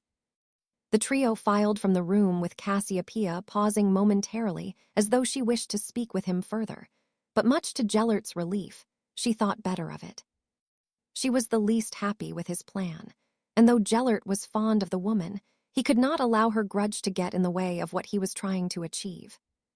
The time for fighting would soon once more be upon them, but a lull was needed to address something much more pressing, and if he had to work with his enemy on a mutually beneficial undertaking, Gellert would do so. For the greater good. Break. Albus could only shake his head, as he added the latest edition of the Daily Prophet to the already sizable stack he had accumulated of the past several months. There was no denying that the conflict was growing in intensity, that more lives were being lost, and that both would continue to increase before they would reach their pinnacle. He had been watching the developments closely, and with each tragedy that befell the men serving the ICW, the very same that were fighting to preserve the world they lived in, it became harder to ignore. If he were honest with himself, he had buried himself in his work to avoid facing the truth of what was happening on the continent. But the more the war unfolded, and the more men that lost their lives due to Gellert's ambition, it was becoming harder to do so. Each day, he held hope that the fighting would come to an end, that both sides would agree upon terms so that the violence could cease. But he knew deep down that holding on to such hope was foolish. Gellert would not concede defeat until the bitter end, and with Harry now leading the British forces, he wouldn't either. Even if he merely served as a hit wizard, his former student would not yield. Albus released a deep sigh as he contemplated the consequences of victory for either side. If Gellert were to win, the vision they once shared would become a reality, though not entirely as they had planned as idealistic teenagers. A war such as this was never the intended approach. Albus and Gellert had discussed at length a political approach, one where their goals would come to fruition through diplomacy, not violence. Gellert was not beyond aggression, but Albus, who abhorred violence, always managed to steer his friend away from talks of it. Without him, Gellert had become what the world knew him to be now, but Albus remembered the boy he had grown so fond of, the brilliant, wonderful boy who could match him for wit and magic. How Gellert had fallen. If the ICW forces were to be successful, little would change, but Albus knew he would feel embittered towards them for what they would undoubtedly do to Gellert. The world would not be satisfied with platitudes and mere imprisonment. They would be baying for blood, and they would get it. With his newfound fame and the respect of the people he held, Harry would perhaps be able to steer them away from taking such crude measures, but he would not be inclined to.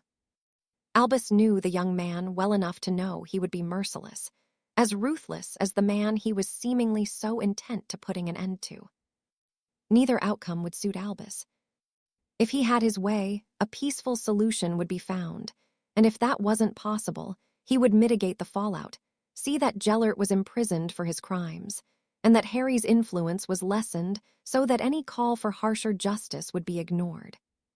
If only, he murmured to himself. The only way that could be achieved would be by involving himself in the fighting, something he could not do. Albus was no warrior, and even if he was able to confront Gellert, he could not bring himself to harm his former friend. Despite what had happened between them, he held a candle for the young man he had once known, and unless all other options were exhausted, he would hold firm. As much as it pained him to consider the possibility, he realized that if he wished to save Gellert's life, or the rest of the world from his tyranny, he may just have to be the one to put a stop to him. The thought alone filled the Transfiguration professor with dread. No, there was still hope that it wouldn't come to that, and he would cling to it until it was torn from his grasp. The alternatives were not something he wanted to consider. Break. Harry watched as the spider scuttled across his hand to the edge of his desk, where it transformed into the woman he had apprehended what felt to be so long ago. For a moment, Summerby said nothing as she stretched out her aching limbs and stared at him thoughtfully. She was tired, anyone could see that. Her sleeping arrangements had not been something Harry had thought about, but in her state, she was of little use to anyone. "Anything to report?" he asked. "Not as much as I would like," Summerby sighed, still eyeing him but with more curiosity than before. "How are you?" Harry waved her off. "I've had more than my fair share of injuries over the years. I'm fine," he assured her. She didn't believe him, but chose not to argue in favor of yawning. "It's not easy moving around here, and it isn't like whoever the spy is discussing it openly. I will need to keep watch until I can find something." Harry nodded his understanding. He did not expect to identify the culprit immediately, and he would rather the investigation into the matter be thorough and conducted without causing any setbacks. "What is your policy on women being here?" Summerby asked, catching him off guard with the question. "You mean fighting?" Summerby shook her head. "I mean visiting the men." Harry frowned at the question. It was not something that had been discussed, but he didn't like the idea at all, especially if it was not a husband and wife arrangement. He was not a prude in the sense that he expected people to be celibate before marriage, but it was difficult enough to know who to trust amongst the people he knew, let alone strange, unattached women being in the trenches. "Why do you ask?" "The French commander has different women visiting him quite often," Summerby explained. "Watching him flail around on top of them has not been the highlight of my time here." "How many women?" Harry questioned irritably. "4 so far." "Idiot," Harry grumbled. "Any idea how he is sneaking them in?" Elena grinned at the question. "Why are you thinking of doing the same?" she replied. "Why bother when you have someone here?" she added with a wink. Harry shook his head, choosing to ignore the comment. When she realized she wouldn't get a rise out of him, Elena huffed petulantly. "Fine," she relented. "He has a hidden door in his room that they come through. I don't know where it leads to on the other side, but it is hidden behind his bookcase." Harry nodded gratefully. "Thank you," he said sincerely. "You should get some rest. You can use my bed. I'll be away for a few hours and I'll make sure you're not disturbed." He could see the woman was fighting the urge to make another inappropriate remark, but she thought better of it, the offer of some much-needed rest too enticing to ignore. "There's also food in the box under the desk if you're hungry," he informed her as he left the room, locking the door after he had done so. It would not reflect well on him if anyone was to find her in his room. "You're not still seriously going through with this?" Charles asked as he reached where his entire group of men were evidently waiting for him. Charles had been against the idea from the very beginning and couldn't understand how Harry could even consider meeting with the man that had murdered William Potter and Gabriel Moody. Harry was not so keen to meet with Grindelwald either, and were it only him and the Dark Lord he needed to think of, he wouldn't entertain the meeting. He would sooner kill the man than share a conversation with him. "You know why I'm doing this," Harry reminded Charles. The man nodded, though he was no happier about it. "Just be careful, Harry," he urged. I know you think you'll be safe, but with him, you can't be certain of anything. I need you to disguise my wand. Leave the color as it is, but remove the patterns. Charles's eyes widened in realization. Do you think he might recognize it? Harry shrugged. I don't know, but it's not worth risking it. Oh, and she is resting in our room, he added quietly so not to be overheard by the gathered men. Charles nodded his understanding, and as Harry flicked his wand into his hand, Charles drew his own and transfigured it to be plain. With that done, Harry offered the man a grateful smile before squeezing him on the shoulder and climbing over the lip of the trench, mentally preparing himself for what was to come. It was with an air of uncertainty that he began stepping across the field that was usually reserved for times of conflict, and in the distance, another figure followed suit. No Man's Land looked quite different since the Muggle shells had torn through it. Before, the ground had been well trodden, much of the grass missing where man and beast had traipsed across it. Now, however, it was full of deep craters, the devastation wrought by the weaponry of their counterparts undeniable. It is quite sobering, is it not? Grindelwald questioned as they met in the middle as planned. I think we both learned just how vulnerable we are, Harry replied. Grindelwald nodded and offered his hand. I am pleased to make your acquaintance under a flag of peace, Commander Evans, he said oddly sincerely, for however long it lasts. Harry accepted the proffered limb. Not for long, I imagine, he returned stiffly. Grindelwald chuckled as he nodded his agreement. No, I don't suppose it will be, he acknowledged. A shame, really. A man like you would be most useful to have around. Until you decided, I was no longer as useful as much as I am a threat. Grindelwald smirked. You are a smart man, Commander, he praised, but I cannot help but think that we have met before. The man was eyeing him speculatively, and Harry met his gaze before prodding him with a little passive legilimency, as he had the first time they met. Gordon Smith, Grindelwald snorted. I knew there was something familiar about you. And now you know, Harry replied with a shrug, feeling no need to hide that it was him posing as Chamberlain's translator in Munich. The admission would also serve to prevent the man pondering his familiarity further. He did not wish to be identified as the hit wizard that had caused so much harm to Grindelwald's cause, not yet at least. Well, I suppose it is too late for you to listen to the truth behind my ambitions, as I offered when we first met. Harry shook his head. I know of your ambitions and what you hope to achieve. And you find them quite repugnant. The approach you are taking more than anything else, Harry corrected. I would not be entirely against us living in harmony with the Muggles if such a thing was possible, but enslaving them and murdering our own kind who do not agree with you, that I cannot comprehend. Grindelwald was taken aback by the revelation, shaking his head amusedly after he digested what he'd heard. So, you're not as narrow-minded as most.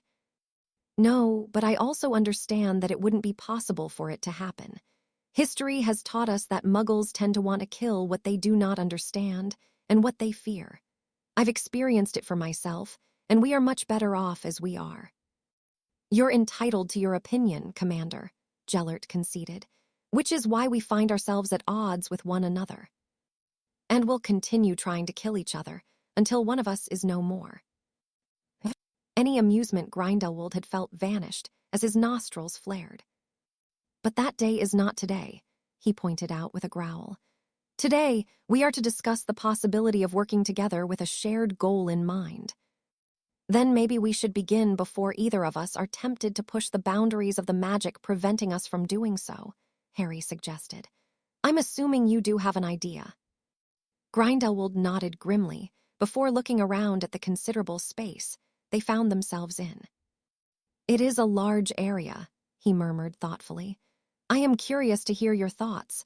How would you protect this space from Muggle weaponry? Harry pondered the question for a moment as he took in the land surrounding them. Such protections would be difficult to create, impossible for one person alone. This was why he was here. Grindelwald knew that. Even with the Elder Wand at his disposal, Any magic woven here by one person would be insufficient for their needs. Any standard protection would be useless, he mused aloud.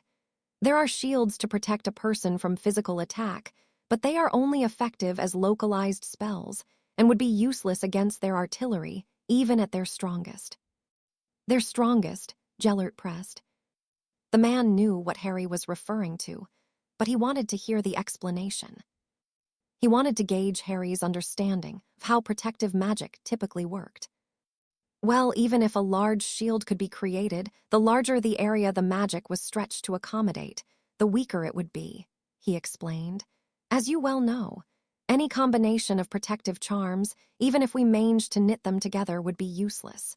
It would be impossible to enchant them, and they would be visible. My dear boy, you are a clever one, Grindelwald praised. I came to the exact same conclusion, and that is why I created this. He removed a roll of parchment from within his robes and handed it to Harry, who unfurled it, frowning as a complex series of symbols was revealed. Harry could make neither heads nor tails of the runic array. I never formally studied runes, he revealed, but I've come across a few of these symbols whilst looking into other things. But you understand the theory behind it. Harry nodded. This would create a dome over the land here that would repel Muggle weaponry and hide our presence from them. It would silence any sound coming from within and hide our spell fire. I might not know much about runes, but this is ambitious, especially for an area so large. It is, Grindelwald agreed. Hence the reason I reached out to you. To activate this arrangement would take significant power to do so. And the less variations of magic involved, the stronger the protections will be, Harry finished. The more people involved in the activation, the more chance the magic can be corrupted or be compromised. Gellert nodded appreciatively, a bright smile cresting his lips. It has been many years since I met someone with such a keen mind for the intricacies of magical theory. I do miss Albus. How is he these days? Hiding in Hogwarts instead of doing what he should be and putting an end to you, Harry replied, his eyes not leaving the parchment as he continued to study it, looking for anything that could be used against his own forces. Grindelwald chuckled. Oh, Albus could never kill me, my dear boy, he denied. He is capable magically, but his morals would never allow him to. No, they wouldn't, Harry sighed, but I am not him. When the time comes, I will not hesitate to kill you nor you me. Indeed, Grindelwald acknowledged, and that is what makes you a greater enemy than Albus could hope to be. He would do all he could to apprehend me, but I cannot allow that. Could you kill him? Harry asked curiously, eliciting a frown from the Dark Lord. I haven't thought about it, Grindelwald answered. I suppose there is still a part of me that cares for him and would be reluctant to do so, but yes, if it was unavoidable, I would kill him. Harry believed the words spoken. Dumbledore and Grindelwald may be similar in some ways, but they different in many others. For the good of my men, I'm willing to work with you on this, Harry declared, holding up the roll of parchment. I will be grateful for the assistance, Commander Evans, Gellert replied with a bow. That means extending our truce until such a time our task is complete. Would you be amenable to that? Harry nodded. I think for both of our sakes, it would be best. Grindelwald snorted as he removed another piece of parchment and handed it to Harry, who hovered his hand over it before accepting, not noticing the look of surprise the Dark Lord gave him as he read it. As he had before with the first agreement drawn up, he added a drop of his blood and returned it when he was content nothing was amiss, and returned his disguised wand back to his holster. Grindelwald did the same and pocketed the parchment, equally satisfied the agreement would be adhered to. I will be in touch in due course. By all means, keep the parchment with the runic array and have it looked over by someone more qualified, he said, offering Harry a final speculative look and heading back in the direction of his own trenches. Harry watched until the man vanished, taken aback at how surreal sharing a conversation with him had been, though the undertone of threat from each of them somehow made it less awkward an affair than he'd imagined. When Grindelwald was gone, Harry headed towards where his own men had been keeping a close eye on him, knowing that none would be happy with the choice he had made. But he didn't care. Sometimes, difficult decision needed to be made, and if there was ever a time he had chosen to do what was right instead of what was easy, it was now, collaborating with a man that would see him dead as soon as Harry would Grindelwald. Break. Charles breathed a sigh of relief as Harry dropped down in the trench next to him. The time he'd spent conversing with Grindelwald filled with apprehension and anger. Were Charles to have his way, Harry would have slit the man's throat with the dagger he carried. But he was not the commander, and if nothing else, he had come to trust Harry's judgment over the years he had known him. "What did he say?" he questioned. "Nothing much," Harry sighed. "We've reached an agreement to build a defense against the Muggle weapons, and then we will continue as we have been." "So, you're going to help each other, and then try to kill each other again," Charles snorted. "That's about it," Harry confirmed with a shake of his head. "We both know where we stand, and any collaboration will be temporary. Once that is done, I will rip his heart out with my bare hands if that is what it takes to stop him." His words were sincere, and Charles appreciated them, though if the opportunity were to present itself to him, he would do it first. Grindelwald would not get away with what he had done to William Potter. Charles would do whatever it took to ensure that. Break. Gellert paused as he returned to his study, frowning at the trio that were awaiting his arrival. He should have known they would be here, but he would have preferred a few moments alone to gather his thoughts. "How did it go?" Cassiopeia asked stiffly. "As well as can be expected," Gellert answered truthfully. "Commander Evans is willing to work with me, temporarily, of course." Cassiopeia nodded, her expression one of displeasure. The woman would have to get over whatever grudge she bore towards Evans, for her own good. "What did you make of him?" Weber questioned. Gellert nodded thoughtfully before answering, choosing his words carefully. "He is an exceedingly interesting young man," he began. "His understanding of runes is rudimentary at best, but he understands magic, has a better grasp of it than any I have met. That, coupled with his instinctual proclivity for practical usage, makes him a dangerous foe. A dangerous foe indeed." "Instinctual," Galletier pressed. Gellert smiled almost fondly. "Commander Evans is not only a powerful wizard, but one that is so attuned to ambient magic that he deduced all of my spell work I imbued into the parchment in less than a few seconds without even touching it. Not an unheard-of talent, but to be at one with magic the way he is quite extraordinary. And that makes him dangerous." Gellert nodded. "If he is as astute as I believe him to be, he has no need for his enemies to use incantations and wand movements to know exactly what is being cast at him. I suspect he knows what is coming even before the spell has left the wand of his opponent." "Impossible," Hans denied. "Is it?" Gellert asked amusedly. "That, coupled with his ability in the mind arts, is quite the combination. Add to both that he is extraordinarily gifted and powerful. And we have a very concerning entity on our hands that must be dealt with." "How?" Weber inquired. "By me, of course," Gellert chuckled. "Overcoming such a threat will only make it all the more relishable." The trio eyed him warily before Weber spoke once more.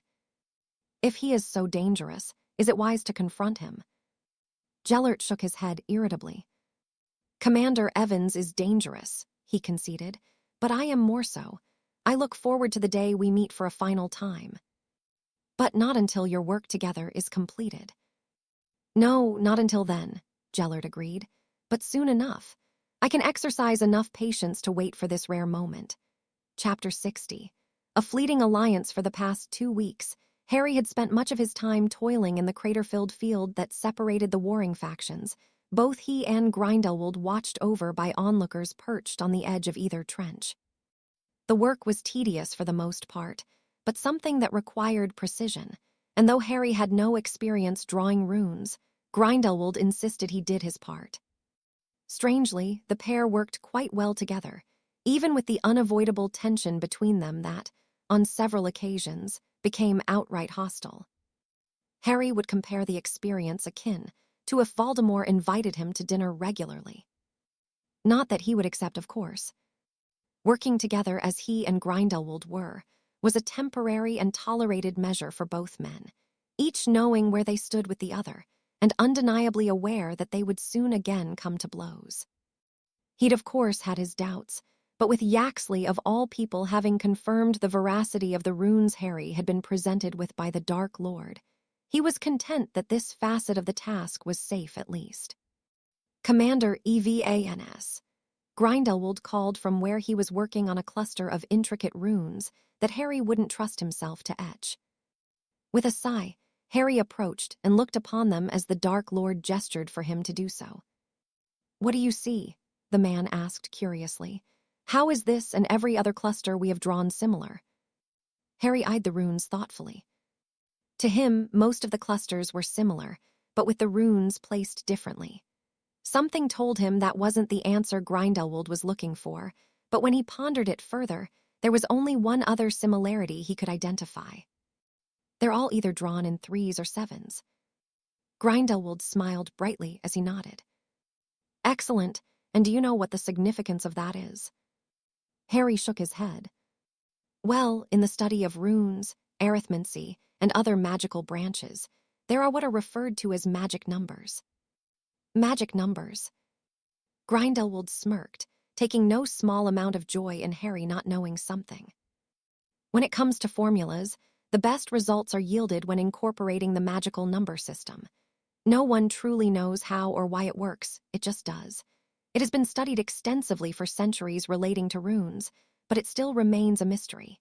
It simply works, and that is why all of the runes we are working with are being gathered in 3s and 7s, he explained.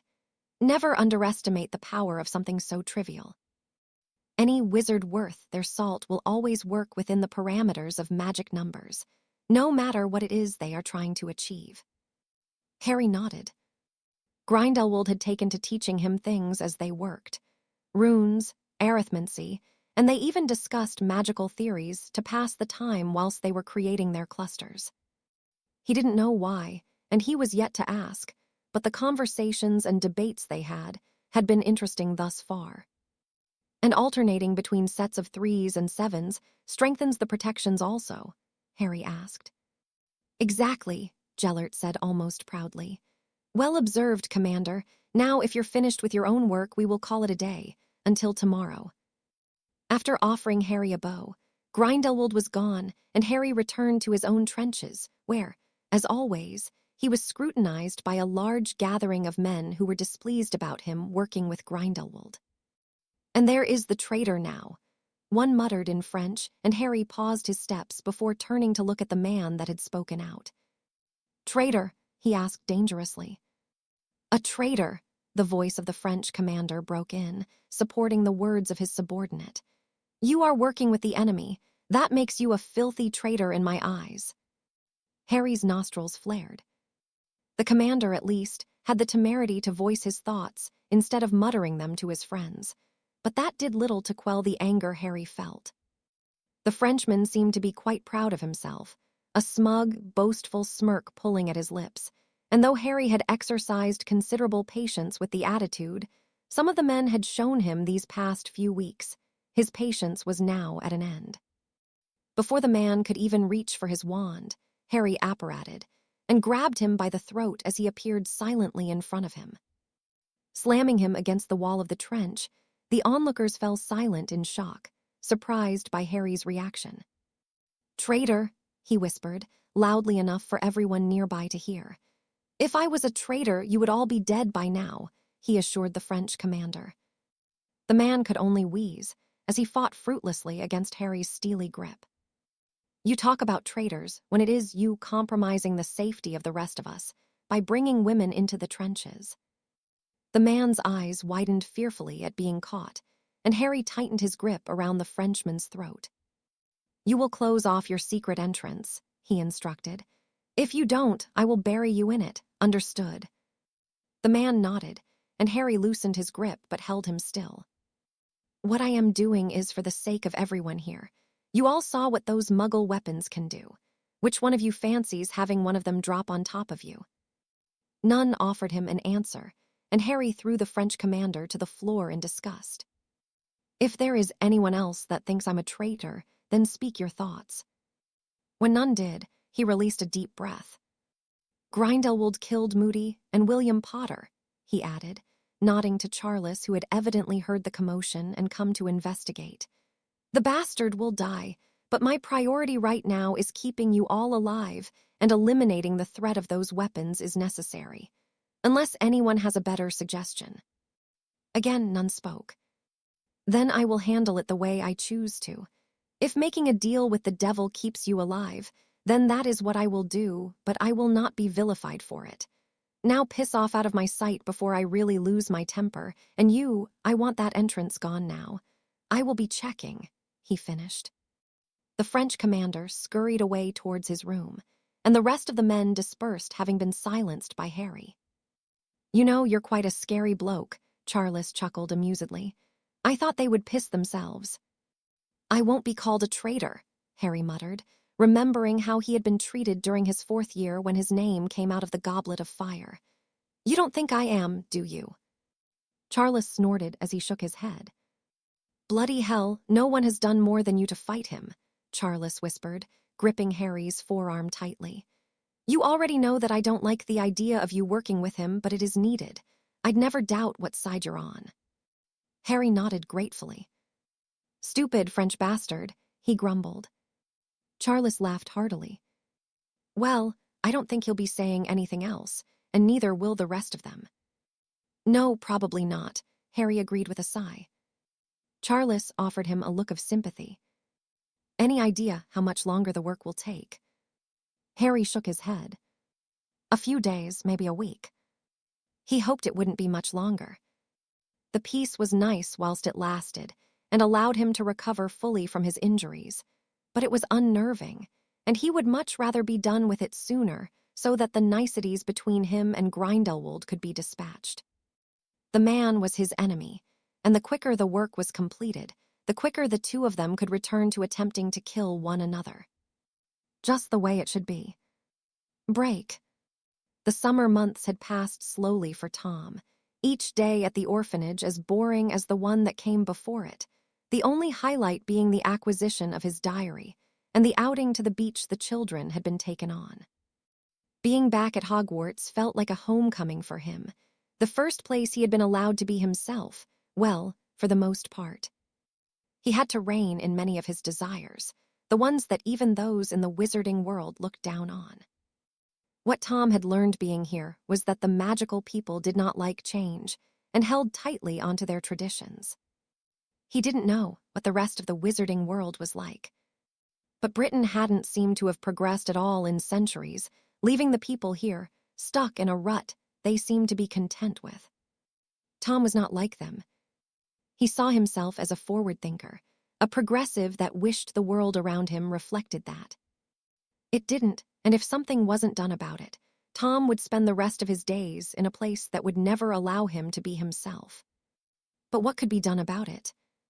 There needed to be changes, of that he was certain, but to bring about change to a people that were so set in their ways would not be easy. They needed a progressive leader, one that could implement these changes.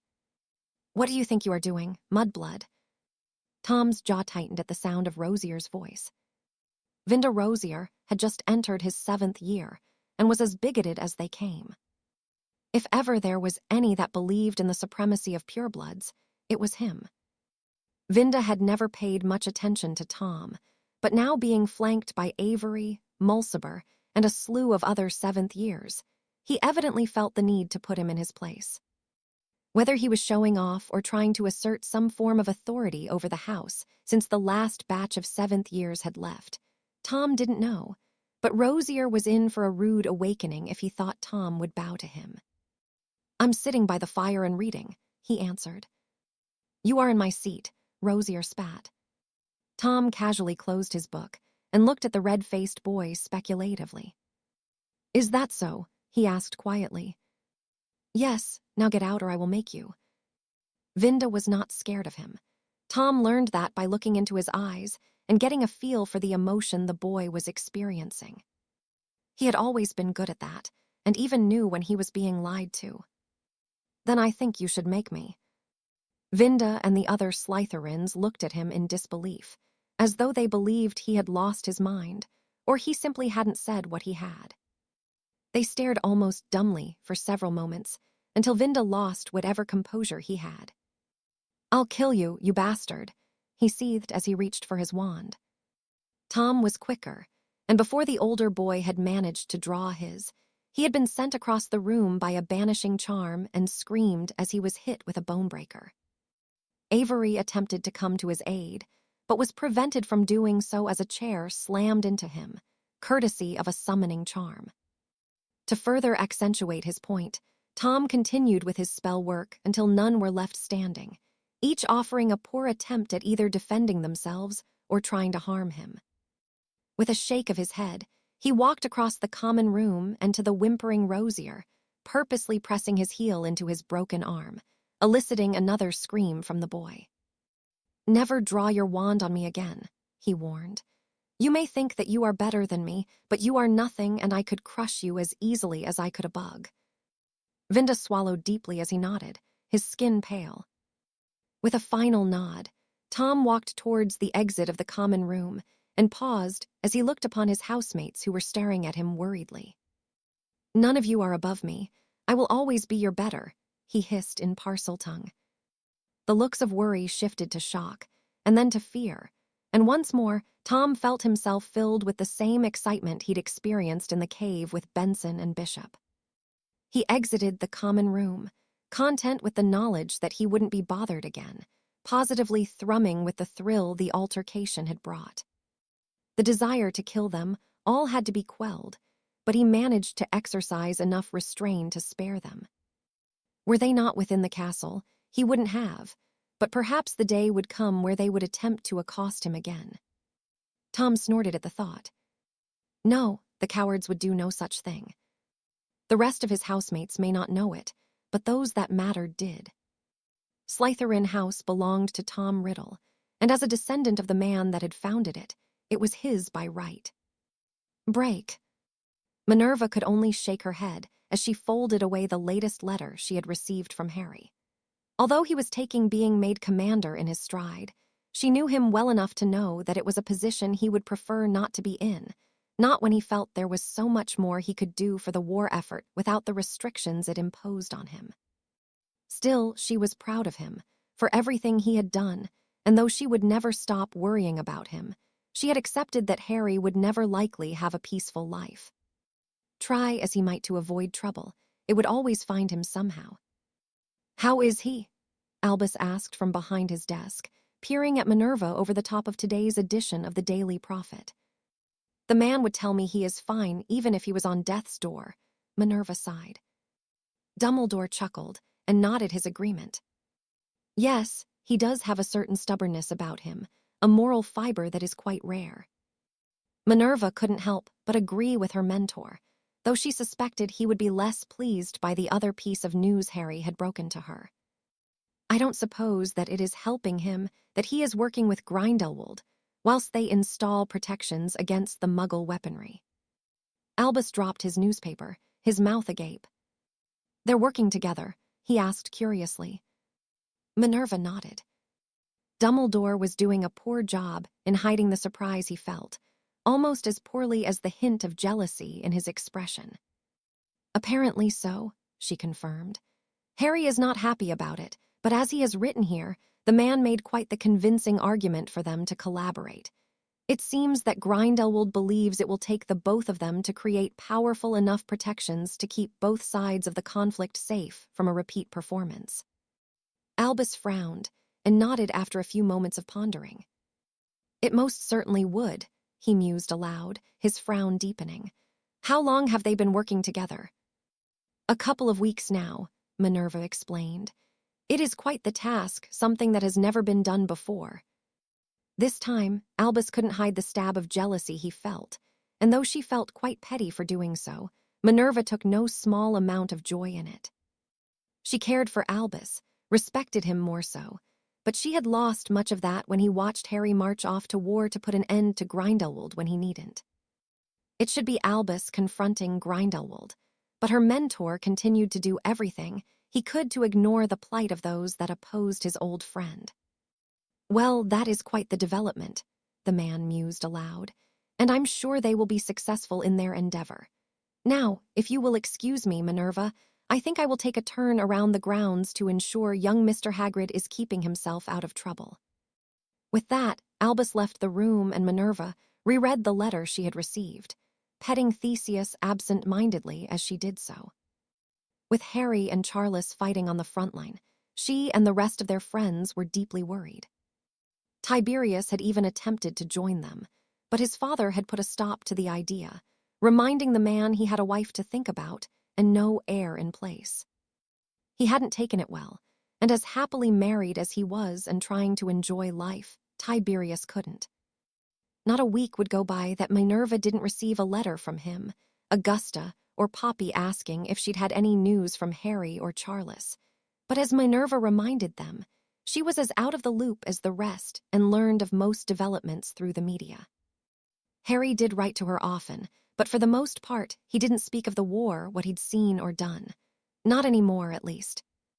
He spoke about home now, memories they'd shared that seemed to be so long ago.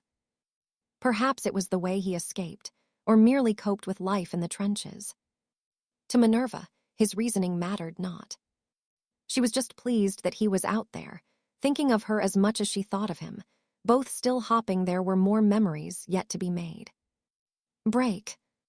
As the first country to have fallen to Grindelwald, and the one that had the least presence of his men, Fawkes had opted for her group to conduct their first mission in Bulgaria. She didn't like that the commanders and a Briot had insisted her men be used for such undertakings, the risk of doing so much higher than she liked. If truth be told, she didn't like this at all, and even after they had observed the comings and goings in Sofia for several days, she felt uneasy.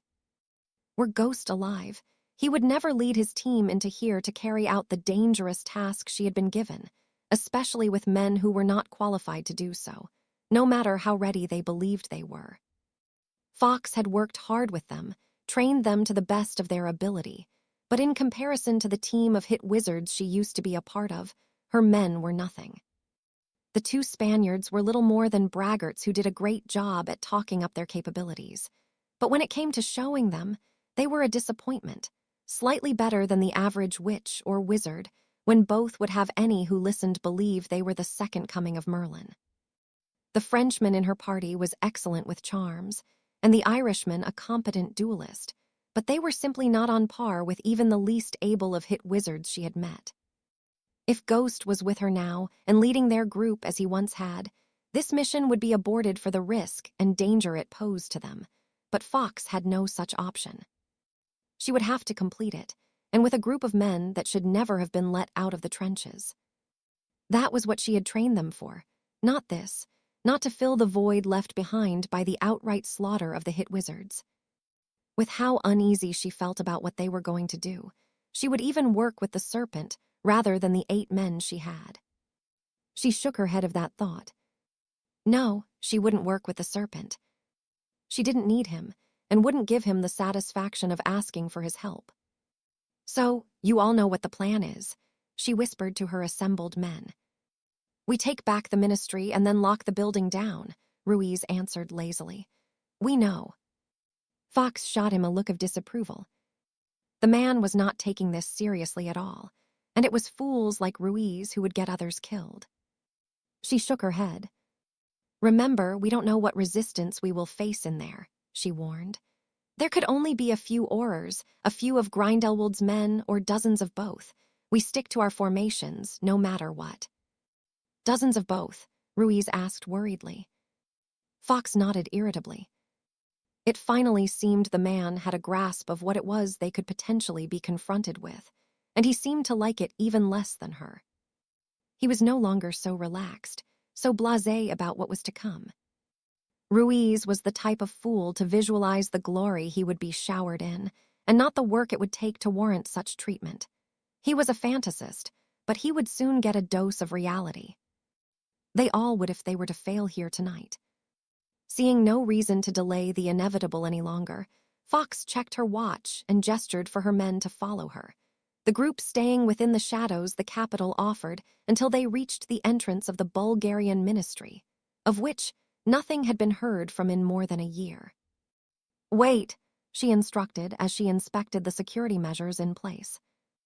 There seemed to be no changes, and the building was still open to the public. Fox had visited Bulgaria many times during her career, and were it not for the knowledge she possessed of the takeover, there would be nothing obviously amiss. Still, even though everything seemed to be in order, it would be foolish to take any unnecessary risks. "Chavdar, you go in first," she instructed. The man was a native, and it made sense for him to go ahead of the rest of the group and see what, if any threats, were immediately waiting for them within the building. He had worked at the ministry prior to Grindelwald's coup, so knew the layout of the building and the security measures.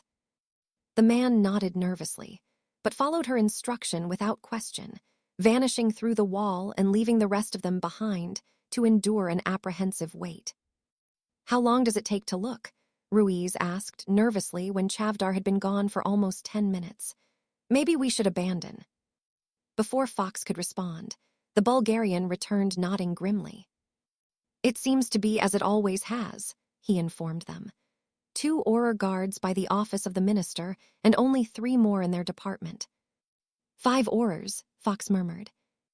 If the worst was to happen, she could handle them herself. "So we're going ahead?" Ruiz questioned.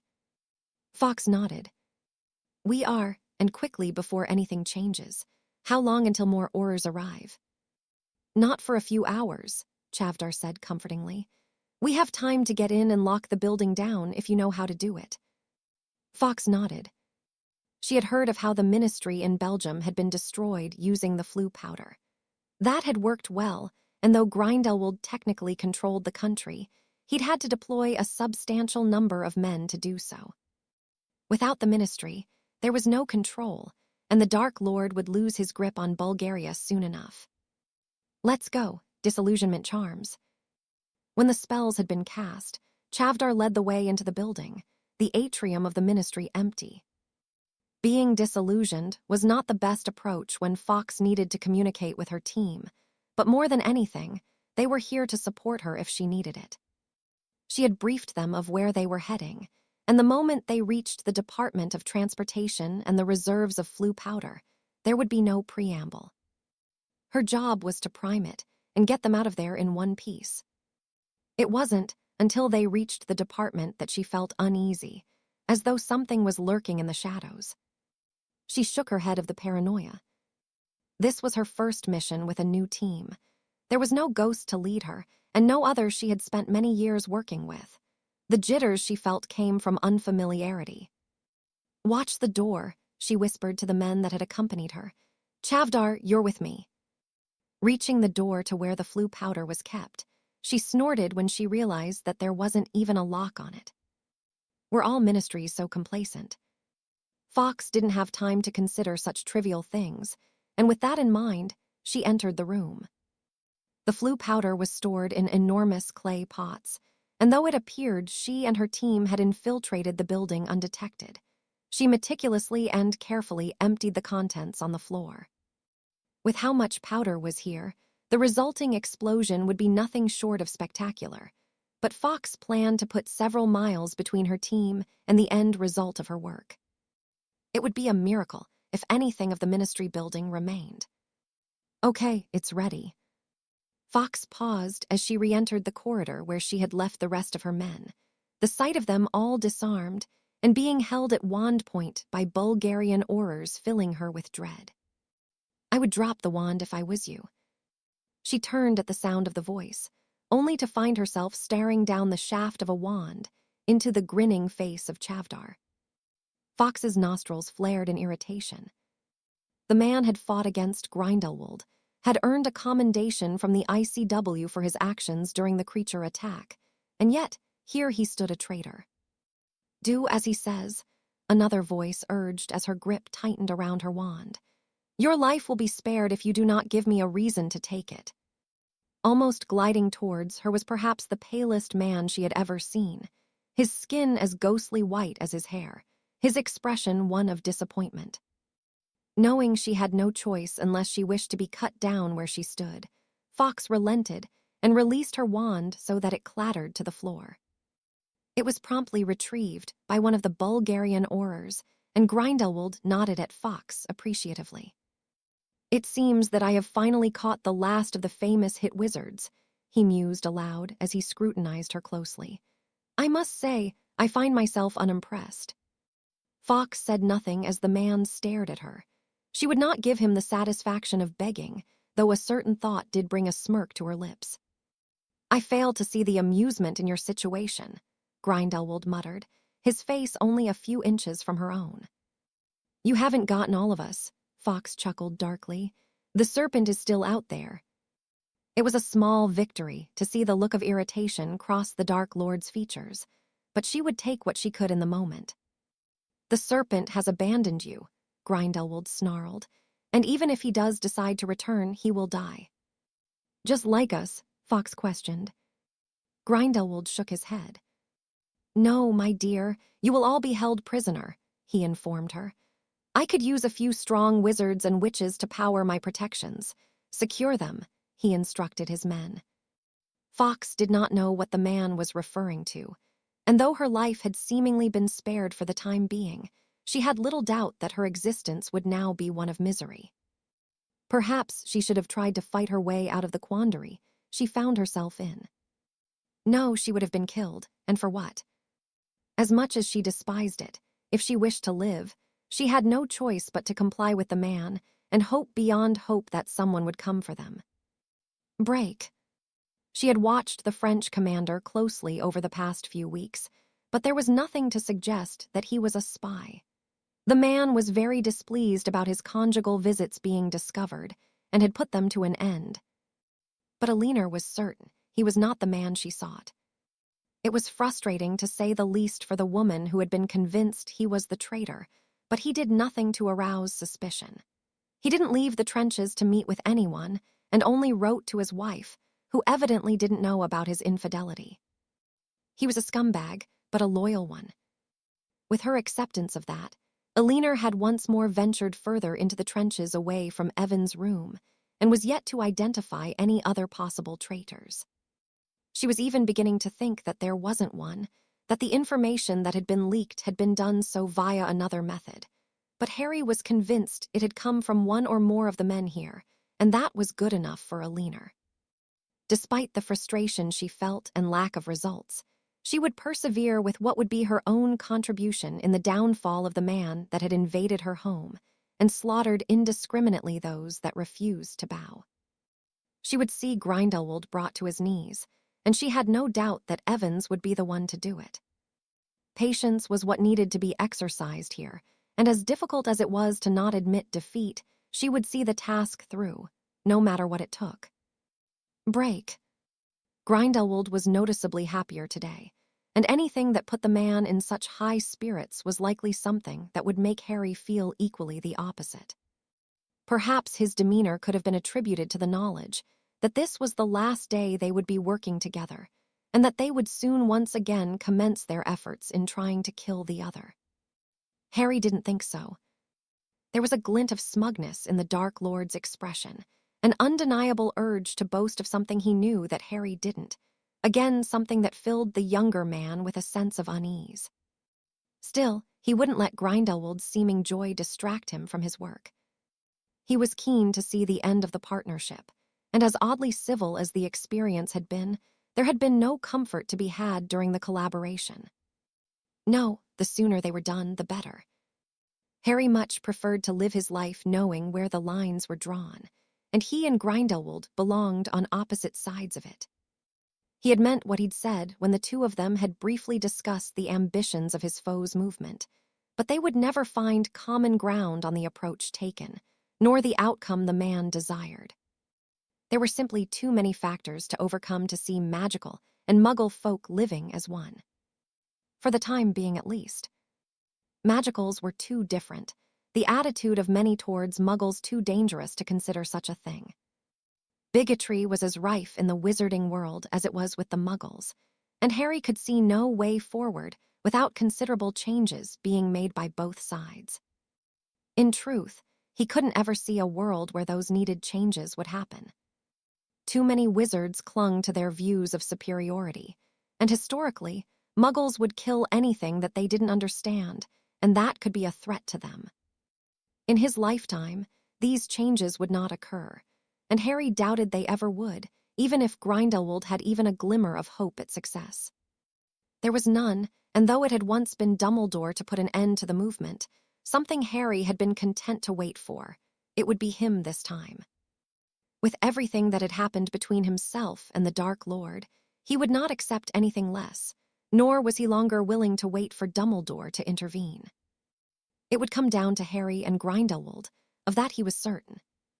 It was a breath of relief that he finished carving his final rune cluster before giving it a final inspection to ensure that no mistakes had been made. Harry had no desire to repeat the arduous process, nor spend any more time in the company of his enemy. "I believe we are finished," Grindelwald acknowledged as the two of them met in the middle of no man's land, for what would be the final time under a flag of peace. Harry nodded, ignoring the glimmer of amusement Grindelwald was displaying. "Then let us not stand on ceremony," the Dark Lord urged. There was none of the civility in his tone that had been present these past weeks. Both knew what the activation of the protections would bring. Once it was done, they would return to their respective trenches, the brief alliance between them at an end, the magic in place preventing them from coming to blows dissipating. Without a word, Harry placed the tip of his wand on the activation rune Grindelwald had created, and the man followed suit on the one Harry had drawn. "On the count of 3, Commander Evans," the older man murmured. 1, 2, 3. The rune began to glow purple as Harry fed his magic into it, and one after the other, the rest followed across the field until they burned brightly, and an enormous dome started to form, connecting them all to the point of contact, stretching far into the sky. The power radiating from them was something to behold. Harry's odd mix of hot and cold magic, and Grindelwald's almost neutral, but no less powerful offering becoming one as the protections were put in place. For several minutes, both men remained as they were, feeding the hungry construct until they were suddenly shoved backwards, the purple dome thrumming with their magic, and the two of them breathless and perspiring from the combined effort it took to activate the runes. "People will remember this," Grindelwald declared breathily. "The time when two magical titans came together to create one of the greatest and powerful magical constructs in living memory. They would, and it would be seen by the entire world courtesy of the camera flashes going off in the distance. It was a monumental achievement, one that would unlikely be replicated. It had taken weeks of challenging work, the final moments of the collaboration exhausting for both, but they had done it. Their men would be safe from further harm from the Muggle weapons. "This is where we part ways, Commander," Grindelwald said almost disappointedly. "Despite our differences, I must say that it has been refreshing to undertake something new with you.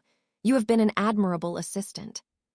Harry snorted, but nodded his agreement. He and Grindelwald would now return to fighting one another, and would not stop until one of them was dead. "It has been an experience," he offered diplomatically. Grindelwald offered him a smile before turning away, and pausing, seemingly debating something. "I have a parting gift for you," he announced as he reached into his pocket and removed a wand. "This belongs to a companion of yours, I believe. I captured her and her team attempting to loosen my hold over Bulgaria. I recommend that nothing else of the sort happens again. They will remain my prisoners, but if any more are captured under the same circumstances, I will have them executed." He handed Harry the wand, his expression stern. The two glared at one another for a moment before Harry smiled, though there was nothing friendly about it. "It would be a shame if I failed to listen," he mused aloud.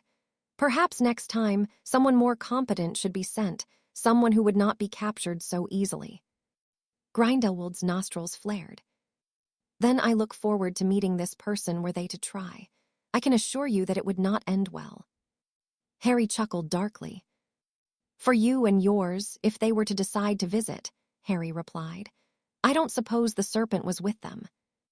Grindelwald's, jaw visibly clenched at the mention of the elusive man. "No, he's still out there somewhere," Harry said amusedly. "If I can't catch him amongst my own ranks, what chance do you have?" With his parting words given, Harry turned away and headed back towards his own trenches. Grindelwald was furious at being mocked, furious that Harry seemed unmoved by Fawkes's capture. Truly, Harry didn't care for the woman or what happened to her. It was purely the principle of the capture that irked him. Not that he would let it go without consequence. Harry was not Fawkes, not so cocksure of himself that he would make the same errors as she evidently had. No, reprisals would soon follow courtesy of him. After all, it had been a while since the serpent had been unleashed, but that part of him was coiled now and poised to strike at his enemies once more, and there was nothing Grindelwald could do to stop him. Chapter 61.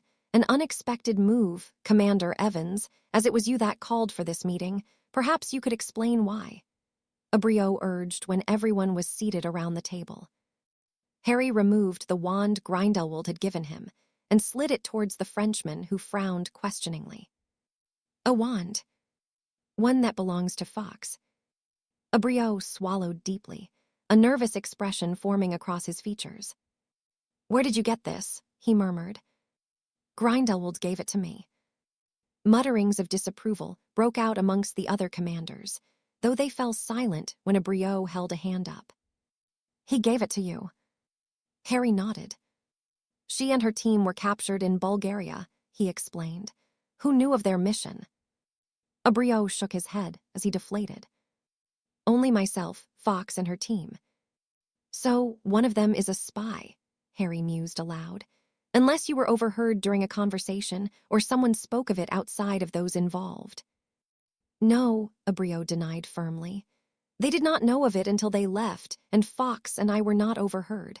I briefed her in my own office that is checked before every meeting. There must be a spy in her team." "Or there is one here," the French commander growled, his eyes transfixed on Harry. "He's the one that has been cavorting with the enemy." None spoke up in his defense, and Harry snorted before vanishing in a puff of smoke. He appeared behind the Frenchman with his wand in hand and slammed the man's head into the table with the free one. The rest of the commanders stood as they drew their wands and looked towards Abriot uncertainly, waiting for instructions on what to do. "You've already pushed your luck enough where I'm concerned," Harry whispered dangerously, "and I will not tolerate it anymore.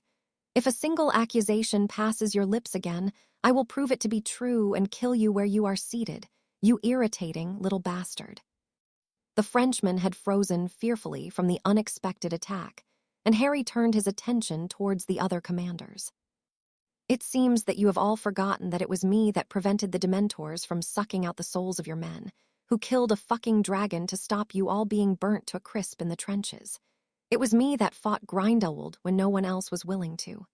I have risked my life to save others. I have bled to keep his men and beasts away, and I almost died. I will not be accused of being a traitor when I have done more than any of you to see this war ended." He was angry, and though Harry liked to think he'd gotten a good grasp of his temper over the years, it had slipped away from him in this moment. "If anyone wishes to accuse me of being a traitor, then speak your minds. I have no problem leaving you all to handle the rest of the war. Who knows, maybe one of you will be the one to finally kill him." The other commanders said nothing as he glared at each of them in turn. "I would bet my life that Commander Evans is no traitor," Abriot interjected diplomatically, though his words seemed to be sincere. "Besides, he did not know of the plan to liberate Bulgaria. That has already been established, and please do release the French commander," Abriot sighed. "I can assure you he will hold his tongue." With a final flare of his nostrils, Harry did so and took his seat once more. The Frenchman was red in the face, but did not look in Harry's direction, and Abriot gave him a look of warning. "The question remains," the Supreme Mugwump spoke gravely. "What can be done about this? What did Grindelwald say?" "He told me that he had taken them prisoner, and that if any further attempts were made in his territories, that anyone caught would be executed." "Executed," the Spaniard exclaimed. "The man is a monster." Abriot nodded his agreement. Any suggestions? He asked the room at large. I would suggest we listen to the warning, Harry sighed. He was quite serious with his threat, and I have no doubt that he will follow through with it. So we let him get away with it, the Irishman blustered. Harry shook his head. He has spies here, more than one, and it would be stupid to act whilst they were active. I'm not saying we should do nothing, but not until we are certain he cannot learn of it. A sensible course of action, Abriot agreed, but something must be done about these spies. Commander Evans has already been on the case, but I want the rest of you to be vigilant. Take note of any man that is acting suspiciously. The commanders nodded their understanding. What we need is information, the Portuguese commander said thoughtfully. If Grindelwald is taking prisoners, shouldn't we? Abriot nodded. It certainly is something to consider, he mused aloud, but we have no prison nor anywhere else to keep them. Could we not open up the prisons in our own countries? The Spaniard asked. That would take considerable diplomatic cooperation, Abriot replied with a frown. I shall discuss it during the next ICW meeting. I'm sure suitable arrangements can be made, but taking in prisoners is no easy task. Leave it with me, I will see what can be done, if there is nothing else. The meeting broke up, and Harry was the first to take his leave of the room, still angry about the accusations sent his way, but content that he had an opportunity to strike against Grindelwald. He had managed to convince the Supreme Mugwump that a hurried rebuttal would be too risky, and that gave him the opportunity to carry out his own plans. Break. Charles was more than a little concerned with the abruptness with which Harry took his leave of the trenches when he had returned from completing his work with Grindelwald. He'd offered only a passing comment that he would return soon and explain what had happened when he did. The words were ominous, and if something had unsettled Harry, it gave Charles cause to feel the apprehension he did. He shook his head as he continued packing around their room. Harry had been gone for hours, but Charles wouldn't sleep until he returned, despite the lateness of the hour. Not that he could settle even if he wanted to. Thank Merlin for that, he huffed when Harry eventually returned a few moments later. Where have you been? I had to call an emergency meeting, Harry sighed as he removed his cloak. Fox and her bloody team were captured in Bulgaria. Charles frowned at the revelation. What the hell were they doing there? We weren't told they were going. Harry shook his head. I suppose Abriot wanted to keep whatever they were doing limited to only them, he said thoughtfully. It makes sense, I suppose. No one was ever told what the hit wizards were up to. Charles nodded his understanding, though he was no happier about what had transpired. What happens now? He asked. Harry said nothing for a moment, seemingly lost in thought until he smirked. We bait a trap, he whispered more to himself. Follow me and don't mention anything about the serpent. Charles offered his friend a questioning look, wondering just what trouble Harry was going to cause this time. He knew the smirk the man wore, and it never ended well for someone. With a shake of his head, he followed as Harry left their room and began walking up the length of the trench. The French coward accused me of being a traitor, Harry declared, loudly enough that those that were not sleeping nearby would hear, but not so loudly that he made his intention obvious. Charles didn't know what Harry was doing, but he would play along. Come off it, he snorted. No one has done more for the war effort than you. Harry nodded his agreement. True, but even the other commanders have their doubts, he muttered. That's why I've been instructed to finish the mission Fox started. Charles's eyes widened. We have to take Bulgaria, he hissed. When? We've been given 72 hours, Harry replied darkly. Use the next couple of days to get some rest. We leave in 2 days from now. Charles felt himself filled with dread, the comforting squeeze of the shoulder barely registering as Harry passed him and headed back to their room. Almost in a daze, he followed his friend once more, closing the door behind him. Are you serious? He hissed, narrowing his eyes at Harry's look of amusement. Of course not, Harry assured him, but I want people to believe that is what we are doing. Why? Charles asked, perplexed. Fox's team was captured because of a spy in their midst, and I don't want anything to go wrong here for the same reason. They're getting the information from someone close to us, Charles. It's the only thing that makes sense. How many people knew we left to free Summerby? Charles shook his head. Not many, he replied grimly. Only those in our team. So, you see my point. I do, but why put on that display? Harry was smirking once more, and it left Charles feeling uneasy. Because now Grindelwald will be expecting us in Bulgaria in a couple of days. Charles released a deep breath. I still don't get it. Well, whilst he is preparing for us to strike, he will be distracted. It is the perfect time to catch him unaware. Charles eyed his friend speculatively. He knew he was unlikely to like the answer to the next question, but he posed it nonetheless. What have you got planned, Harry? Oh, just a little surprise courtesy of an old friend of his. The serpent. Harry nodded. If any of that lot are spying, they will need to pass on the information quickly. What better way to use that to our advantage than to let them? Charles could only shake his head. He didn't know exactly what Harry was going to do, but it would probably be reckless, dangerous, and something that would really provoke the temper of the enemy. Break. Elinor watched as Evans and Potter left and headed back towards their room, confused as to why they were conversing so openly, though the reason became evident a moment later when one of the Frenchmen that was seated around the fire listening stood from his spot. He made an excuse that she didn't understand to his companions, but she followed and watched as he slipped into one of the guard stations, the one that he evidently should have been manning. She scuttled towards the alcove as quickly as her 8 legs would carry her, and reached as the man was murmuring into his cupped hands. His words were barely audible to her, but she felt a sense of satisfaction and relief as a hummingbird constructed from parchment took flight, and the man watched as it vanished. Whatever he had been up to, Evans would want to know. Communication in the trenches was limited to sanctioned owl use, and post was to be sent and delivered using the birds provided. This certainly breached the rules that all commanders and their men were to follow. Elinor couldn't be certain what he was up to as she had heard very little of what the man had spoken, but one word had been clear, and though it was not a name familiar to herself, perhaps it would mean something the Evans. Weber, she repeated to herself internally. The name was not a French one, nor was it Bulgarian, English, or from any other country represented by the men in these trenches.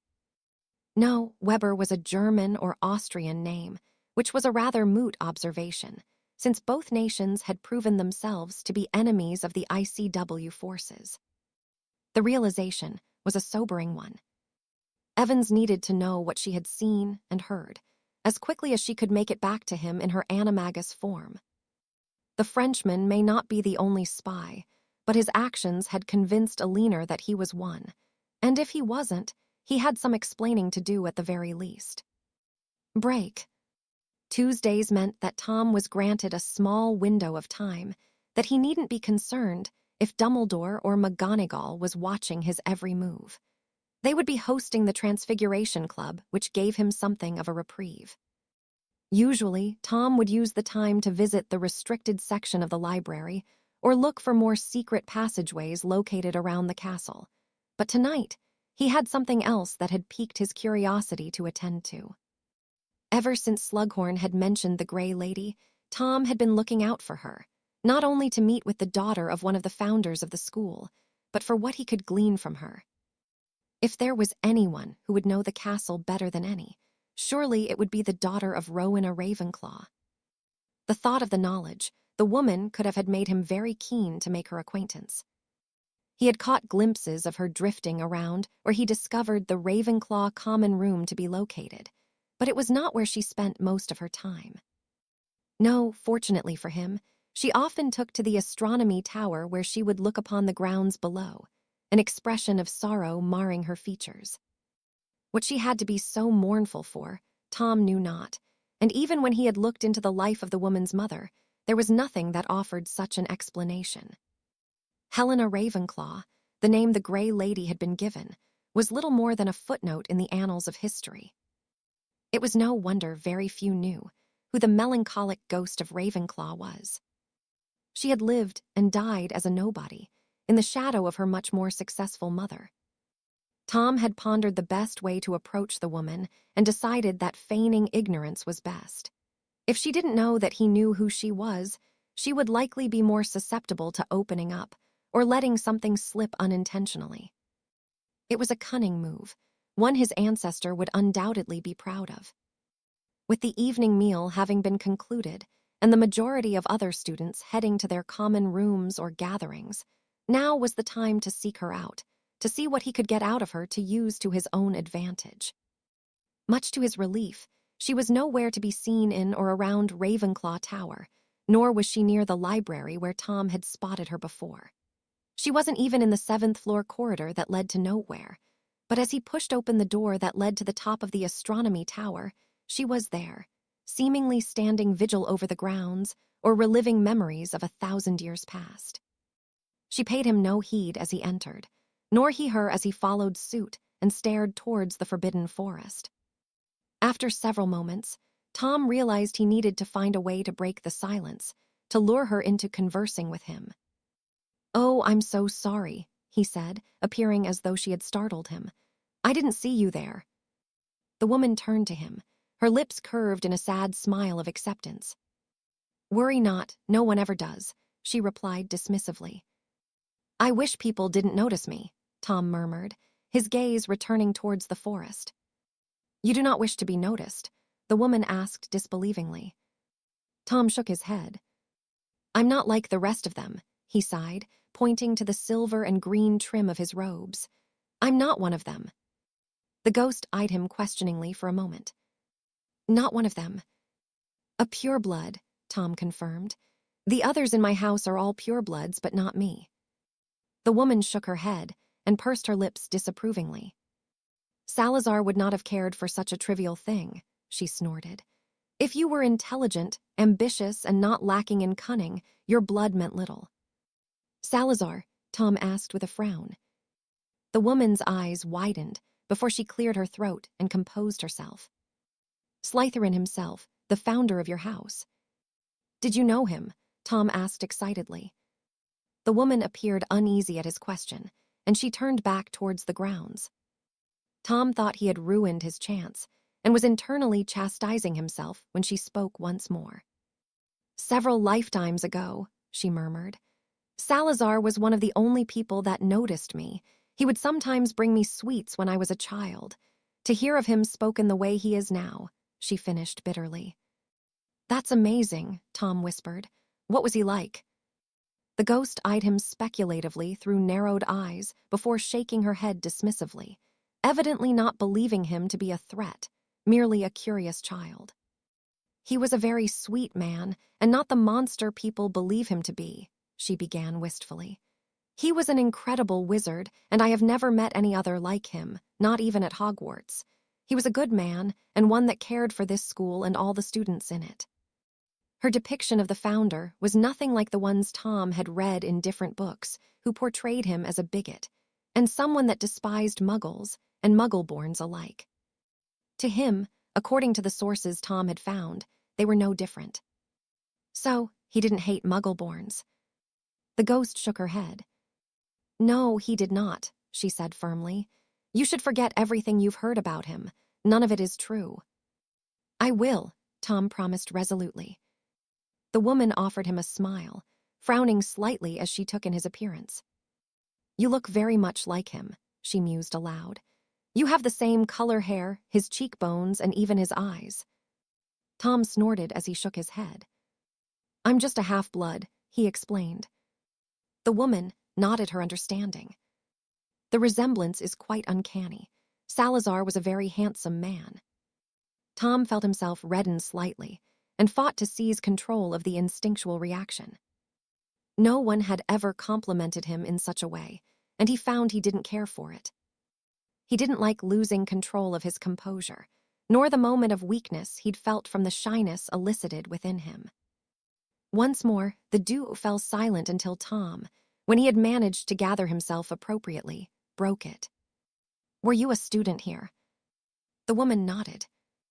A student, and I lived here for many years after until I died. I'm sorry, Tom said hurriedly. She waved him off. Think nothing of it, child, she insisted. All that befell me happened so long ago now that I'm no longer convinced it truly happened, most of it at least. You were young when you died. Too young, most would say, but not so young that I didn't see some of the world and live to have many regrets. Now, don't you think you should be returning back to your common room? It is getting quite late, and your sleep is much more important than wasting your time speaking to those no longer truly here. I don't think it was a waste of time, Tom disagreed with a warm smile. It's the best conversation I've had since I got here. The woman returned the gesture. Salazar would have said something similar, she chuckled. You really are quite like him. Now off with you. Tom nodded and headed towards the door, pausing as he reached it. Thank you, he said shyly to the woman. My name is Tom, by the way. The woman said nothing for a moment, as she stared at him before huffing good-naturedly. It was nice to meet you, Tom. You may call me Helena. Helena, Tom repeated. That's a pretty name. Would it be okay if I came back sometimes? I am a ghost, Tom. There's little I could do to stop you. Oh, I won't if it would bother you. Helena shook her head. No, it wouldn't bother me. Tom offered Helena a final smile before heading back into the castle, a triumphant grin tugging at his lips. The meeting had not gone exactly as he had envisioned. The woman was cautious, but he'd made progress, and with a little more work, he would have her spilling her innermost secrets to him. If there was anything to be had from Helena Ravenclaw, he would obtain it, by hook or by crook. It mattered not to Tom Riddle. Break. Albus frowned as he read the featured headline in the Daily Prophet, an odd and unwanted sense of envy filling him as his eyes roamed over the various images of Harry and Gellert working together to create their undeniably wonderful series of protections. For Harry to put aside his desires to kill the other showed the kind of man he was becoming. He was a leader, and a figurehead that many were beginning to look up to. The students spoke of little other than the war, and those proving themselves to be heroes. The Transfiguration professor could barely walk a dozen feet down a corridor without hearing a mention of Harry, nor could he avoid the look of pride adorning Minerva's features. She was proud of him, and so she should be, though Albus could not help but feel a little bitter at the latest development. Many years ago, it would have been him and Gellert coming together to demonstrate something never seen before. It would have been him and Gellert filling newspapers for their feats of magic. How things had changed, since they had been young men filled with ideals. Not that everyone had been so welcoming to Harry collaborating with the world's enemy. Even if it was for the good of magical lives, many saw it as a slight, but they would get over it. If Harry was to emerge victorious from the conflict, all his transgressions would be forgiven, and his name synonymous with other figures to never be forgotten. If it wasn't already. At his young age, he had achieved great things, and Albus had no doubt there was much more to come from him. He sighed deeply as he pushed the paper away. He did not wish to be burdened by envy or bitterness. Harry was merely doing what he himself couldn't face, and though the war was becoming harder to ignore with each death weighing heavily on his conscience, Albus could not bring himself to confront his old friend.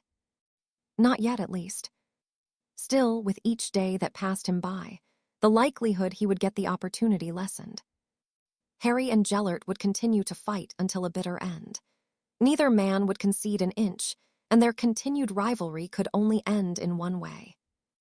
Death, Albus muttered to himself.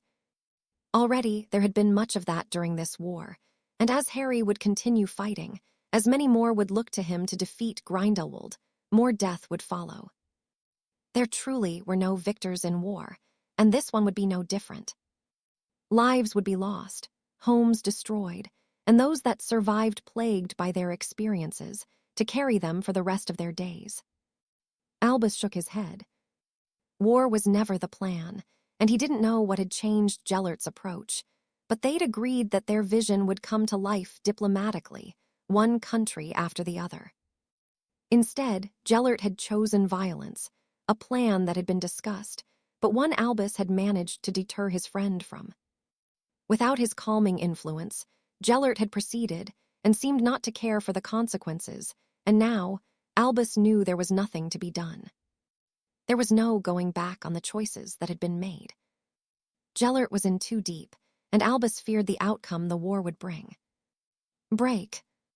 If there was one thing that bothered him more than incompetence, insubordination, or failure, it was lateness. Gellert could not abide people that could not arrive on time. Hans was here, as was Cassiopeia. Even Sato had managed to arrive from Japan on time, but Weber was nowhere to be seen. Gellert refused to start the meeting without his spymaster, and the rest of the group were growing as impatient as him. "It is nice of you to finally join us," Gellert remarked when the German entered almost 20 minutes later than expected. Weber paused, his eyebrows raised but did not comment as he took his seat. Not wanting to waste any more time with such trivial things, Gellert cleared his throat and leaned back in his chair. "As I'm sure you are aware, my work with Commander Evans was a resounding success, and with its completion, we have one less thing to concern ourselves with. The war can resume, and resume it shall," he assured the others. "Good," Hans declared. "I was beginning to grow bored." Gellert chuckled as he held up his hands placatingly. "It was an unexpected development, but one that has been remedied accordingly. I foresee no reason that our efforts will need to cease in the future. In fact, I'm sure that soon enough there will be no opportunity to experience boredom. You will all have much to occupy your time." "Meaning?" Sato questioned. "You will be informed by Herr Weber when we are ready to proceed with our plans." Sato was not pleased to be kept out of the loop, but he knew better not to argue. "As for other news, we successfully apprehended the group that was sent to sabotage our hold over the Bulgarians," Gellert announced, changing the subject. "They will spend their remaining days in Nurmengard. We have Herr Weber to thank for his most excellent work." The Westphalian nodded, though his expression remained grim. "What is it?" Gellert asked curiously. "There has been a development regarding Bulgaria," Weber huffed tiredly. "I received this missive a short while ago, hence the reason for my lateness," he explained. "According to my sources, Commander Evans has been personally tasked with completing the mission the hit wizard and her group failed." "Evans?" Gellert asked darkly. "Are you sure about this?" "There is no doubt," Weber sighed. "Your collaboration has seen his reputation amongst the ICW forces suffer. Many believe him to be a traitor for working with you." Gellert shook his head in disbelief. "Fools," he muttered. "They should be falling on their hands and knees to thank him. Our combined efforts have saved many lives on both sides." Weber nodded his agreement. "How did the ICW find out about the capture of their people so quickly?" he questioned. Gellert could no longer hide his amusement. "Because I told Evans," he revealed unashamedly. Hans, Cassiopeia, and Sato were not pleased by the news, but Weber appeared to be pensive. Knowing that Evans would be compelled to act, the German mused aloud. Gellert nodded. "But I did not expect it to be so soon, or him to be ordered to." He shook his head. Evans was wasted working for people who did not appreciate him, and all he'd done. "What do we do?" Cassiopeia asked. "Evans has been given 3 days, and plans to arrive in 2, Weber explained. "Then we prepare for his arrival," Gellert instructed. "Hans, I want you and your men in Sofia as soon as possible with another 500 in support. I will also be there. With our work complete, there is nothing preventing us resuming our vendetta against one another." "What about me?" Cassiopeia asked. "I want for you to check in with Osbert. He has been noticeably absent recently." "The man prefers to live with his beasts," Cassiopeia said disapprovingly. "I would prefer to be in Bulgaria." Gellert shook his head in frustration. "Fine," he agreed. "Mr. Sato will check in with Osbert before he returns home." Sato nodded his compliance. "Perhaps now we can make some needed progress," Gellert huffed. "Without Evans, they lose their beacon, and they will be ready to collapse without his leadership. Break. For an occupied country, the capital had been left surprisingly untouched, though the streets were full of checkpoints and swarming with German soldiers, easily identifiable by the way they marched in formation with the gaudy, red armbands prominent on their arms. There was nothing Harry could do for the Muggles here, not without landing himself in severe trouble with the ICW and the British ministry. As much as it pained him to do so, he waited until the sun rose before crossing over into the Magic District, hoping his arrival would be less noticed in the light of day. The magical side of the city had fared much worse than the Muggle counterpart. Scorch marks littered the pavement, buildings had been reduced to rubble, and even the bloodstains of the fallen remained as a reminder to those that lived here what awaited them if they offered resistance. It sickened Harry, and though he couldn't help the Muggles, he was not so helpless here, but first he needed to scout the area, and when night fell, he would strike. Grindelwald's men that were stationed here may feel that they were safe away from the front, but tonight they would be in more danger than any in the trenches. There was a serpent amongst them, and many would die before they even knew it. Break. Charles was packing around the room he shared with Harry, fretting over his friend who had absconded to do only what the man himself knew. He had offered his assistance to no avail. Harry had expressed his gratitude, but reminded Charles he needed someone to cover for him for the duration of his absence. What worried the Potter Lord more was that he didn't know how long Harry would be, nor where he had gone. Bloody hell, Charles groaned. Something wrong. A feminine voice broke into his thoughts, startling him. You scared the shit out of me, he gasped, glaring at Summerby who was perched on the edge of Harry's bed. What are you doing here? The woman grinned impishly, her eyes alight with mirth. I believe I have located your spy, she revealed. Where's Evans? He left in the middle of the night, Charles sighed, probably to do something dangerous. He went alone, Elinor asked. Why didn't you stop him? Charles chuckled darkly as he shook his head. You don't know Harry well enough, he mused aloud. When he decides to do something, you can't change his mind.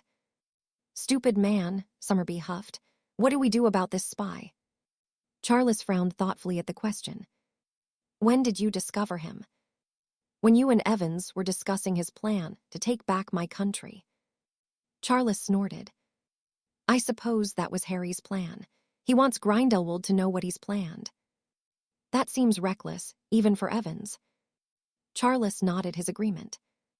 It is a red herring, he explained. He's not stupid enough to attack somewhere he's expected. Are you sure? Charles swallowed deeply at the question. He wasn't, was he? No, he said firmly. He wouldn't do that. Elinor breathed a sigh of relief. Good, she murmured. What about the spy? Do you know who he is? Elinor shook her head. Not his name, but he's one of the French men. He spends a lot of time with their commander. Fontaine, Charles muttered to himself, his eyes widening as everything fell into place.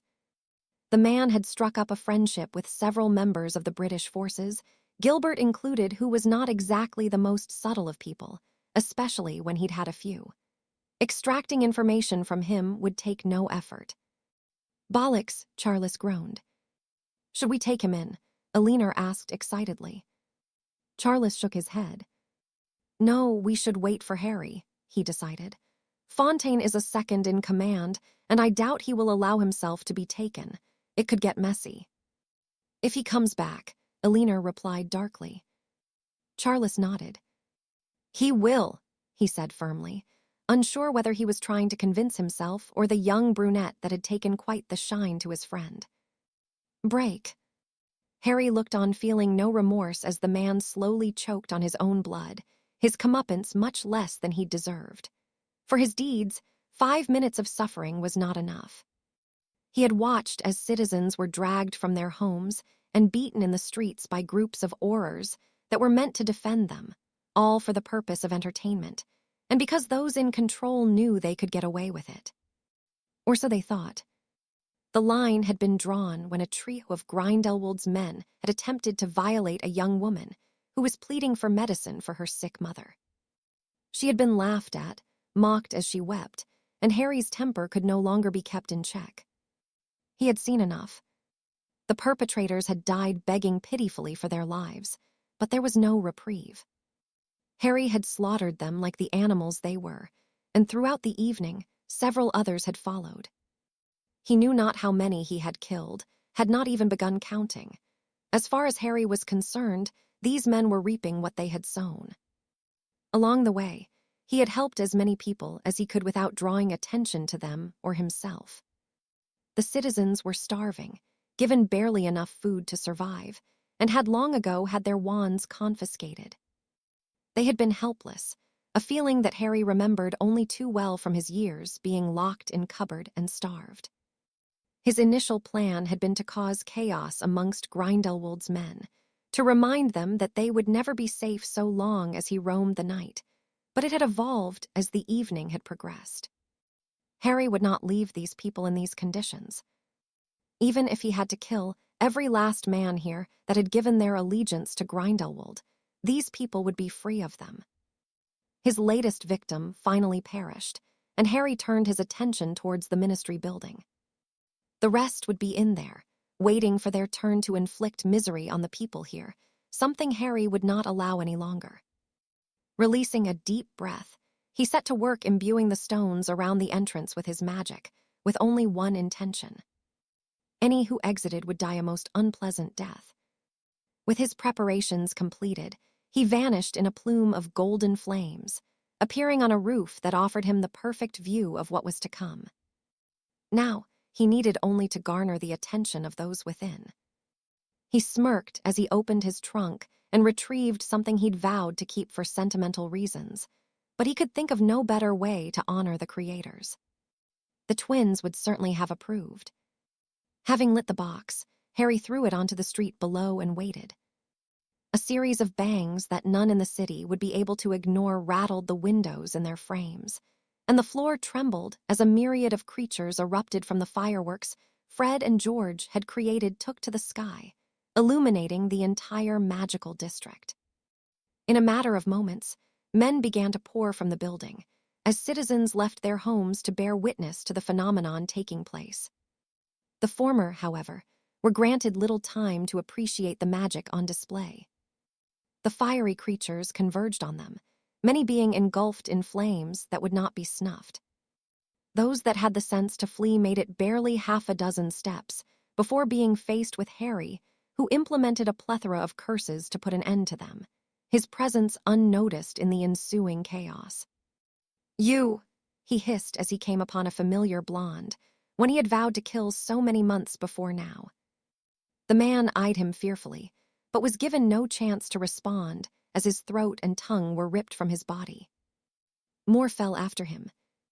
All those that were not severely burned by the dragons, phoenixes, or any other creature the twins had managed to create were cut ruthlessly down by the marauding hit wizard who was intent to see an end to the madness here.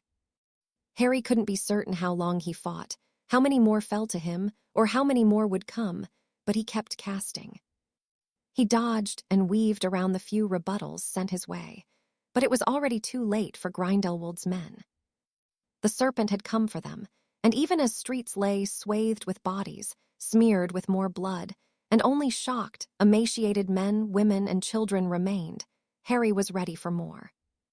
That vengeful part of him was difficult to sate, and though he'd had his share of blood for one night, that cold, relentless part of him was ready for more. But there was none. Around him, fires burned, and the smell of the dead and dying filled the air with the smoke.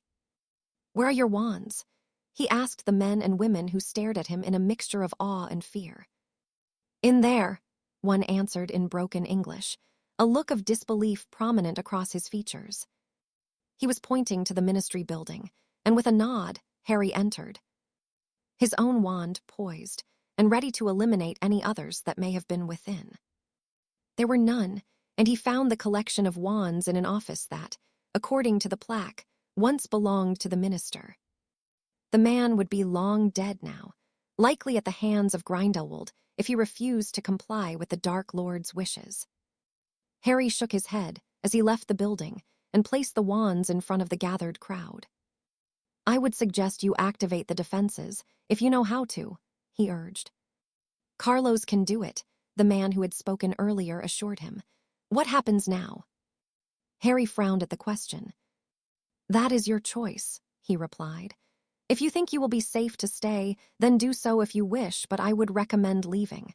Grindelwald will come back, and he will find a way in." The man nodded his understanding. "Thank you," he said gratefully. "You saved our lives. We tried to resist, but—" His sentence dropped, the subject of what had been done to this man, and the rest of his people an understandably difficult one to address. "Who are you?" a woman asked curiously. "My name is unimportant," Harry said dismissively. "What matters is that you are now free." The woman spat towards one of the corpses, and Harry turned away to head towards the exit that would take him back into the Muggle world, a place still occupied by invaders. "You're leaving," the man called after him. Harry nodded. "You will too if you're smart. I wouldn't take too long about it either." With a final wave of his wand, his bastardized Hallows symbol that Grindelwald was so proud of took the place of the fireworks that had burned out now, the green flames lighting the streets below. It was a reminder to Grindelwald that the serpent was still here, that his men were not safe from him wherever they were in the world. If only Harry could see the man's reaction when he learned of what happened here tonight. It would be quite the sight, and a memory that would be revisited often. No, Harry would not be here, and if everything had gone according to plan, none would ever know he'd even left the trenches. He gave a final glance at his mark before vanishing. Prague was now free of Grindelwald and his men, and though Harry expected there to be reprisals, he would not allow the prospect of more fighting in the future to ruin the temporary triumph he was feeling. Chapter 62. A Spy in Our Midst. Where the hell have you been? Charles's tone was laced with relief, but Harry was under no illusion that he was being chastised also, his absence having stretched longer than he had anticipated. With a shake of his head, he took a seat at the desk in the room they shared and released a deep breath. "Later," he sighed tiredly. "Any reason why she is sleeping in my bed?" He nodded towards the slumbering Summerby, who had evidently returned, whilst he had been away. "She's certain she's found the spy. Looks as though your little display was good for something." "Who?" Harry asked curiously. "Fontaine." Harry frowned at the revelation, but his involvement made sense. Some of the information that had been knowingly passed on were things made only known to the commanders, and if his French counterpart shared a similar relationship to Fontaine as Harry did Charles, he would have told the man all he knew. It still didn't explain, however, how it had come to be known that he and Charles had left to fetch Summerby. Was there another spy? Or was it possible that someone had unwittingly let Fontaine know as a friend, not understanding the potential fallout from saying too much? Harry knew not, but it was something he would need to investigate. "This won't go down well," he murmured. "We will have to bring him in quietly and without provoking a fight." Charles nodded his agreement. "When?" he asked. That was the pertinent question. Did Harry leave him in place and use the man to pass on more false information? No, that wouldn't do. It was risky, and he was loath to have the spy amongst them any longer than necessary. But without firm evidence, he couldn't just simply apprehend the man. Fontaine would need to be caught in the act. "We leave him for now," Harry decided, "but only very briefly. We will have him in less than a few days." Charles nodded his understanding. "How was Bulgaria?" he whispered, his gaze shifting the lightly snoring woman. Harry released a deep breath as he shook his head. "I didn't go to Bulgaria," he revealed. "Then where did you go?" Charles asked confusedly, a light frown creasing his brow. "Czechoslovakia," Harry informed his friend. "Bulgaria would have presented too much a risk to try after the stupid cow got herself caught there already, so I went elsewhere. I was successful." Charles offered Harry a sympathetic smile. "Any injuries?" Harry shook his head. "A few cuts and bruises, but they weren't expecting anything. They felt safe and they got complacent. I doubt that will happen again. Charles nodded his understanding. What about Fox and her group? He asked. What about them? Charles snorted amusedly. You're not going to save them. Even if I could, I'm not inclined to, Harry sighed. And I'm certainly not going to risk my life for someone that wouldn't do the same for me. I take risks, he admitted, but they are calculated. I wouldn't even know where to begin looking for them, and even attempting to find out is too dangerous, let alone freeing them from whatever prison Grindelwald has them in. Does it make me a bad person for agreeing with you? Harry chuckled as he shook his head. No, it makes you a realistic one.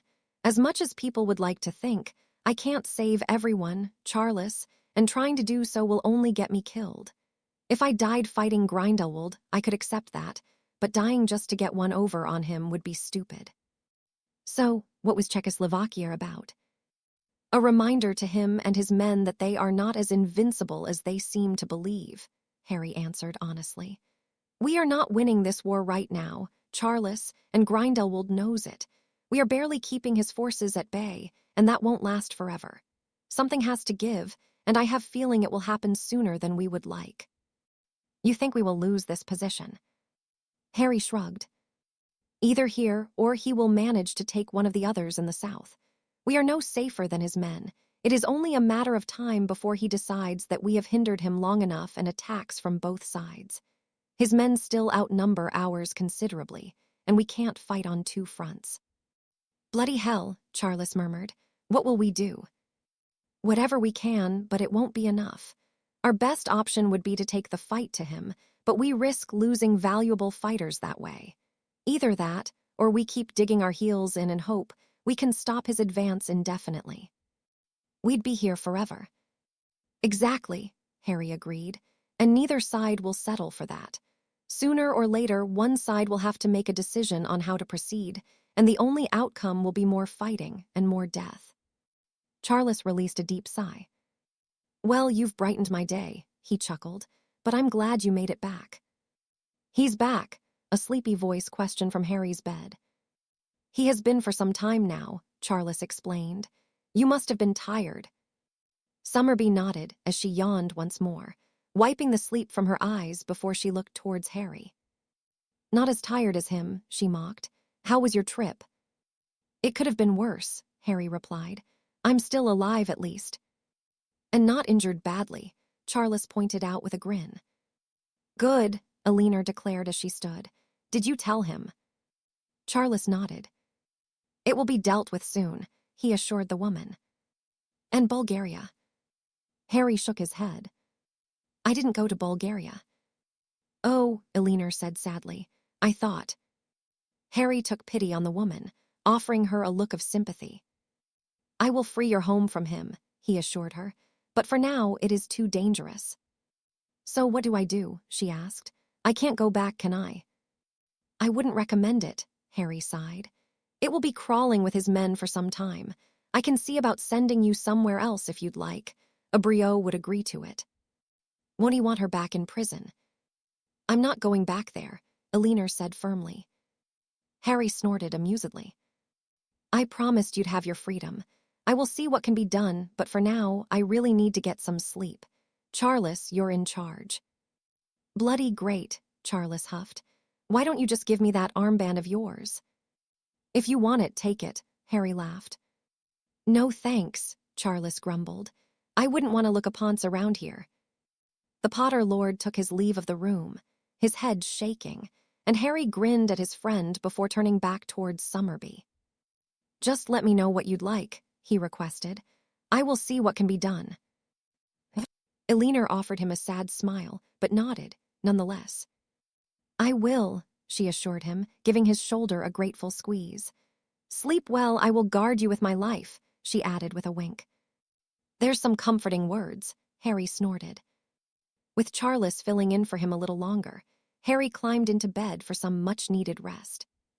It had been a long 24 hours, and he already knew that when he woke, things would only become busier as the world learned of what he had done. Break. Gellert proudly watched the flurry of activity occurring in the grounds below. His followers were loyal to a fault, rushing around to carry out his orders, none needing to question them. Those chosen to be sent to Bulgaria to await the impending attack had left hours ago minus Hans, who remained behind to ensure everything they would need to withstand the onslaught of Evans was being provided. 500 good men with the forces already assembled would be sufficient, and with Gellert, Cassiopeia, and Hans there with them, their victory was all but assured. "How are things proceeding, Hans?"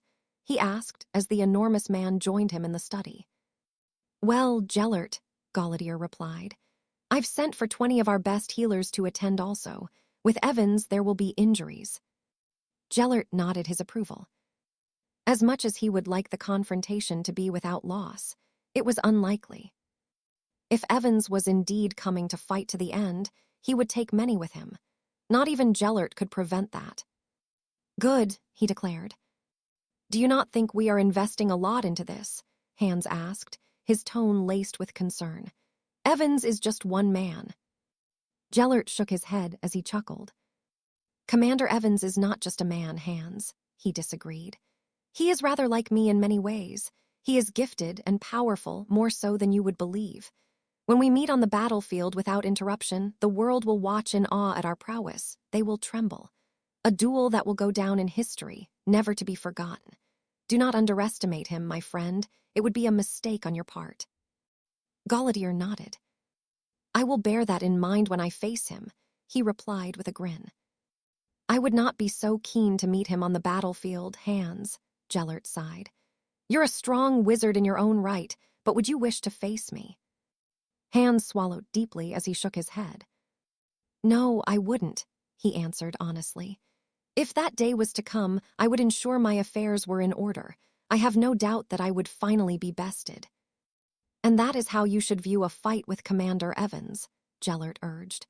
"At his young age, he is dangerous, and will become only more so with the more experience he gains." "You believe him to be so dangerous?" Gellert nodded severely.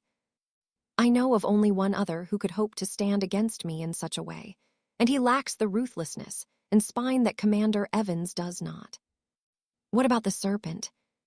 Gellert's nostrils flared at the mention of the elusive man. "When we fought last, he would have fallen, of that I have no doubt," he murmured. "No, the serpent has proven himself to be a coward, an irritant that dares only strike from the shadows, as is the nature of the beast his moniker was born from. One day, Hans, he will make a mistake, and I will claim his head also." Gallaudet grinned at the thought, though he frowned as a frantic knocking sounded at the door. "Yes," Gellert called impatiently. It was a rather flustered Weber that entered, and Gellert's demeanor shifted to one of concern at his spy's expression. "What is it?" he asked. "We may have a problem." "May have a problem," Gellert returned irritably. Weber nodded. "We have not received a report from Prague in almost 24 hours, he explained. Geller's eyes narrowed. "How often are we being updated there?" "Every 6 hours." Gellert clenched his teeth irritably. "Why has this only now been brought to my attention?" he snapped. "Because we are unable to make contact," Weber explained. "It has happened before where check-ins have been late, but not this long." Gellert huffed irritably as he fetched his cloak. "Whoever is in charge, there will no longer be so," he declared. "They have become very lax of late. It is unacceptable. Hans, you will join me and Herr Weber." Gallaudet nodded and accepted the portkey that was offered to him. Only a moment later, they arrived just inside the magical district of Prague, and a shrill alarm began blaring throughout the streets. "What a racket," Gellert grumbled, drawing his wand and silencing the noise. "The defenses have been activated," he mused aloud, his grip tightening on his wand. "Keep your wits about you, something is not right." With Weber and Gallaudet in tow, he edged ever closer to the center of the magical district. The silence the trio were met with nothing less than unnerving. "Where is everyone?" Hans asked impatiently. The man received his answer as they rounded the corner, and he became immediately skittish, turning to look in every direction as though he was expecting to be attacked from all sides. Gellert knew better.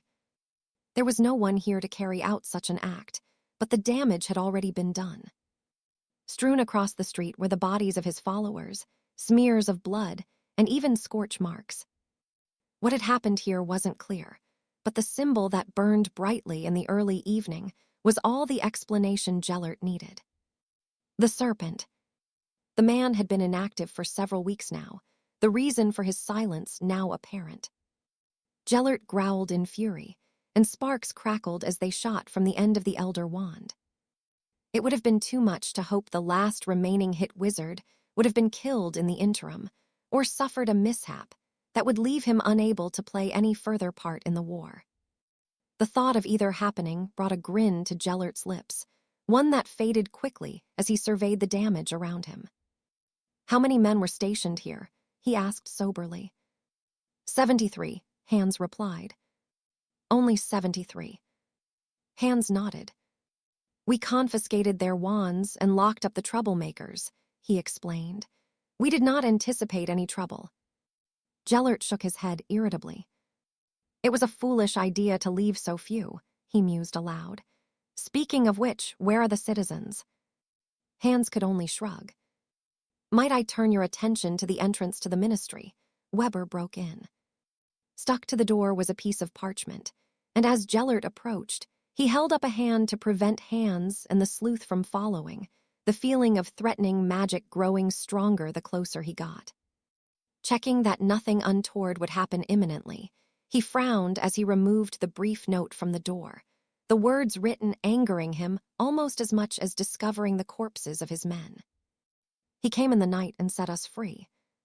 Long live the serpent." The Czechoslovakian citizens had activated the defenses, taken the time to write the note, and left, and with that, Gellert's control over one of his dominions had gone. He balled up the parchment in anger and threw it to the ground. What good was holding a country that had no one to liberate, no one to follow him? With a shake of his head, he turned his attention back to the door and the magic radiating from it.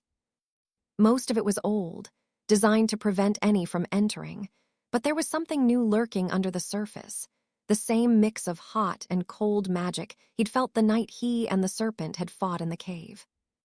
If somehow the primary defenses were breached, a reaction would be triggered, one that would see the death of the intruders. "Clever," Gellert murmured. Were he so inclined to, he could undo the magic, but it would take considerable effort on his part, and there would be no reward at the end. The men and women that resided here had abandoned their country in favor of what they deemed to be safety, but they were far from it. Once the deadlock on the front had been broken, Gellert and his forces would sweep across the remaining countries of Europe, and then beyond. None who would oppose him were safe. It was merely a matter of time before they realized it. "Weber, reach out to your spies," he commanded. "I want to be informed of every development within the ICW forces, no matter how trivial it seems." Weber nodded. "What of the serpent?" Gellert snorted. All investigations into the man had borne no fruit. One would have better luck attempting to catch the wind. "His luck will run out," he replied. "One day he will slip up, and when he does, I will be waiting for him." Break. The late afternoon found Harry seated behind his desk, sorting through the various missives that had been delivered in his absence. None had been marked as important, so Charles had left them for him. As expected, there was nothing pressing he needed to do other than fill in requisition forms for supplies, and as far as Harry was aware, his group wanted for little. "Evans," Summerby called from where she was once more sitting on Harry's bed, this time reading one of his books on dueling. "This Frenchman." "Fontaine." Elinor nodded. When he was sending his message, he mentioned a name. It might be nothing, but probably worth questioning him about. "What name?" Harry asked with a frown. "Weber." His frown deepened. "German." "Or Austrian," Summerby pointed out. Harry nodded his understanding. "Neither really bodes well," he sighed. "I'll ask him. Have you thought about what it is you want to do next?" Elinor shook her head. "I need to get a wand." "I'll take you tomorrow," Harry promised. "I'm sure we can find a suitable one in Paris." The woman offered him a grateful smile. "Other than that, I'm not sure what to do. Could I have a few more days to think?" Harry released a deep breath. Although he certainly wasn't entertaining Summerby the same way the French commander had been the women visiting him, he couldn't help but feel like a hypocrite, even if he wasn't risking the security of the men. "Only a few days," he said firmly. Summerby's smile brightened, and she returned to reading the book contentedly. With her problem solved temporarily, Harry turned his attention back to his own work, pleased that he had only one letter left to read. It was a note from the Spanish commander, asking Harry to politely remind the men in his group of their guard duties. "You're one to talk," Harry muttered as he threw the note into the fire. "Arsehole." "Well, that's not a very polite way to greet someone," Charles snorted as he entered, holding up an envelope and sporting a smug grin. "From the top brass." Harry shook his head as he snatched the letter from his friend and broke the seal of the Supreme Mugwump. "Commander Evans, I request that you meet with me at your earliest convenience. This letter will function as your portkey when a drop of your blood is added. Pierre Abriot, Supreme Mugwump of the International Confederation of Warlocks." "Well, that's a new security measure," Harry mused aloud. "Will you be all right for a little while?" "Ever since you got that armband, I've done the job more than you," Charles quipped. "Go on, I can manage." Harry nodded appreciatively, grateful that he had someone as dependable as Charles that he could turn to when needed. "I'll be as quick as I can," he promised, picking one of the cuts he'd received in Prague and allowing the blood to drip onto the parchment.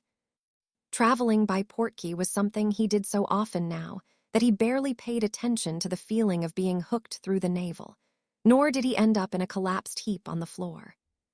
It certainly was nothing like his first trip, using the device when he had attended the Quidditch World Cup during the summer before fourth year. How he yearned for his formative years. In comparison to what he faced now, a possessed defense against the dark arts professor or fending off a horde of Dementors was quite trivial, though if he ever had to face a basilisk again, it would be too soon. "Commander Evans, I thank you for your prompt arrival," Abriot greeted him. Harry found himself in an unfamiliar office, one that evidently belonged to the Supreme Mugwump. The crest of the ICW hung large and proudly behind the man, and the furniture was all made of an expensive wood. "Well, your letter seemed urgent." "Indeed," Abriot said gravely. "Please take a seat." Harry did so, and the man stared at him speculatively for a moment before speaking once more. "I was hopping for a progress report on this spy business," he requested. "It is quite unsettling and dangerous that we have one among us." "It is," Harry agreed, "and Miss Summerby has identified him." "She has?" Abriot asked, surprised. Harry nodded. "She came to me yesterday having witnessed Fontaine, the French second in command having sent a message after listening in on a conversation I'd had. There are strict rules not to communicate outside the trenches without the use of an approved owl or via an appointed messenger in the trenches." "And this has led you to believe he is a spy?" Abriot questioned, evidently not wanting to believe a man from his own country was responsible. "Fontaine is a respected man in France." "He is also a spy," Harry said confidently. Abriot released a sigh as he shook his head. "How do you intend to proceed?" "Well, I need to catch him in the act, preferably," Harry answered, scratching his chin thoughtfully. "Then I will interview him. Would you be willing to provide Veritaserum? It's not a necessity, but it would save the hassle of tearing into his mind. I'm not a trained legilimens, but I could get what I need to from him." Abriot winced at the thought and shook his head. "No, that won't be necessary. I will provide the serum for you." Harry nodded gratefully. He'd never cast the Legilimens spell, and didn't think it best to do so on someone when he wasn't sure what he was doing. He'd gotten an exceptionally good instinctive grasp on being able to tell if he was being lied to, but he hadn't delved into the art any further. Not consciously, at least. Often, when he met the gaze of another, He got glimpses of what they were thinking or feeling in that moment, but it was not intentional on his part. "You look as tired as I feel," he observed lightly, eliciting a chuckle from the supreme mugwump. "My position is not an enviable one," the man replied with a shake of his head. "Only this morning I was rudely awoken and had the need to call an emergency meeting of the ICW. An emergency meeting?" Abreu nodded. "I am unsure of all the facts at present, but it appears the entire magical population of Czechoslovakia has left their country. Many have already arrived in Spain, France, and other places seeking refuge," he explained. "I spoke to a few who claim that the serpent set them free after killing all of Grindelwald's men." "The serpent?" Abreu nodded. "They are all but worshipping him," he replied with a grin. "He is their hero, and if what I have been told is true, I can't find fault in it. Between you and him, people believe we have a chance at winning this war." "Me and him?" Harry asked. Abreu shook his head. "Your modesty is admirable, Commander Evans, but your name and his are the ones on people's lips," he explained. "Wherever I go, they are the names I hear spoken so fondly. You have a very bright future ahead of you." "If I survive, and if we win," Harry pointed out. "Yes," Abreu said soberly, "if." He fell silent for a moment, as though contemplating what the cost of either victory or defeat would be, before he shook himself from his reverie. "My job may be difficult, but I cannot imagine what you and the rest of the men are enduring." "We manage," Harry assured him. "I'm pleased to hear it, and though I am most unhappy to hear of Fontaine's defection, I am sure you will handle the situation admirably." "What would you have me do with him?" Abreu released a deep, labored breath. "If he is a traitor." His words trailed off uncertainly. "I think we only have two choices." "Two?" Abreu asked curiously. Harry nodded solemnly. "We can execute him. That is what most will demand. Or we could send him to a prison that will ensure that his sentence is carried out in an unpleasant manner." "I suppose you have a suggestion," Abreu snorted humorlessly. "Azkaban." Abreu swallowed deeply. "It would be kinder to execute him." "Probably," Harry agreed, "but then his death would not be on your conscience. If Fontaine is passing information willingly, he already has the blood of many on his hands. You're allowing your own morals to be the judge of his, but we are also not the enemy. We do not want to start a trend of executing prisoners, not when Grindelwald has so many of his own." Abreu nodded. "We do not," he agreed. "Then there is no need to burden yourself with those thoughts," Harry pointed out. "Leave the killing to us on the battlefield and be a better man than Grindelwald." Abreu offered him a grateful smile. "I am no warrior, Commander Evans." "No, and I hope that you never have to be," Harry replied. "Maybe we should wait until we know all the facts before deciding his fate." "I think that would be sensible, but I would have the truth of his deception," Abreu demanded. "Do what you must, Commander, and we will drag him before the ICW to answer for his crimes." "Of course," Harry agreed as he stood and headed towards the door. "What of Miss Summerby?" Abreu questioned. "I do not think it best that she remains in the trenches for her own safety." "I have given her a few days to decide what she wishes to do," Harry explained. "She lives in Bulgaria and cannot return home." "I see." Abreu mused aloud. "I have agreed that I will take her to purchase a new wand tomorrow, and then further arrangements must be made. She will not be sent back to prison. I gave her my word she would be freed, and I have every intention of keeping it." Abreu shook his head as he grinned. "I think for the work she has done, a discreet pardon can be granted. In the times we face, it is unlikely that any will bother with someone whose victims were the goblins. However, I would urge her to stay clear of banks and any country she operated in." "I will pass on the message." "Thank you," Abreu said with a slight bow. "Now I only need to mitigate the fallout that will come when the media learns of what happened in Prague." "Do they need to know?" Abreu laughed heartily. "The Czechoslovaks are practically queuing outside the offices to the newspapers to tell their stories. One man I spoke to even had some quite excellent photos to prove his word. I give it less than a day before the serpent becomes the talk of the people across the continent once more. Harry felt his stomach sink.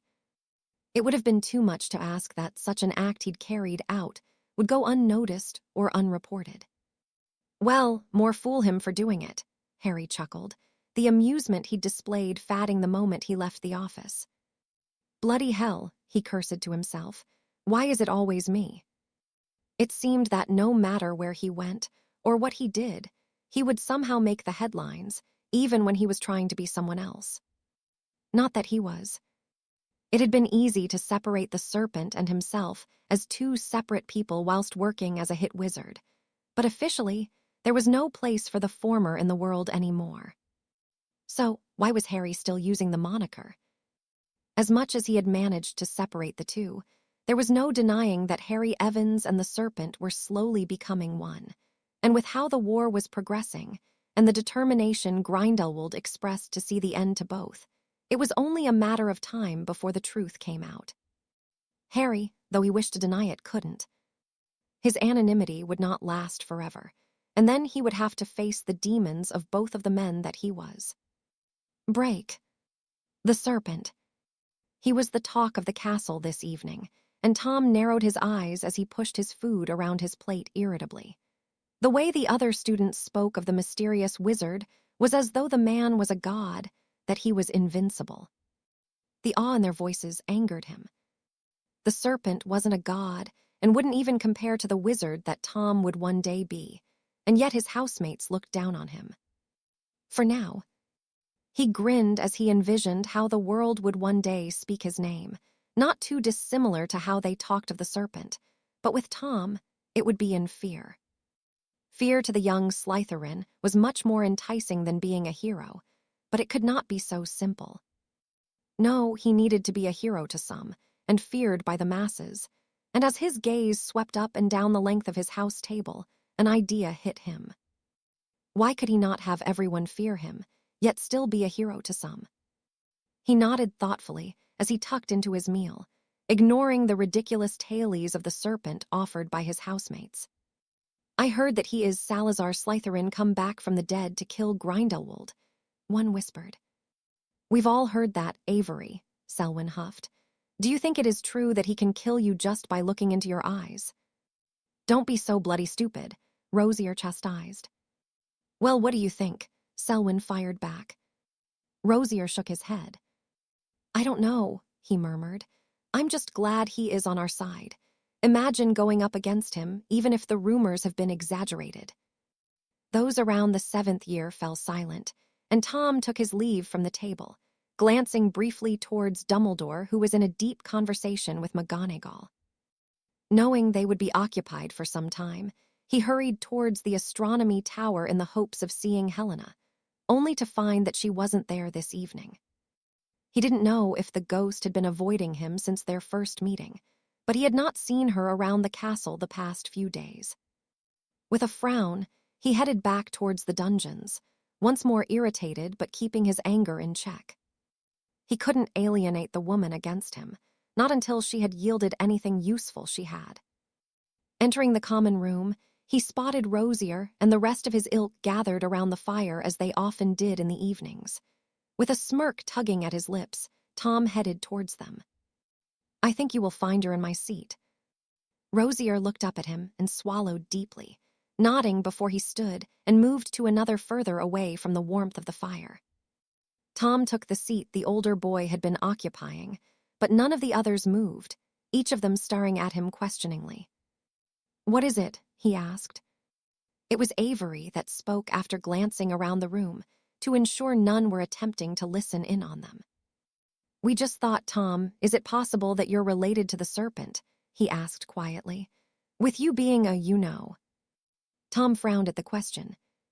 He had considered the possibility himself, but had concluded that he didn't care if the man was kin. He was nothing to Tom, who had been abandoned in an orphanage and left to rot by whatever family he did have. He shrugged dismissively. Maybe he is in some way, he conceded, but it doesn't matter. I will have a family that I choose for myself, not one I am tied to by blood. Choose yourself, Rosier questioned curiously. Tom nodded.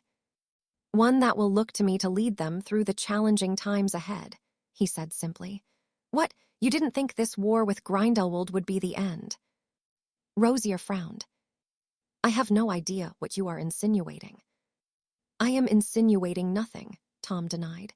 It is already happening around us. What is? Selwyn broke in confusedly. Tom snorted as he shook his head and stood. Nothing, he replied.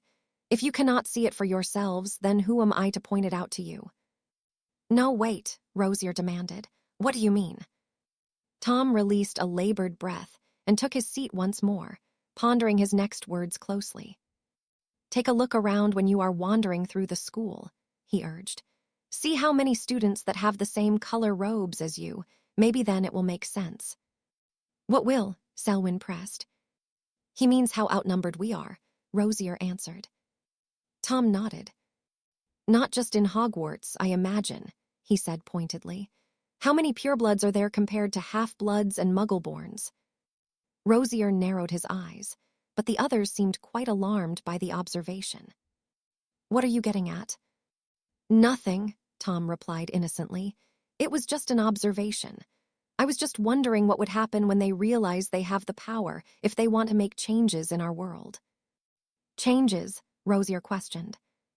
Well, it isn't exactly a secret that the Wisengamot is comprised of the lords of the pureblood families, and that any job in the ministry that holds any power is filled by purebloods.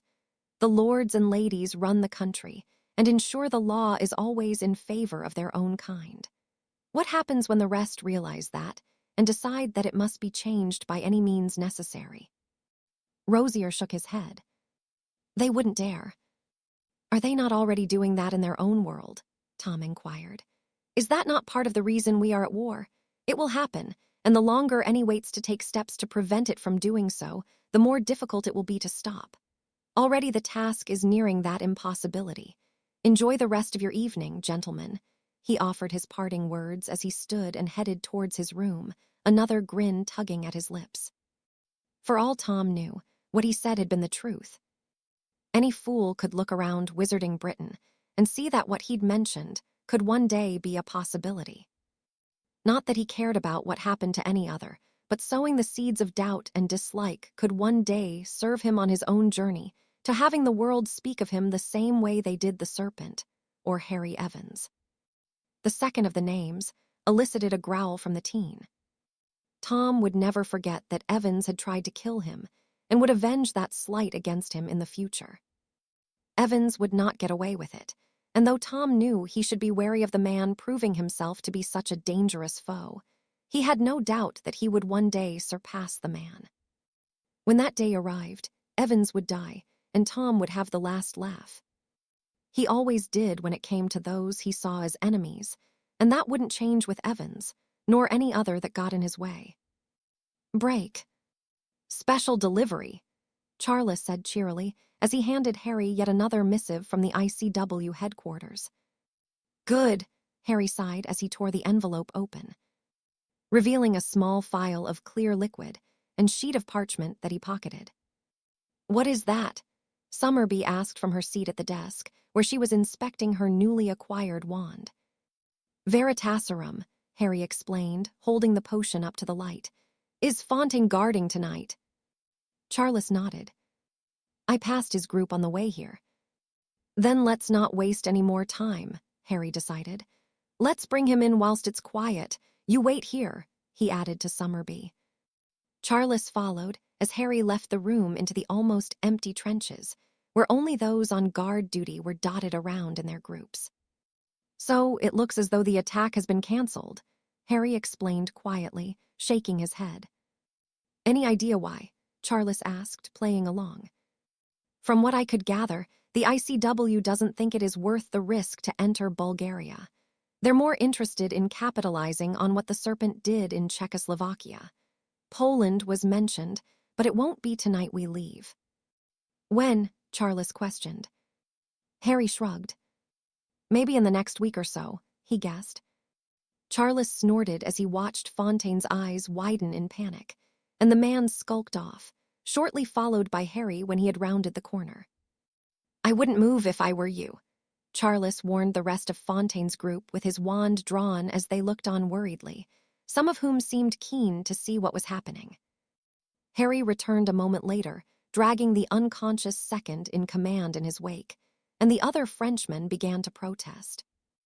"Unless you want yourself hauled in front of the ICW, you will keep your noses out," Harry warned. The French evidently knew better than to antagonize the man, but Charles had no doubt they would be alerting their own commander the moment he and Harry were gone. Once more, Charles followed Harry as he returned to their room, where he dumped Fontaine into a chair before tying him to it. "Make yourself scarce," he instructed Summerby. "We are about to have company." Only a few seconds later, furious knocking sounded at the door, and Harry almost tore it from its hinges as he confronted the French commander who was garbed in a silk dressing gown, an expression of fury marring his features. "You will release him immediately," the commander instructed through gritted teeth. Harry simply reached into his robes and removed the same sheet of parchment that had arrived with the potion and handed it to his irate counterpart. "That is a signed order from the Supreme Mugwump himself, giving me permission to conduct my investigation by any means I deem to be necessary," he explained. "As you will see if you read the bottom, any that are found to be hindering my work will face charges for perverting the cause of justice. I do hope that you are not doing so." The Frenchman scowled at the document and cursed in his mother tongue. "A saboteur. I have known this man for many years." "Not well enough," Harry replied. "Now, I suggest you piss off before I am left with little choice than to arrest you along with him." "You cannot do that," the commander chuckled darkly. "We could always test that theory, if you wish." Charles's grip tightened around his wand, but the Frenchman showed no sign that he wished to engage Harry in a physical confrontation. He was quite content to throw his weight around in his official capacity, but he knew better than to draw his wand. "This is not the last you have heard of this," the commander warned.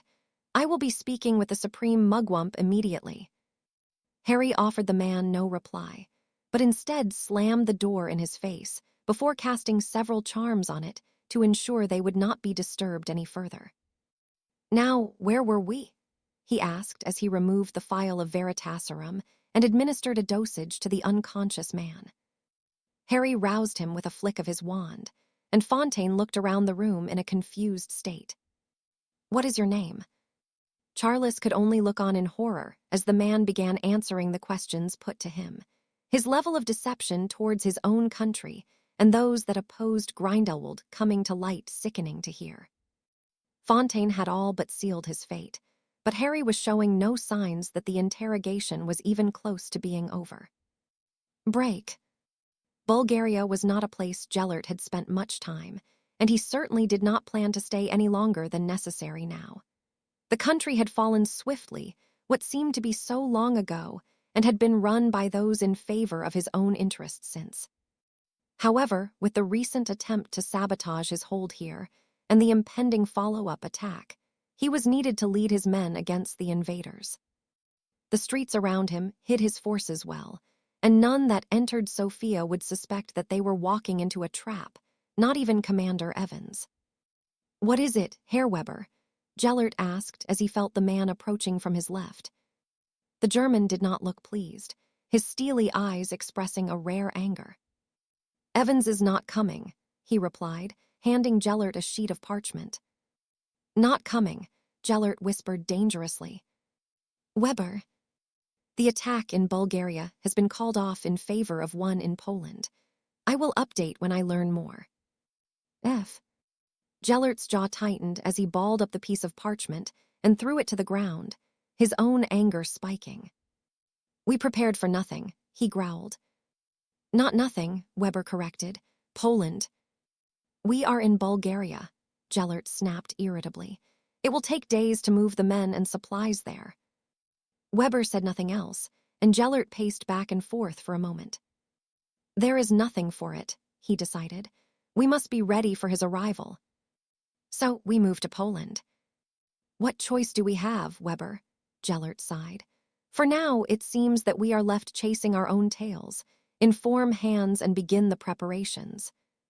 When his instructions were given, Gellert stalked away, cursing the ICW, cursing the Serpent, and cursing Harry Evans.